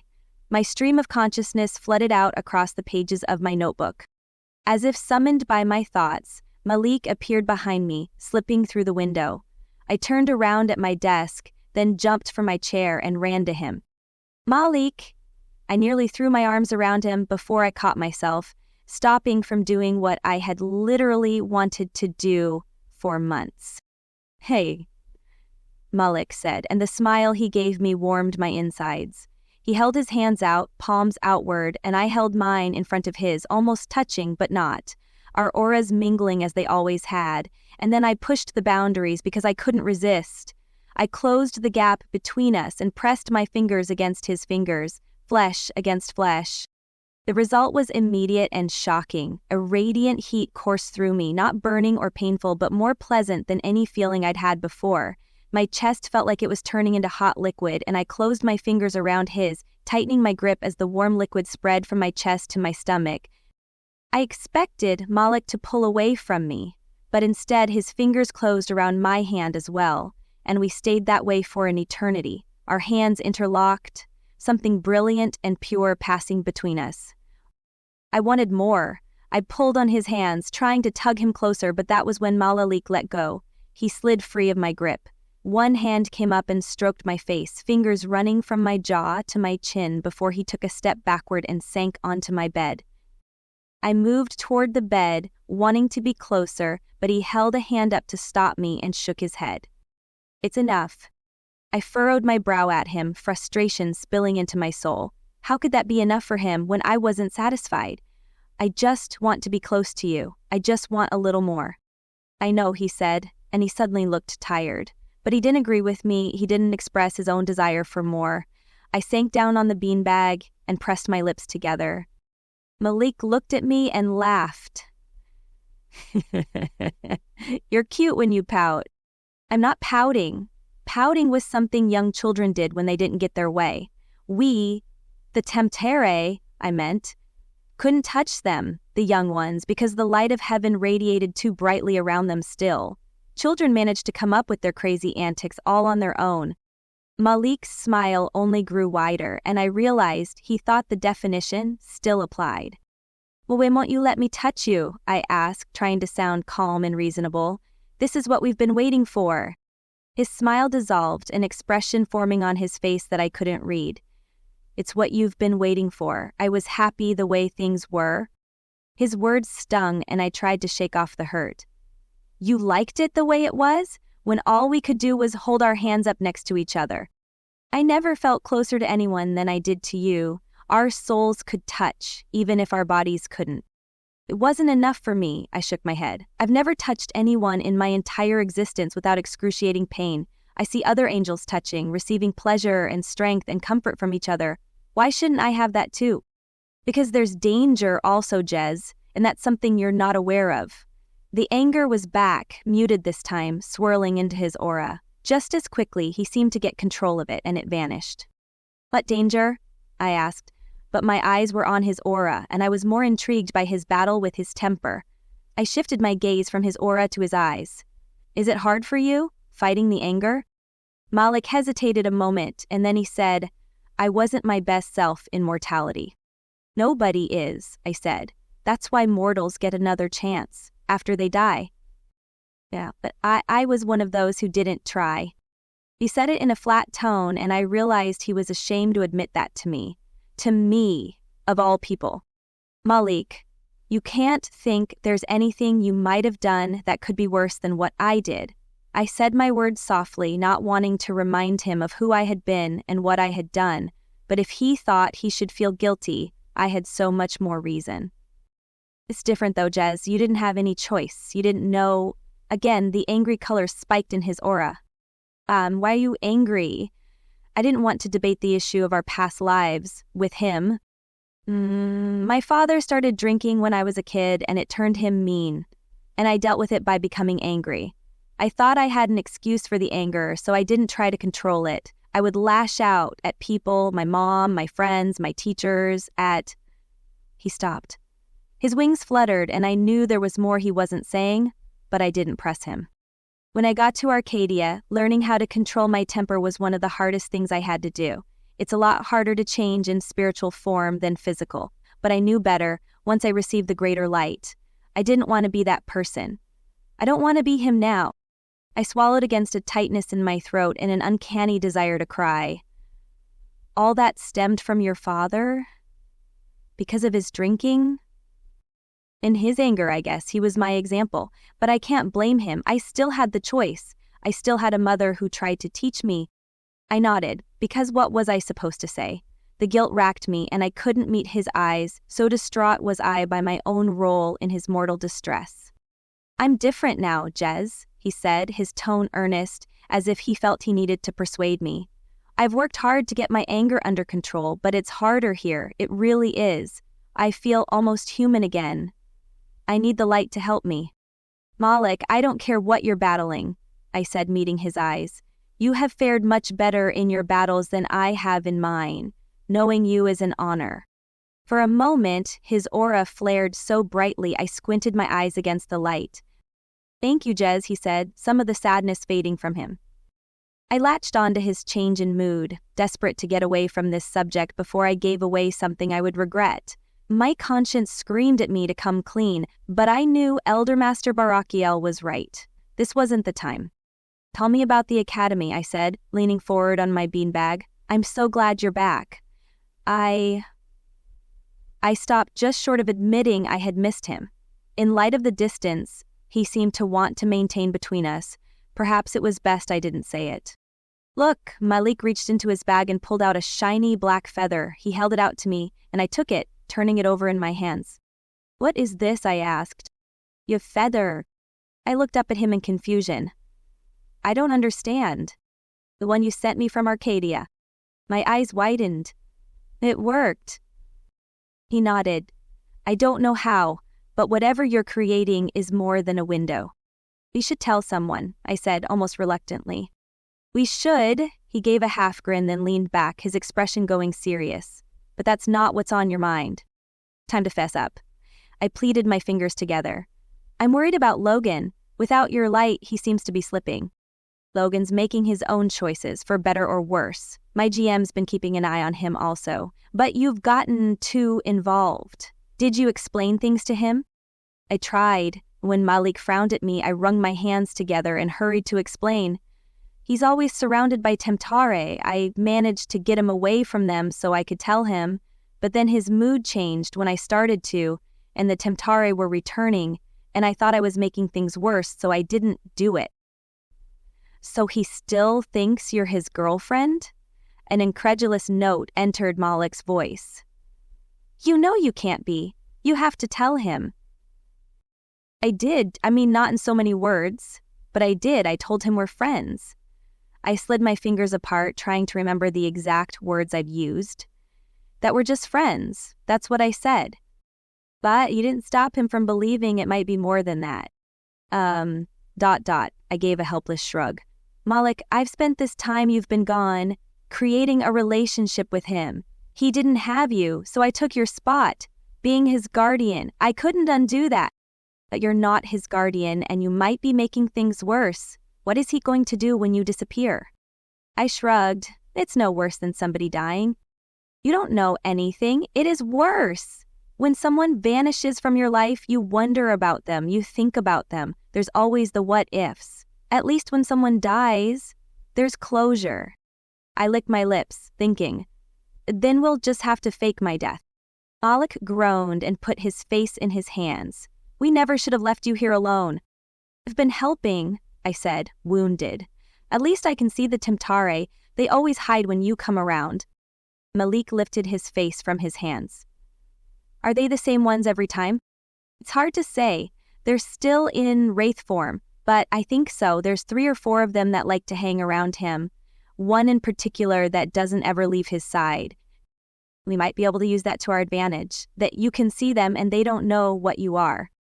I nodded, careful not to blurt out my fear that they would discover what I had been. Okay, here's what we'll do. You keep being Logan's friend. His lower lip twisted at the word. I'll be your friend, and I'll get to Logan through you. Don't let him get too close to you. Maintain distance, or it could cause problems. I will. I guess that's it for now. Malik stood up and stretched his wings, which spanned from one end of my bed to the other. Are you going? I can't stay here. He glanced over his shoulder at my bed. Bet you have before. Even I heard the whine in my voice. It's different now, Joes. So something was different. What though? I nodded, swallowing back my petulant desire for answers. No wonder he'd compared me to a child throwing a tantrum. Where are you staying? Do you have a family like I do? He shook his head. No. When I'm not in school, I return to my angel form and keep an eye on Logan as I always have. And I have others to minister to. I'm multi-teching. I tried to smile, but I hated that he was leaving me when he didn't have to. I'll see you at school tomorrow then? Yes. Malik didn't say another word, just moved to the window and stepped out of it, as silently as a ghost. I turned out my light and lay down in the bed, wrapping my wings around me like a soft blanket. It's all right, I told myself. Things will go back to normal. If I even knew what normal meant. Chapter 29. The next few days developed into a steady, almost comfortable routine. Logan seemed brighter every day, and I did my best to occupy him at school so he didn't have time to hang around Alexander. I had second hour with Malik, though being so near him and being unable to touch him was almost worse than him being away in Arcadia. Almost, but not quite. Still, every day in class I'd glance over at Malik at the same time he happened to look at me, and he'd give me his secret smile that melted my insides. I had the quiet comfort of knowing, in spite of appearances, that he and I were together. At least that was how I felt until I came upon him and Shasta in the locker hall before fourth hour. I stopped dead in my tracks at the sight of his white wings fluttering behind him, as she laughed and touched his shoulder, one hip thrust out with her books on it. Her posse wasn't around her, but she didn't seem to need them. Jealous rage blazed through me. Heat flickered up from my navel and crackled through my body. A dozen Temtar in the hall lifted their heads and honed in on me. I didn't care. I stalked toward the 2 of them. Shasta didn't notice me until I inserted myself beside Malik, close enough that my shoulder bumped his. He startled and shifted a half a step away. Jessica, he said, and was I imagining a guilty note in his voice? The Temptar skulking around my feet hissed at him and shied away, but they didn't take my anger with them.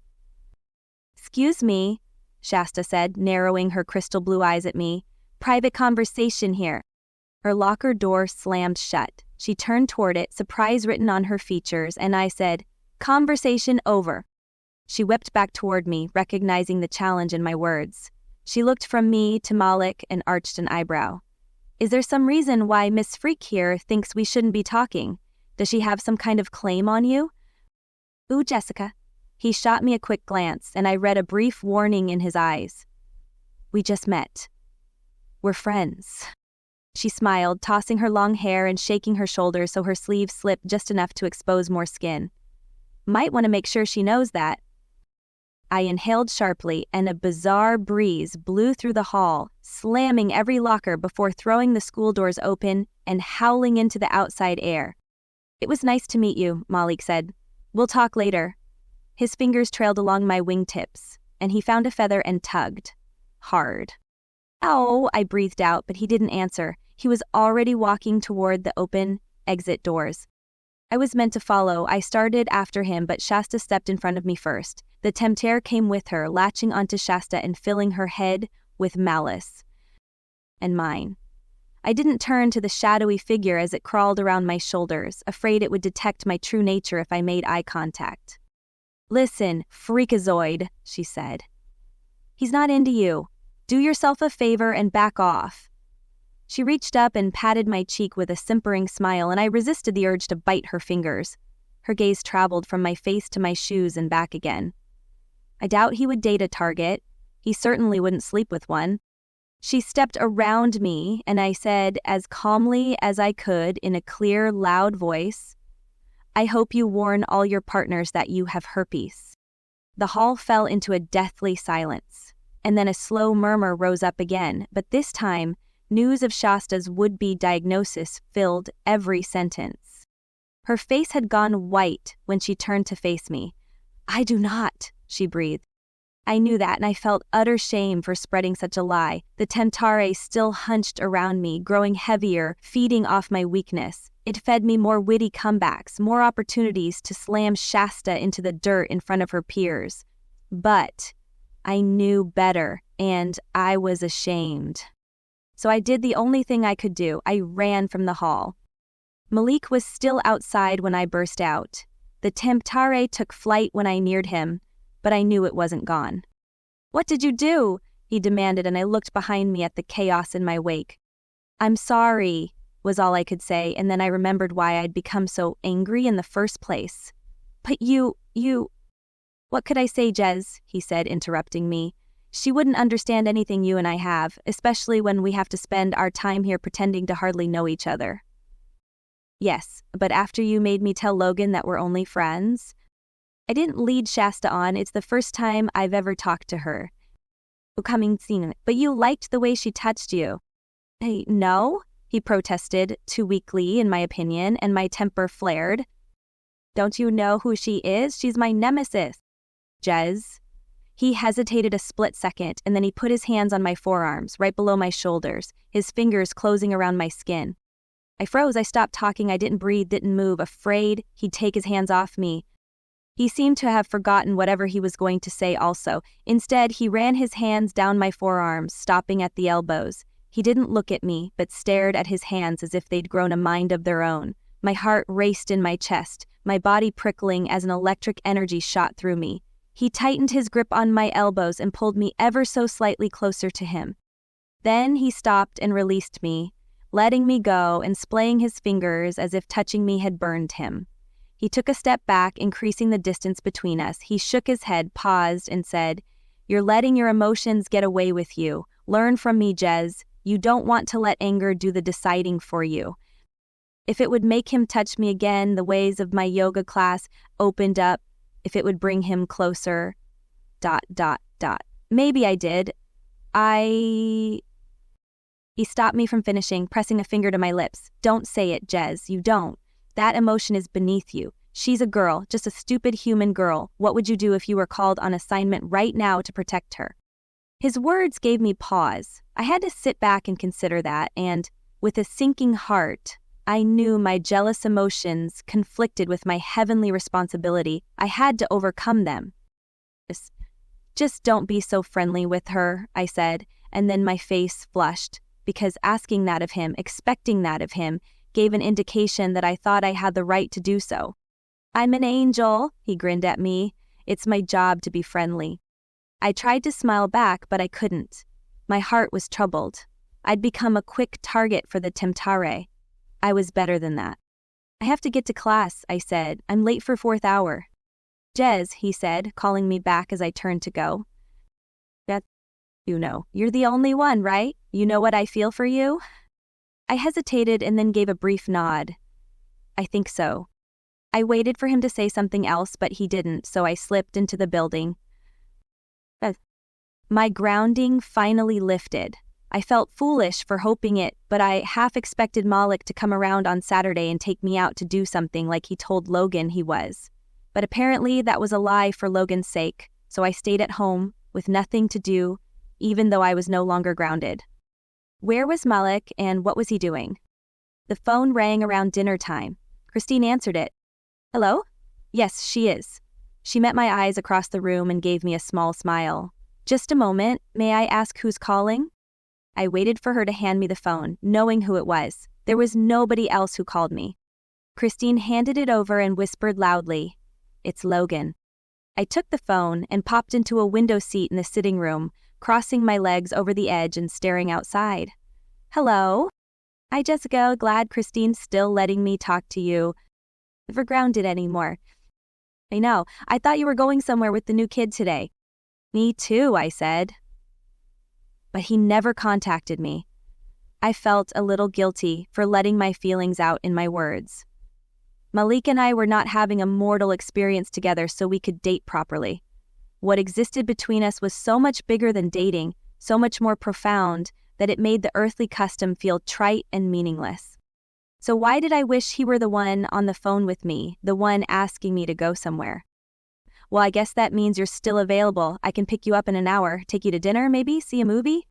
Let me ask Christine. Christine was fine with it on one condition. She wanted Logan to come over and chat with her first. He agreed.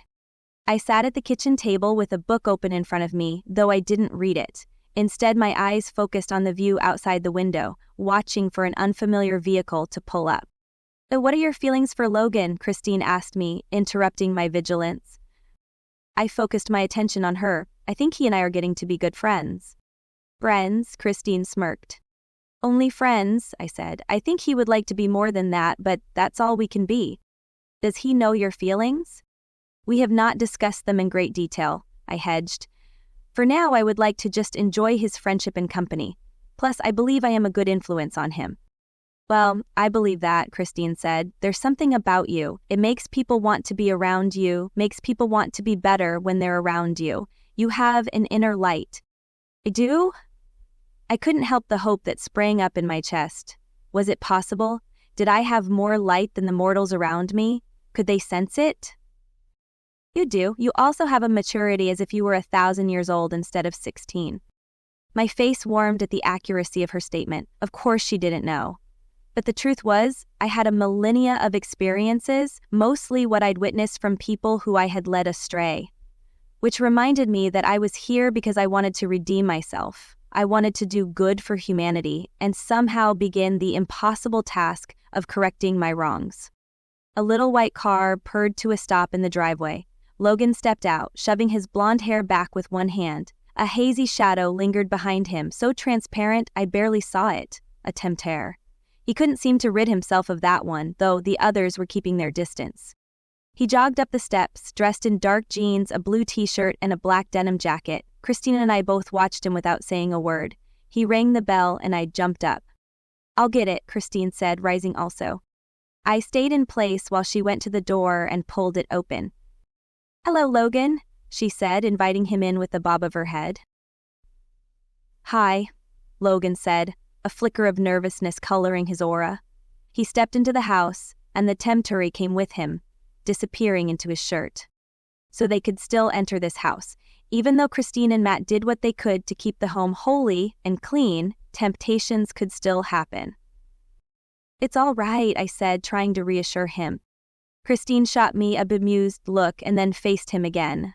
"I'm fine with you taking Jessica out. But she just finished getting ungrounded from the last time she went out with you." Logan winced. "Sorry about that. I just want to make sure it doesn't happen again. Jessica has a curfew. I want her back here by 10. I glanced over my shoulder at the clock. It was just after 6. That gave us more than enough time to get food. "Yes, ma'am." Christine smiled sweetly. "I assume I don't need to have the birds and the bees talk with you or mention how much trouble you'd be in for taking advantage of an impressionable young girl in the foster care system?" Logan's face colored bright red. His eyes flickered toward me, and I had the insane urge to giggle at the thought of me being impressionable, but I kept my expression straight. "Oh, ma'am, I got it." "A more thing." Christine fished a cell phone from her purse and placed it in my hand. "That's my phone. I'll be home all evening. If you need something, call the landline." "I will," I nodded. "Is that everything?" Logan asked, practically holding his breath. "Yes. See you in a few hours." We didn't say a word as we walked outside and went down the steps. I clasped my hands together, and Logan hurried to open my door to the car before I got there. "That wasn't so bad, right?" I said. "Could have been worse," he said. He looked over his shoulder as he backed onto the road, chewing on his lower lip. Not much worse." "He's letting me go." "What happened to Malik?" He glanced at me once before facing forward and driving toward Canal Street. I shrugged. I don't know. I just never heard from him. Sure you didn't already know him. He seemed possessive of you.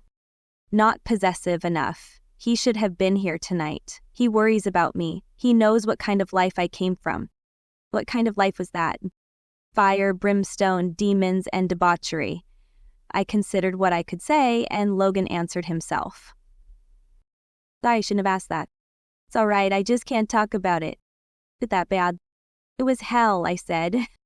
My answer did not satisfy his curiosity. If anything, his eyes only glowed with the desire to find out more. Hang on 1 second, he said, parking the car in a familiar alley. I need to take care of something. I knew where we were, and my concern ratcheted up 10 levels. Why are we here? Are you meeting Alexander? My gaze flickered over him, around him, but I didn't see any Temtare, other than the hazy one hanging out in the back seat, hoping for a handout. Just chill, okay? This isn't about you. While not downright rude, his tone was abrasive. I stayed quiet while he got out of the car, but as soon as he disappeared into the corner bar, I hopped out. I wasn't going to sit in silence and wait. Chapter 30.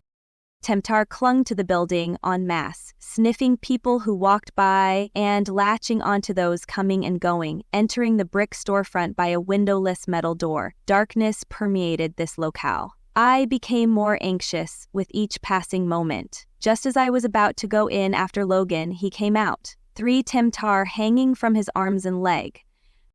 What were you doing in there? I demanded. He gave me a startled look. You shouldn't have gotten out of the car. I ignored his statement. This isn't a good place. That's why you shouldn't have gotten out. You don't want anyone to see you. He grabbed my hand and tugged me back. But it's okay for you to be seen here? I kept talking to him as he closed my door, then swiveled to face him when he got in. Why were you here? Were you meeting Alexander? I thought you were done with him. I couldn't keep the hyper energy out of my voice. Jessica, Logan said, his tone thick with strained patience. You need to calm down. I promised Alexander a favor. I did the favor, and now it's done. He won't ask me to do anything else.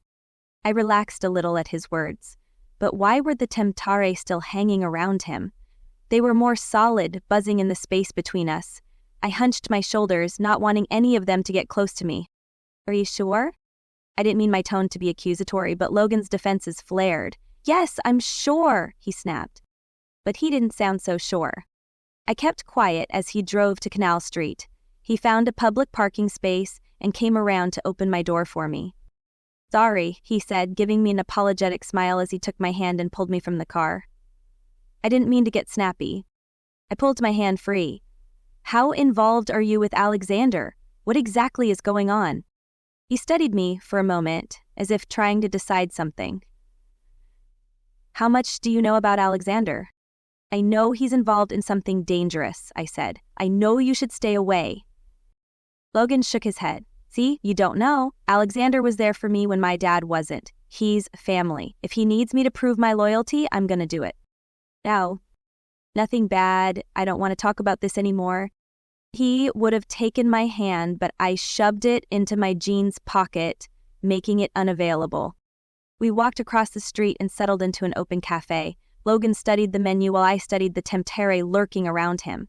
I saw them everywhere now that I knew what to look for. They hunkered down in corners, sleeping, waiting for a victim. They clung to shoppers, drifting from one to another, seeking a listening ear or a weaker conscience. They were pestering Logan. He shook his head as if he sensed them at his ears, hissing and breathing. What thoughts were they putting into his mind? A young lady stepped up to the table with a pad of paper in her hand. What can I get for you guys tonight? Logan looked at me and I shrugged. I'll get the red beans and shrimp, Logan said. Me too, I said.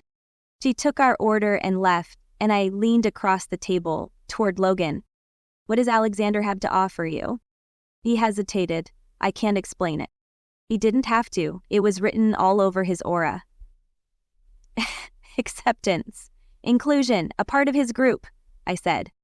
Logan shook his head, keeping his eyes down. I can't be in his group. But his aura flared with desire. Not. The price is too high. High, but you're rich. It was the wrong thing to say.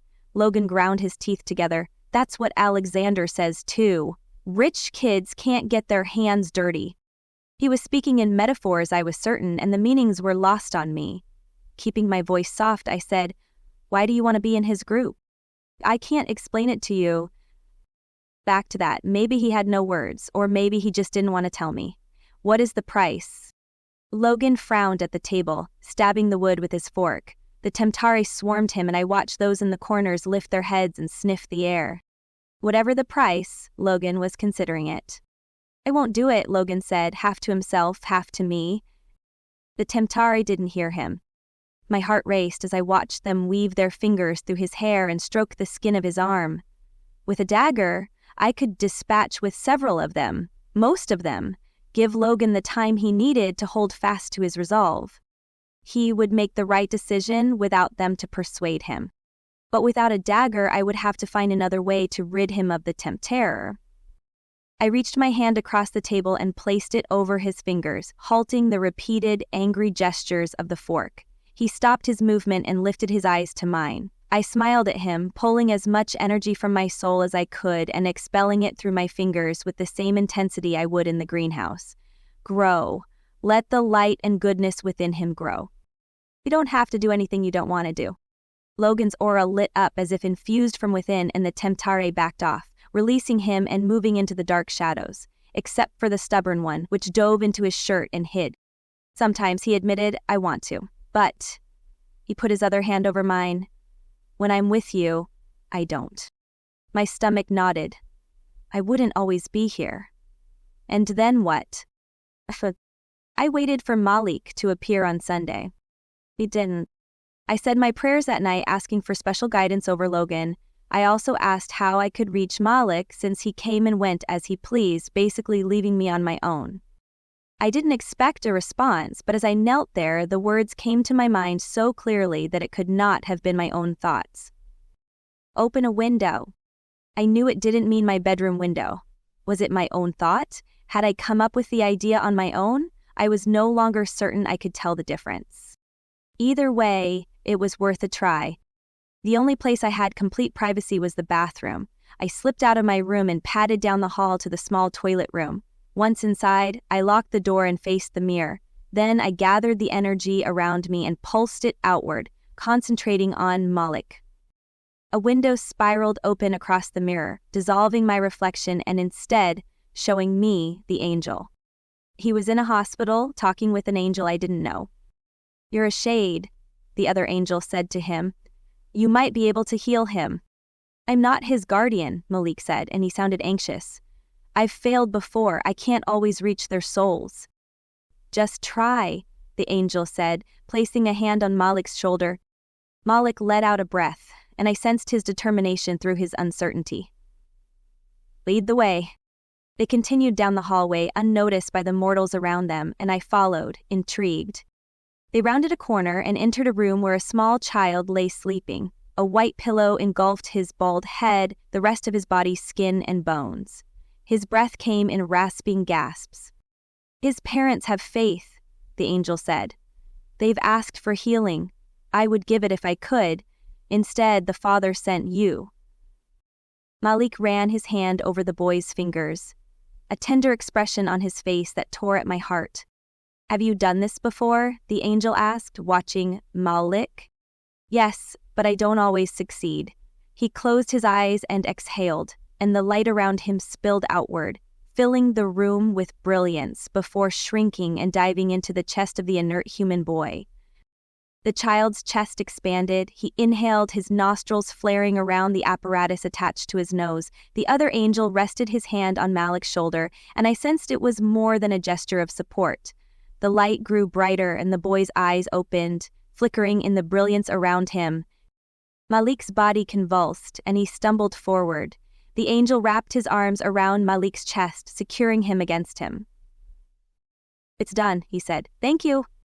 "Sure," Malik said, his voice soft. "I'm always happy to help. Go rest. I'm sure the father will have another assignment for you soon." I withdrew my energy and let the window close. Blinking back a surprising emotional response, I turned out the lights and returned to my room, falling into my bed and folding my wings around me. Malik knew of his failures and weaknesses, but to me, he was the embodiment of perfection. Logan found me at my locker before first hour. "Hey," he said, resting his arm against the locker beside mine. "How was your Sunday?" He'd never met me before class before, but I was pleased. The more time he spent with me, the less influence Alexander had over him. "It was pleasant," I said, turning to face him. "How was yours?" He shrugged. "I hung out with some friends like we do every Sunday. You should come next week." "I can't," I said. "Christine wants that to be a family day." I brightened as a thought occurred to me. "I can see if you could come with us, though. It might be good for him to spend time with my foster parents and attend church with them." Logan didn't look as thrilled with the idea. "Yeah, maybe," he said, his tone less than convincing. We started down the hallway in the same direction toward our history class, and then I spotted Malik by the stairwell, watching us. I switched directions. "There's Malik," I said. "I'll see you in class," Logan replied, not making eye contact with Malik. I frowned and stalled for a moment. "Don't you want to say hi?" "Who am I?" "He's your friend, not mine." Logan continued down the hall without a backward glance. I stepped over to Malik, my brow furrowed. "You're not being very friendly toward Logan." "You're being friendly enough for the both of us," he said dryly. "To your assignment," I said. "You can't watch out for him if he doesn't want you around." "Around when he doesn't know it," Malik said, but he grimaced. "I didn't expect us to not like each other." "He just doesn't know you." Anyone who knew Malik would like him. He was the most selfless soul I knew. I couldn't help myself. I reached a hand out and stroked the edges of his magnificent white wings. A little thrill rushed through my stomach, first because I was touching him, but also because this was something we had, he and I. Nobody else could see his wings. He closed his eyes a moment and reopened them, studying me. "And you do?" I nodded, thinking of what I'd seen the night before. "I do." He touched the edge of my shirt, wrapping his finger around the hem and tugging me closer. Then he released me and stepped away from my traveling fingers. "I'll see you in second period." Right. A sigh of longing escaped my lips. Somehow I would endure first period until I got to be with him. I frowned when I stepped into history and spotted Logan at our table, surrounded by two Temptare. What were they doing here? "Hi," I said, settling down next to him and eyeing the vaporous shadows around him. "Did something happen?" "What do you mean?" he asked, not looking up from his cell phone. "Your mood seems different." What I wanted to say was, "You've got two creepers that you didn't have 5 minutes ago," but of course I didn't. "It's not," he said, but I knew that wasn't true. "Hey, did you run into Alexander?" I hedged. "Yep." He shot me a furrowed look. "What's your deal with Alex?" "I don't think he's a good influence on you," I said. "You haven't been around long enough to know." He exhaled and pulled his school books from his backpack. "It's nothing." Mr. King started class, stopping any further discussion, but I was left with the nagging knowledge that if it wasn't Alexander, something else had upset Logan's mood. And I didn't want to analyze it too carefully. By the end of the class period, Logan's mood had improved somewhat. I couldn't find my pen, so I took his, and he decided to make a game of it, snatching it back and teasing me. One Temptari abandoned him, but the other hovered nearby, waiting for the moment when Logan's mood would plummet, or some other opportunity to sneak in and bring his spirits down. I glared daggers at the offending spirit and wished for a real dagger. We said goodbye in the hallway, and I continued to second period, my own spirits lifting at the thought of seeing Malik. "Bye," he greeted when I came in. He'd put his backpack in the chair next to him, though I wasn't sure if it was meant to keep distance between us or save a seat for me. I opted for the latter and moved it out of the way for myself. "The tempter are laying it on thick," I breathed, sliding my chair closer. "They're always around Logan." Malik frowned and rubbed his fingers over his brow. "I never see any." "You have too much light," I said, launching into my theory. "They leave when you're around, but the problem isn't resolved." I grabbed his hand with both of mine, pretending like I didn't thrill at the touch of his skin beneath my fingers, pretending like it was an ordinary touch. If I had a dagger, I could dispatch with them. There are moments when I know he's on the brink of making the right decision, but the Temptare just won't go away. "But you don't have a dagger," Malik said. "You'll get one when you become a guardian." I won't, I said, withdrawing my hand as my shame flooded my limbs. I didn't want him to feel it. My dagger is gone. I'm sorry, Malik said, turning to me with a consoling expression on his face. I forgot. I shook my head. I'm not looking for sympathy. I'm looking for a solution. I'm the one around Logan who can see the Temtare. Together we can defeat them, Malik, if we work as a team. But I need a dagger. Malik nodded, his eyes unfocused as he considered my words. I can ask Barakiel if something can be done. That's not what I mean. That's nice, but it doesn't solve our immediate problem. I lowered my voice and leaned closer. Let me borrow your dagger. A dagger? He gave me a startled look. His hand went to the waistband of his pants, where I was certain he kept the dagger hidden. I'll use it to protect Logan. I just want to help him. Malik leaned away from me. He moved his hand from his side and rested it on the table in front of him. I don't think I can do that, he said slowly, not meeting my eyes. He didn't trust me. Disappointment tightened in my chest, and I let out a slow exhale. I wasn't entirely surprised, but his response stung all the same. That's fine, I said, settling back in my own chair. I'll find another way. But was it coincidental that Barakiel showed up at Christine's house during dinner a few nights later? I gave him a look of surprise when he walked in, then turned to Christine with the same expression. We just found out a few hours ago, she said apologetically. You're gonna go stay with your mother for a few weeks. Okay, I said, shooting a suspicious look at Barakiel. You can finish eating, he said when I stood. That's all right, I'm ready. Did you want to get anything? Christine asked. Nope, I've got what I need there, and I'll be back. Christine wasn't quite as desperate when she hugged me goodbye this time. Apparently she had more confidence in my return. Barakiel and I walked around the block before I broached the subject of my departure. Did I do something wrong? I asked. No, nothing, it's just time for you to return. Because my light's diminishing? Earth has that effect on celestial beings. My wings fluttered. At least I was considered celestial. Did Malik say something? I wondered if my asking for the dagger had led to this. Should he have said something? A double-edged question. I shook my head, giving nothing away. Is he coming also? No. He needs to strengthen his bond with his assignment, and it would look too coincidental if you both disappeared at the same time. I grunted in affirmation. Logan wouldn't take too kindly to that. You must be careful though, Jez. The mortal boy has grown quite fond of you. I shoved down the uncomfortable prickle of my conscience. It's for his own good. I'm trying to help him. We might not thank you for it. Barakiel stopped in the park and opened a portal in the grass at our feet. You will. I was certain of it. Whatever hurt feelings Logan might have, he'd recognize the greater good in the redemption of his soul. I stepped through the portal, and a moment later, the fresh, pure air of Arcadia whirled around my face. I paused and inhaled, joy welling up inside of me just from being on campus. Sometimes it takes being away from the light to appreciate it, Barakiel said from behind me as he closed the portal.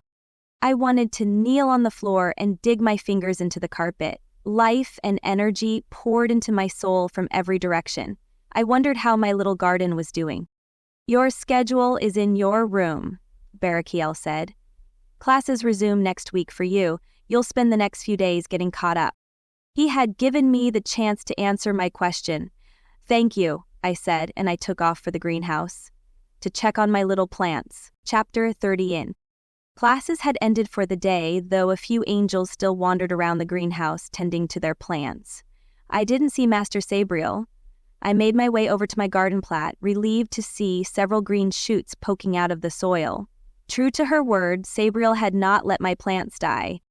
But neither had they grown at an extraordinary rate. It seemed the growth continued at the same rate as a plant growing on earth under a mortal's care. I knelt in the soil, determined to give them a little extra light. It was light that nourished us, and that was something I hadn't understood before. Our spirits needed the light, and our spirits strengthened our bodies. I reached my aura out, extending it like fingers toward the energy of the plants. The largest, nearly a bush now, reacted first, turning toward my aura, bending toward my figure as if I were the sun. The others were slower, but they also turned into me. I pulled my essence from my core, seeking my own light and pushing it toward them. Except I had little to give. They accepted what I offered, and the leaves shivered with the energy, but they didn't push outward with sudden growth. The roots didn't extend and no flowers bloomed, and I was depleted. My light is weak, I whispered, and I felt a tremor of fear. Earth had weakened me more than I realized. I should have stopped at the cafeteria and gotten food first thing. I needed more light. I needed prayer and Shema. I rose to my feet. I'll be back, I told my little garden, but I can't take care of you if I don't take care of myself. My first few days back at the academy passed in a flurry of catching up, my mind slow and behind until I got enough nourishment and light into me to be equal to my peers. My teachers expected me to put in the extra hours to reach the same understanding as my classmates. I went to my classes with my dorm mates, but then hurried to the library during meals and breaks, cramming in reading assignments and writing out essays while eating yogurt and brownies. Hey, you can do a lot of this from our room, you know, Iblis said, shoving aside my pile of books and dropping into the chair across from me in the library. And interrupt your private time with Jera meal? I gave her a sly grin. No thanks. She gave a hearty laugh. You've changed since spending time on Earth? Yeah, I didn't look up from the vocabulary I jotted down for a history assignment. In what way? You're more relaxed, for one, and you seem to understand a sense of humor now. I lifted my eyes and nodded. Teasing wasn't something I experienced before, I said, at least not in a good way. You experienced it in a bad way? Bliss knew me better than anyone. In some ways, she knew me better than Malik. She'd seen me in Sheol, after all. Every good experience has an equally negative counterpart, I said. If you can imagine the negative, chances are great that I experienced it. So instead of teasing and joking in a fun way, you experienced bullying and mocking? The familiar shame prickled along the back of my neck, but I nodded, not letting myself back down. But you weren't the one being mocked, she guessed. I was, I said, looking away again. I was raised that way. I learned how to treat others by how I was treated. It sounds terrible, Iblis said, her tone one of compassion. I didn't deserve her compassion. I thrived on it. I was created to feed off negativity. The more there was, the stronger I became. But you're different now. I nodded once. Yeah. Can every renegade change? I don't know, I said. I'm not sure. One thing I do know is, they had their chance to be something different. They chose to be a renegade. I never had that chance. When I got to choose, I chose not to be one. She gave me a smile. Better late than never.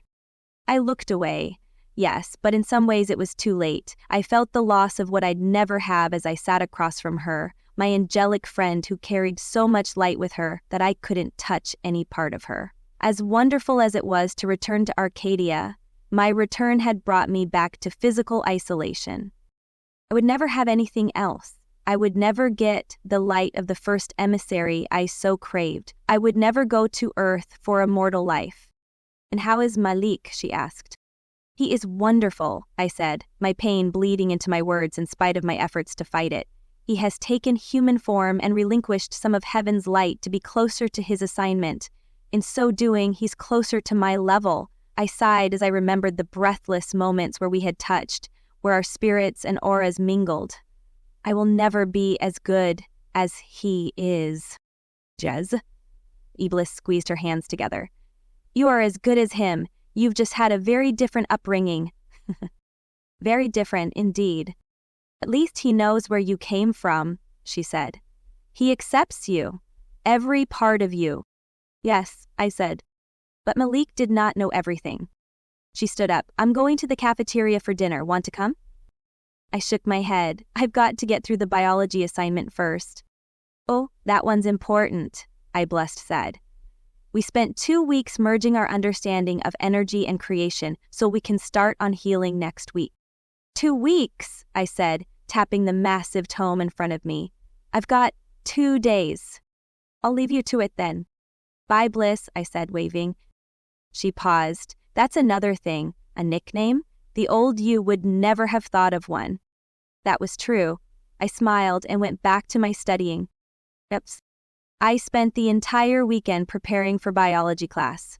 The few weeks of Earth High School had strengthened my study habits more than my entire previous year at the academy.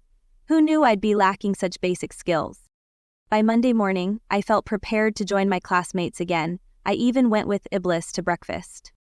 I greeted my friends with a smile as I buttered a slice of toast and tried not to be jealous of how Jeramiel and Iblis sat practically on top of each other, or of Dara and Iramiel, who kept finishing each other's sentences and then blushing over it. But there was one person I didn't see, and it wasn't until we were leaving the cafeteria that I realized it. "Evelis," I said, catching up to her as she put her tray away. "Where is Carubio?" "Oh." She turned to me and lowered her voice. "I forgot you haven't been here." Something about her tone raised my concerns. "What is it? What happened?" "It's gone."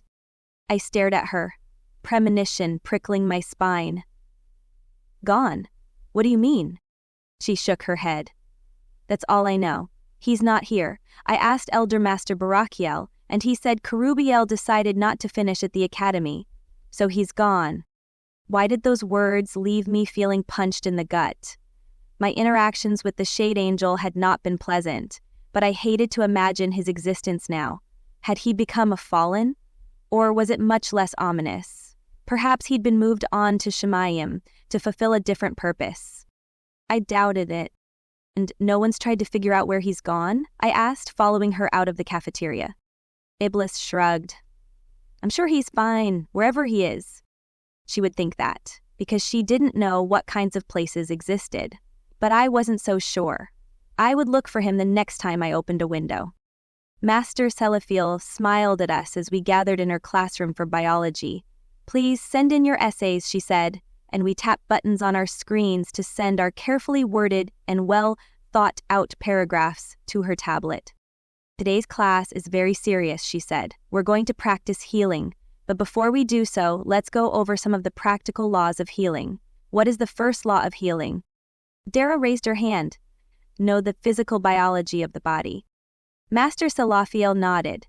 "That's right. Before you can stop the bleeding of a wound, you must know what is causing the bleeding. You must know what parts of the blood will stop the bleeding. We work within the laws of nature. We do not create our own laws." I'd learned this while doing my essay and it fascinated me. To heal someone, we needed to understand the very essence of the molecular cells of the body. I thought of Malik's work in the hospital when he healed that boy, and my admiration increased. "What is the second law of healing?"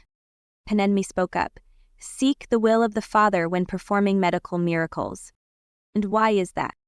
There wasn't an immediate response, though I knew we knew the answer. Finally, Jerahmiel spoke up.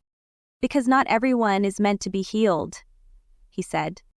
His words came out clipped and cold, and I glanced over at him to see his eyes narrowed. "No," Master Salafiel said. "Not everyone is meant to be healed, and we don't always understand the Father's will." "Do we follow blindly?" Jeramiel said, as if he couldn't help himself. Iblis put a hand on his knee. "Not blindly," Salafiel said, though her eyes held nothing but kindness and compassion as she looked at Jeramiel. "We follow with trust until we acquire our own knowledge and understanding of the Father's will, which leads us to the third law, and the most important law." She looked out over the class. "What is the third law of healing?" "Faith," Iblis said. "We must have faith in our ability and faith that we're doing the Father's will." "That's right, without that faith, we will fail in our attempts at healing." Faith.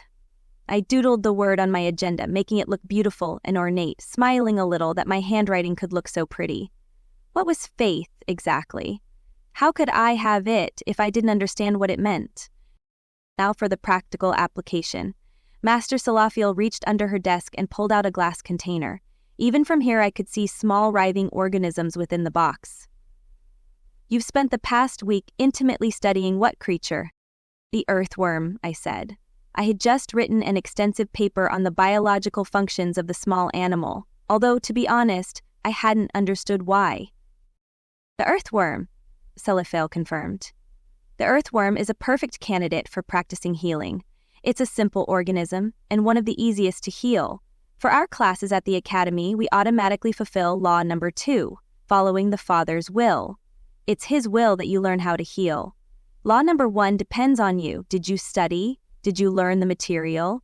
Are you familiar with the intimate workings of the body of this tiny creature? I stared at the worms in the container, pulling to mind every detail I'd memorized. But the third law is the hardest. You must have faith in your ability to heal. You're a heavenly creature, blessed with the light of the first emissary. Some angels, such as light shades, have an easier time of healing than others. Some can only heal small injuries or emotional wounds or spiritual maladies. But all angels have the ability to heal, and the more often you do it, the greater your ability. I leaned back in my seat, my heart sinking within me. I did not have the light of the first emissary. The only light I had was borrowed, from Arcadia, from Shemayim, and from Elder Master Barachiel. I would not be able to heal. Master Salafiel placed the worms on a tray on her desk. I collected these injured earthworms a few hours ago from Earth. Some were left in direct sunlight too long and have started to shrivel. Others were maimed by passing feet or bicycles. All of them can be made whole again. Please, come collect a worm. Hold it in your hand, examine its wounds, and attempt to heal the injury. My classmates scooted their chairs back and hurried to the front, expressions of eagerness and excitement on their faces. Of course. What a great opportunity to heal another being. I stayed in my chair, not eager to prove to myself my inability. My classmates returned to their desks, cupping their injured earthworms in their hands. I watched them from the safety of my seat. Jazz? I looked up as Master Salafio crouched beside my chair. You didn't come get one, she said softly. I moistened my lips and looked at the tray she held in her hands. One worm remained. I'm afraid I won't be able to heal it, I said, matching her tone. I don't know if you will or won't, but if you don't try, you won't know either. I looked at her, my fear of inadequacy making my eyes burn. What if I fail? Then you try again, and again, and again. I nodded, taking some comfort from her words. All right. She held the tray out to me, and I reached in, picking up the delicate creature between 2 fingers. I could touch it, at least. I had enough light to do that. Then I remembered Logan and how he could feel my light. I might not be on the same level as the angels at the academy, but I was above the terrestrial level. Master Salafiel walked away, leaving me to discover my capacity without an audience. I turned the tiny animal over, searching for the injury. Its back end had been flatted as if by a shoe. I closed my eyes and probed the worm with my energy, searching its consciousness for clues. It wasn't in pain, but it would not be able to dig into the soil and retrieve nutrients with an injured tail. The intestine had been crushed, along with both the dorsal and ventral vessels. The circular and longitudinal muscles were intact but flattened. What should I fix? How could I heal this tiny body? The cells needed to regenerate. They needed to propagate new life, perhaps unnaturally since crushed intestines didn't normally expand and function again. I gathered my light and energy into my palm like I did when opening a window, like I did when making my plants in the atrium grow. I ignored the murmur of voices and conversation around me and focused on the little worm in my hand. Then I sent that energy into the injured anatomy, willing it to grow and strengthen. The light spilled out around the earthworm, stimulating new growth in the cells and nerves it touched before dissipating into the air around us. The worm wiggled its back end, though it remained flattened. But something had happened. Encouraged, I tried again, gathering the light around me and from within me, energizing the cells and tissues. The cuticle and epidermis expanded, but it was hollow, as the internal organs had not regenerated. And I was spent. My fingers tingled and my body quivered. I felt like a swimmer deprived of oxygen, or so I imagined. I leaned my head back and closed my eyes. A hand caressed my wings, and I lifted my head as Master Salafiel came over. She took the worm from me and enclosed it in her hand. Good job, she said, smiling at me. You made significant progress. You are capable. I didn't succeed, I whispered, lacking the strength to raise my voice. Nobody did, but you did something. You proved you have the ability. She dropped the worm back into my hand, whole and wriggling, healed by her touch. Then she stepped back to the front of the classroom. Great effort, class. As you can see, healing takes lots of strength and practice. At your own pace, return the worm to the tray. Today's assignment is to study any aspects of earthworm anatomy you felt were lacking as you attempted to heal your worm.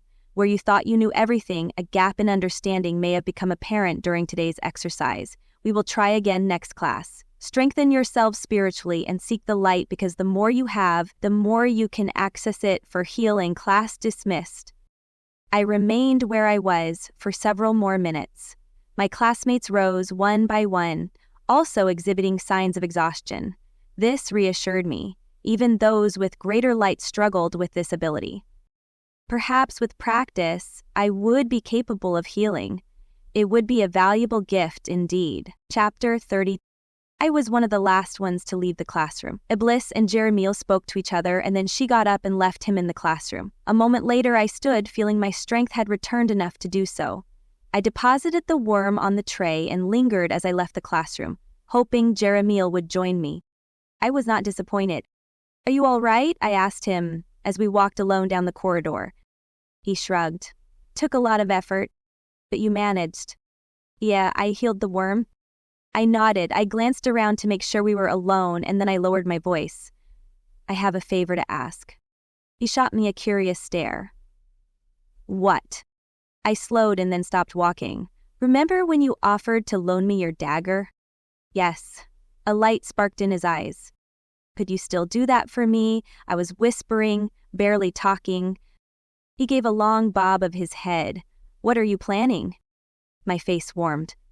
"I just want to help someone, and I need a dagger to be able to do so. It's not fair. He shouldn't be punished because of my mistake." Was I rationalizing to myself why it was okay to take a dagger? Again, no. Logan needed my help. I would give him every advantage I could. "Can you get it?" "I can do it," Jeremiel said. "But I'll need the dagger back when you finish. Will you return it?" Was he thinking of how I'd given my own dagger to Hasatan? No, he didn't know about that. The news hadn't been spread. Of course. But let's not talk about this again. Be patient. I'll let you know when I have it. "Thank you, Jeremiel," I said. "Don't mention it. I know you'd help me if I needed it." "Of course." He gave a half smile, then moved past me down the hall. I had history class next, which was always one of my favorites. I put my anticipation about Jeremiel's dagger out of my mind and hurried to class. "Name some of the great wars you remember from your time on Earth," Master Remiel said, walking in front of the classroom. "The Korean War, World War II, the Crusades." I kept quiet, having almost no knowledge of Earth history and its wars. Master Remiel nodded. "Does anyone know what started these wars?" "Read," Vanina said. "Power-hungry men," Daniel said. "Yes and no," Master Remiel said, tapping his chin. "Almost every single war that occurs on Earth can be traced back to the influence of one being." "You mean it's not just the spiteful nature of man that causes wars and disagreements?" Peneman asked. Men are spiteful, all right," Master Remiel said. "But on their own, men will settle back. They lack the animosity to fuel a fight for too long. Without the murmurings of evil, Cain would have been annoyed at Abel, but he wouldn't have killed him." "So what causes wars, then, if not men?" Israfel asked. "What do you think?" "The Tamtara aren't strong enough, are they?" Darla asked. "They can't goad a man into something that dark." "No," I said. "It would need to be a spirit strong enough to influence the man. A spirit that could channel itself through the man and speak its own ideas." The class fell silent as I spoke, but I couldn't silence myself, even when I felt the eyes of my classmates turning to stare at me. "Experience could do that," Jeremiel asked. I glanced at Master Remiel, but he remained silent, eyes on me. Apparently he was willing to let me take the reins on this one. "A fallen." Ermiel furrowed his brow. "But how?" "By using an underling," I said. That brought a confused, excited murmur. I'd taught them something new. "What's an underling?" Daniel asked. "An underling," Master Remiel said, standing and moving to the board, "is a human who makes a deal with the devil. he pledges his life in devotion and servitude to darkness, and a fallen becomes his taskmaster, remaining with the human through the rest of mortality and enforcing the eternal contract. What's in it for the human? Jeremiel asked. Longer life, power, respect. Remember that Hasatan was one of the greatest angels before he fell, and his light turned to a great and terrible, dark power. I wrote his words down with a sort of detachment. I knew this, but it felt odd hearing my father described this way. And what's in it for the fallen? Iblis asked. The fallen consumes some of the mortal soul, some of its light, if you will, and is enabled to stay on earth as a corporeal being as long as the symbiotic relationship exists. Israfil asked, is the fallen like a dementor and just sucks up the essence? No. Remiel gave a grim smile. He pierces his neck with his mouth and drinks his blood. That brought a gasp from Zophiel, and murmurs erupted throughout the room. Yes, Remiel said, speaking over them, you have discovered the origins of the myth of the vampire. Can we recognize an underling on Earth? Dara asked. Sometimes it's hard because there is so much darkness and so much temptation on Earth. But if you encounter an underling, be aware, something far more sinister is behind the puppet strings if an underling is around. I leaned back in my chair, narrowing my eyes. I had that feeling in my chest, like there was something I should remember but couldn't. Something about this conversation felt significant and important. I searched my mind but could think of nothing. I shrugged it off. It would come to me if it was important. I had never found the stars so fascinating. I stood at the top of the library tower with my astronomy class, Master Puriel instructing us on how to use our light to magnify our vision. She was saying something else, something about the creation of the stars, but I was caught up with one fact that hadn't occurred to me before. This was the same sky every person on Earth looked up at. They might see different stars depending on the time of year and what hemisphere they were on, but the people I cared about on Earth, the ones in New Orleans, could look up at the sky right now and see what I saw. For some reason, that knowledge impacted me. It made me feel closer to them somehow. I want you to create this galaxy in a 3D holographic image, Master Puriel said, and I paid attention again. In the galaxy you create, include at least 3 life-sustaining planets. That means they'll need an outside energy source and they can't be too far or too close to it. The rest of the requirements are listed on the class syllabus. Lightning flashed in the distance, drawing our attention to the expansive sky sprawling in front of us. Well, she said, let's hurry and get out of here before it starts to rain on us again. Spring showers and everything.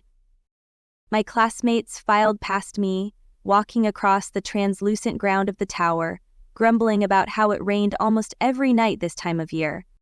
I stayed where I was, though the spring drizzle carried a biting chill to it. I had to wait until everyone left, because I wanted to open a window and find Karubiel. I also wanted to see Malik. I hadn't seen him since I'd left Earth, but I needed to search for Karubiel first, and I wasn't sure I'd have enough energy to open 2 windows. So I concentrated on Karubiel. I gathered my energy together and spun open a window, feeling the pull on my essence. The flickering orange spiraled outward, revealing darkness. Nothing showed in the window. I concentrated, seeking out Karubiel's dark energy. "Where are you?" I whispered. I sensed a flickering of an aura just out of sight, at the edge of my vision. I narrowed my eyes and tried to hone in on it. The view in the window rippled, like a rock thrown into water, but nothing appeared. Why could I not find him? I knew he was there. And then it occurred to me, the knowledge settling like a heavy stone in my belly. There was only one place he could go where he couldn't be found. He was in Sheol. He'd become a fallen. I bowed my head, sadness pulling at my soul as the rain consolidated on my eyelashes and dripped from my face. I considered our last conversation, his hints that he'd stepped outside the natural laws of heaven. Was there something more I could have done to help him? His own choices had led him to this, but it still hurt my heart. There was goodness in Karubiel, I knew there was, but it would be driven out of him in Sheol. Any remaining light would soon vanish. I waved away the window and created a new one, this time concentrating on Malik. I was weaker than before, but I still managed to open a window. Malik sat on the sill of an earth window in a large, second-story bedroom overlooking a quiet street outside. I zoomed in on the view. Malik was in angel form, wearing his academy uniform, white wings opening and closing behind him as he studied a sleeping form on the large bed in the room. "Logan." "Malik," I whispered. He turned his head toward the window, toward the sky. Toward me. "Jeez." I allowed a half smile. He'd heard me. We still had that connection. "How is Logan?" He looked back toward the sleeping form and lifted a shoulder. "Things are odd. He doesn't like me. I can only help him when I'm in this form, but I almost feel like I'm infringing on his free will. He's pricked by my light, but he's restless." He leaned his head on the windowsill and sighed, facing the night sky again. "He needs a friend. He needs you." The admission seemed to pain Malik. "I'll be back," I promised. "I have a plan. I'm going to help him." "I'm worried," Malik said. "This has become too personal. We've invested too much. If we lose him..." "Is he talking to you?" The voice behind me startled me, and I waved the window away as I jumped away from the edge of the tower and whirled around. Jeremiel stood there, his eyes flicking from me to the spot where the window had been, the drizzling rain plastering his blonde hair to his head. "No," I stuttered. "No, of course not. That's not possible." My face warmed. How could I have become such a pathetic liar? I'd forgotten the key rule of deception: always include a grain of truth. "Did you open a portal?" he asked, clearly not accepting my response. It was a window. He wasn't talking to me, just talking. He was watching. "I heard you speaking first." Heaven's throne. How long had he stood there? I was wishing I could speak to him. Jeremiel narrowed his eyes at me, and I felt a stab of guilt for lying, but I didn't want to add opening a portal to my list of wrong deeds. Anyway, Tirachmil reached into his bag and pulled out a dagger. It had a green hilt with ribbons of gold wrapping around it. He held it out to me, and I uttered a small gasp. "This is my dagger," he said. "I took it during class today and then left early. No alarms went off. No one noticed. I guess they don't expect us to steal our own daggers." I wanted to argue with his word choice. We weren't stealing, borrowing. He couldn't steal what was his. "Well, they probably should after what happened last year." Jeremiel gave a short laugh. I reached out to take the dagger. A small shock jolted up my arm when I touched it, and I pulled back. "It's all right," Jeremiel said. "I give you permission to use it. You'll get used to each other." I wrapped my hand around the hilt again and lifted the dagger. It warmed beneath my touch, uncomfortably hot. "Put it away before someone sees it," he warned. I opened my bag and dropped the dagger inside. "Thank you so much," I said, gratitude swelling my heart. I hesitated, then asked, "How do I use it?" "Right, Master Ingram hasn't allowed you to practice with us. You have to stab the Temptar in the head. If you only graze it, it will skulk off to heal its wounds but won't be dispatched." "And a fallen?" "The dagger can dispatch a fallen the same way. A saber can dispatch one no matter where you strike it. But we aren't given those except at practice, and I couldn't remove one from the wall." "That would look too obvious anyway," I said. "And I only need it to dispatch with the Temptare." "Yeah, to destroy a fallen you would need a sword of truth." "A sword of truth. Only the archangels had access to those. So if a fallen sets a human in their sights, a guardian won't be enough to save them," Jeremiel confirmed. "But a guardian can buy them time." My finger stroked the edge of the dagger in my bag. "Will humans be able to see the dagger?" I wondered how that would look at lunchtime if I withdrew a dagger and attacked the air around Logan. "No, they can't feel it either. A dagger can't hurt a mortal." I nodded. "Or an angel." "That's right, they're made to attack the beings of darkness." His eyes flashed, and he grimaced. "What is it?" I asked, reading the displeasure on his face. "It's nothing." "No, it's something," I insisted. "What's wrong?" He hesitated. "There must be some weapon the underworld has," he said. "Or the first war would have been very short-lived. How do they fight us?" It was an excellent question, and one I didn't know the answer to. I fingered the chain tattoo across my forearm.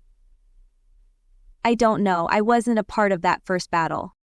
Yeah, he shrugged. Good luck, Jez. Give me the dagger when you return. I will. I waited, wanting to open the window again and finish speaking with Malik, but Jerahmil moved to the edge of the tower and leaned over the railing, clasping his hands together.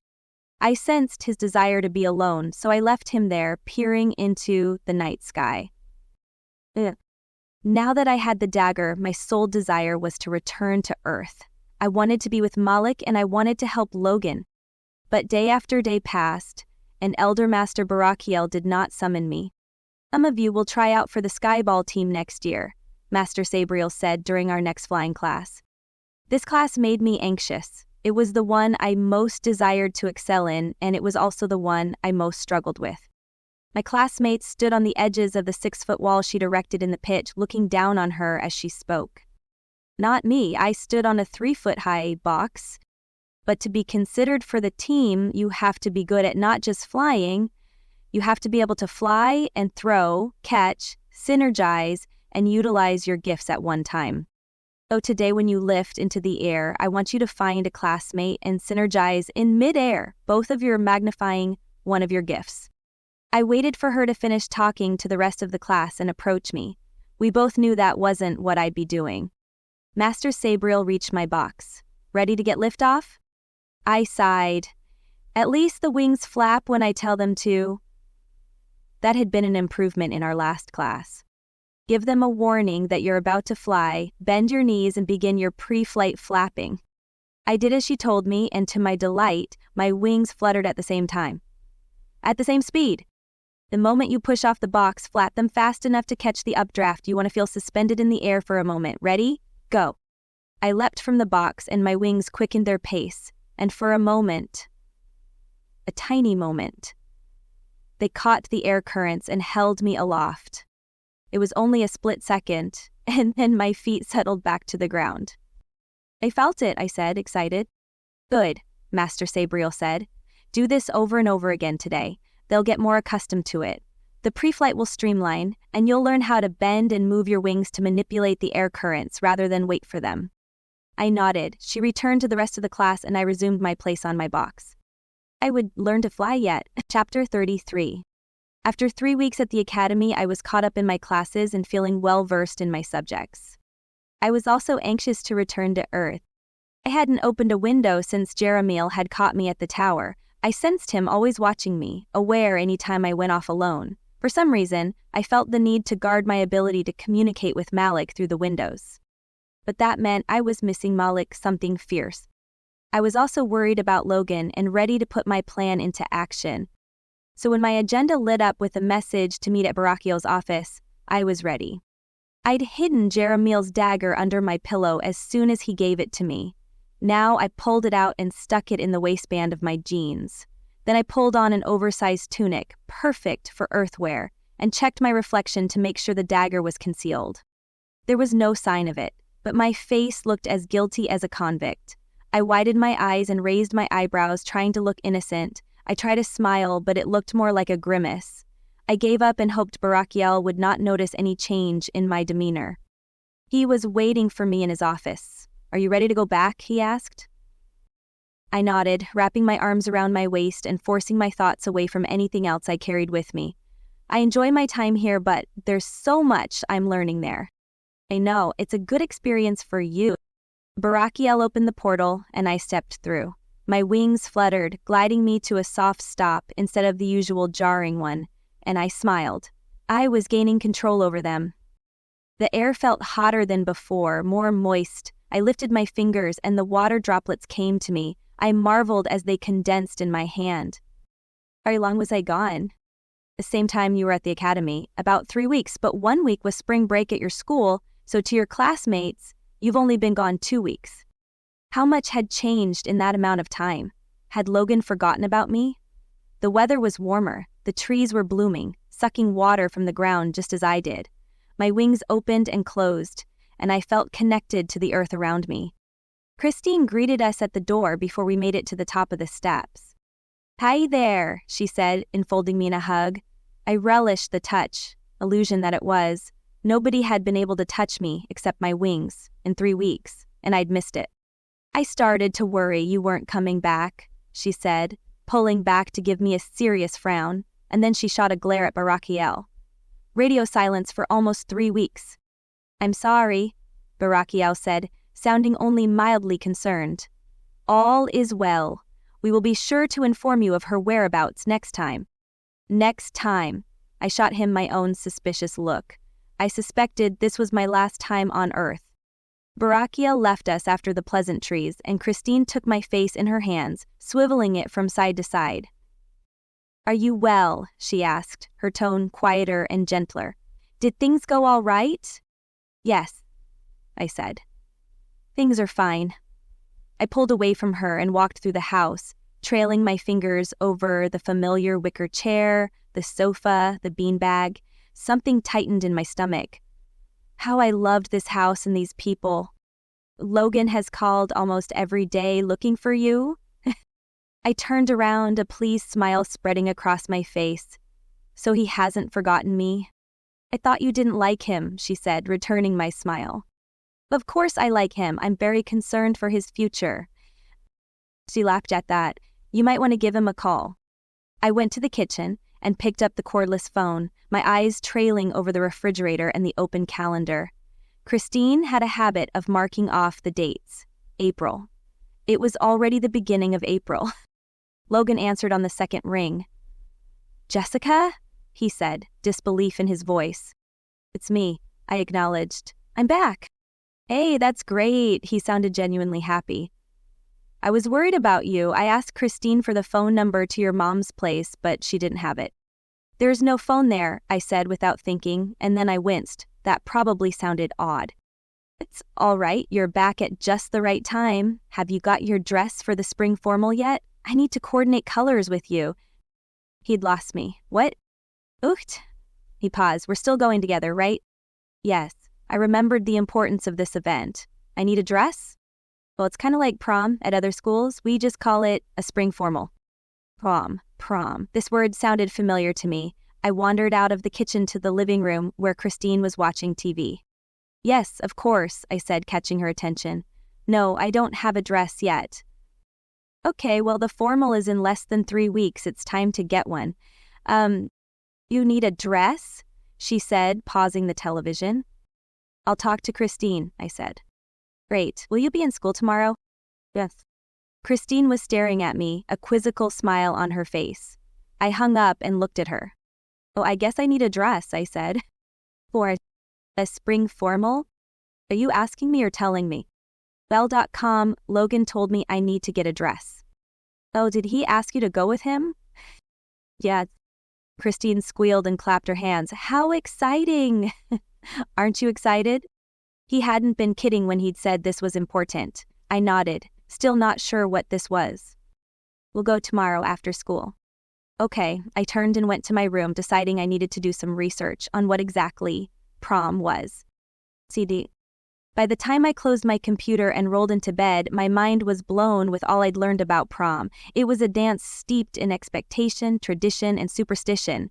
And worse, I had no idea what sort of prom/spring formal De La Salle highs would be. Logan smashed me to him in a hug the moment I stepped into the school hallway the next day. Even Dee Dee and Sophia were pleasant, sharing stories of their spring breaks and asking how my time had been. Where was Malik? For a moment, I worried he'd been swept back to the academy the moment I returned, but when I turned my feelings outward, searching for him, I felt him nearby. Oh. Logan released me from the hug but didn't quite let me go. His hand held onto the strap of my bag and he kept pulling me close to him as we walked down the hallway. His shoulder bumped mine repeatedly and an uncomfortable feeling swelled in my chest. I tried to put more distance between us, but he never let me get far away before hugging me into his side again. I'm so glad you're back, he said as we sat down in our history class. Hey, I got to thinking. His expression grew more serious. Do you need money to buy a dress? Ethnicity, the question caught me off guard. Why? I just thought it's a little unfair to ask your foster mom to buy you one, and I wasn't sure how much money the state gives you, so here. He slipped me a plastic card. Put that in your bag. You can use it to buy a dress if you need to. I stared at him in complete perplexity. I didn't know where to start with my questions, so instead all I said was a dumb, Okay. The night's gonna be amazing. He lowered his voice as Mr. King started class. I'll tell you about it later. I nodded, but that uneasy feeling was back. I glanced around the room at the Temptare lingering around other students and in corners, but none of them came near Logan. I didn't even see his usual creeper. Had Logan managed to rid himself of them for good? My shoulders relaxed. Maybe I wouldn't need the dagger. My hopes were dashed when we stepped out of the classroom and Alexander came striding over. Logan, he said, beckoning Logan to him, a posse of semi-solid Temptare flanking him. Immediately, Logan's familiar creeper popped up from within his shirt, poking its face over his shoulder. Logan shot me a quick look, as if knowing I wouldn't approve, then said, I'll see you at lunch, and walked away with Alexander. Alexander leaned his head closer, and they skulked off. Within moments, the Temptare had embraced Logan, covering him in darkness. I fingered the dagger in my bag where I'd placed it this morning.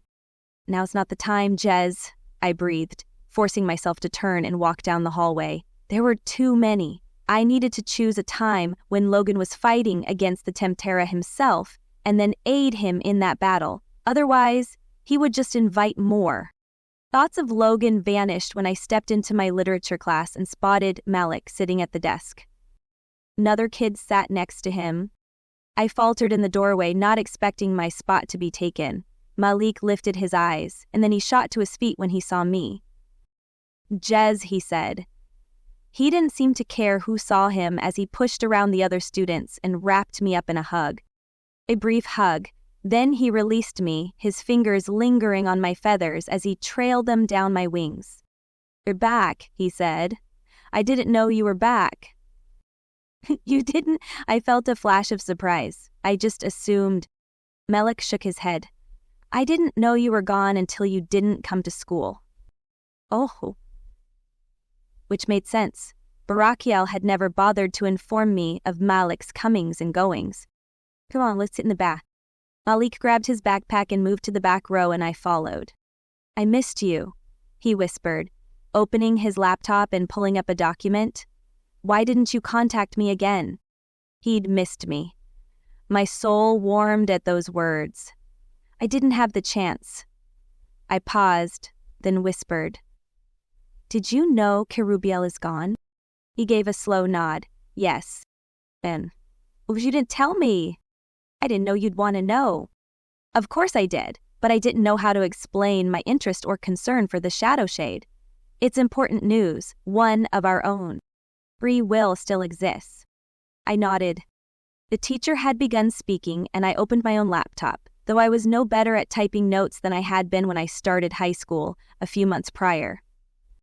We didn't talk again until class ended, and then Malik pulled me into the C-wing where his locker was. I'm so glad you're back, he said, shoving his books into his locker. He slammed it shut and turned to face me. There's something I want to ask you. There is, my heart stammered. I didn't like answering questions. Oh. He smiled, but nervousness spiked from his aura in shades of orange and yellow.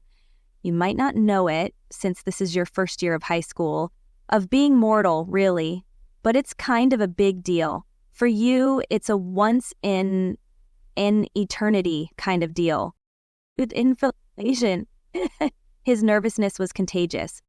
It's a dumb high school tradition, but you're a girl, and it's a dance which girls love. Spring formal, I interrupted, relieved that I knew what he was talking about. Or prom, it's the epicenter of a girl's high school career, the social proof that she is liked and adored at least one night of the year. I quoted from the various websites I'd procured the night before. Yes, he nodded and licked his lips, his wings opening and closing behind him. I'd like to be a part of that with you. You'll be there? He laughed. You're not quite understanding. Jez, I want to take you. Will you go with me? Oh, how had I not realized Malik was asking me to go with him? Malik wanted to be my date. I took a step back without meaning to, regret and confusion spilling across my mind. I thought you couldn't be near me. I thought we couldn't show our feelings. Malik shook his head, taking my hand and pulling me closer before I could take another step back. Those are my rules. That was me, wanting to be careful, wanting to keep you safe. I trust you. I trust me. I want to go with you. Will you? My mind brought up the visions of romance and fairy tales and dreams coming true that had been described on every page discussing prom. I had imagined a slightly awkward evening with Logan, keeping him at a distance while maintaining a friendship that would send the tempter scurrying. I reimagined the evening with Malik, holding me, dancing with me, acting as natural as every other mortal couple at the dance. I wanted to say yes. I squeezed my eyes shut at the selfish temptation. Honesty, integrity, charity, these were the values that should rule my actions. I can't, I said, opening my eyes. I already agreed to go with Logan. I did not like the stunned hurt that flashed across his face, followed by what could only be called anger before he masked it. Logan, he repeated. I nodded, my cheeks growing hot even though I knew I had done nothing to be ashamed of. He asked me last month. I didn't know what it was, so I said yes. It's fine. His face was carved of stone, and my heart ached. I touched his arm, longing to have him open up to me again. I'm sorry. He shook his head. I don't care. It's not important anyway. He pulled his arm away. Will you still be there? Having Malik there would at least give me some comfort, knowing he was nearby if I needed anything. Earthly exercise. Oh, I can... He cut himself off, visibly biting his tongue. I should go back to Arcadia. No, I stepped closer, trying to take his hand, but he kept out of reach. Please don't go. I need to be with you. He hesitated, then gave a brief nod. Okay. Will you come to the dance? People don't come by themselves, Jez. You can. You can come in your true form. I could. I nodded, relieved he seemed to have calmed down. Let's go to lunch. You go on. I didn't want to leave him. I hesitated, then bobbed my head and went to the cafeteria. You all right? Logan asked me when I sat down with my usual candy bar. My consternation must have shown on my face. I smoothed my emotions and forced a smile. Yeah. I faced him. Does Malik eat lunch with you guys? Yes, sometimes, Logan said, not looking too thrilled to be talking about him. Sometimes he eats at Shasta's table, Sophia said. I rounded on her, surprise flickering through me. He does? Yes, Sophia said, rolling her eyes. The Royal Highness set her sights on him. He still deigns to eat with us from time to time. What? I didn't like this. Where does Shasta sit? On the balcony. Dee Dee pointed. With the elite. Hey, Logan protested. It's not a royal court. Any one of us could sit up there if we wanted. Dee Dee shrugged and didn't answer. We don't want to, Henry said. We don't even have to sit here. Right, because your drug lord invited you to join his crowd, Sophia said disdainfully. Don't talk about that, Henry said, lowering his voice. And don't call him that, Jacob said. We fell into an awkward silence, and my eyes turned upward to the tables on the balcony. Had Malik chosen to eat with Shasta today? I stood up, about to go find out, when Jacob's phone beeped, and all eyes turned toward him. In expectation, as if waiting for something. Jacob bent his head and checked the phone under the table, then lifted his eyes and met Logan's. We gotta go, he said. They both stood. In an instant, 4 temptare revolved around them, a clear indication that they were up to no good. Where are you going? I asked. Don't worry about it. Logan gathered up his trash and met my eyes. I've got this handled. I was not reassured. I sat down again and turned to Henry. What's he doing? Henry lifted his shoulders and didn't look at me. Dee Dee? Sophia? I tried the girls next. Neither one wanted to meet my eyes either. Logan will tell you when he's ready, Sophia said. Just tell me, I said. I couldn't have pried words from their lips if I tried. I sat down in a huff, annoyed as I finished my candy bar, wondering what Logan was doing with Jacob. I knew Alexander had something to do with this. Chapter 34. I didn't normally seek Logan out between classes, but the lunch thing bothered me enough that I went to his locker after third hour and waited for him. Sure enough, he came along, his head down, one tempter wrapped around his neck, its fingers digging through his hair. Logan, I said. He lifted his head, and his aura brightened. The temptare hissed and pulled its fingers from his scalp. Eh, he said, loping an arm over my shoulders. Didn't expect to see you. I pulled away. What's going on with Alexander? I demanded. Where did you go at lunch? Logan glanced around and then leaned closer to me.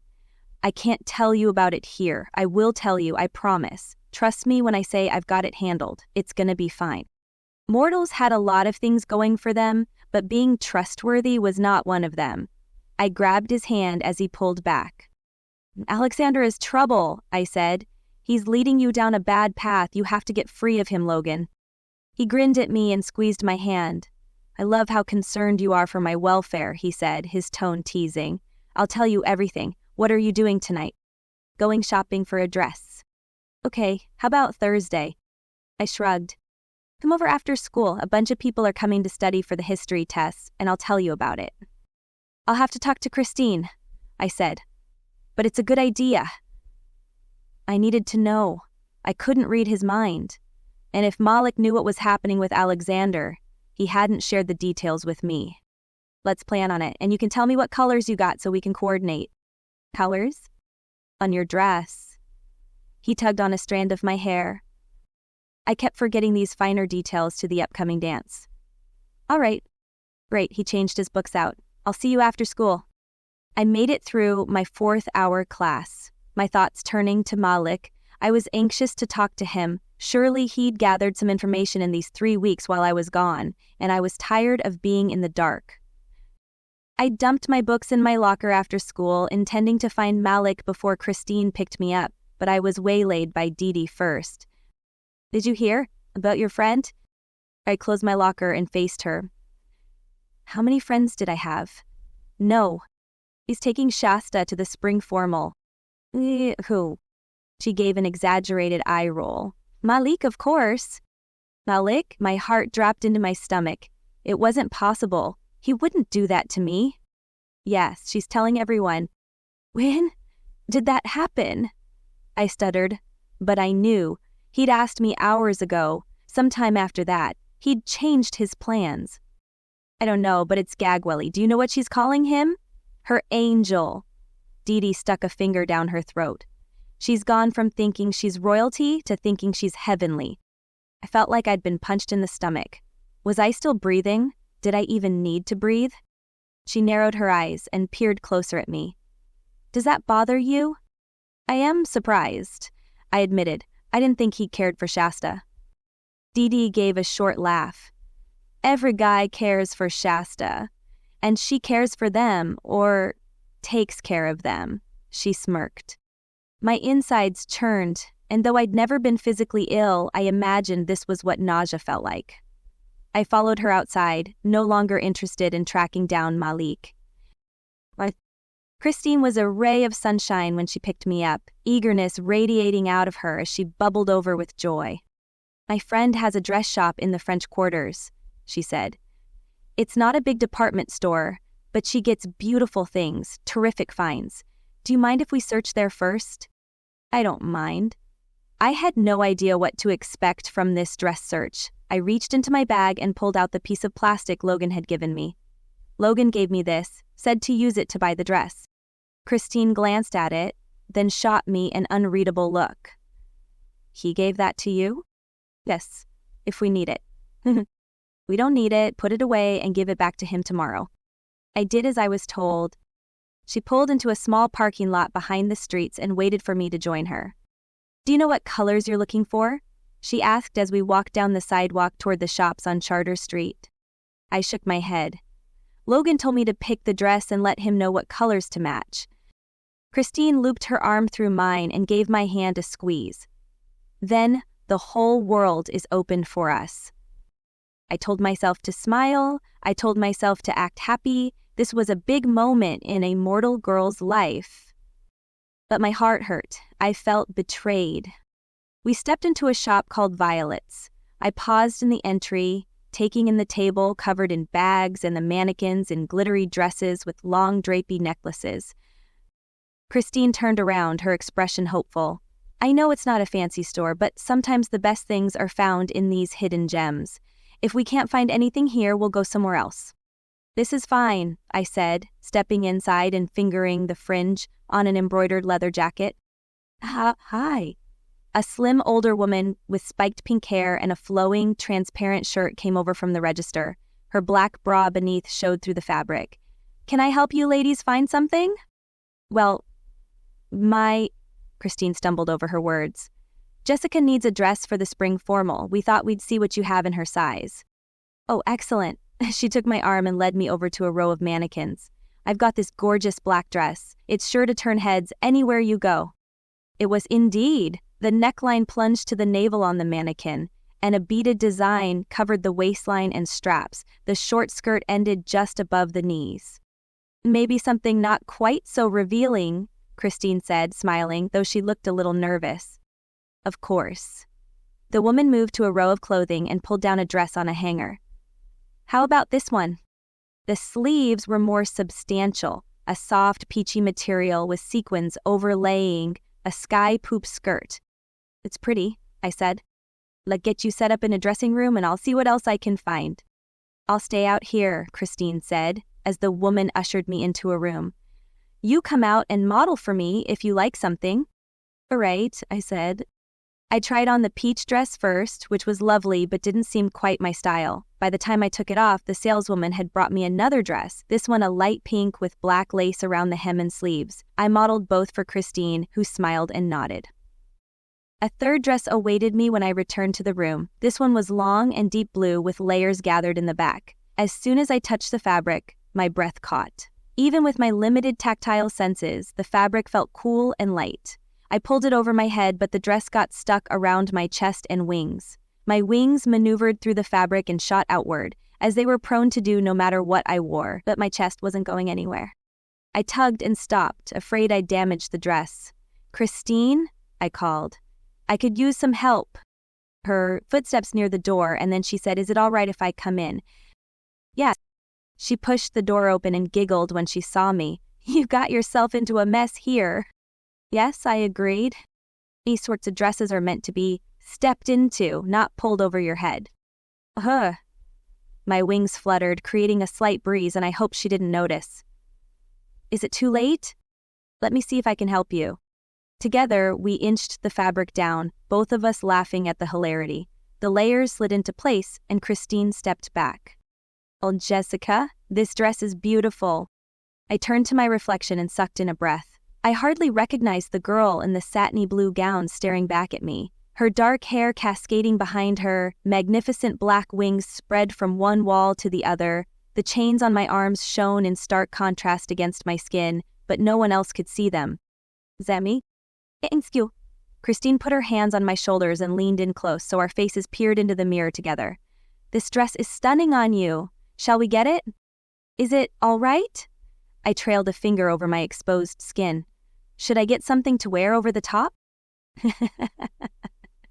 "No, you're perfect. Change back into your clothes and we'll buy this. Can you get out by yourself?" "I think I can manage." She pushed the door open, and I added, "Thank you, Christine." She looked back at me, her eyes glossy. "You're so welcome, Jessica."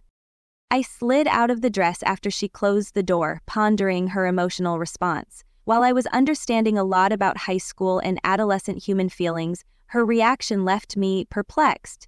She had seemed close to tears. What was she feeling? I slid the gown down instead of up and managed to get out of it without any difficulties.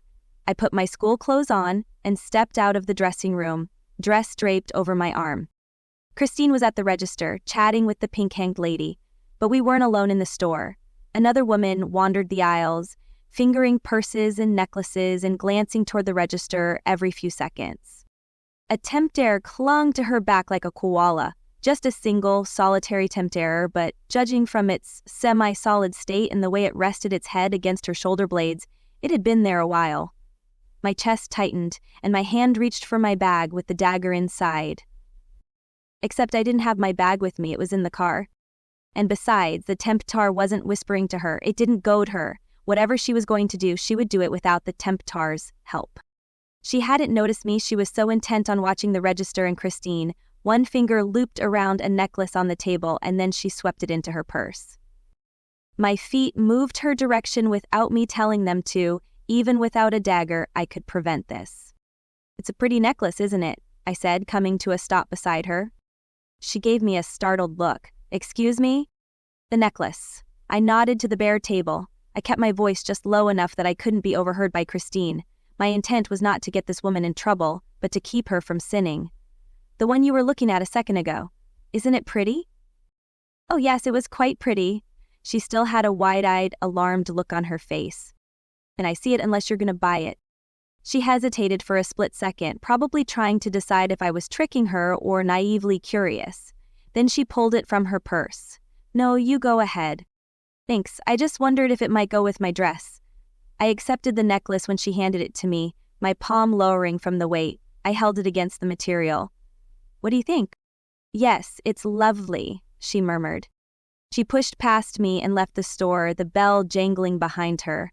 I watched her go, my heart heavy. I'd prevented a theft in this store, but I hadn't changed who she was. She would go to another store and do the same thing, or come back to this one later. Did you find a necklace you wanted? Christine asked, coming to my side. No, I put the chain of jewelry down. This will be enough. Christine wrapped her arm around my waist and kept up a storm of happy chatter. Buying me that dress had lifted her spirits in a way I didn't understand. I listened without talking as long as I could as we walked back to the car, and then I asked, "Why did it make you so happy to take me shopping?" Well, she gave a self-deriding laugh. I guess I am acting rather silly. She released me and moved sideways, putting space between us. I don't mind, I said. I just don't understand. I acquired a new dress. I'm the one going to the dance. But you're so happy, you would think it was you. I guess you could say I've always wanted to take my daughter shopping and plan for special occasions like prom and guys, and she cut herself off with a sheepish grin. I blinked at her, trying to understand. You have a daughter? No, but I always wanted one. You're the closest I've got, you and the other foster girls who've come through our house. And we don't have your own daughter. Christine gave me the saddest smile. It's not for lack of wanting, love. But it wasn't what God willed. So, we've placed our lives into His hands and pledged to be parents to those who weren't fortunate enough to have stable home lives. No offense. You think God willed that you shouldn't have children? I could only stare at her. That doesn't make sense with the God that I know. Oh, sweetie, not like that. I'm sure it wasn't God's will, but children haven't happened. Medical reasons. Things you'll understand someday.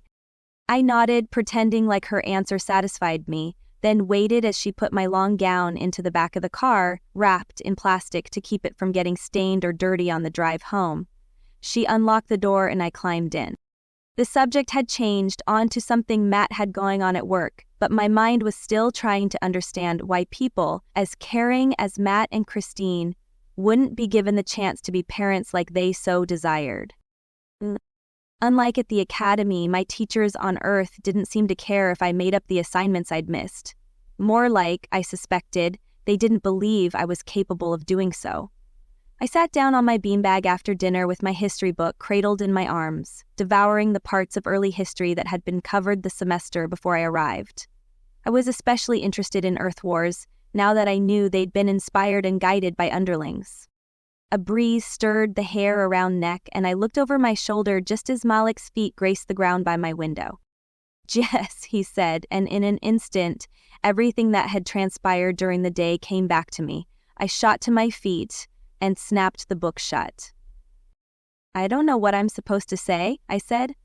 Am I supposed to feel angry with you? Because I do. You have the right, he said, his features flicking with guilt. I owe you an apology. I reacted very high schoolish. I'm sorry. His apology softened me. Still, I clutched the book to my chest. What does that mean? You acted high school-ish? He moved to my bed and sat down on the edge. Being a teenage boy comes more naturally to me than being a guardian angel, Jez. Especially the longer I'm here, pretending to be one. I acted stupidly, and I'll admit, I was trying to get back at you. Get back at me? I shook my head in confusion. Because you're going to the dance with Logan. Shasta asked me 2 weeks ago, and I said no because I knew how you would feel about it. That's also when I decided to ask you. When you told me you were going with him and then that I should go, I thought, well, what the hell? Malik, I said, my wings fluttering. I know, sorry. That's what I thought. That's also why I said I should go back to Arcadia. I've been here too long, I'm slipping. I hated the thought of him leaving, but I hated even more the thought of Malik struggling with who he was. I'll be all right if you go. I'm not leaving you and Logan alone. He gave me a dark glare. I thought his feelings for you would fade with your absence, but instead, he attributed the light and happiness he's felt in my presence to you, and he's fixated on you since you returned. I dropped my book on the beanbag and moved to sit beside him on the bed. I'm sorry. Is it my fault? It is and it isn't. He looked down at our legs on the bed, nearly touching, and bumped my thigh with his. He found you as irresistible as I did. His leg moved back to its spot, but the heat remained where his earthen clothes had pressed against mine. And Shasta, do you find her irresistible? He groaned. I'm telling her tomorrow that I can't go with her. You don't need to for my sake. I put my hand on his knee, carefully, afraid he'd move away. I trust you. He shifted, turning sideways and pulling his legs up on the bed, sitting cross-legged and out of reach. Jez, I need to tell you something. I didn't like the ominous tone in his voice, and I didn't like the way he moved away every time I touched him. I faced him, sitting the same as him and clasping my hands in my lap. I'm listening. Chapter 35. He mimicked me, folding his fingers together. We've talked a bit about my life on Earth, but I haven't told you what kind of person I was. I didn't respond, just waited for him to speak. He sighed, and then he sighed again, squeezing his hands together. You know I had anger issues. But I also... Whatever it was, he was struggling to get it out. I leaned forward and rested my hand on top of his, stilling his fidgeting. Malik, I said, I know about sin. I know about avarice and addiction. I know about carnal desires and human frailty and the weakness of the flesh. He exhaled. I had a weakness, a big one, and it was girls. My flesh was weak, and I staved off my anger by feeding my appetite for pleasure. Sex, I said. You say that like it's nothing. I took both of his hands in mine, squeezing them tight and resting my chin against the apex of our fingers. It is nothing. I've seen the depravity of humanity. I've seen the corruption of souls. And I've not only seen your soul, but felt it. You are neither depraved nor corrupt. Whatever temptation and weakness you were subject to in mortality, you have been redeemed. You taught me that, Malik, and I know it's true. The light that emanated from him filled my room, blinding me.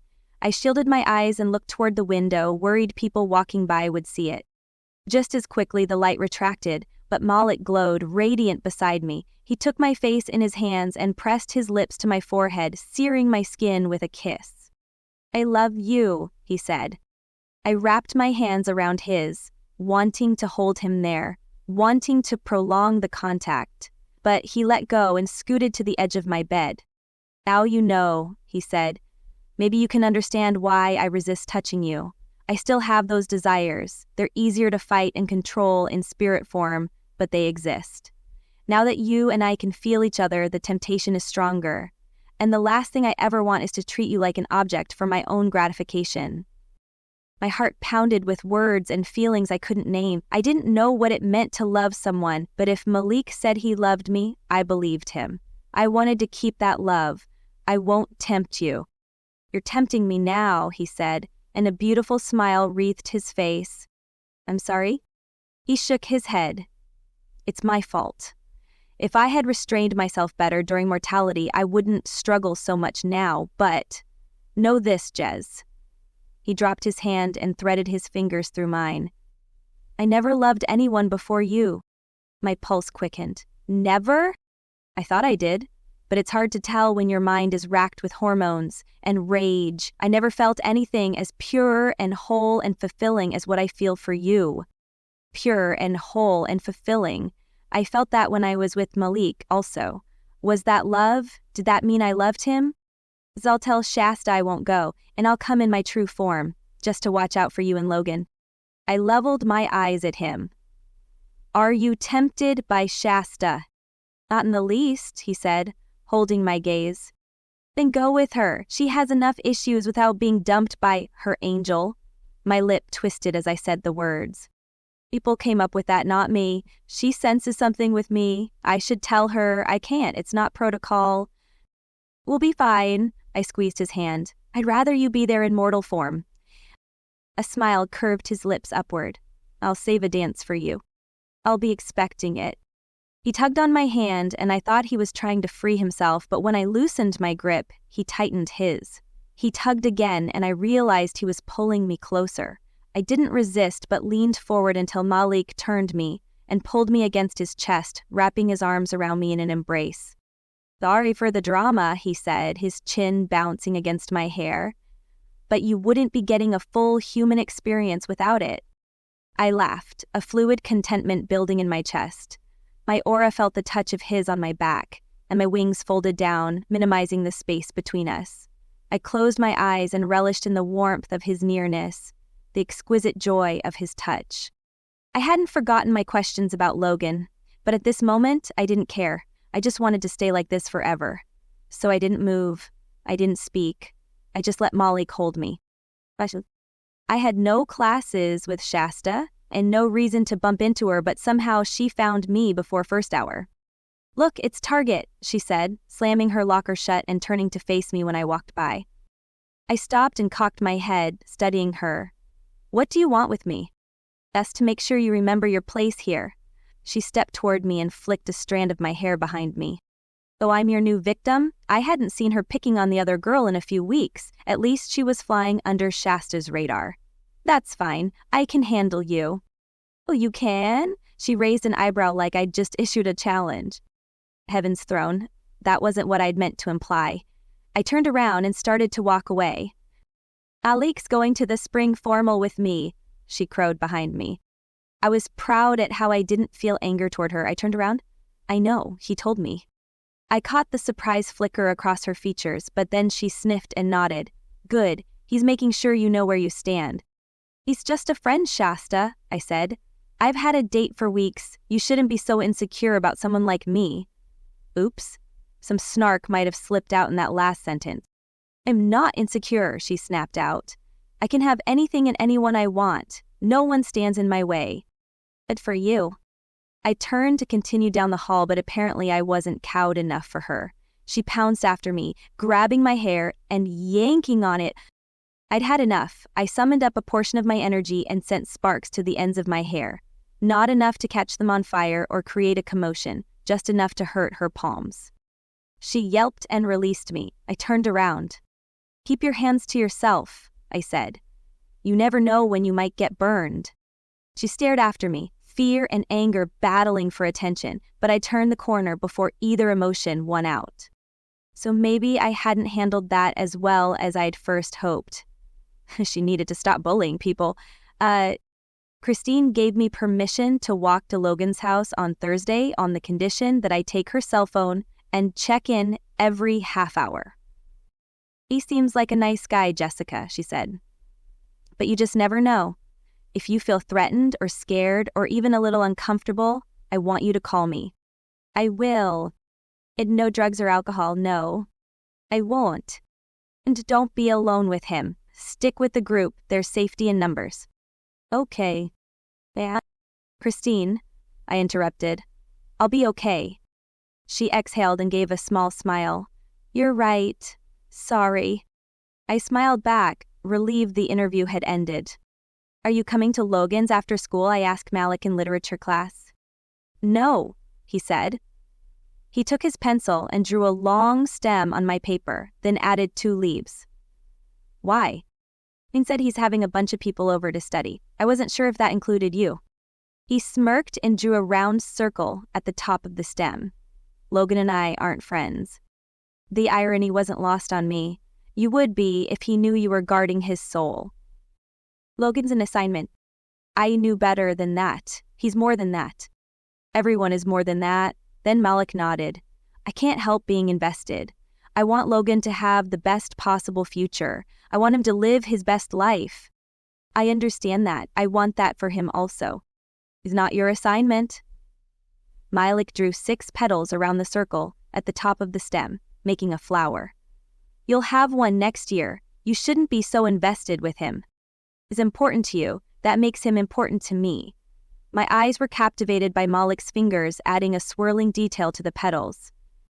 He placed his hand over the flower, and for a moment, energy glowed orange on the edges of his skin. Then he lifted his hand and pulled a newly created, fragrant flower, exactly like the one he'd drawn, from the paper. "So important to me," he said, handing me the flower. My throat choked up. I accepted the flower and laid it gently in my bag, knowing by the end of the day it would be crushed and dead. As easily as Malik had given it life, its life would fade. We didn't speak again as the lecture started.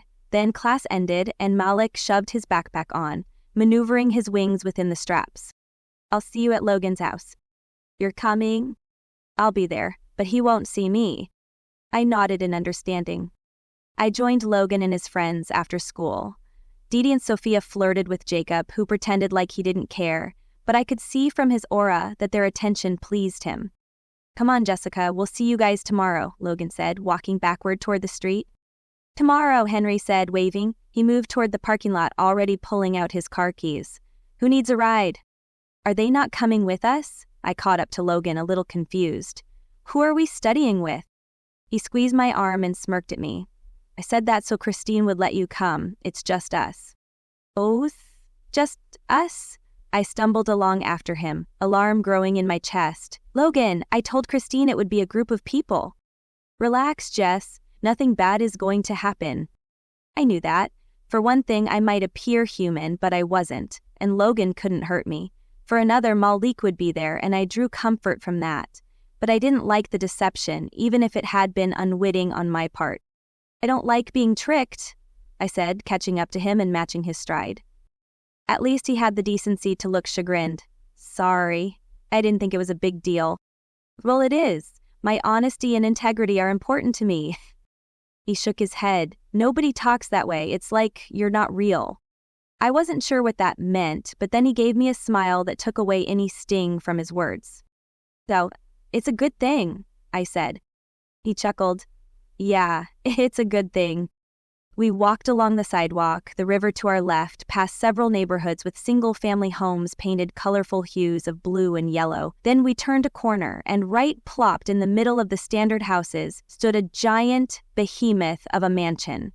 4 palm trees waved their billowy leaves in front of the beautiful, whitewashed 2-story building. A wrought iron gate encircled the structure with 6 pillars on the porch supporting a balcony that also had 6 pillars. The arched windows set behind each pillar were the same height as the front door. And Logan walked right up to the gate and pushed it open. "This is your house?" I followed him, taking in the pristine decor and furnishings that looked picture-perfect and untouched. Yeah. The front of the house didn't begin to reveal the size inside. The building stretched onward, and Logan led me through the echoing corridors, our footsteps ringing on the hardwood floor.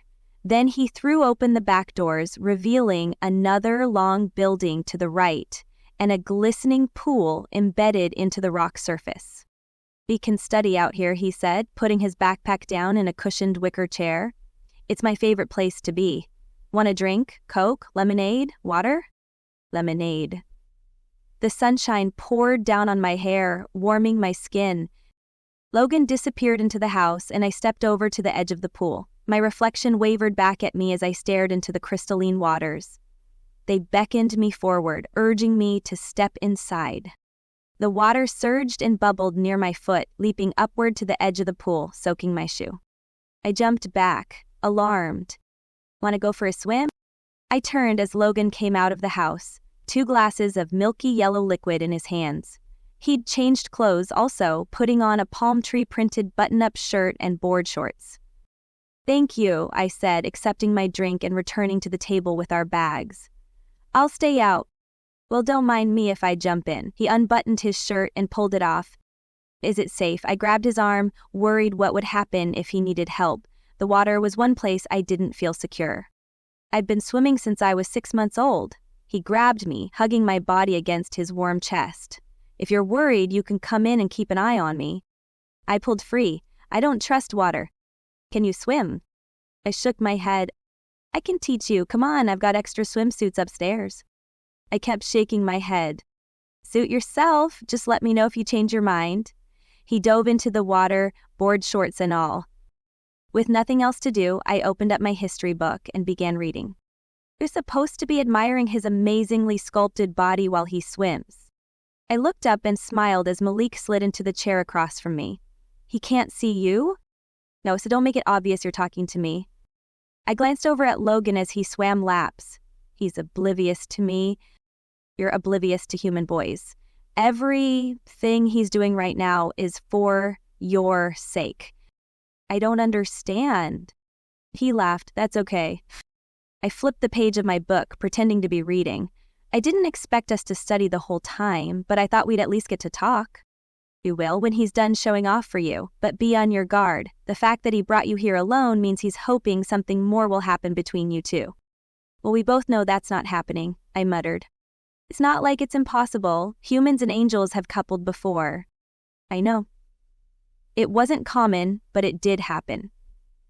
The alliance was against the laws of heaven, and any angel who fell temptation to such an act was immediately claimed by Hasatan as a fallen. Which for some reason made me think of my mother. What sort of creature had she been, and where was she now? Logan climbed out of the pool, water dripping from his body and glistening off his bare chest. He grabbed up a towel, but instead of drying his torso, he lifted his arms and dried his hair. Classic move, Malik said, amusement in his voice, showing off his physique. I couldn't help my smile. Logan smiled back, misinterpreting me. What are you studying? He sank into the chair beside me. History, I'm catching up. I find all of this so fascinating. I guess homeschooling didn't do you a lot of favors. No, I admitted. My educating is lacking. I can help. He leaned toward me, his expression earnest. I'm smart. I can tutor you in anything you want to know. There's a double meaning there, Malik said. Grades have been falling all year, I said, frowning at Logan. You are smart. Why are you letting that happen? How do you know so much about me? He toweled off his torso, but then he dropped the towel on the ground and pulled my history book toward him. School's just not that important to me right now. I let him take my book. What is important to you right now? Family, he said without looking up. I glanced around at the large, empty house. Your dad? Where is he? Never here. He lifted his face. That's not the family I mean. What family? Then... You wanted to know what was going on with Alexander. I caught my breath, suddenly super anxious. Logan leaned toward me. Alexander and Jacob are my family right now. You don't know this, but they're part of a brotherhood. They've invited me to join. When you've seen me talking to them, working things out, it's because I'm going through initiation to be a part of it. His words were innocent enough, but I'd seen the Temptare, the darkness around Alexander. I knew Logan had been assigned to Malik for a reason. I glanced toward Malik, but he remained still, eyes also focused on Logan. What is it you're required to do? I asked. He shook his head. I can't tell you that. Only those going through the initiation can know. A pit formed in my stomach. That can't be good. It doesn't matter. I've proved myself trustworthy. An initiation is a one-time thing, and then I'm in. Then I have a family. I furrowed my brow. But you have one. You have a dad. You have this house. This is nothing. I'm alone. He doesn't care. I could not even exist. He didn't notice me until my grades started falling, and then my dad was only concerned with what everyone else would think. That can't be true. I'm sure he loves you. Come on, Jess. You of all people know parents sometimes suck. I bit my lip. Then I tried going from a different angle. What has Alexander promised you? I'll be a member of the Brotherhood. They'll protect me. We stick up for each other. But why would you need protection? I pressed. Is it dangerous? It's nothing to worry about, Jessica. It will be better for me. Logan? I took his hand and squeezed it. I don't feel good about this. I don't want you to do it. Don't you feel uneasy about it? Sure, initiation's a bitch, but if it were easy, I wouldn't deserve to be in the Brotherhood. Jacob's in it too? No, he has to finish initiation also.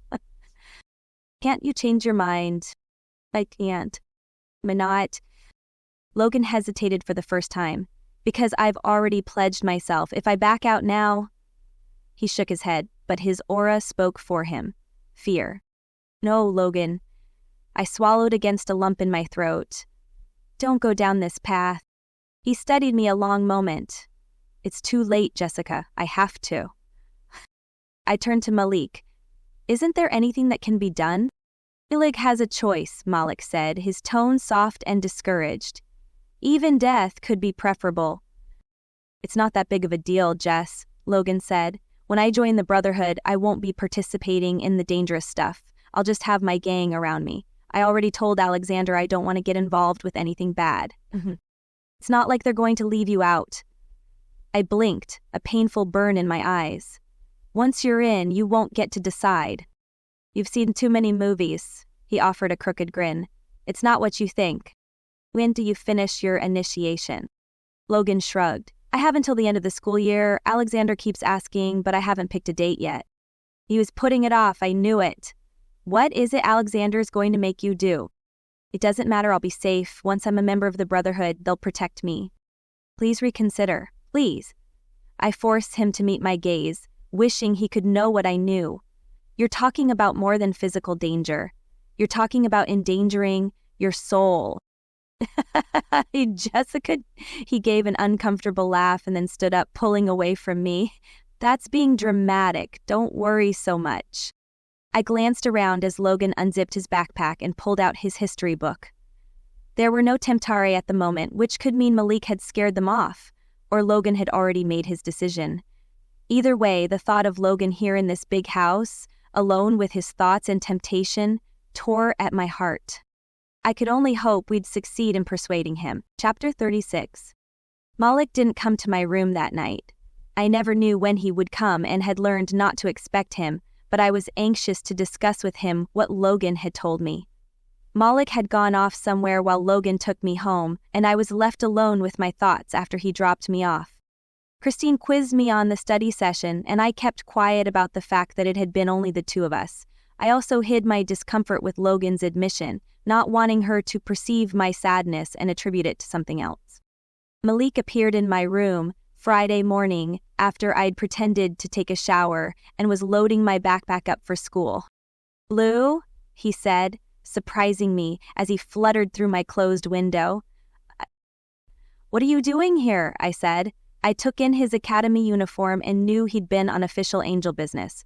Aren't you going to school today? It only takes me a moment to change.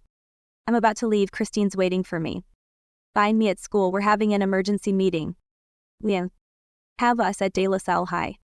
That answer was less than helpful. I assumed I'd find out soon enough. I bobbed my head and Malik left, vanishing out my window the way he'd come.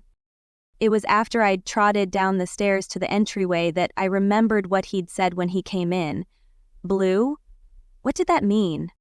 You're quiet, Christine said on the drive. What are you thinking about? Logan, I said. I'm worried about him. Did something happen yesterday? Maybe I'd been more transparent than I'd wanted to be. He's narrator vulnerable. In what way? He's lonely. He just wants someone to love him, to make him a priority. She cast me a sideways glance. As long as you don't feel like that's your responsibility. No, but in some ways, yes. The dance is in 2 weeks. Are you guys ready? Yeah, I think so. Somehow, the approaching date felt like a deadline. Whatever changes I was going to make to Logan's life, I needed to make them before then. Is he going to match you? Yes, I showed him the color blue. Blue! I broke off as I realized what Malik had meant. I shook my head, clearing him from my thoughts. He's getting a matching bow tie and corsage. Or so he'd explained to me the evening before. Oh, you'll look so lovely together. I can't wait to see. Christine beamed. I smiled, matching her enthusiasm. Yeah, it'll be great. She stopped the car in the drop-off line, and I spotted Malik already approaching. Bye. I bolted and hurried over to him. Come on, he said, grasping the straps of his backpack. We're meeting back here. Who? Us. I followed him around the building and to the courtyard, already riddled with clusters of students on various tables and along the wall. Malik led the way to a table obscured by a large tree, and then I noticed the motley crew seated around it. Ute, I said, recognizing the squirrel angel I'd seen transform weeks ago. She said, her face breaking into a dimpled smile. You know Daedreal? Malik asked. Her face reddened. I portaled to the wrong plane one day and we met. And I'm Raphael, Malik's GM said. I nodded. We hadn't officially met, but I knew who he was. This Jez, Malik said. She's here on special assignment. Jez, you and I are the only ones visible to the students around us. So let's make it look like we're having a conversation together. Enlightened. He went around the table, introducing me to 7 other angels, 2 from our own academy. Some wore uniforms, but 2 others wore the insignia of a GM, like Raphael. Are these all the guardians at this school? I asked Malik. No, Raphael said. These are the JITs and their GMs. The guardians who have already graduated stay on a plane we can't access, so we had no way to inform them of this meeting, other than using an official memo from Shamayim, and we didn't take the time to do that, Malik said. They may probably already know what we're discussing and just didn't tell us because we're undergrads, Deidrel said. Where are we meeting? I asked. Because there's something strange going on with our assignments, the one named Prabil said. He was from the academy at Sinai. We've all noticed it, and we've noticed a common denominator, Alexander.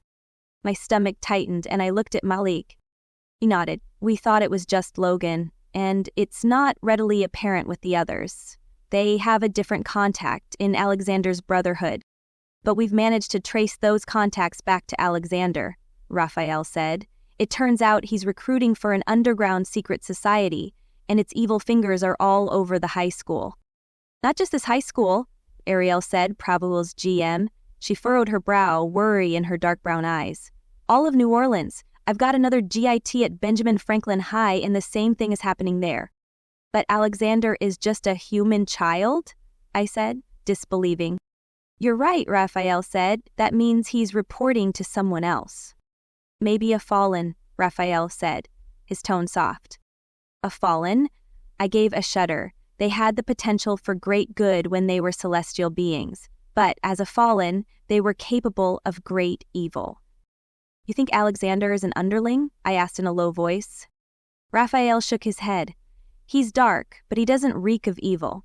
But it's possible someone else is in his secret society, We need someone who can keep an ear to the ground, Muriel, a 3rd year from my campus, said. See if we can unearth a leader.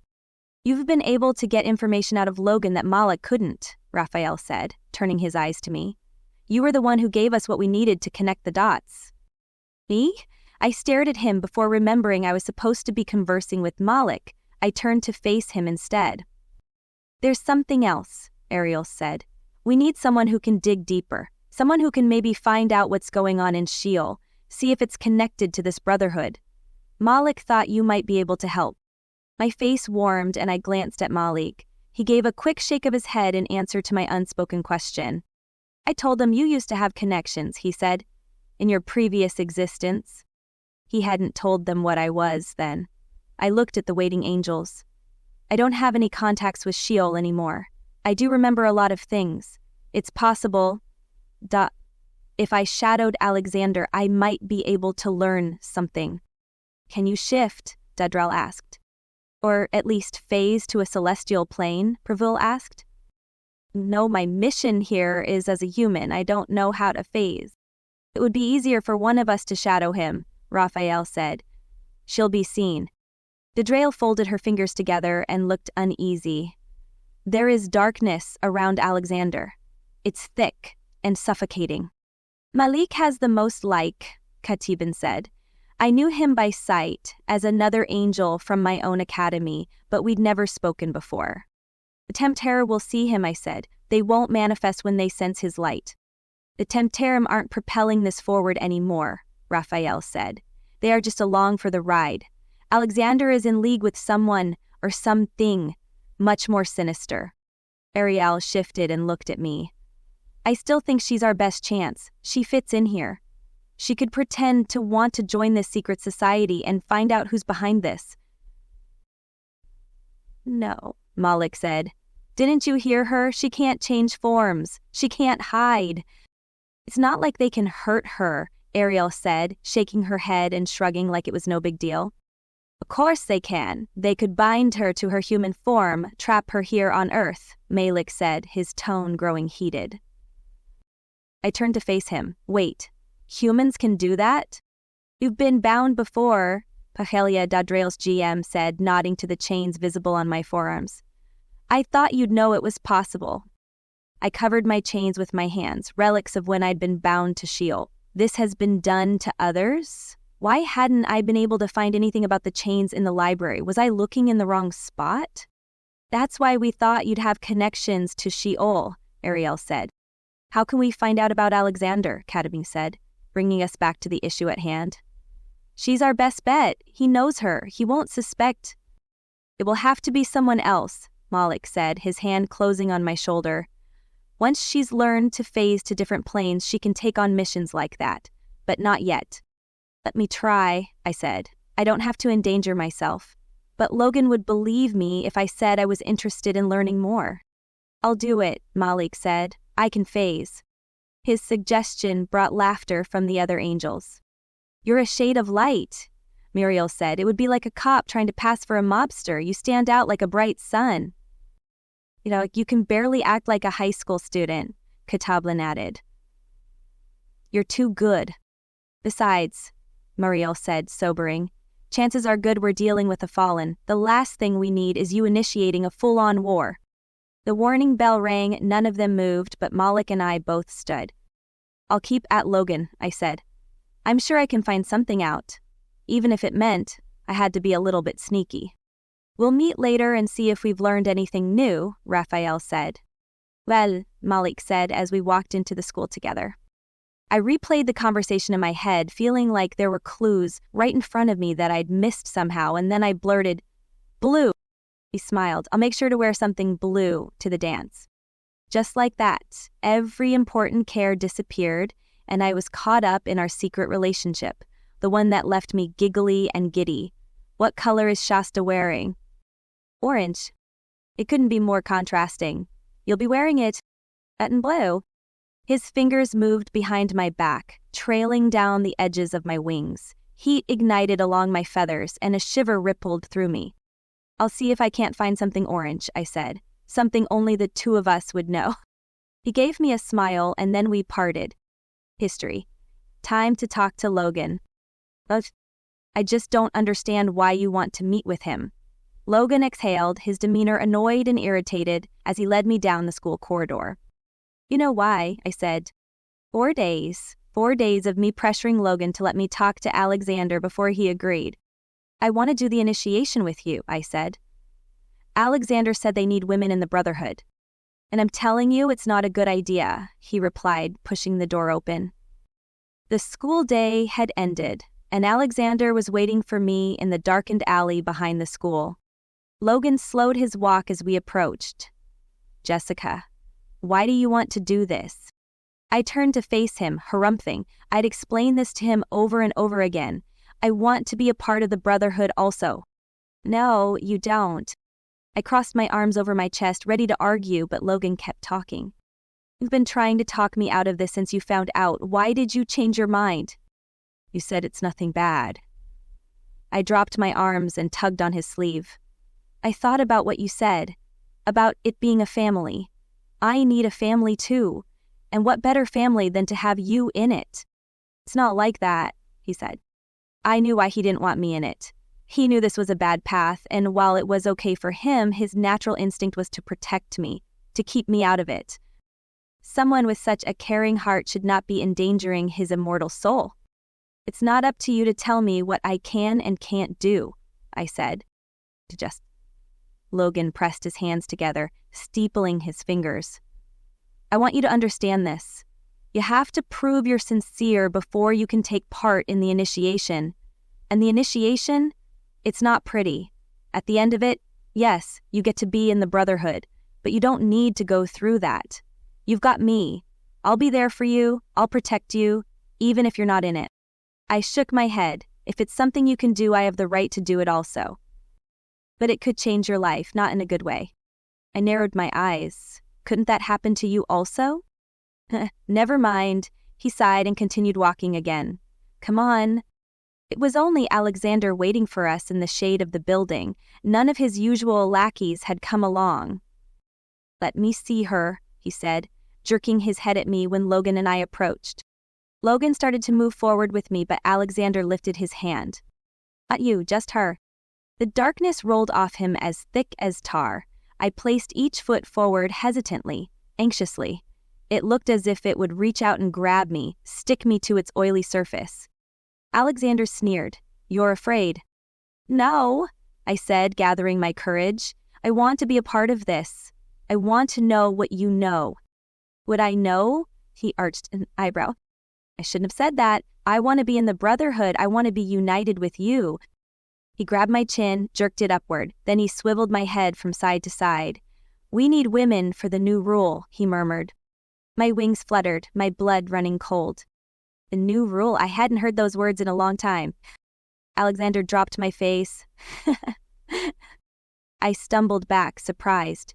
No? No. We won't allow you to join. He met Logan's eyes, gave a brief nod, and turned to leave. If... I sputtered. I just can't? He gave a thin smile. Your request to join has been denied. You don't get an explanation, sister. Just a no. Logan stepped forward and grabbed my arm. Come on. I let him guide me out of the alley and back into the bright sunlight. A part of me was relieved. I wouldn't have to go through the charade and spend any more time in Alexander's presence. But I was confused. Wouldn't he let me? I don't know, maybe he's met his quota for the year. Logan tried to joke, but his relief was palpable. I eyed him. Did you tell him to tell me no? I don't have any sway like that with Alexander, Logan said. But that didn't alleviate my suspicion. Oh. Our De La Salle High Angel Council met the next morning. He wouldn't let her join, Malik said, informing them of what I'd told him. We can't know for certain, but I think Logan was protecting her. He doesn't want her in it. His proclamation was met with silence, and I imagined they were thinking what I had thought. It was frustrating kindness on Logan's part, keeping us from infiltrating the Brotherhood and finding out what was happening. We found a few things out also, Ariel said. This isn't just happening in New Orleans.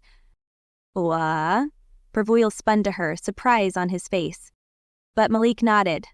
Of course not. If a fallen has his fingers into the society here, he's acting under orders from someone else. And why would New Orleans be the target? I put my face in my hands, a cold shiver running down my spine.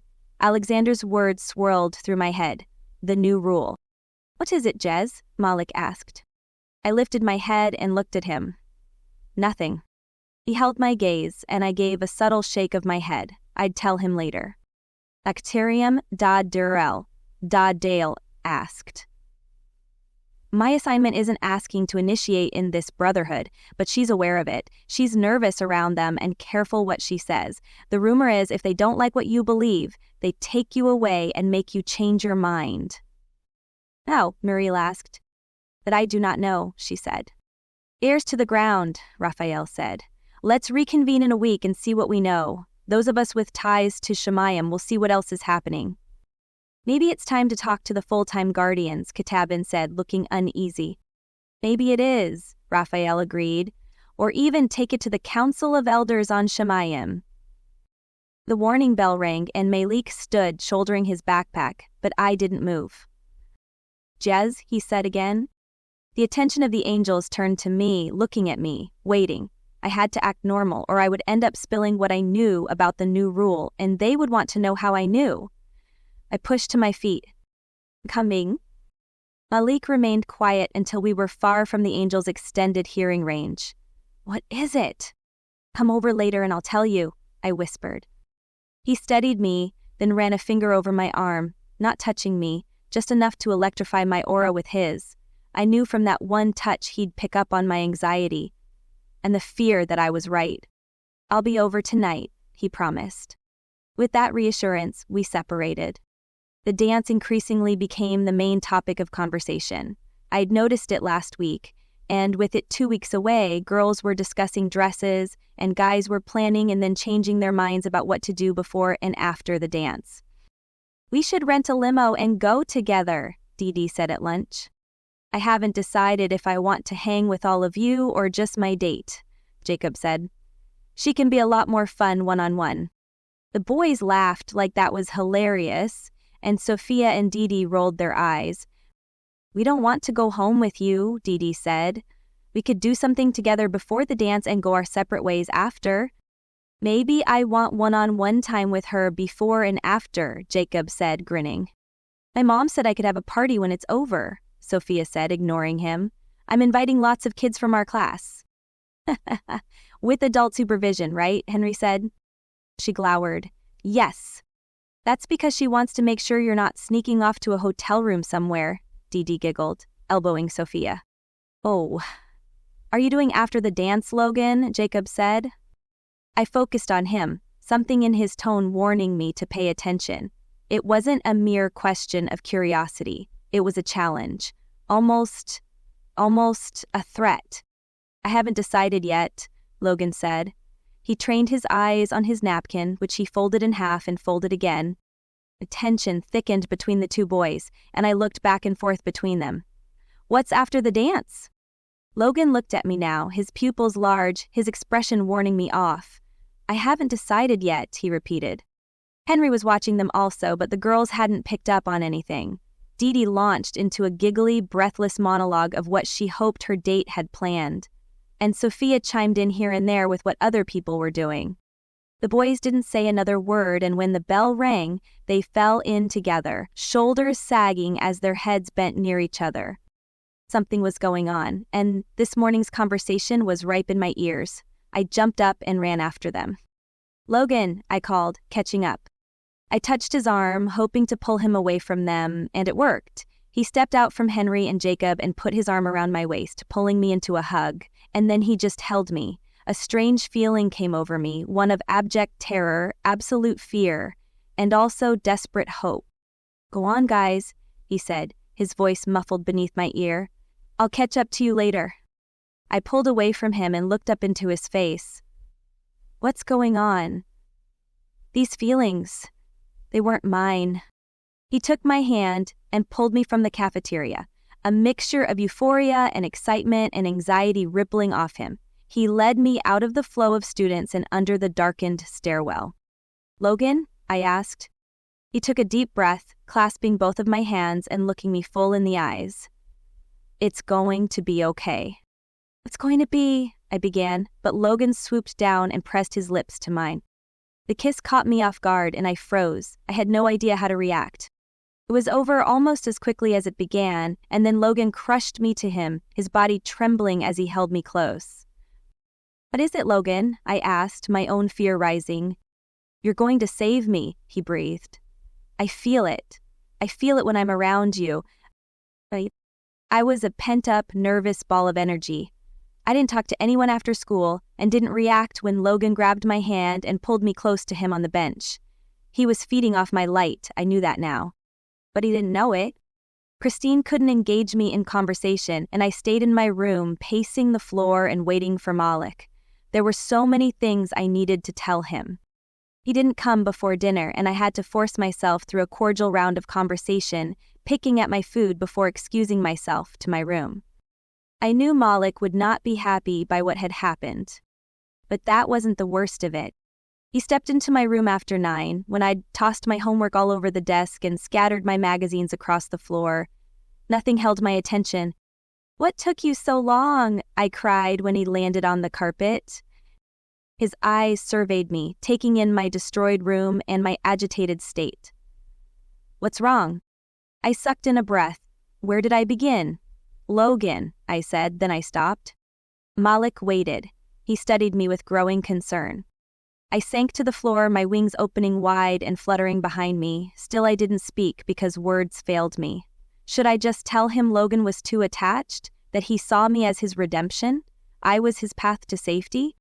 Jess, Malik said, and this time there was a demand in his tone. What is it? He kissed me, I said, letting my breath whoosh out of me with the admission. What? Malik's aura flashed with red and green, and anger sparked in his eyes, just as I'd feared it would. You were right, he's gotten too attached to me, he thinks I'm the reason he's happier, he's definitely feeling my light, and he thinks it's a human emotion, he thinks... Pissed you! Malik's voice was a roar of rage. He whipped around, and I feared what he would do if he left my room. Malik, I shouted, and then I pressed my hands to my mouth, certain Christine would have heard me.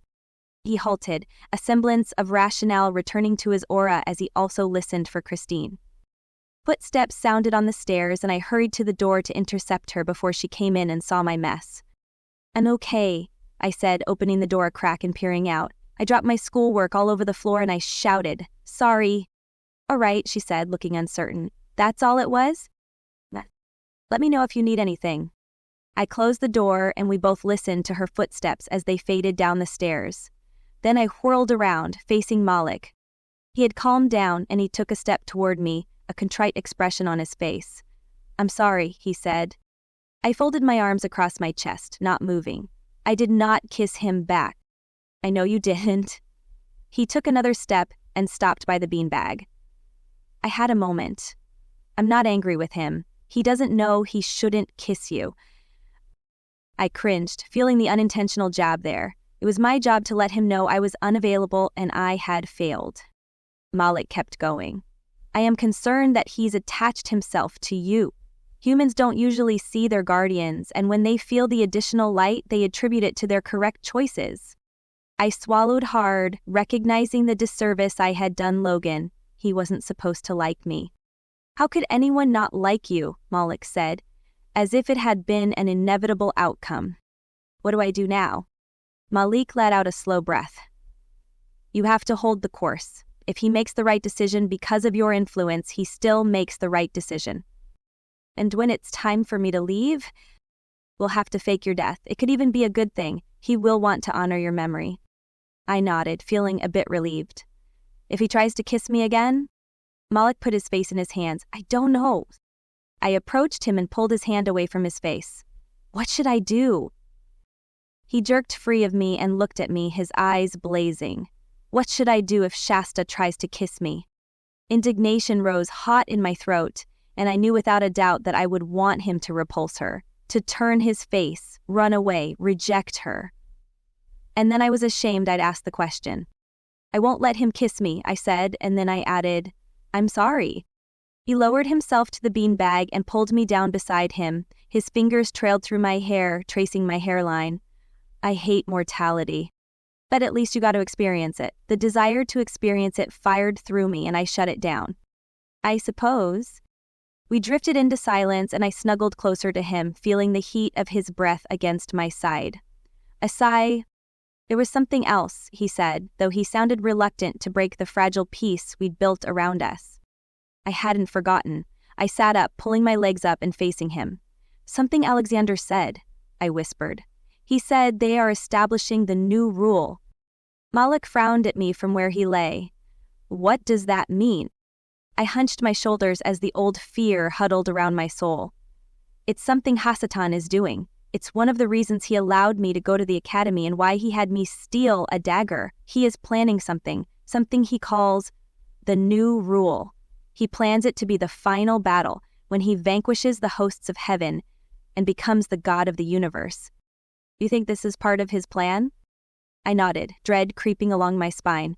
"I think he has set it in motion, and we are seeing it begin." Malik rose from the beanbag, an emotion I couldn't identify spiraling from his aura. "I need to talk to Raphael." I didn't meet his eyes. I was ashamed of who I had been and how I'd acquired that knowledge, and that shame burned through me now. "Jez." He put a finger beneath my chin and lifted my face.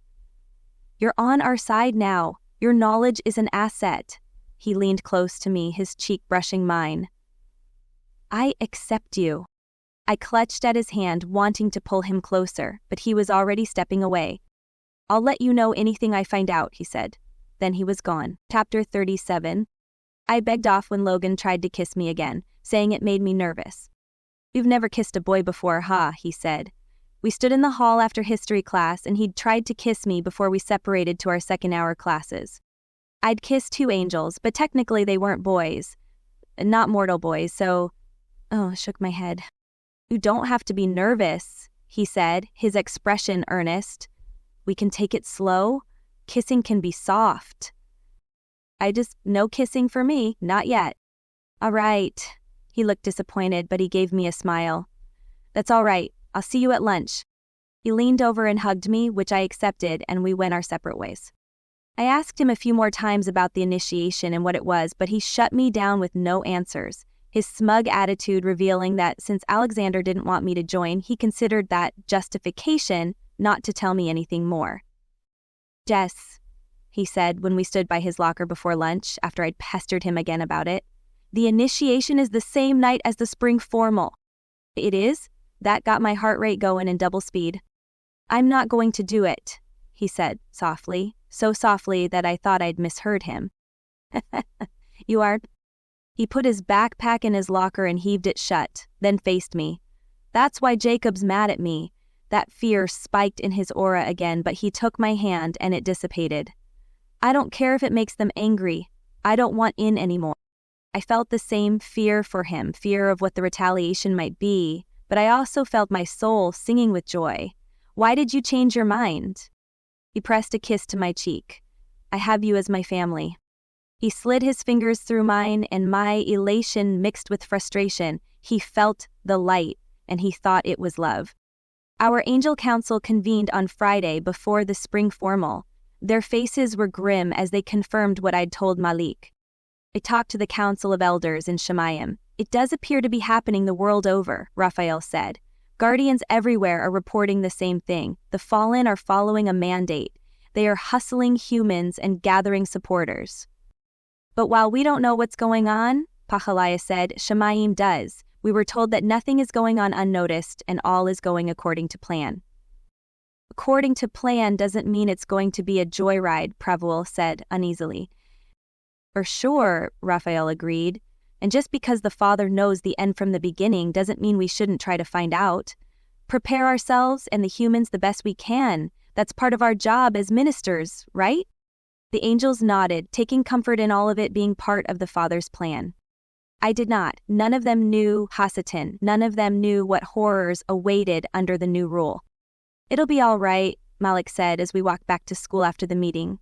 Don't worry so much. I smiled and nodded, but the worry did not dissipate, and I knew my smile did not fool him. Logan met me at my locker after school, his face wreathed in a grin. Ready for tomorrow? I put my books away. At least the spring formal would be something pleasant to experience, something I could focus on besides the establishment of the new rule.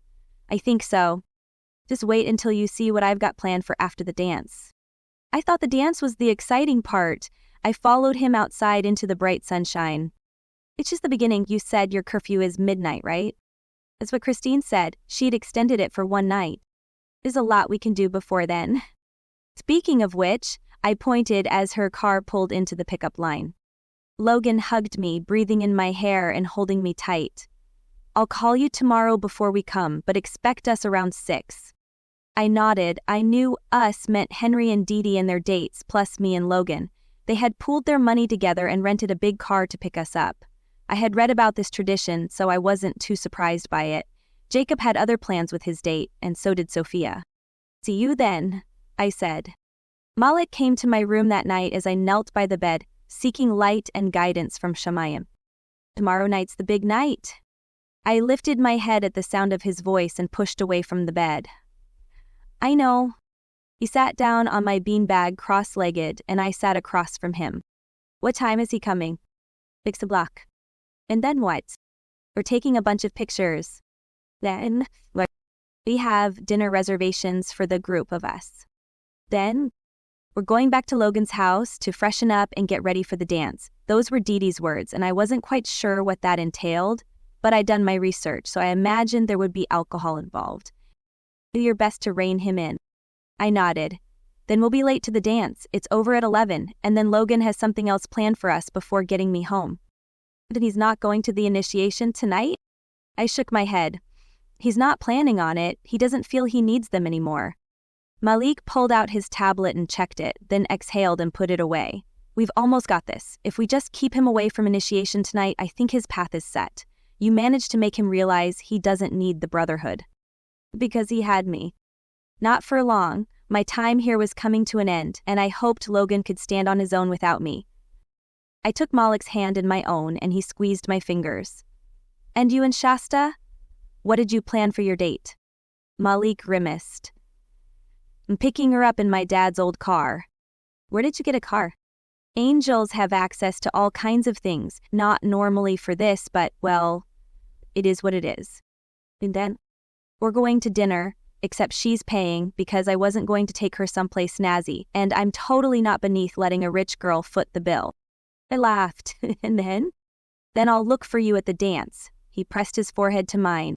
I'll see you there, I said, my chest warming in spite of the seriousness of the situation. Remember, I'm only there for you. He lowered his face and kissed my cheek. I'm getting that dance. His hands went to my waist and then around my body, curving me against him. The dance, I whispered, barely breathing. Just hold me, I thought. We can forget everything else, just hold me. But, of course, we couldn't, and he couldn't. He released me. I've got somewhere I need to be tonight, he said, but I'll see you tomorrow. Looking forward to it. I wrapped my arms around my torso to keep myself from reaching for him and followed him to the window. His head dipped toward mine, and for a brief moment, I thought he would repeat the kiss he'd given me so many weeks ago. Instead, he held his hand out, palm up. I echoed the gesture, holding my hand a millimeter in front of his. The warmth of his aura mingled with mine, sending a radiant heat through my arm and my soul. And then he was gone. I knew from my online research that most girls booked a hair salon weeks in advance before the big dances, but I'd made no mention of it, and neither had Christine. She came into my room Saturday morning when I lay on my stomach on the beanbag, practicing my penmanship in a small notebook. Would you like me to do your hair tonight? She asked, cupping her fingers together in front of her like a church girl about to sing. Do my hair. I looked at the long locks drifting past my shoulders.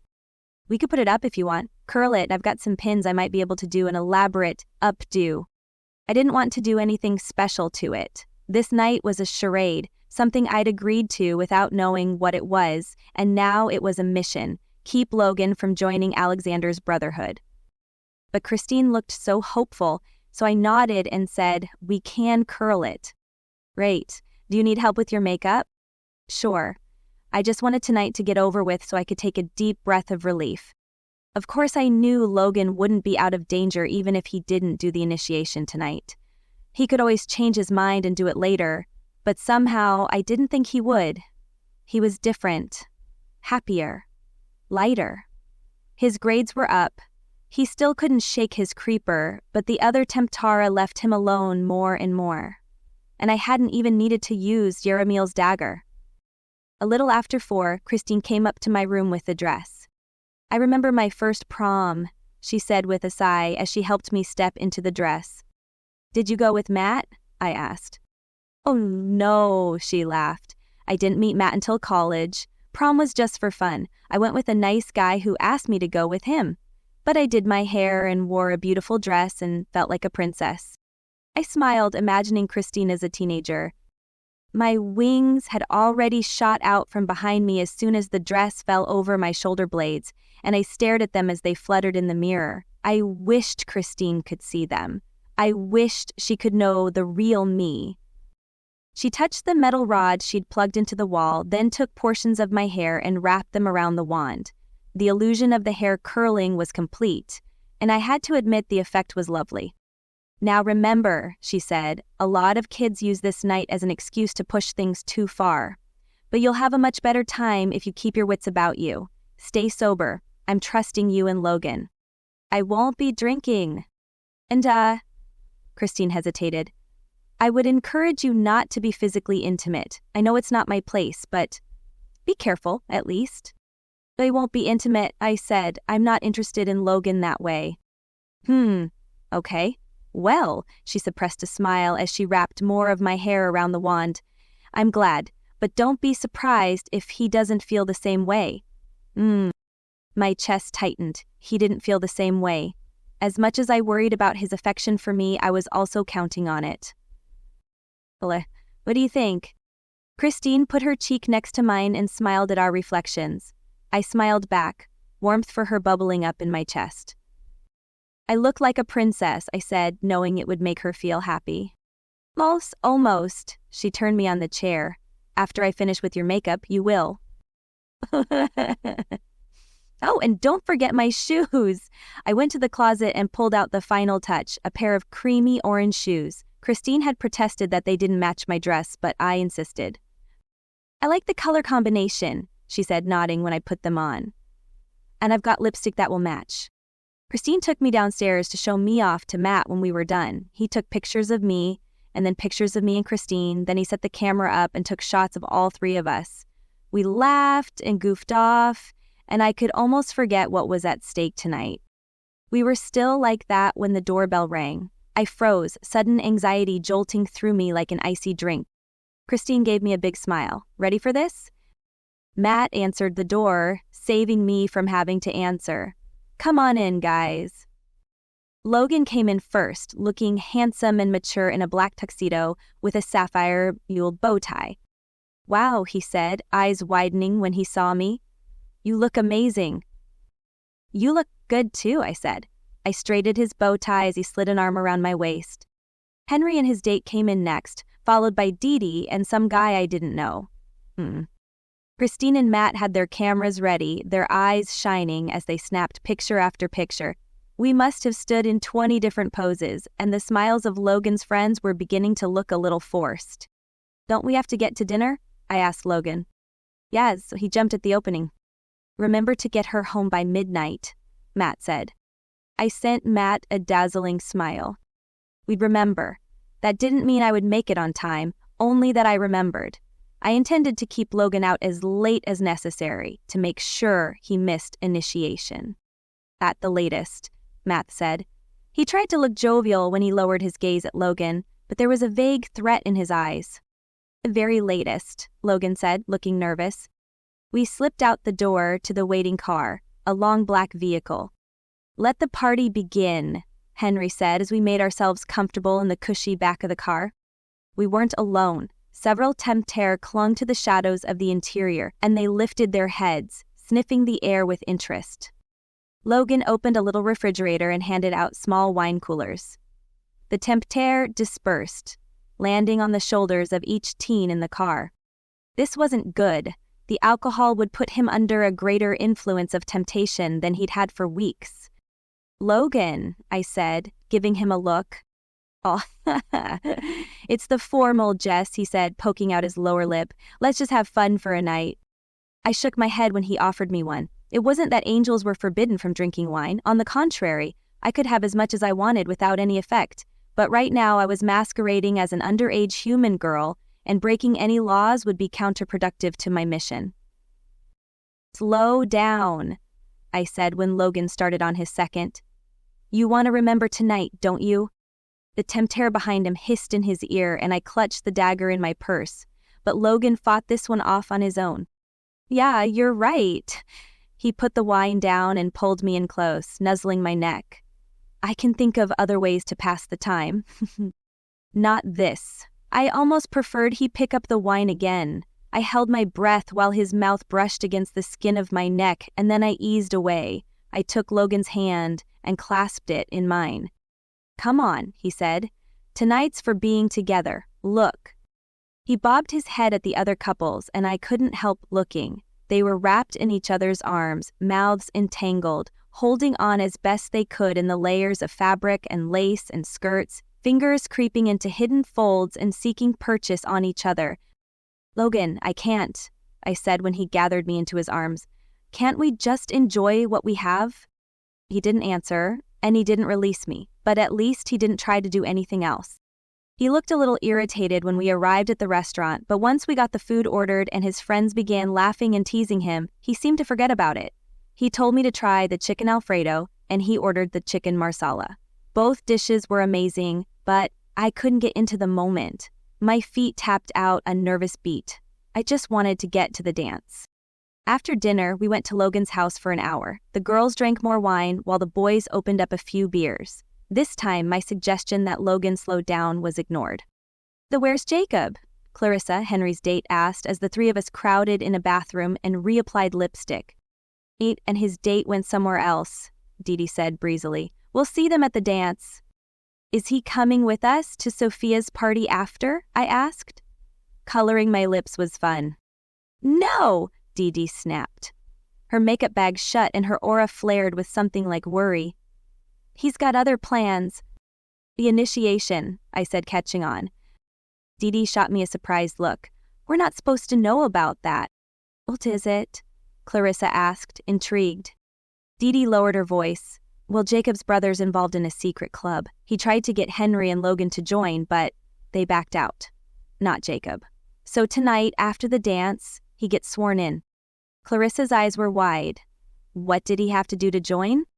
Dee Dee gave a slow shake of her head. I don't know. None of the boys would tell me, but it was so bad that Henry and Logan decided not to. She lowered her voice to a whisper.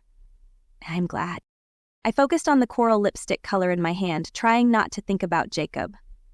Malik said he had a guardian, but eventually the darkness was too much for the guardian. At that point, only Jacob himself could change the outcome. Dee Dee and Clarissa snapped a few more pictures of us primping in the bathroom, and they included me, though I didn't feel like one of them, because I was not one of them. Then we went downstairs to gather up the boys, who were slightly inebriated and whistled at us as we came down the stairs. There were no parents around, but I assumed that was why we'd gathered in Logan's place to begin with. The limo driver had come inside with us, but he went back out ahead of us and turned the limo on before we got there. Then he opened the back door, allowing us to climb into the U-shaped back seat. The girls were giggly as the boys grabbed them and pulled them into their laps, and I was no exception. You smell so good, Logan said, pushing my hair across my shoulder and breathing against my neck. I didn't say a word. We'd be at the school in just a moment. Chapter 36. We tumbled out of the limo when we arrived at the school, and other couples had also pulled up, though few looked as loose as Logan and his friends. A knot of worry grew in my stomach. Why had he drunk so much? Was he trying to forget about the initiation? He took my hand and pulled me into a long line of couples waiting to get their picture taken, but my eyes had started wandering, looking for someone else. They landed on a young man toward the back of the line, dressed in a black tuxedo with a crisp orange bow tie around his neck. White wings sprouted behind him, completing the celestial effect. And pinned to the lapel of his tux was a deep blue flower. My heart warmed.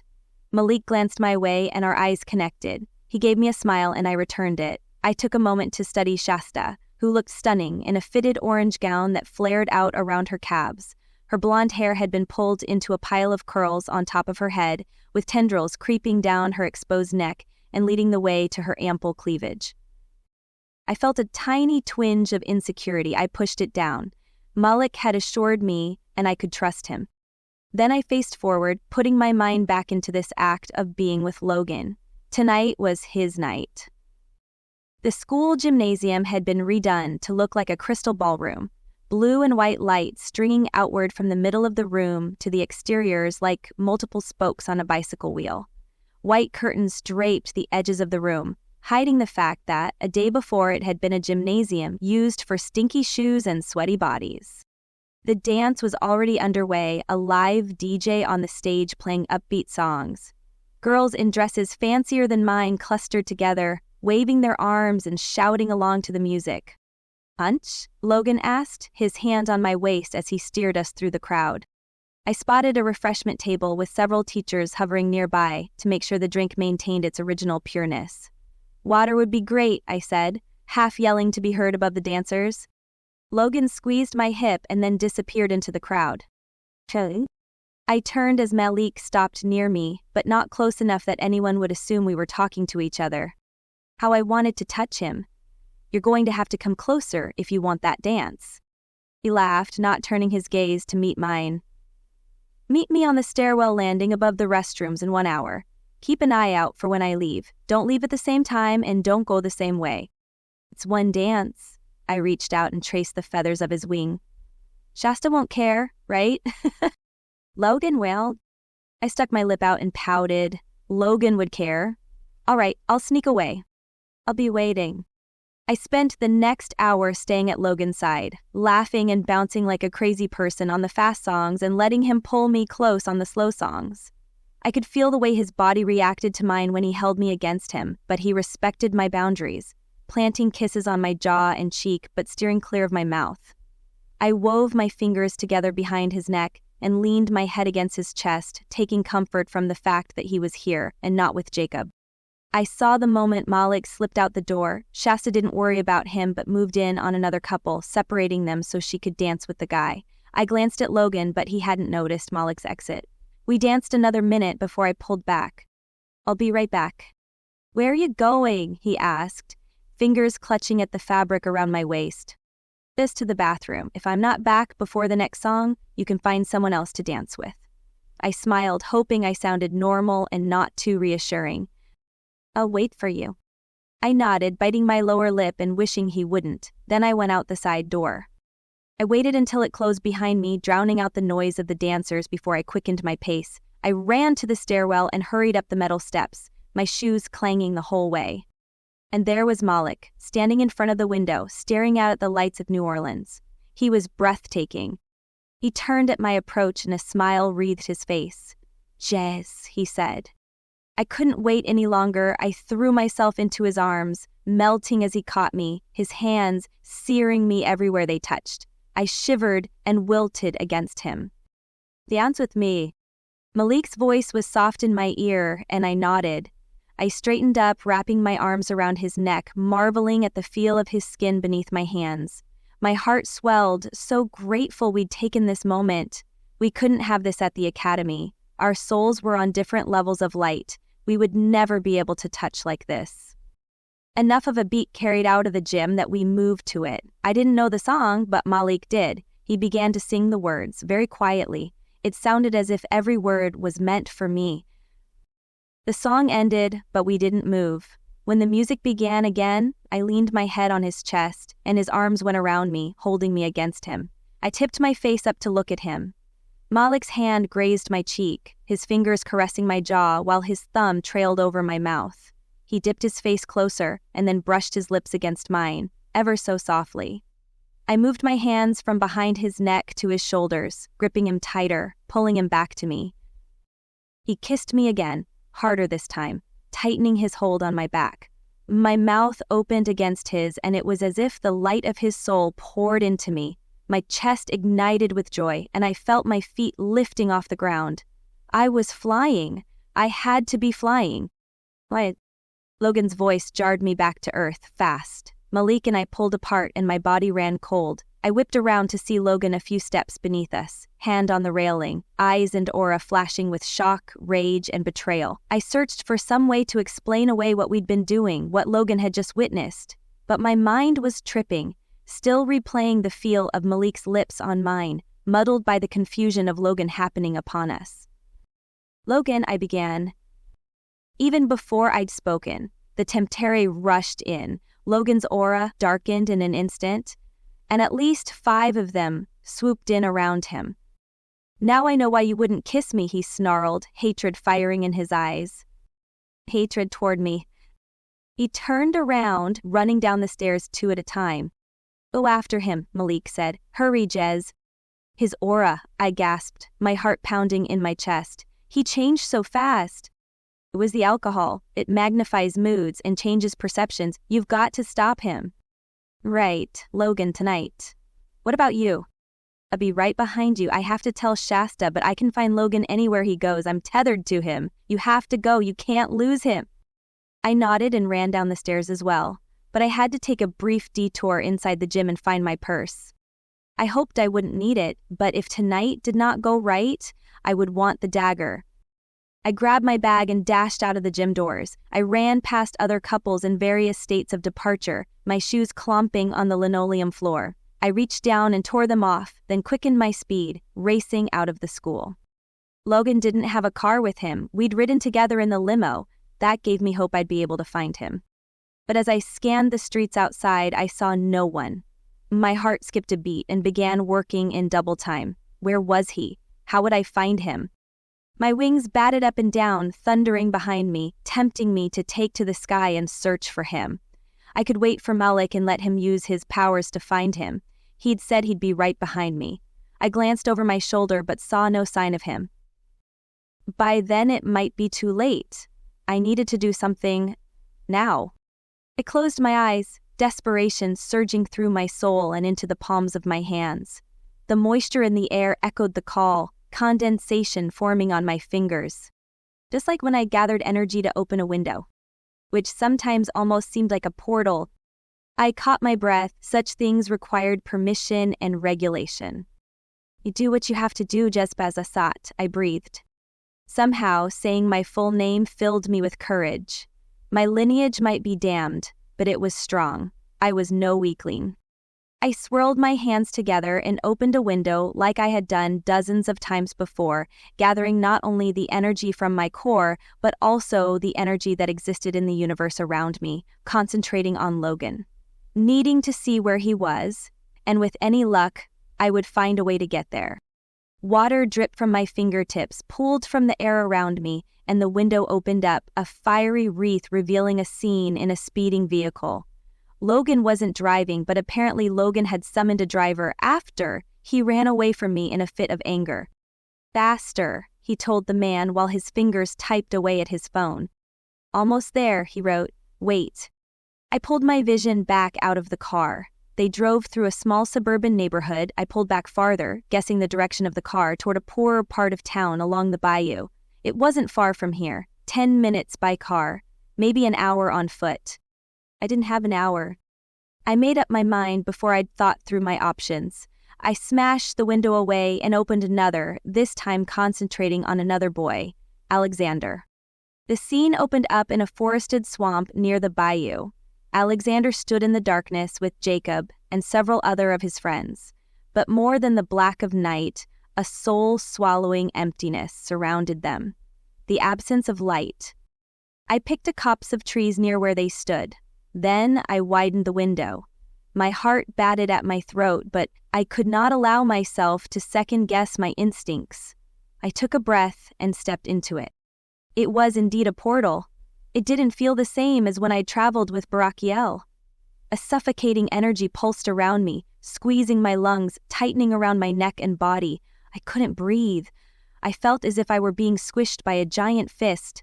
Panic welled up in my soul and I thrashed, certain I was about to suffer spiritual death.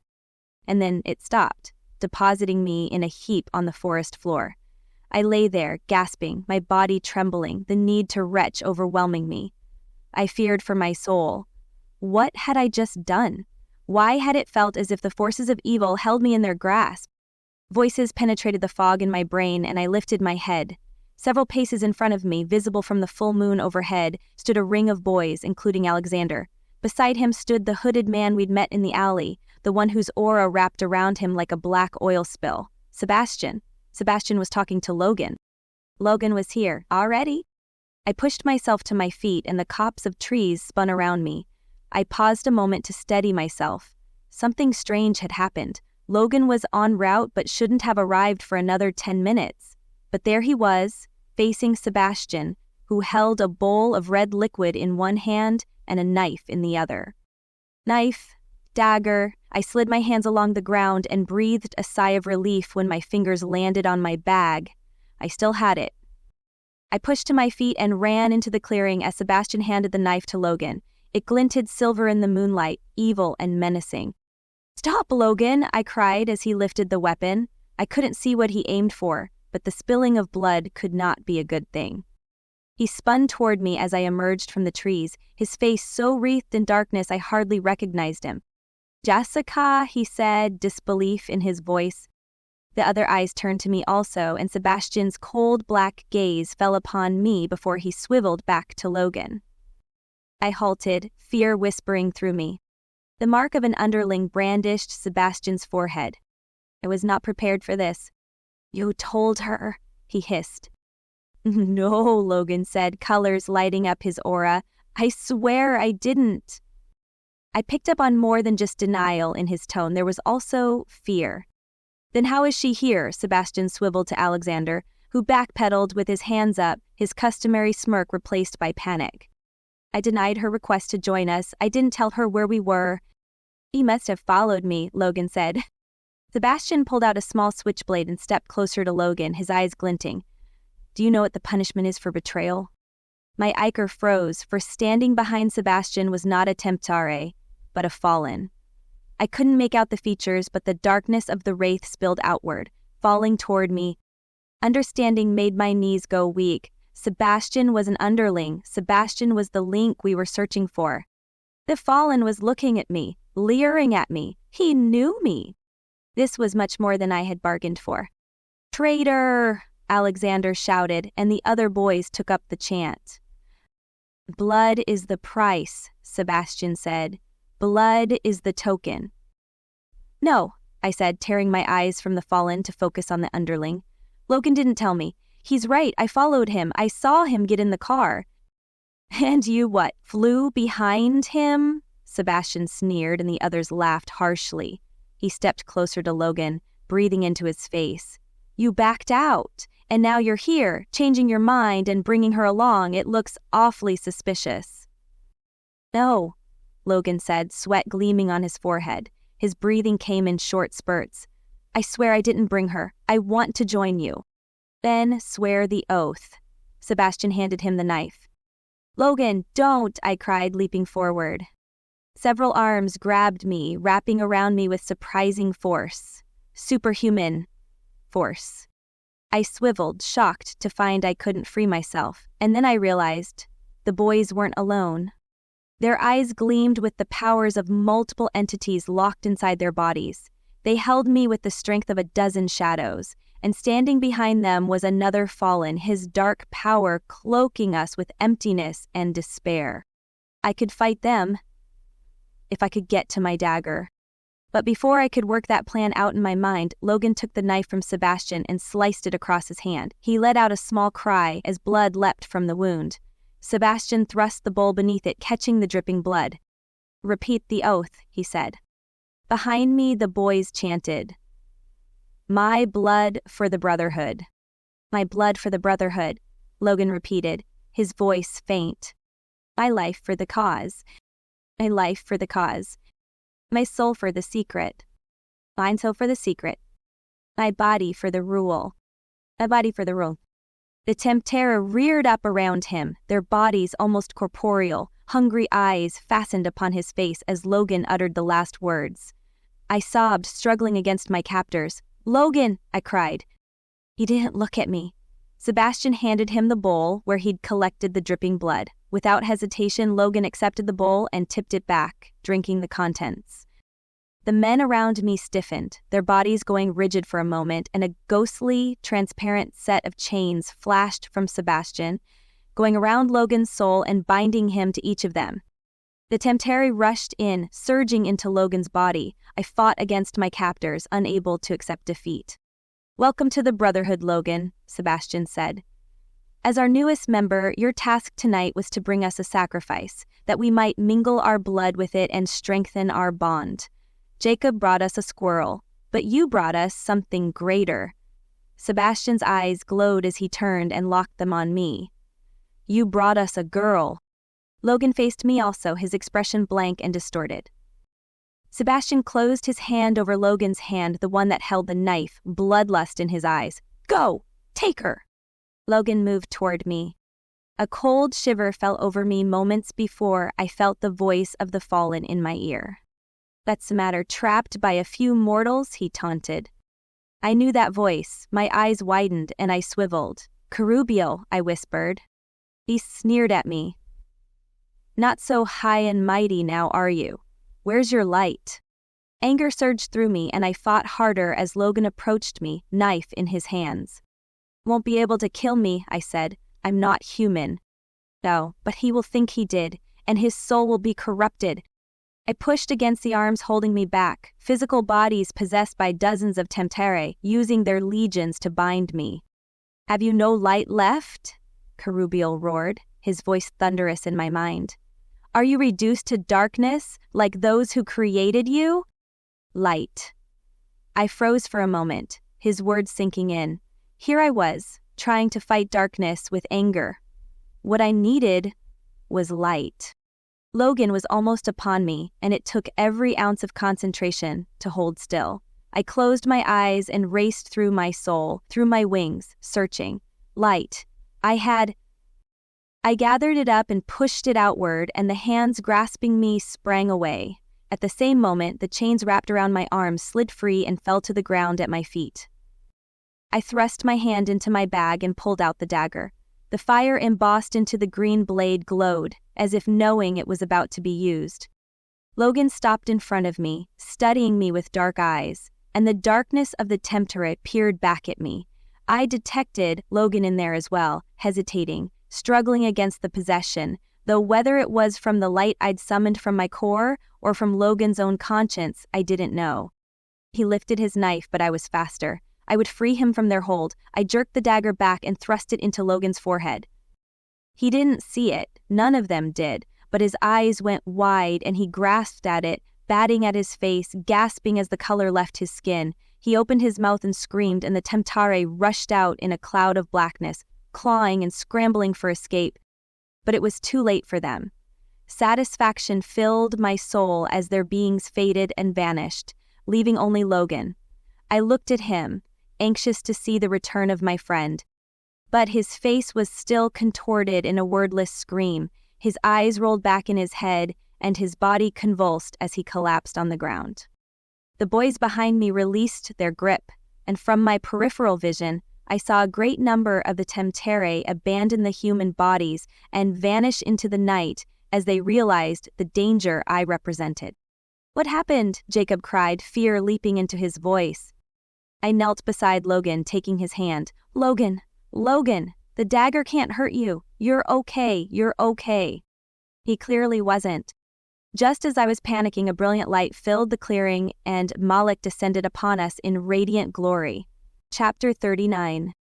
"Malik," I said, my heart leaping in relief. "The dagger, I don't know." "White dagger," he said, turning eyes of golden fire upon me. I shrank back and dropped the dagger, letting it clatter to the grass between us. "Step back," he demanded. I did. The temptare who hadn't fled the human bodies howled with rage and scratched at their faces, eyeing me with new understanding, glinting with hatred. Malik knelt by the body, running his hand over Logan. "Why can't I heal him?" he whispered. I turned my attention back to him just as the fallen I'd seen behind Sebastian stepped forward. "You can't undo the evil she put in his heart," he said, satisfaction in his voice. "Give up, Angel. Your light is not strong enough to undo her darkness." His words shook me to the core. "That's not true," I said, rejecting his philosophy. "I'd just used light to free myself from the temptera." "Then why can't this shade of light revive his assignment?" He stepped closer to Malik, and Malik's shoulders tensed. I lunged forward, reaching for the dagger in the grass. But then he spoke again. "Do you know who she is?" The hair on the back of my neck stood on end, and I froze, unable to move.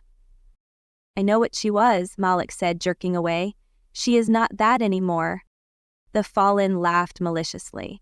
"But you don't know who she is, or what she did, or why that should even matter to you, do you?" "No," I breathed, but I could not speak any louder than that. I could not raise my voice to object, because there was no denying my guilt here, and I would not be able to persuade Malik not to hear it.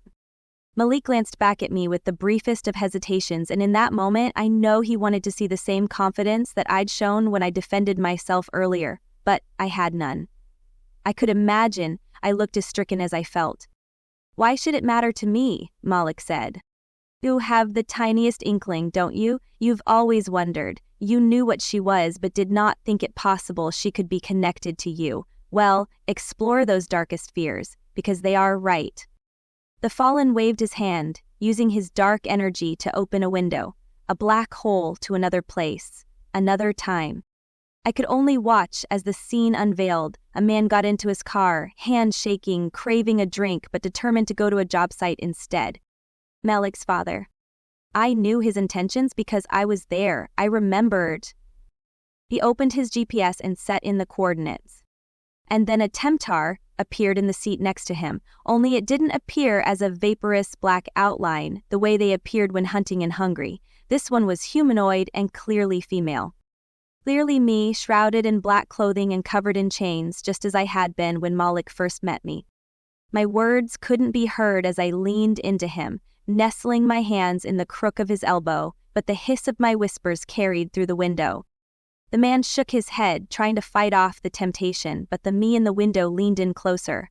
My fingers wove through his hair, caressing his neck, as the oily whisper slithered around his mind. "I can't," he murmured. "We need this money."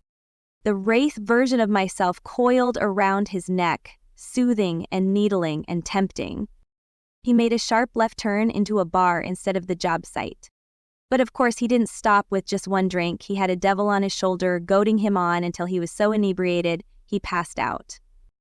The fallen waved his hand and the scene dissolved. "But wait," he said. "She's far more connected to your family than you realize." He cackled and I closed my eyes, not wanting to see what else he might pull up. I could only thank the Father that I'd never been a temptare to Malik. He must have opened a new window, 'cause I heard the voices. "I can't do it anymore," the man murmured, his voice hollow and empty. My eyes flew open at the sound of the hissing whispers. We were at the bar again, only this time the man was on the verge of tears, clutching his hands together. The temptare version of myself snuggled up to his ear, inhaling his desperate aura. "I need her." My shadow form was more corporeal, and it moved around the man in a slithering, almost seductive manner. I was grateful we couldn't hear the words, but both he and the shadow me turned when a woman walked in, with tall heels and a dress that barely covered her butt. The wraith dove in, fingers holding his face up, eyes directed toward the woman. She glanced over at him and flashed a smile. My voice hissed, crooned something only he could hear, and he stood up. "Enough," Malik shouted. He waved his hand, shoving away the scene. "Get away from me!" he screamed at the fallen, and his light pulsed out, throwing the dark angel backward. The fallen let out a roar and raised his hands up high, and then he shouted, "Brotherhood, arise!" I whirled around to see the tempter had gathered again, summoned by the despair and grief exploding out of my soul. I expected Sebastian and the boys to get up and rise to the challenge, and as the tempter rushed back into their bodies, they did just that, their faces contorted by the various spirits within them. But that wasn't all. A thick, tangible darkness sprawled across the ground from behind the fallen, and from out of it rose half a dozen more wingless angels. "We're not afraid of you," Malik said, still cradling Logan, his voice roaring with righteous indignation. "Where there is light, darkness will never prevail." The fallen flashed a smile and removed from his person a dagger. It caught the moonlight and reflected back on Malik, and I stared at it, a strange sensation of horror pooling in the pit of my stomach. I hadn't thought things could get worse, but that was my dagger. "Don't be so sure," the fallen said. Malik also stared at the dagger. "What is that?" "Courtesy of her." The fallen inclined his head toward me. Her gift to my lord was well placed. The horror coalesced into ice. No, the fallen should not be able to hold that weapon. What had Hasatan done to the dagger? The fallen lifted his hand high above his head, and so did the other fallen, only now did I see they all held daggers. Even with our daggers, we were outnumbered. My heart skipped. "Leave the human and flee, angeling," the fallen growled. "Before I show you what these pretties can do, he's already dead, his soul will join us soon." Malik gripped Logan's body tighter.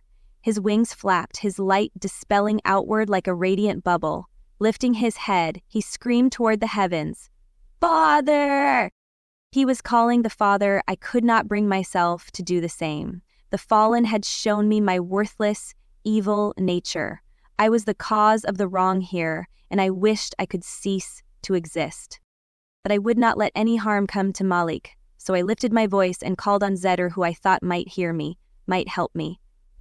"Barakiel!" In an instant, one of the fallen converged on me, moving as quickly as shadows. I spun as he grabbed me, pinching my wrist in his grip. "Have you forgotten your chains?" he hissed, and again I recognized Kerubiel. I pushed at him, trying to get him off me, but he held tighter. "Jizbatasat," he said, and I felt the ring of command, the sliver of power, and I froze. I had given him my name. What would he do with it? "Use your chains," he commanded. "My chains? What did he...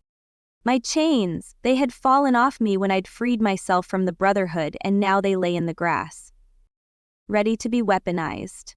I shoved away from Kerubiel, flying between Malik and the fallen. My feet barely touched the ground before the chains leapt upward, wrapping around my wrists. They knew me, but they did not reattach themselves.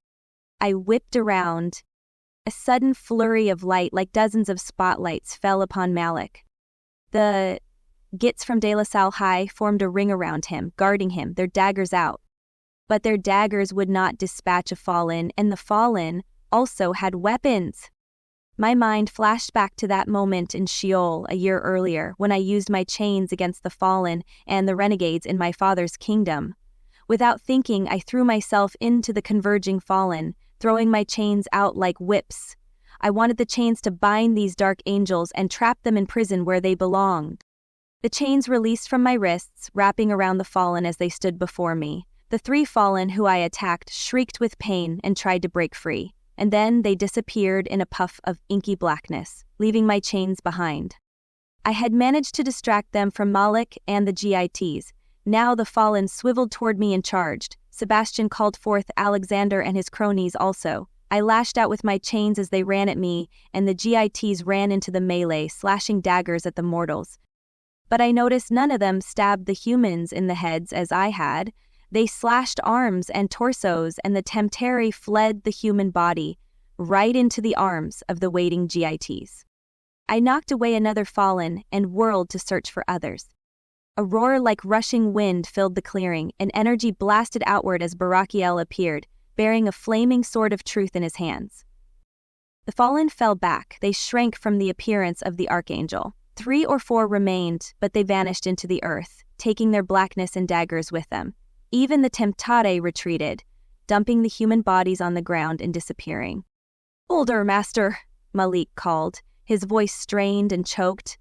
"I couldn't heal him. He's dead." His gaze shot my direction, and the burning rage therein made me shudder and writhe inside. "She killed him!" The other Jits gasped and took steps away from me as if my transgression would taint them. Berkail said not a word. He strode over to Malik and knelt down, then pressed his hands against Logan's forehead, where I'd plunged in the dagger. His light spilled into Logan, and then Logan inhaled, his chest rising and falling. "His body is healed," Barakiel said, rising. "But the state of his soul is no longer our concern. He must live his own life now." Barakiel spun his hands, and a portal opened in the ground. "Our time on earth is through. We leave now." Malik stood and jumped through the portal without a backward glance, and I felt the disconnect like a painful tear to my soul. "Going to Yishuv?" Dadrael asked. Barakiel nodded. "I'll arrange transport back to your academies from there." The others stepped through, but I remained where I was. I grasped the chains in my hands and threw them over my shoulders, where they reattached, as if they knew the danger was over. "Come, Jez," Barakiel said. I shook my head. "No, Jez." His voice turned tender. "What happened here was not your fault." "It was..." The words spilled out, bitter and angry. "Every bit of it was my fault. I am not returning to the academy." I wrote what you do. I wished to die. I held my hands out, begging him, "Strike me down, your sword will destroy me." And he stepped toward me, lifting his sword, and I straightened my chin, waiting for it, longing for it. Instead, he shoved it into the sheath and pressed a hand to my face. He had never touched me before, and I expected to burn for it, to perhaps cease to exist just for the impunity of touching an archangel. Instead, the deepest, warmest feeling of peace and comfort and acceptance filled me. It overflowed and spilled out of my fingers and my eyes, and I cried. And I knew what this sensation was because I'd felt it before. "Laz, come back to the academy and let us decide what to do with you," he said. I nodded. Who was I to say no? I stepped through the portal and Barakiel came behind me. It was a disaster. Barakiel sent me straight to his office, where I sat in a chair in my ridiculous blue dress, my legs curled up to my chest, and my arms wrapped around myself. I couldn't stop crying. I was a mess of guilt and fear and panic, as well as desperate hope. Barakiel stepped in moments later. "I've returned the other GITs to their academies." He sat behind his desk and opened a window in the space between us. I recognized the location, the same place we'd been not half an hour ago. Police swarmed the area, finding drugs and mutilated animal bodies and arresting every teen in the clearing. I caught my breath when I saw Logan, his hands behind his back as he stumbled into the back of a police car. "He's alive," I whispered. Barachiel didn't comment. I spotted a body being loaded into an ambulance parked on the grass, a white sheet draped over the figure. My stomach knotted. "Who died?" "You did," Barachiel said. I turned to face him, my brow knitting with confusion. "We had to make you disappear completely. We couldn't have anyone looking for you or hoping someday you might show up again. The biggest closure we could give every person you knew was your death. No one would have looked for me or hoped I might show up again anyway," I murmured, looking away. "Some people might. Christine would." I buried my face in my hands, imagining how this would hurt her. I sobbed harder as I remembered how excited she'd been, and how she'd never forgive herself for letting me go. "Can I go down? Give a few words of comfort? You seem to understand human emotion now." The victory was bittersweet. He closed the window. "Go back to your room and change into something comfortable. Return here and be prepared to detail everything that happened to you from the moment you arrived on Earth. There must be a reckoning." I nodded, my hope slipping out through my toes. "Where is Malik?" "Receiving a similar lecture as you, he will be questioned also." "It doesn't deserve to be. This was my doing." "Patience, Jez. All will be revealed." That wasn't my fear. My fear was facing Malik again. I couldn't bear to see the contempt in his eyes. "See, they questioned us for hours." Malik was in the room, but I did not look at him. I wore a simple black cardigan over black slacks, drawing strength from the Academy crest of arms on the outside of my cardigan. It reminded me I was a student here. I was still a part of this. For now. We met in the conference room where I'd been depositioned the year earlier.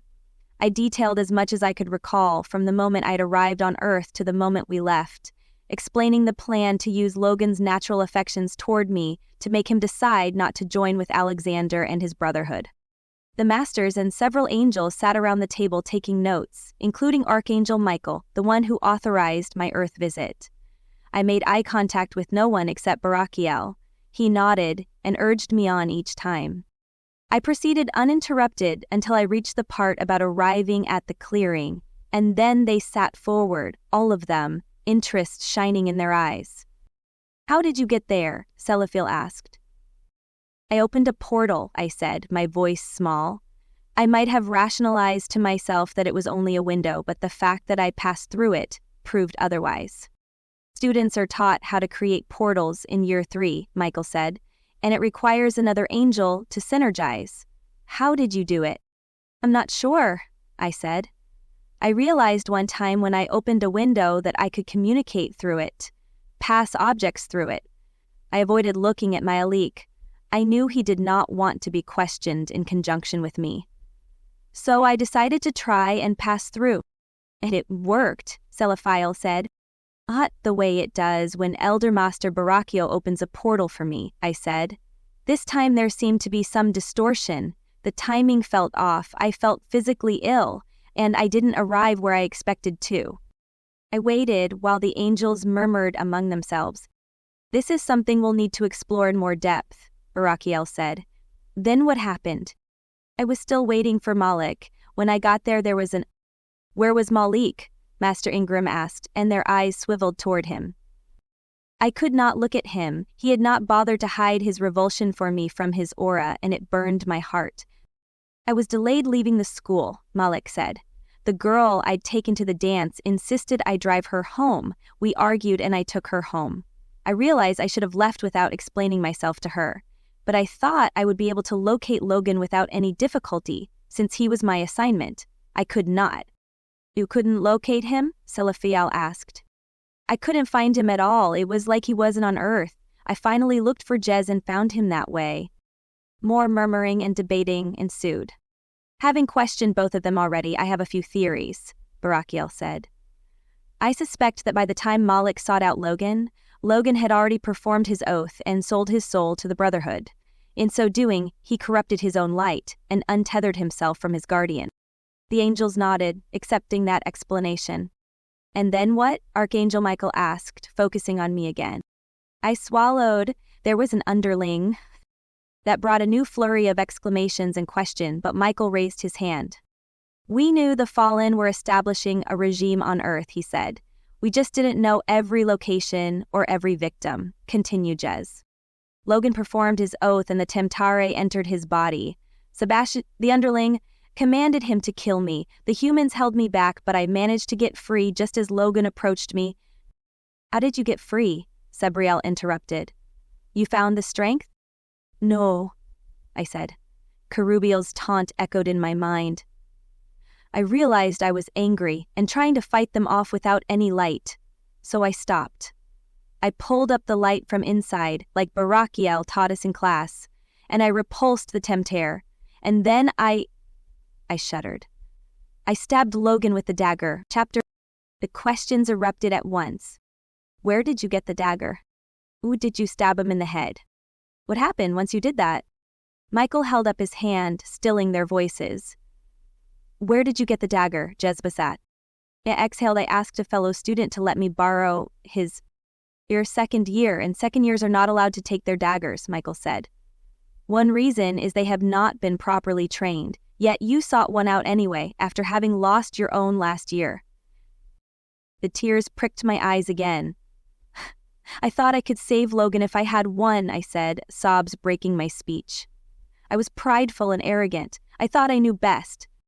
There is no reprimand we can give you greater than what you're giving yourself, Barakiel said, a voice of compassion in this room of accusers. But why did you stab him in the head? I faltered. Tantera have to be stabbed in the forehead to be destroyed. They don't, Master Ingram said. If the dagger cuts through any part of the Temptera's form, they are dispatched. Only Fallen must be stabbed in the forehead. I stared at her, breathing harder as I realized my error. I didn't know. Which is not your fault, Barakiel said. You were supposed to be trained along with the rest of your classmates. His eyes shot to Master Ingram, but I couldn't relish in her chastisement. I assumed the dagger would not hurt Logan, I said, trying to slow the rapid pacing of my heart. So I stabbed him. I'd done wrong. I'd miscalculated. I'd been misinformed. And he died, Master Ingram said flatly. You killed him. You broke one of the most sacred laws of heaven. I closed my eyes as the tears ran down my face in a steady stream. That was not her intent, Barakiel said. She meant to help him. And if Logan had not already sold his soul to the darkness, the blade would not have injured him. I opened my eyes at this news. An angel blade is a weapon against evil, Salafiel said. Most humans can be stabbed in the head without any consequence. But those who have been possessed have allowed blackness into their soul, and they can be destroyed just like a temptar. I did not know, I sobbed, clutching the edges of the table to still my shaking body. That's also why Mali could not heal Logan, Barakiel said. However, as his death was inadvertently caused by one of my students, I was able to get his soul to return to the body. The choices Logan makes now are his own. We will have no further part of his life. My heart broke at the thought of leaving Logan to his own choices. I felt this was somehow my fault also. To tell us about the Fallen you saw, Sabriel said, her brown eyes glued to my face, strengthening me. But it reminded me of my guilt. I wanted it out on the table and done with. They had daggers. Daggers they forged after the one I delivered to Hasatan. I don't know what they could do, but the Fallen seemed to think the daggers would harm us. They've created a weapon against angels, Cassiel said, inhaling and closing his eyes. It was a matter of time, Ramil said. War is coming. He and Barakiel exchanged looks. This is also her fault, Master Ingram said. She stole the dagger last year. She caused this. You cannot charge her again with a crime she's already done penance for, Barakiel said. Penance did she do, Master Ingram cried. She advanced in rank and year. She went to earth and dragged her darkness over the surface of it. Enough, Michael said, his voice ringing with authority and silencing everyone in the room. Barakiel is right. This crime was laid at her feet last year, and we absolved her of it. We didn't know the repercussions it would have, Ingram said, trembling in her seat. But we had an idea, Barakiel said. We knew this was a possibility. Before I could consider what that meant, Archangel Michael turned his focus on me again. Did the fallen attack you? Yes, they did. Malik and I both called for help, and other angels came, helping us, before Barakiel arrived. But Barakiel said you had dispatched of most of the fallen before he came. How? My long-sleeved cardigan concealed the chains on my arms, but I ran my hands over them, grateful for them. I removed my chains and sent the fallen back to Sheol. How did you do this? I used my light, I whispered. The chains fell free, and I picked them up and bound the fallen. They fell into conversation again, whispering together, raising their voices, trying to decide what it meant. There's one more thing, I said, and they faced me in silence. My heart pounded in my throat, and I said, Kerubiel was there, among the fallen. Barakiel nodded. You will see it again. One of our own turning against us. As you yourself have, Ingram said, her eyes on me. Barakiel faced her. That is not accurate. Not once since choosing the Father has Jezebethasat betrayed us. Bent the rules and kept things from us, yes, but with the intent to accomplish good. It's our actions and not our intentions that matter, Ingram said, her eyes burning. A lesson Jez never learned, having not been a mortal. These weeks she's spent on Earth were the closest she's gotten to a mortal experience. Archangel Michael cleared his throat, gaining everyone's attention again. Truly, what happened on Earth was a grievous occurrence. It's a sadness and a shame and worthy of mourning. But as one of the judges of souls, I can tell you without hesitation that her heart and her soul are free of guile. For one who is never gifted the light of the first emissary, she carries more light than she should. As such, Michael looked at me and met my eyes. I am authorized to convey upon you the light of the first emissary, for you have proved worthy in your second probationary state. That was her probationary state, Malik said, and fury rose in his voice. A few weeks on Earth, and she's considered worthy? Michael rounded on Malik, and the volume of his words filled the room. What is fair for one soul is different than what is fair for another, guardian in training. You were given ample opportunities in your probationary state to change your ways. You did not do so. And yet, you were not condemned for it upon your death. You were instead given more chances, and you have turned into the soul you were always meant to be. Do not demean your own spiritual progress by comparing your journey to someone else's. The chastisement ripped at my heart, and I wanted to shield Malik from the words, to save him from more hurt. But I knew he wanted nothing from me. Does this mean she will continue to her third year? Master Sabriel asked. It depends on her masters. My work here is done. Will I be punished for taking the dagger? For making a portal? I asked softly. Archangel Michael graced me with his smile. Someone else bore those punishments for you. He stood up and left the room, as well as the other angels not connected to the academy. Malik, Barakiel said, you may go as well. Malik did, pushing his chair out with enough force to crash it into the one next to it. Then he also strode from the room. They voted me in to stay and progress to year 3. Master Ingram voted against me, but nobody else did. I took no joy in it. I felt a great gaping wound in my chest. I stayed in my seat until every teacher had left except Elder Master Barakiel. Congratulations, he said. You're moving on. I don't deserve to be here, Elder Master. I tried to make up for my past deeds by helping Logan, by assisting Malik, and I made things worse because my soul is damned. I spoke with determination, willing myself not to show any weakness. Dead, do you think you could redeem yourself from your past mistakes by acts of nobility and kindness? His words shocked me, as I had indeed assumed that. You mean I can't? I breathed, hope sucking out of me. Nor is there a need to. Your debt was already paid. I blinked. I don't understand. Well, his answer wasn't good enough. Who would pay my debt, and how? Someone who saw you as redeemable. All you have to do is accept. It was like he spoke in riddles. Accept what? I shook my head, and then I remembered something else. Elder Master Barakiel, I said. What of Kerubiel? I'm afraid he has chosen his path. But, I hesitated. The thought had been churning in my head, becoming more clearer as I pondered. I don't believe he is evil. Did we say that? I think. I pursed my lips. I thought he was goading me. But now, when I look back on it, I think he was helping me. He told me to use my light to free myself. And he told me to get the chains and fight back. In those words? Not exactly. At the time, it was like he was taunting me. But now, I don't think so. Is there no redemption for the fallen?